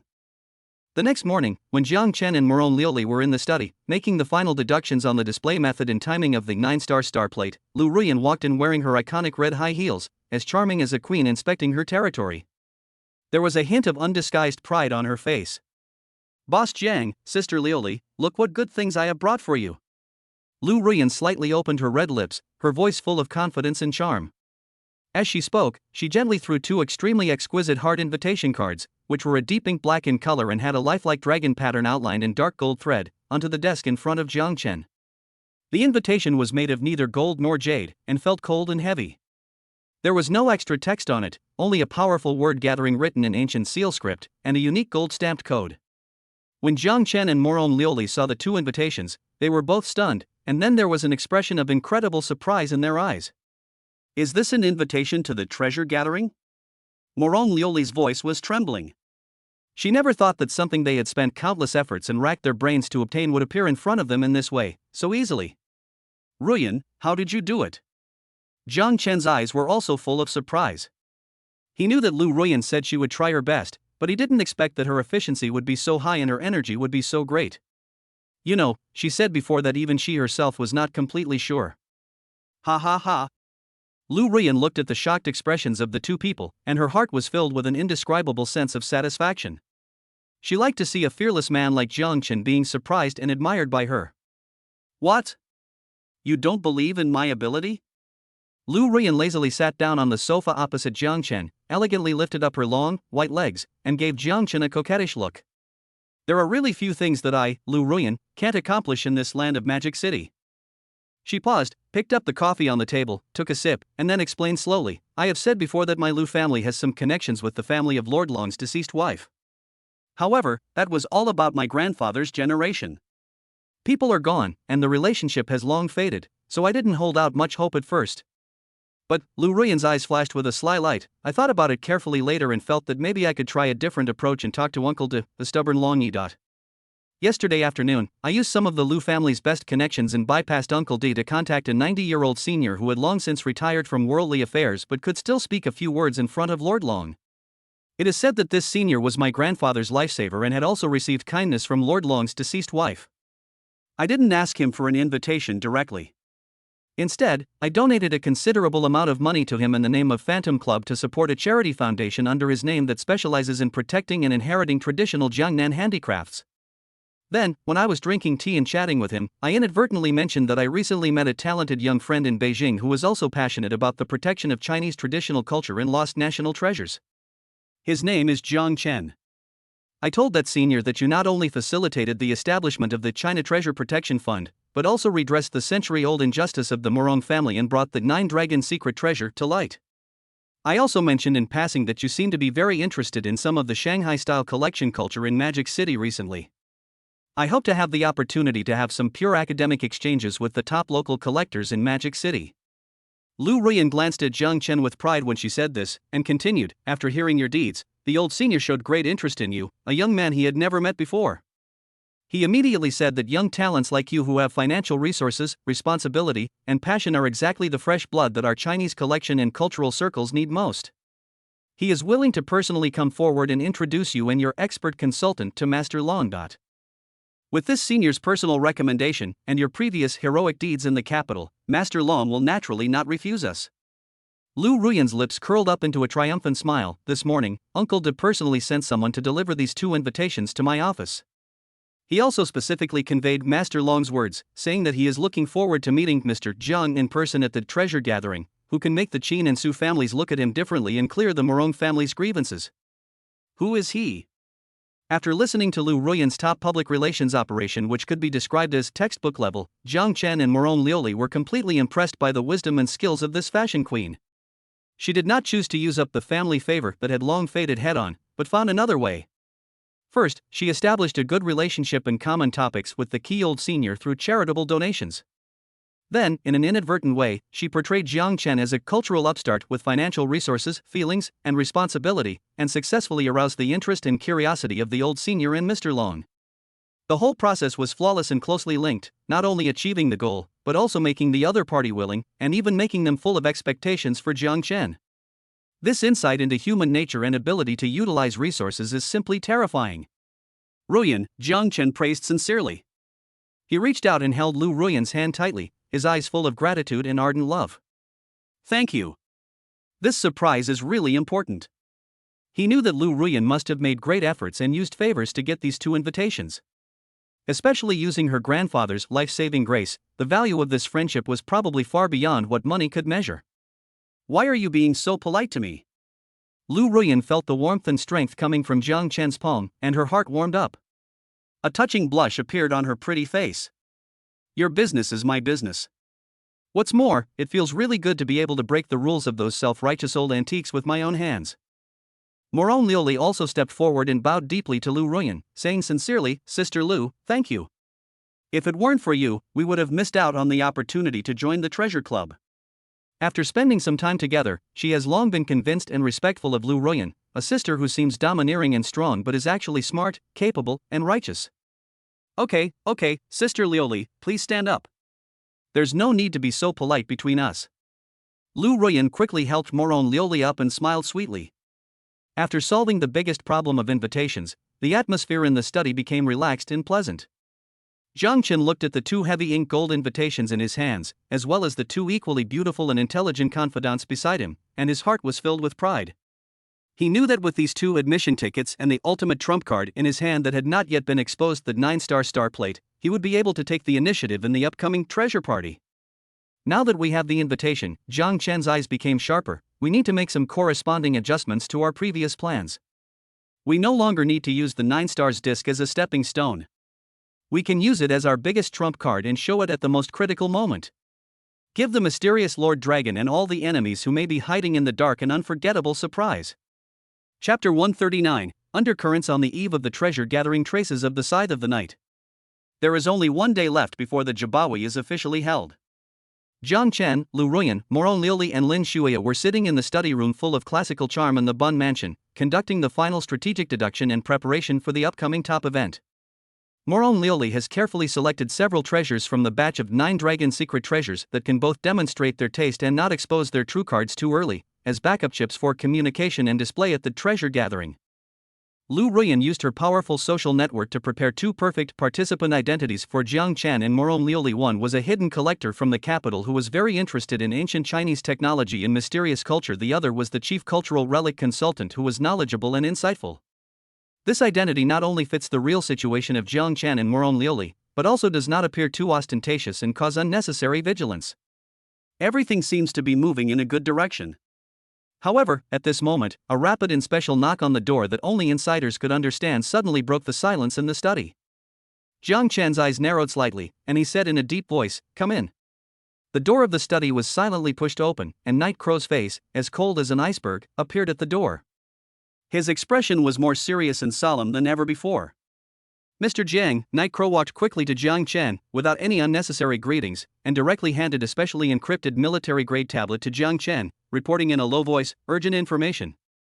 We have made a major discovery while investigating the information related to the Jubawi. The atmosphere in the study room suddenly became tense. Lu Ruyan, Lin Shuao, and Moron Liuli also stopped talking and turned their eyes to the tablet in Yi and Jiang Chen's hands. Jiang Chen took the tablet and quickly browsed the contents. On the screen was a background investigation and dynamic tracking report on some of the confirmed guests attending the treasure party compiled overnight by the Night Crow Squad. The first half of the report mostly contains some of the top wealthy people and collectors from all over the world that Jiang Chen had already known through Lu Ruyan's channels. But when Jiang Chen's gaze fell on the second half of the report, his pupils suddenly shrank. Mr. Jiang, Night Crow's voice sounded at the side, his tone cold and solemn. When we cross-checked and deeply analyzed the security teams and recent itineraries of all known guests attending the treasure gathering, we found an extremely dangerous abnormal signal. There are at least 3 mysterious wealthy people from Europe and Southeast Asia. In the past month, they have all replaced their core private bodyguard teams. Although these newly hired bodyguards all come from different, internationally inconspicuous shell security companies, after our underlying data tracing and analysis, we found that the actual controllers of these shell companies are inextricably linked to several important overseas fund transfer accounts of the Night Scythe Killer organization. More importantly, Night Crow paused, his tone becoming more serious. Our personnel lurking in the underground intelligence market in Magic City also intercepted a high-priority encrypted message last night. The content of the message shows that the Asian branch of Dark Knight Side seems to have issued an internal order, requiring all its lurking personnel around Magic City to pay close attention to the movements of this treasure gathering and focus on collecting all information related to Dragon Lord Long Xiaotian, his Yingzhou cruise ship, and a mysterious item codenamed Eye of Destiny that may appear at the meeting. Scythe of the Dark Knight? Hearing this familiar yet bloody name, the expressions on the pretty faces of Lu Ruyan, Lin Shuya, and Moron Liuli who were present instantly became solemn. They never expected that this mysterious assassin organization, which had just had a fierce battle with Jiang Chen in Beijing and finally returned in defeat, would chase him to the Magic City. Moreover, it seems that their target is not only Jiang Chen, but also this treasure gathering itself, and the mysterious Long Yi. It seems that we have underestimated this Night Scythe before. Jiang Chen's eyes became deep and cold. He put down the tablet in his hand and said slowly, "They are not just a group of killers who only care about money. They are more like a dark organization with its own independent intelligence network and strategic goals." Jiang Chen, Moron Liuli's pretty face showed a trace of worry that was difficult to conceal. She immediately connected the clues of Scythe of Dark Knight with her family. "Are they also coming for you, Linglong?" "There are records in the ancient books of my Moron family that the set of Dragon and Phoenix auspicious national jade is not only a royal sacrificial ceremonial vessel, but also seems to hide a huge secret that can subvert the world. For more than 100 years, in addition to the enemies of our Moron family, there have always been some foreign evildoers of unknown origin who have been coveting it in secret." "It's very likely." A trace of solemnity flashed across Lu Ruyan's phoenix eyes. "Dragon Lord Long Xiaotian is the person in the Magic City who is most likely to know the whereabouts of you, Linglong." It's no coincidence that Dark Knight Scythe is targeting him and Treasure Club at this time. Their purpose is probably the same as ours. They also want to find you, Linglong, or the so-called Eye of Destiny, through Lord Dragon. For a moment, the atmosphere in the entire study became extremely depressing and dangerous because of the unexpected appearance of the Scythe of the Night. What was originally a treasure hunt full of business and intellectual games was suddenly upgraded into a life-and-death battle with the possibility of bloodshed at any time. Jiang Chen's mind was also working rapidly. He immediately issued instructions to the system in his mind. System, immediately conduct a top-priority in-depth correlation analysis on the 3 keywords Scythe of the Dark Knight, Lord Dragon Long Xiaotian, and Yu Linglong. I need to know what unknown secrets are hidden between them. Ding. Starting deep correlation analysis. Retrieving and integrating relevant data from around the world, ding. Analysis completed. Warning. High-risk hidden plotline detected. The system's prompt sound made Jiang Chen's heart sink suddenly. Analysis results show that the Dark Knight Scythe Killer organization, under its huge organizational structure, seems to hide a more mysterious and more powerful core in ancient secret society called Ouroboros. The Ouroboros organization is committed to searching and seizing all items and knowledge related to ancient lost civilizations, mysterious powers, and advanced technologies around the world. Its ultimate goal seems to be to control these powers to achieve a grand plan that can affect the fate of all mankind. And Dragon Lord Long Xiaotian and his family, based on the system's preliminary inference of their background and heritage, are very likely to be members of an ancient organization dedicated to protecting the heritage of these lost civilizations' temple guardians. Yu Linglong, as well as the dragon and phoenix jade pendant, heart of the sea god, and other items that the host obtained before, are very likely to be the key tokens to open a certain temple that contains the final treasure house of the core secrets of lost civilizations. Conclusion: the real purpose of the action of Dark Knight Scythe against treasure gathering and Dragon Lord is not simply money or treasure hunting, but a long-planned hunting operation launched by the Ouroboros organization to seize the temple token. Warning: the host has been listed as a high-priority elimination or control target by the Ouroboros organization because he holds some temple tokens and has intersected with the descendants of the temple guardian Moron Lioli, Long Ruoshi, etc. This treasure gathering will not only be a simple antique appreciation meeting, but also assure a field where multiple forces converge, hidden murderous intentions, and a life and death struggle. Looking at the shocking analyses and warnings on the system panel, even Jiang Chen, who had long been accustomed to many storms, couldn't help but feel his scalp tingling. Ouroboros. Guardians of the Temple. Lost civilization. He never imagined that he just wanted to live a quiet life as a wealthy man and help a few close female friends solve some minor problems, but he would unknowingly be involved in such a magnificent and dangerous battle for the ultimate secret of the world. It seems that this trip to the Magic City is more interesting than I thought. Jiang Chen took a deep breath and transformed the shock and solemnity in his heart into a stronger and more determined fighting spirit. He knew that he had no way out. No matter it is to protect the woman around him, or to guard the secrets of the temple that may be related to the fate of China and even all mankind, he must confront this dark organization called Ouroboros head on to the end. The upcoming treasure gathering will undoubtedly be the best battlefield for the two sides to have their first head-on confrontation. Temple Guardian, Ouroboros. When these words filled with an ancient, mysterious, and extremely dangerous aura were slowly spoken from Jiang Chen's mouth and linked to the upcoming treasure gathering, the originally relaxed atmosphere in the study room instantly dropped to freezing point. Lu Ruyan, Lin Shuya, and Moron Lioli, three equally intelligent women, immediately realized that what Jiang Chen and they were about to face was not just a simple business game or treasure hunt, but a life and death battle that could lead to fatal disasters at any time.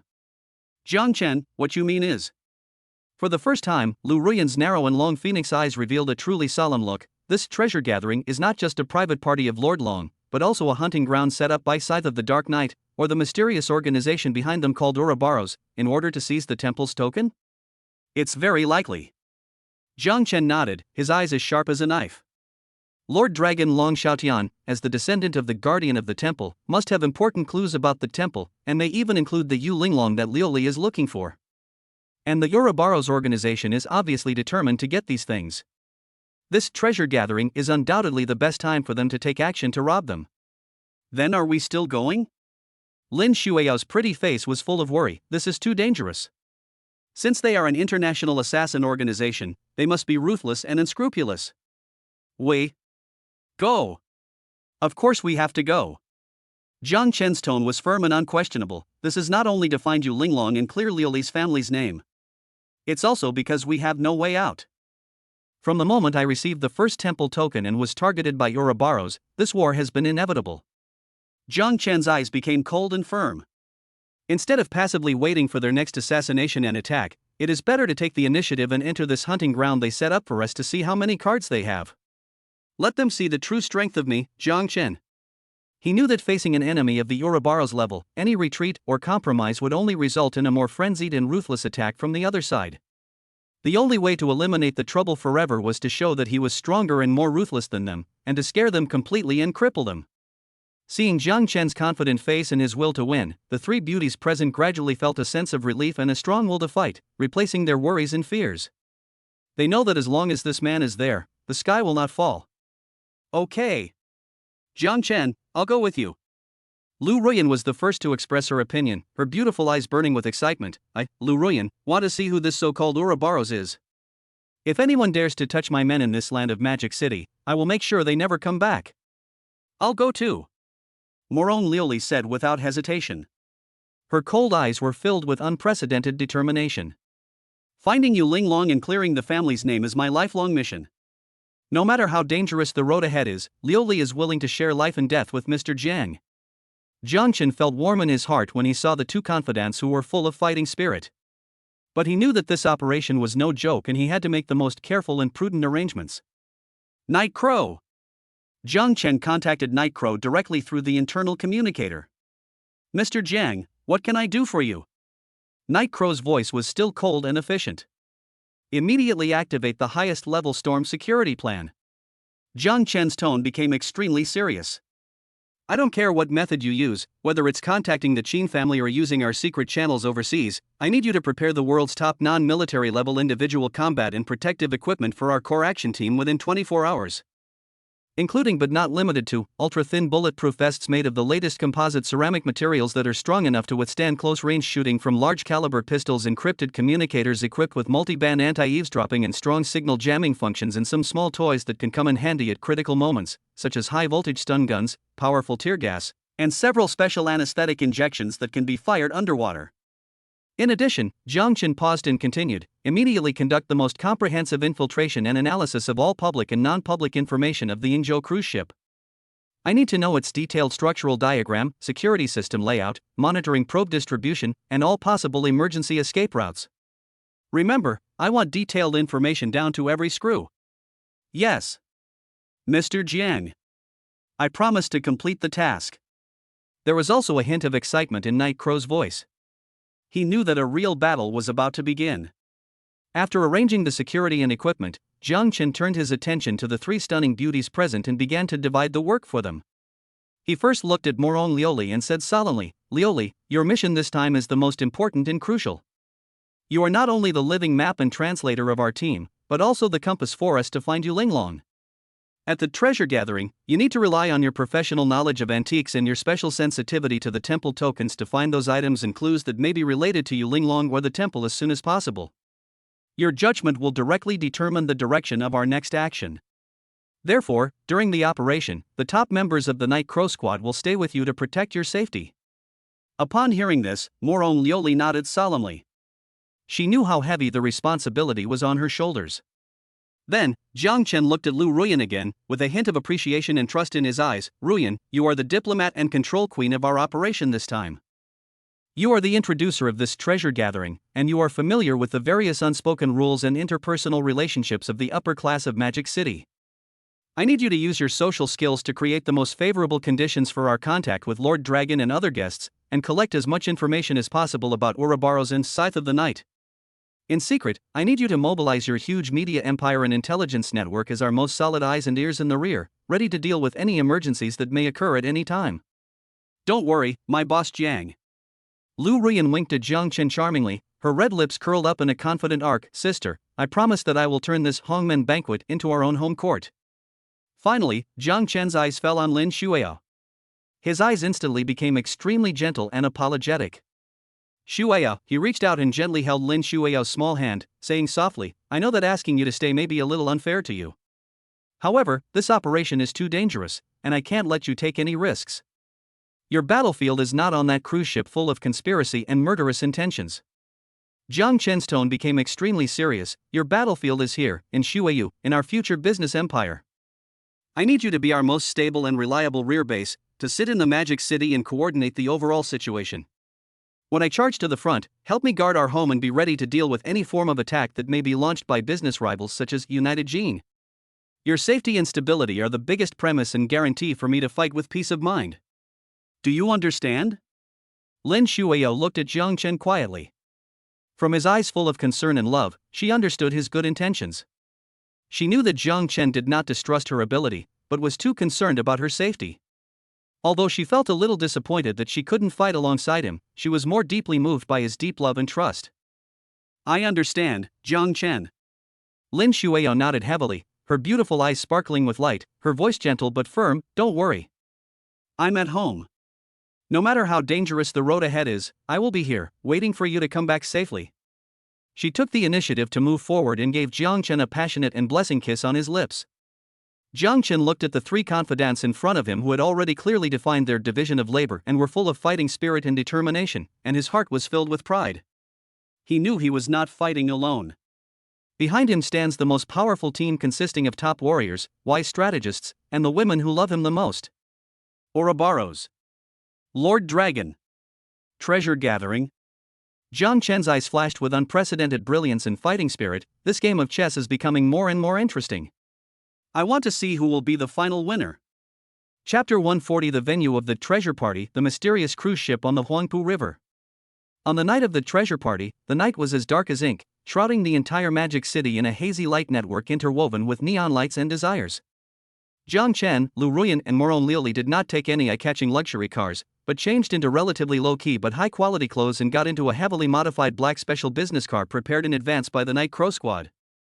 The car looked ordinary on the outside, but its body and glass were made of military-grade bulletproof materials, and the interior was equipped with the most advanced encrypted communication system and anti-reconnaissance equipment, which was enough to deal with any emergency. The vehicle did not drive to any famous club or manor in Shanghai, but instead, according to the first set of coordinates provided on the ink gold invitation, it made many detours and finally drove into an old industrial dock area located in the lower reaches of the Huangpu River that had been abandoned for many years. It was a deserted place with rusty cranes and long collapsed warehouses everywhere. The air was filled with the dampness of the river and the decay of the industrial age. If it weren't for the precise navigation and the special instructions on the invitation, no one could imagine that the entrance to a mysterious event that brought together the world's top billionaires and collectors would be located in such a dilapidated place. The business car stopped in front of a huge warehouse that looked like it could collapse at any time. Standing at the door of the warehouse were 4 burly men wearing black suits, sunglasses, and wireless headsets. They looked stern and had stern faces. They were like 4 silent door gods, exuding a fierce aura that kept strangers away. Jiang Chen, Lu Ruyan, and Moron Liuli got out of the car. One of the men in black immediately stepped forward, stretched out his hand, and said in a voice without any emotion, "Please show me your invitation." Lu Ruyan took out the 2 ink gold invitations from her expensive Hermes handbag. The man in black took the invitation and did not check it with his naked eyes. Instead, he took out a peculiarly shaped portable scanner, aimed it at the gold-stamped code on the invitation, and scanned it carefully. Ding, identity confirmed. Ms. Lu Ruyan, Mr. Jiang Chen. Welcome to Jubawi. The scanner emitted a crisp electronic sound and displayed a 3-dimensional holographic authentication image. After confirming that everything was correct, the man in black bowed slightly, made a pleased gesture, and signaled them to enter the warehouse. Inside the warehouse, there was a completely different world from the shabby scene outside. The interior had long been emptied and renovated, turning it into a temporary transit station full of postmodern industrial style. Dozens of security guards, also wearing black suits, stood solemnly in every corner of the warehouse. Their eyes were sharp and alert, and they had obviously undergone rigorous professional training. In the center of the transfer station, there are several security checkpoints comparable to airport security. Every guest who comes to the meeting must undergo the most stringent security check here. Not only must they hand in all their communication devices and weapons, but they must also pass through a large metal detector and body scanner to ensure that they do not bring any threatening items on board. Jiang Chen noticed that the so-called top-level non-military grade individual equipment he had obtained through the Qin family's channels would not be able to escape the security equipment here. Fortunately, he had prepared in advance and did not bring those things with him, but asked the Night Crow Squad to deliver them to the designated meeting point in advance through other more secret channels. After going through several tedious and strict security procedures, Jiang Chen and others were led by another waiter through the back door of the warehouse and arrived at a brightly lit secret private dock hidden behind the warehouse. Several black speedboats with smooth shapes and a sense of technology have long been moored at the dock. Beside each speedboat, there are several stern-looking crew members waiting to take the VIPs who have passed the security check to the real venue of the treasure party tonight. Jiang Chen saw that before them, several guests who looked like they had distinguished status had boarded the speedboat under the guidance of the waiter and sailed towards the depths of the Huangpu River. Some of those guests were Middle Eastern oil tycoons wearing traditional Arab costumes and accompanied by several sturdy guards. Some were blonde and blue-eyed gentlemen with elegant temperaments, who looked like the descendants of some ancient European nobles, and some were Oriental elders wearing tang suits, with a celestial look, who looked like the head of some hidden sect. All those who can come here are big figures who have significant influence on the world. It seems that this Lord Long really likes to be mysterious. Jiang Chen looked at the scene in front of him that looked like something out of a spy movie, with a playful smile on his face. He has always been like this. Lu Ruyan whispered beside her, with a hint of solemnity in her eyes. He uses this method to screen guests, and also uses this method to show his strength and uniqueness. Those who can pass his many levels and finally board the Yingzhou are the kind who are truly qualified to talk to him on an equal footing in his eyes. The 3 of them boarded a speedboat. Under the control of the crew, the speedboat quickly left the dock like a sharp arrow in the dark night, and rushed towards the deep part of the Huangpu River shrouded in night and fog. After driving for about 10 minutes, a huge and oppressive black steel monster finally appeared in their sight. That's a top-of-the-line luxury cruise ship. The entire cruise ship is coated with a special black coating that absorbs radar waves and light. Under the cover of night and river fog, it is like a moving black island, silently floating on the river's surface. There are no extra lights or decorations on the outside of the cruise ship, only a few key locations, with faint navigation signal lights flashing. Its overall design style is simple and tough, full of futuristic and heart-pounding military atmosphere. This is the mobile palace and private kingdom of Lord Dragon Long Xiaotian Yingzhou. The speedboat slowly approached a hidden lifting platform on the side of the Yingzhou. After the last iris and voice print recognition, the platform slowly rose and sent Jiang Chen and others to the main deck of the cruise ship. When Jiang Chen actually stepped onto this legendary mysterious cruise ship, even though he was accustomed to all kinds of grand scenes, he couldn't help but be deeply shocked by the luxury and grandeur inside. Completely different from the low-key and solemn black paint on the exterior, the interior of the Yingzhou is simply a magnificent and beautiful palace on the sea. A huge atrium with a height of more than 20 meters, which could accommodate thousands of people, appeared in front of everyone. The dome of the atrium was a huge intelligent skylight that could simulate day and night and the changing stars. The floor was paved with the top-grade white marble from Italy, which was so shiny that you could see through it. On the walls around, there were all authentic works handed down from the top masters of the Renaissance, and each one was priceless.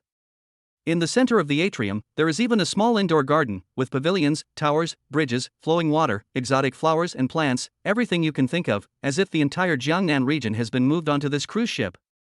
Countless well-dressed and elegant guests were chatting in groups of 3 or 5 in the atrium, tasting the top-notch food and vintage wines cooked on site by Michelin 3-star chefs.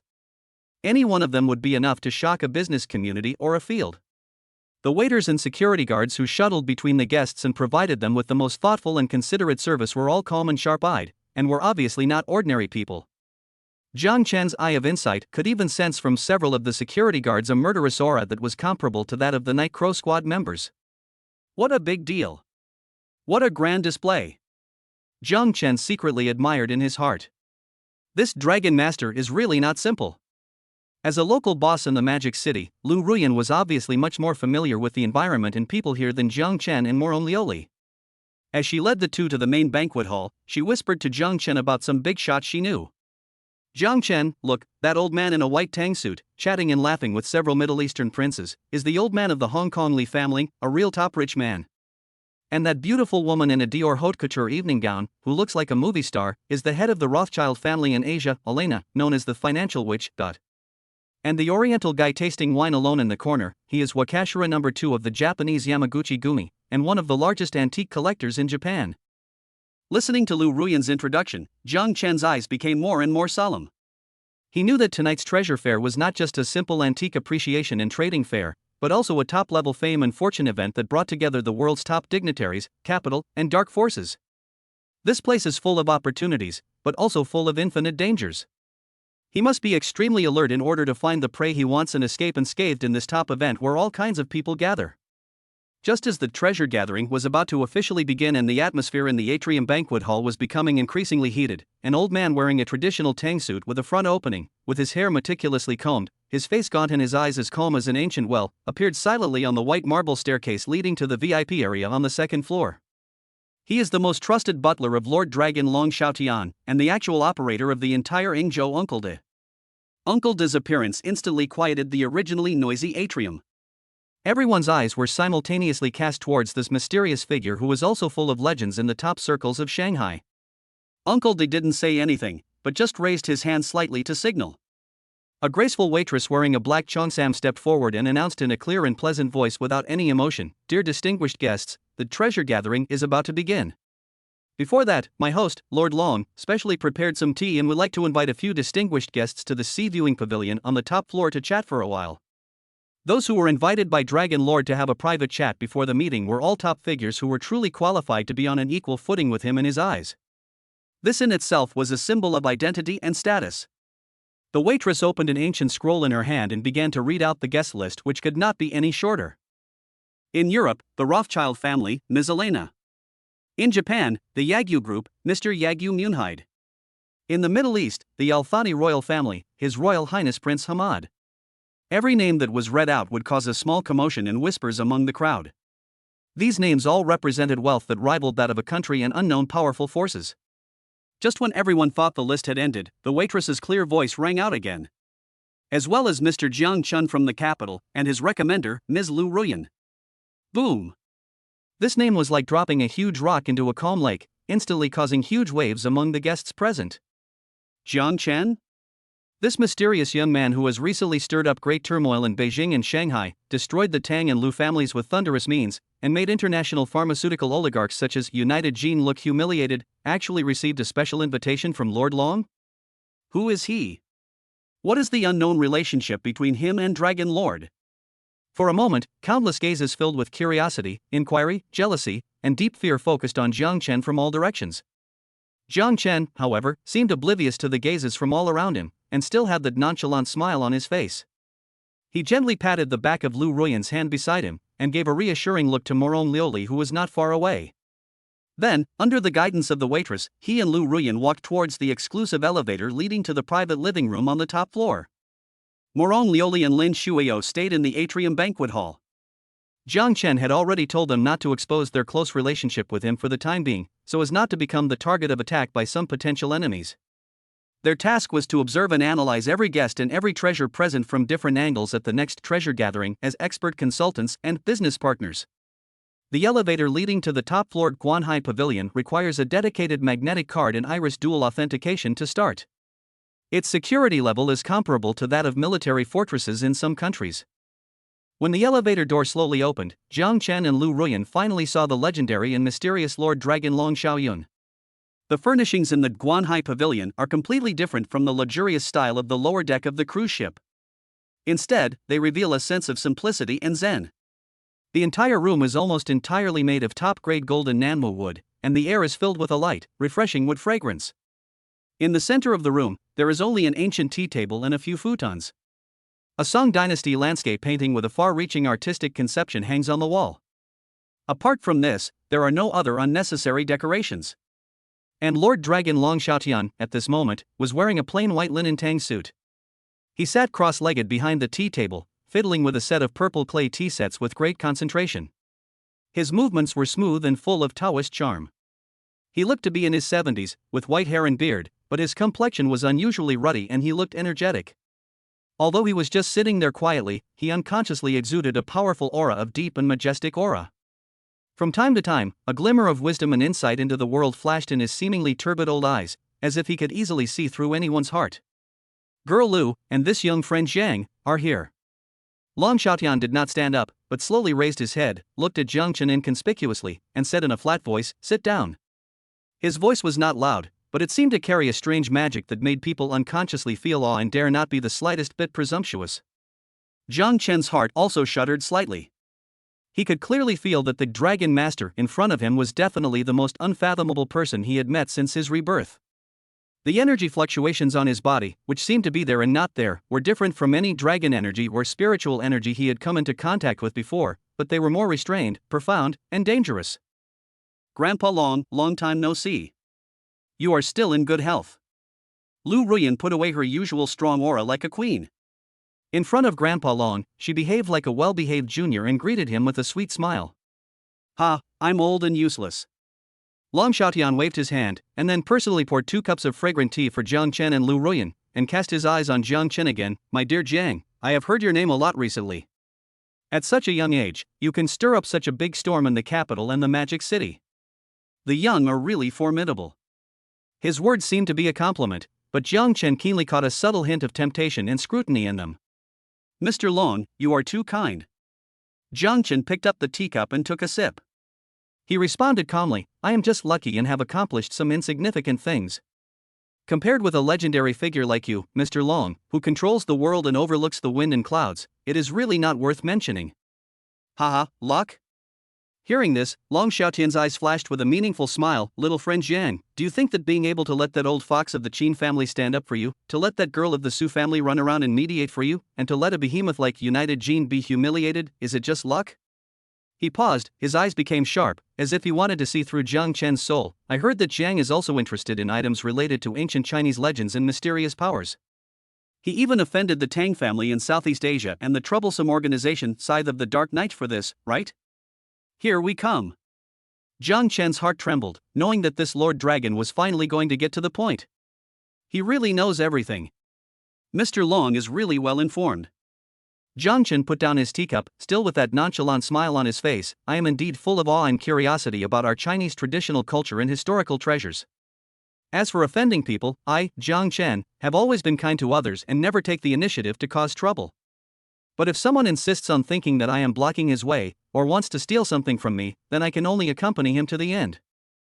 His words were soft yet firm. He neither admitted nor denied anything, but expressed his position and attitude clearly. What a great phrase, stay with me till the end. Upon hearing this, Long Xiaotian's eyes flashed with approval. Young man, it's a good thing to be proud. However, I still want to remind you that this world is far more complicated and dangerous than you think. Some things, once you get involved, you can never get rid of them. They can bring you endless wealth and power, but they can also bring you devastating disasters.